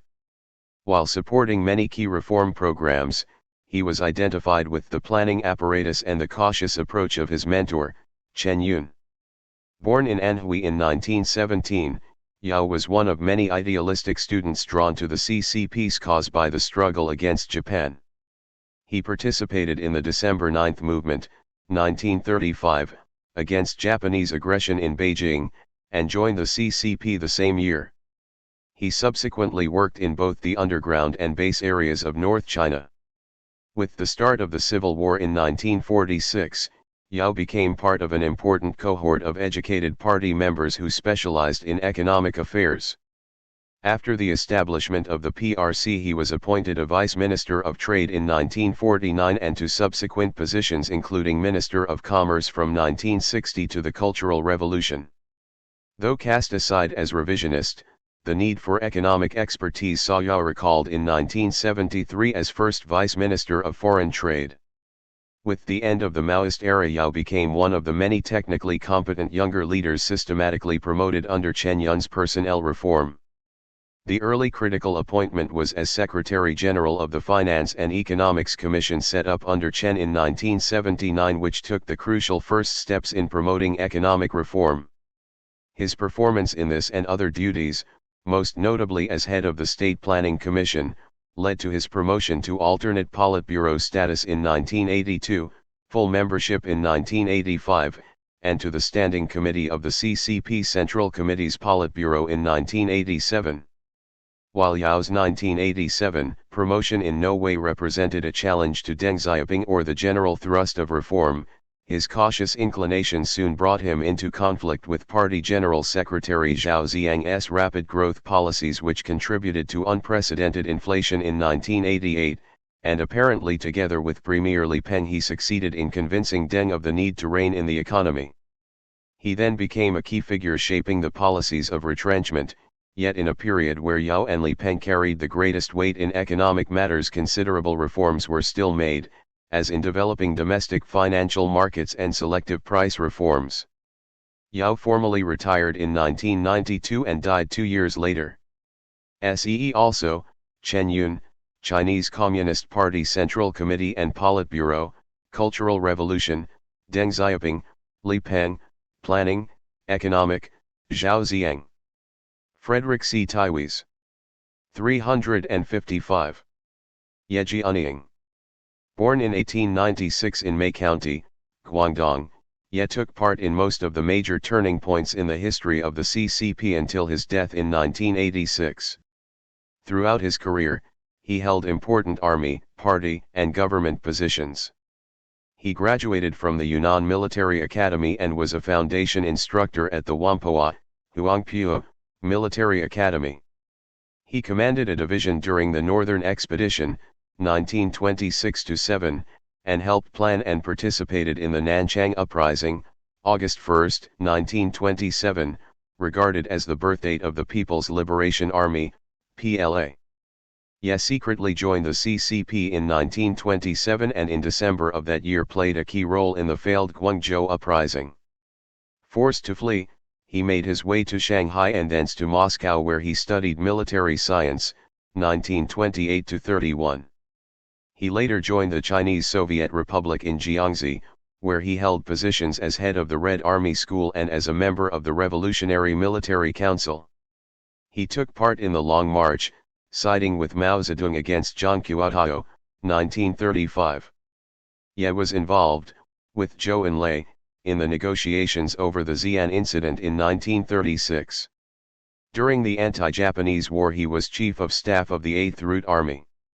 He was a member of the CCP Central Committee over 1945-85.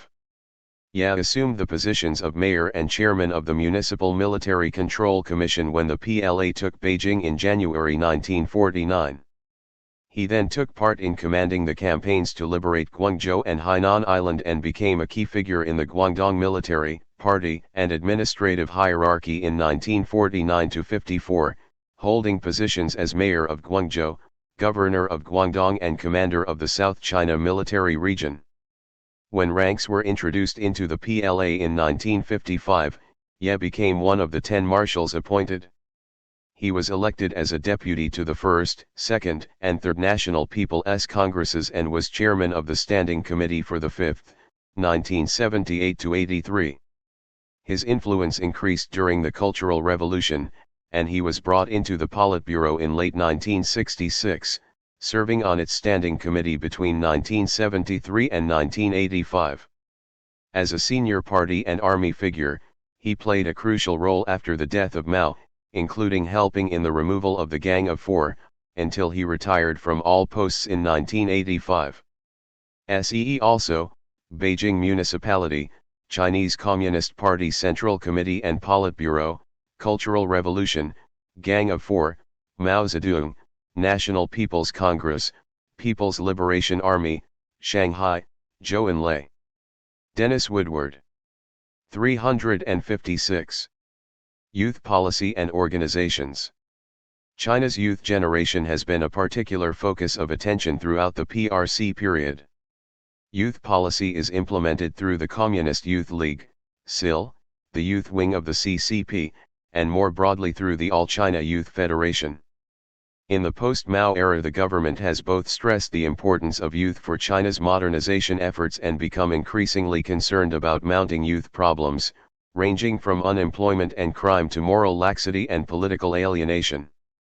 China's youth generation is officially defined as the 14 to 25 age group and accounts for over 1/4 of the country's total population, 25.73% according to the 1990 census. The Chinese government and the CCP have regarded youth as the group in the forefront of both revolution and modernization.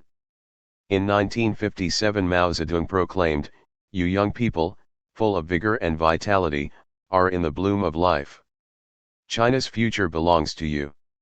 Young people were mobilized in the 1950s to be in the forefront of creating the new China. In the mid-1960s they were singled out by Mao and labeled as Red Guards to carry out the Cultural Revolution, shattering the existing CCP and bureaucratic structure. In subsequent years some 16 million young urban people were sent to the countryside to learn from the peasants. During the post-Mao era, young people have been identified as the most important generation for China's modernization policies. In official terminology, whether China's modernization succeeds will depend largely on young people. Youth policy is promulgated through general party and government organs, and more specifically through youth organizations. The CIL was founded as the Socialist Youth League of China in 1922, became the New Democratic Youth League in 1949, and finally the CIL in 1957. Both before and since the revolution it has acted as a training ground for future CCP members and as an instigator of party policy towards youth. The CIL recruits young people from 18 to 25, having over 60 million members in the late 1990s. The second major youth organization, the All China Youth Federation, was founded in 1949 as the General Federation of All China Democratic Youth and given its present name in 1958. It is officially described as a united organization for all youth bodies, with the CIL as its core.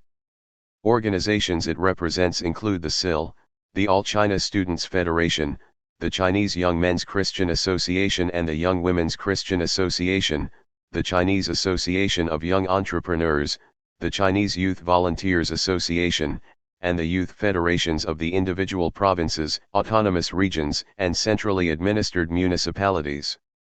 A number of other organizations and networks help to formulate and publicize youth policy. The Youth and Juvenile Research Institute, originally the research wing of the CIL, was established within the Academy of Social Sciences in 1980. It analyzes current youth issues and problems, undertakes surveys of youth attitudes, publishes an internal journal Youth Studies, Qingnian Yanjiu, and advises the CIL and government on youth. 357. Policy. A wide-ranging publications network, mostly under the control and management of the CIL, publishes newspapers and magazines specifically directed at young people. These include Chinese Youth News, Zhongguo Qingnian Bao, and Chinese Youth, Zhongguo Qingnian, at the national level, together with regional publications such as Beijing Youth News, Beijing Qingnian Bao, The Youth Generation, Qingnian Youday, Shanghai, and The Golden Generation, Huangjinshide, Guangzhou. Government policy towards the youth generation has focused on inculcating socialist values and support for, or at least obedience to, the CCP. Throughout the history of post-revolutionary China, a major strategy has been the creation of youth role models who incorporate ideal socialist values. The best known of these was the selfless young soldier Lei Feng, who denied all personal interests, dying in April 1962 in the service of New China aged 22. Lei Feng and other youth models were publicized through youth organizations, schools, and universities, see education policy and system, and the media, as well as being the subject of national political campaigns. In the post-Mao period, youth policy has been directly associated with problems resulting from the economic reforms, China's increasing openness to the outside world, and general social liberalization. While many of these problems are not limited to one generational group, young people have been the most susceptible to, and the most affected by, the new influences. Economically, they were particularly hard hit by the rationalization of the state sector, with the youth awaiting work, Dai Qingnian, issue eventually giving way to an acknowledged unemployment problem. Socially, a major official concern has been the rising level of youth crime, with people under 21 accounting for up to 70% of all crimes committed. Political dissent, particularly among university students, see protest movements, has challenged the actual social fabric, culminating in the June 4 incident, 1989. More generally, there has been a high level of official concern about young people's values, in particular how they conduct their everyday economic, social, and personal lives. Officials and sometimes the older generation frown on them for their excessive interest in material gain, as demonstrated by their extreme enthusiasm for the latest consumer goods. Young people are also criticized for their developing youth culture, ranging from rock music to bars and fashion fads, as well as for their increasingly relaxed attitudes to personal and even sexual relations. Much of this behavior is officially blamed on Western bourgeois influences coming into China. Foreign television programs, films, and magazines, contact with foreigners, and growing access to global media and communications networks, are creating a youth generation which is increasingly part of an international youth culture. The major official reaction to these developments has been a renewed effort to persuade young people to adhere to socialist values, with a stress on hard work, concern for others, and clean living. The campaign to learn from Lei Feng, initially pushed in the mid-1960s following an instruction issued by Mao Zedong in March 1963 to learn from Comrade Lei Feng, was revived in the 1980s, and again in the early 1990s following the June 4 incident. There have also been a number of other, though less enduring, youth role models, such as the young soldier Zhang Hua, who died in 1982 while trying to rescue an elderly peasant from a pit of Knight's oil.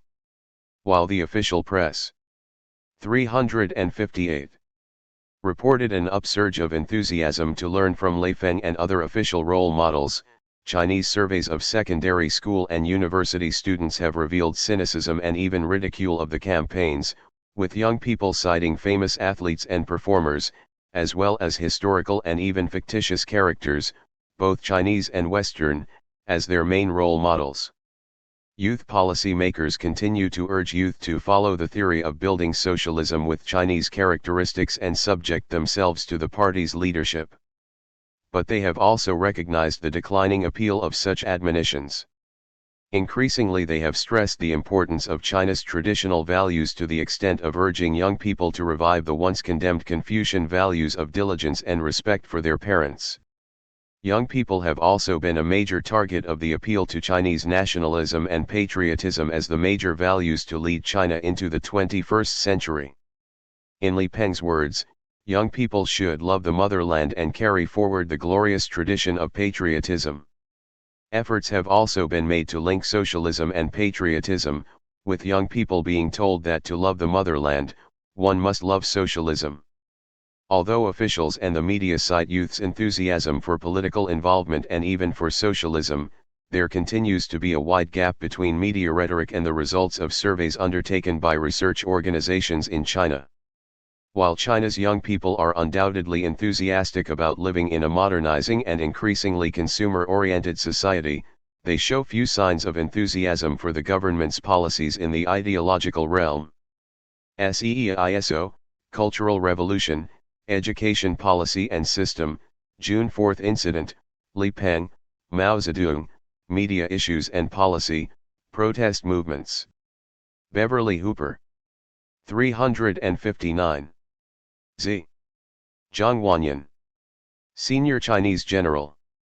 Zhang Wanyan, born in August 1928, native of Longkou County, Shandong Province, was Executive Deputy Chairman of the Central Military Commission, CMC, as of 1997, making him the highest-ranking professional soldier in the People's Liberation Army, PLA, and in actual daily control of China's armed forces, outranking even Qi Haoshan, together with whom he was promoted to the Politburo by the first plenum of the 15th Central Committee, September 19, 1997.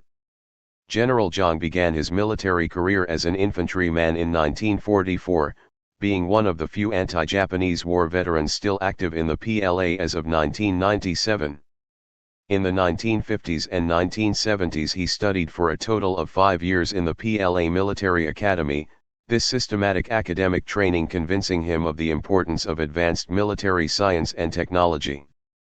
In 1968 he became the youngest divisional commander of the time, commanding the 127th Division of the 43rd Army. Many regard the division as the best in the PLA. It originated from the bodyguard battalion for Sun Yat-sen and has counted 3 PLA marshals among its commanders, including Lin Biao. The association with the division won him participation in the 9th National Party Congress, 1969, and acquaintance with several PLA elders of great influence, including Yang Dezi and Xiao Ke. General Zhang survived the Cultural Revolution. In 1978 he was promoted as Deputy Commander of the 43rd Army and 2 years later, Commander.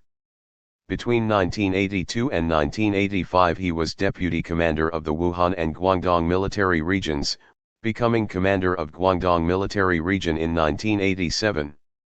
In 1990 he was transferred to the Jinan military region and stayed there till 1992, when he was appointed as the PLA's Chief of the General Staff and as a member of the CMC. In both roles he was active in revising PLA defense strategy from Deng Xiaoping's slogan "Fighting People's War under Modern Conditions" to the post-Deng notion, espoused in particular by Liu Huaqing, of fighting a modern high-tech war. Later, General Zhang took personal charge of reforming the PLA's training programs, reordering its research and development priorities and redeploying its troops in the post-Cold War era. As the representative of the CMC, he coordinated the series of combined military exercises near the Taiwan Straits in March 1996. The post-Deng CCP leadership, with its emphasis on the military and technological aspects of 360 PLA modernization, has placed great value on General Zhang's professional expertise and attitudes towards civilian government. SEE also, Central Military Commission, Qi Haoshan, Cultural Revolution, Deng Xiaoping, Lin Biao, Liu Huaqing, National Party Congress, People's Liberation Army, Shandong. UG 361. Zhao Ziyang. A provincial official during the Maoist period, Zhao Ziyang reached national prominence in the post-Mao era as a key figure in the process of economic reform. As Premier and then Party General Secretary, Zhao led efforts on the first front of comparatively younger officials responsible for day-to-day affairs to speed up the reform of the economy. Once Zhao shifted roles from Premier to General Secretary in 1987, he came into increasing conflict with other economic officials over both policy and turf. Zhao apparently was already in political decline when the Beijing democracy movement began in spring 1989, and his comparatively accommodating stance toward the protesters led to further challenges to his leadership. His refusal to back Deng Xiaoping's decision to invoke martial law led to his replacement as General Secretary by Jiang Zemin. Born in Henan in 1919, Zhao joined the CCP in 1938 and held a series of civilian party posts during the revolutionary period in the Hebei-Shandong and Hebei-Shandong-Henan border regions. In 1949 Zhao was apparently assigned to Lin Biao's 4th Field Army and subsequently wound up in Guangdong with those forces. Zhao then held a series of party posts up to the Cultural Revolution in the South China Subbureau, the Guangdong Provincial Apparatus, and in the early 1960s the Central South Bureau, in all cases working closely with Tao Zhu. Clearly Zhao had become one of China's most important local officials, and in the years just before the Cultural Revolution he participated in Tao's comparatively leftist policies. This, however, did not save him during the Cultural Revolution, and he was purged in 1967 together with Tao, who had briefly become one of the highest-ranking leaders in Beijing. By 1971, however, Zhao reappeared as party secretary in Inner Mongolia, and in 1972 was transferred back to his Guangdong base in a similar position, rising to first secretary in 1974. Late in 1975 he assumed the even more sensitive post of first CCP Secretary of Sichuan, where he avoided political problems at the time of Deng Xiaoping's removal through a judicious echoing of the official line on Deng. Zhao's initial prominence in the post-Mao period was largely a result of his activities in Sichuan where, like Wanli in Anhui, he was at the forefront of developing reform policies. Yet Zhao's significance was recognized even before he launched Sichuan's reforms, arguably due to his position as leader of China's most populous province, when he was elected an alternate member of the CCP Central Committee's Politburo at the 11th Party Congress in 1977. With reform taking hold, Zhao received further promotions to full Politburo status in autumn 1979 and then to standing committee membership in early 1980 when he was transferred to Beijing and took over day-to-day charge of the State Council. This was fully acknowledged the following September when he was named premier. Zhao's key role in economic reform was also seen in his taking over responsibility as head of the party center's finance and economics small group from Chen Yun, although Chen initially remained the most important economic. 362. Policymaker and Zhao shared many of his views. With time, however, economic reform went beyond Chen's cautious preferences and Zhao became the main architect in this area, as with the landmark 1984 decision on urban reform, C1. Overview History of the People's Republic of China. As premier, Zhao was broadly aligned with the reform advocacy of Party General Secretary Hu Yaobang, but Zhao was both more concerned with economic than political reform and chafed at Hu's tendency to interfere in economic matters, especially since one of the reforms advocated by both Hu and Zhao was the separation of party and state functions.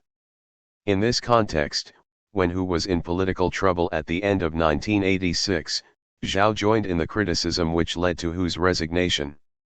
Given his preference for economic matters, Zhao sought to avoid replacing Hu, but as the remaining senior figure on the first front he had no choice. Because of his effort to guide economic policy from the party leadership, Zhao soon encountered difficulties with Premier Li Peng and State Planning Commission head Yao Yilin, who both preferred more cautious policies to Zhao's expansionary inclinations. When inflation got out of control in mid-1988, Li and Yao succeeded in convincing Deng Xiaoping of the need for retreat, thus seriously undermining Zhao's authority. It was in this context that Zhao sought accommodation with student demonstrators in spring 1989, in the process taking the unprecedented step of failing to endorse the leader's position, thus ensuring his removal from office. Subsequently, Zhao lived under a comfortable form of house arrest in Beijing. See also, 1. Overview History of the People's Republic of China, Beijing Municipality, Chenyun, Chinese Communist Party Central Committee and Politburo, Cultural Revolution, Deng Xiaoping, Hu Yaobang, Jiang Zemin, Li Peng, Lin Biao, Shandong, Sichuan, State Council, Wanli, Yao Yilin. Frederick C. Taiwes. 363. Zhou Enlai. Zhou Enlai was one of the most prominent of all Chinese Communist Party leaders, second only to Mao Zedong in popular consciousness if not actual importance. A leading revolutionary from the early 1920s, Zhou often had an ambiguous relationship with Mao in the 1920s and 1930s, but thereafter became one of his most loyal and skillful followers. In the post-1949 period, Zhou survived all political twists and turns, although not without a major setback at the time of the Great Leap Forward. Zhou's role focused on governmental affairs as premier with particular attention to foreign affairs, where he deeply impressed a remarkable array of foreign interlocutors, while in his self-designated role as assistant to Mao he engaged in some dubious activities for such a widely respected figure during the Cultural Revolution. Nevertheless, Zhou's reputation was such that his death in 1976 served as the occasion for the anti-cultural revolution protests of the Tiananmen incident that year. Born in Jiangsu in 1898, Zhou began his comparatively extensive foreign experience by studying in Japan in 1917–19. Upon returning home in the wake of the May 4 movement of 1919, Zhou engaged in political work before departing for Paris in 1920, where he soon became a leading figure in the new French branch of the CCP. Zhou also spent time in England and Germany before returning home in mid-1924, where he assumed a key role in the new united front between the nationalists and the CCP. Of particular importance was his position as political director of the Whampoa, Huangpu, military academy, where he forged ties with many future leaders of the Red Army.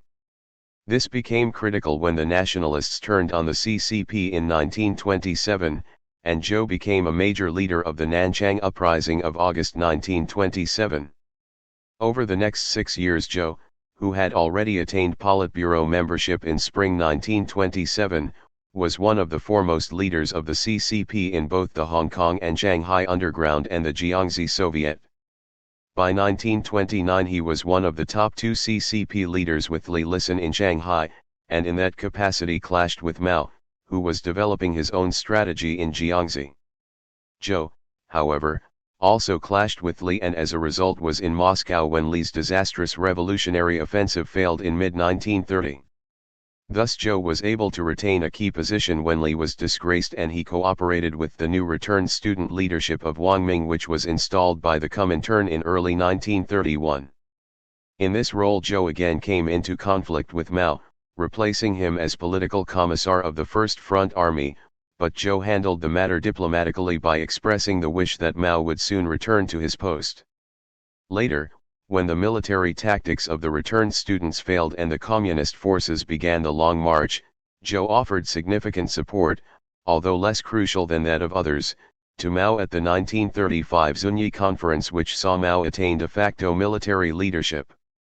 Despite close cooperation with Mao over the next 3 years, Zhou nevertheless sided with Wang Ming concerning the nature of the United Front in 1938. 364. Finally accepting Mao's views in 1939. Although fully loyal to Mao from that point, Zhou only obtained a top role in the emerging Maoist leadership after making excessive self-criticisms during the rectification campaign in 1943-4, ranking third in the Politburo selected in 1945 after Mao and Liu Shaoqai. During the United Front after 1937 and the Civil War from 1946, Zhou played a crucial diplomatic role in dealing with the nationalists and United States representatives. With the PRC established, Zhou became premier and concurrently foreign minister. He played an important role in economic affairs, especially in 1956-7 in guiding the program of opposing rash advance which was necessary after the dislocations caused by the Little Leap Forward in early 1956. In this, Zhou was unusually bold in shaping policy and actively engaging Mao, persuading him of the need for caution. But when Mao changed his mind in late 1957 and launched the Great Leap Forward, he also scathingly criticized Zhou and others.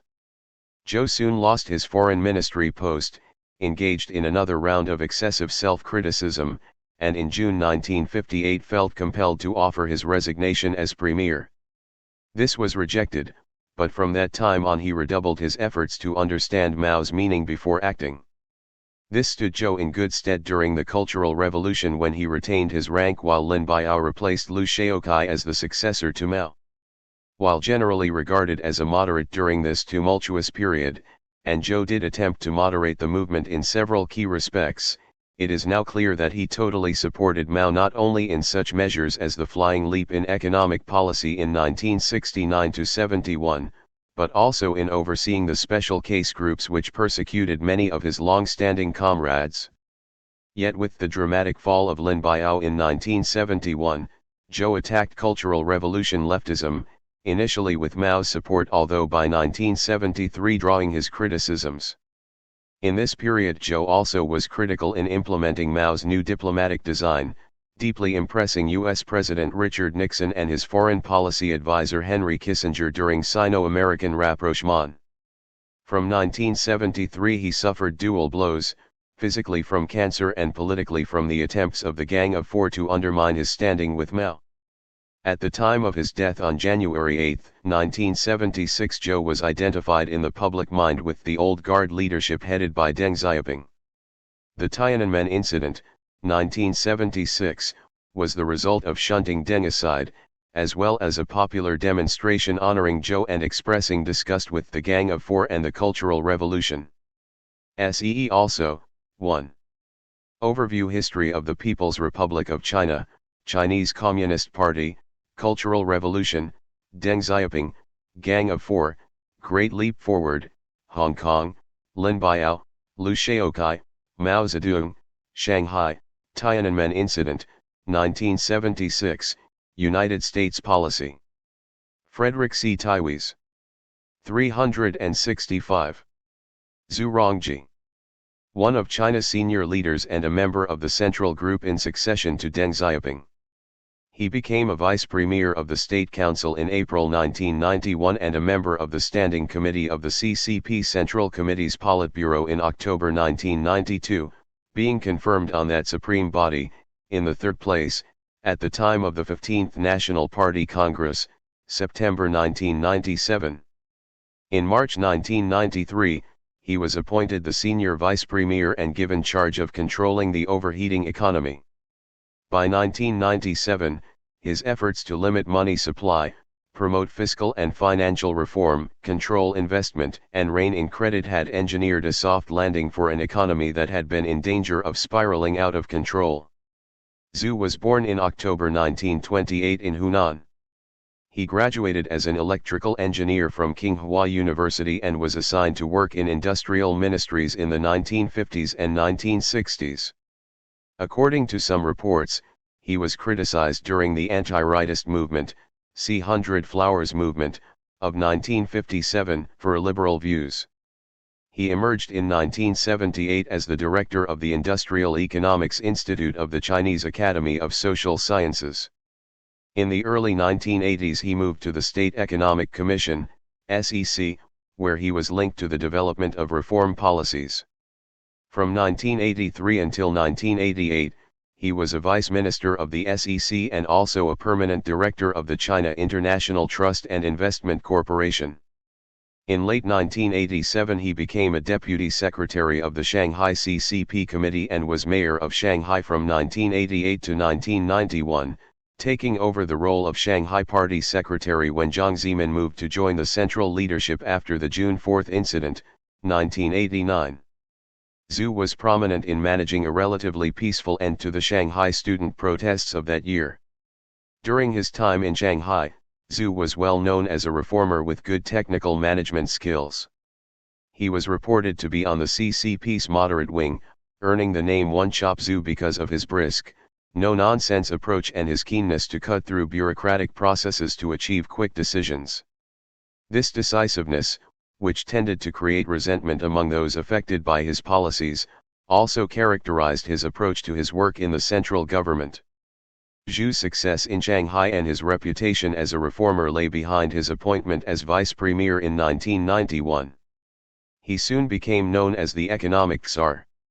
He was director of the State Council Economy and Trade Office in 1992-3 and president of the People's Bank of China 1993-5. Largely because of his strong management, China was successful in achieving more stable economic growth in 1997. The difficulty he faced in implementing his investment squeeze of July 1993 and the fiscal and financial reforms of 1994, however, underline the growing complexity of economic leadership in China. His emergence as number 3 in the leadership hierarchy at the 15th National Party Congress of 1997 made him the most likely successor to Li Peng as premier, an appointment due in March 1998. 366. See also, Chinese Communist Party Central Committee and Politburo, Deng Xiaoping, Hundred Flowers Movement, Jiang Zemin, June 4 Incident, Li Peng, National Party Congress, People's Bank of China, Shanghai, State Council. Andrew Watson. 367. Zhou Jiahua. Appointed one of China's vice premiers in April 1991, Zhou Jiahua's main responsibilities have been in the areas of planning, basic investment policy and machine-building industries. Zhou Jiahua was born in October 1926. He joined the Red Army's new Fourth Army in 1944 and was a local district party secretary by 1946. From 1948 to 1955 he studied engineering in Moscow, and on his return to China was appointed as deputy manager of the Shenyang No. 2 machine tool plant. He then joined the First Ministry of Machine Building and was director of its Machinery Research Institute and subsequently deputy director of its Machinery Research Academy. In the early 1980s he became prominent in the national defense industries, rising to be Minister of Ordnance Industries. He then moved to be Minister of the Machine Building Industry Commission and Minister of Machinery and Electronics Industry. From the late 1980s to 1993, he was Minister for the State Planning Commission. At various times he has also been a senior member of Quality Control, Production Safety and Technology Committees. Since 1993, he has been Vice Chairman of the Three Gorges Construction Engineering Committee. As his list of appointments makes clear, Zhou has worked primarily within his area of engineering expertise. His early history in the CCP has also meant that he has played an important role in party activities within the various ministries. His image within China is primarily one of technical rather than political leadership. See also, Planning, Economics, Three Gorges Dam. Andrew Watson. 368.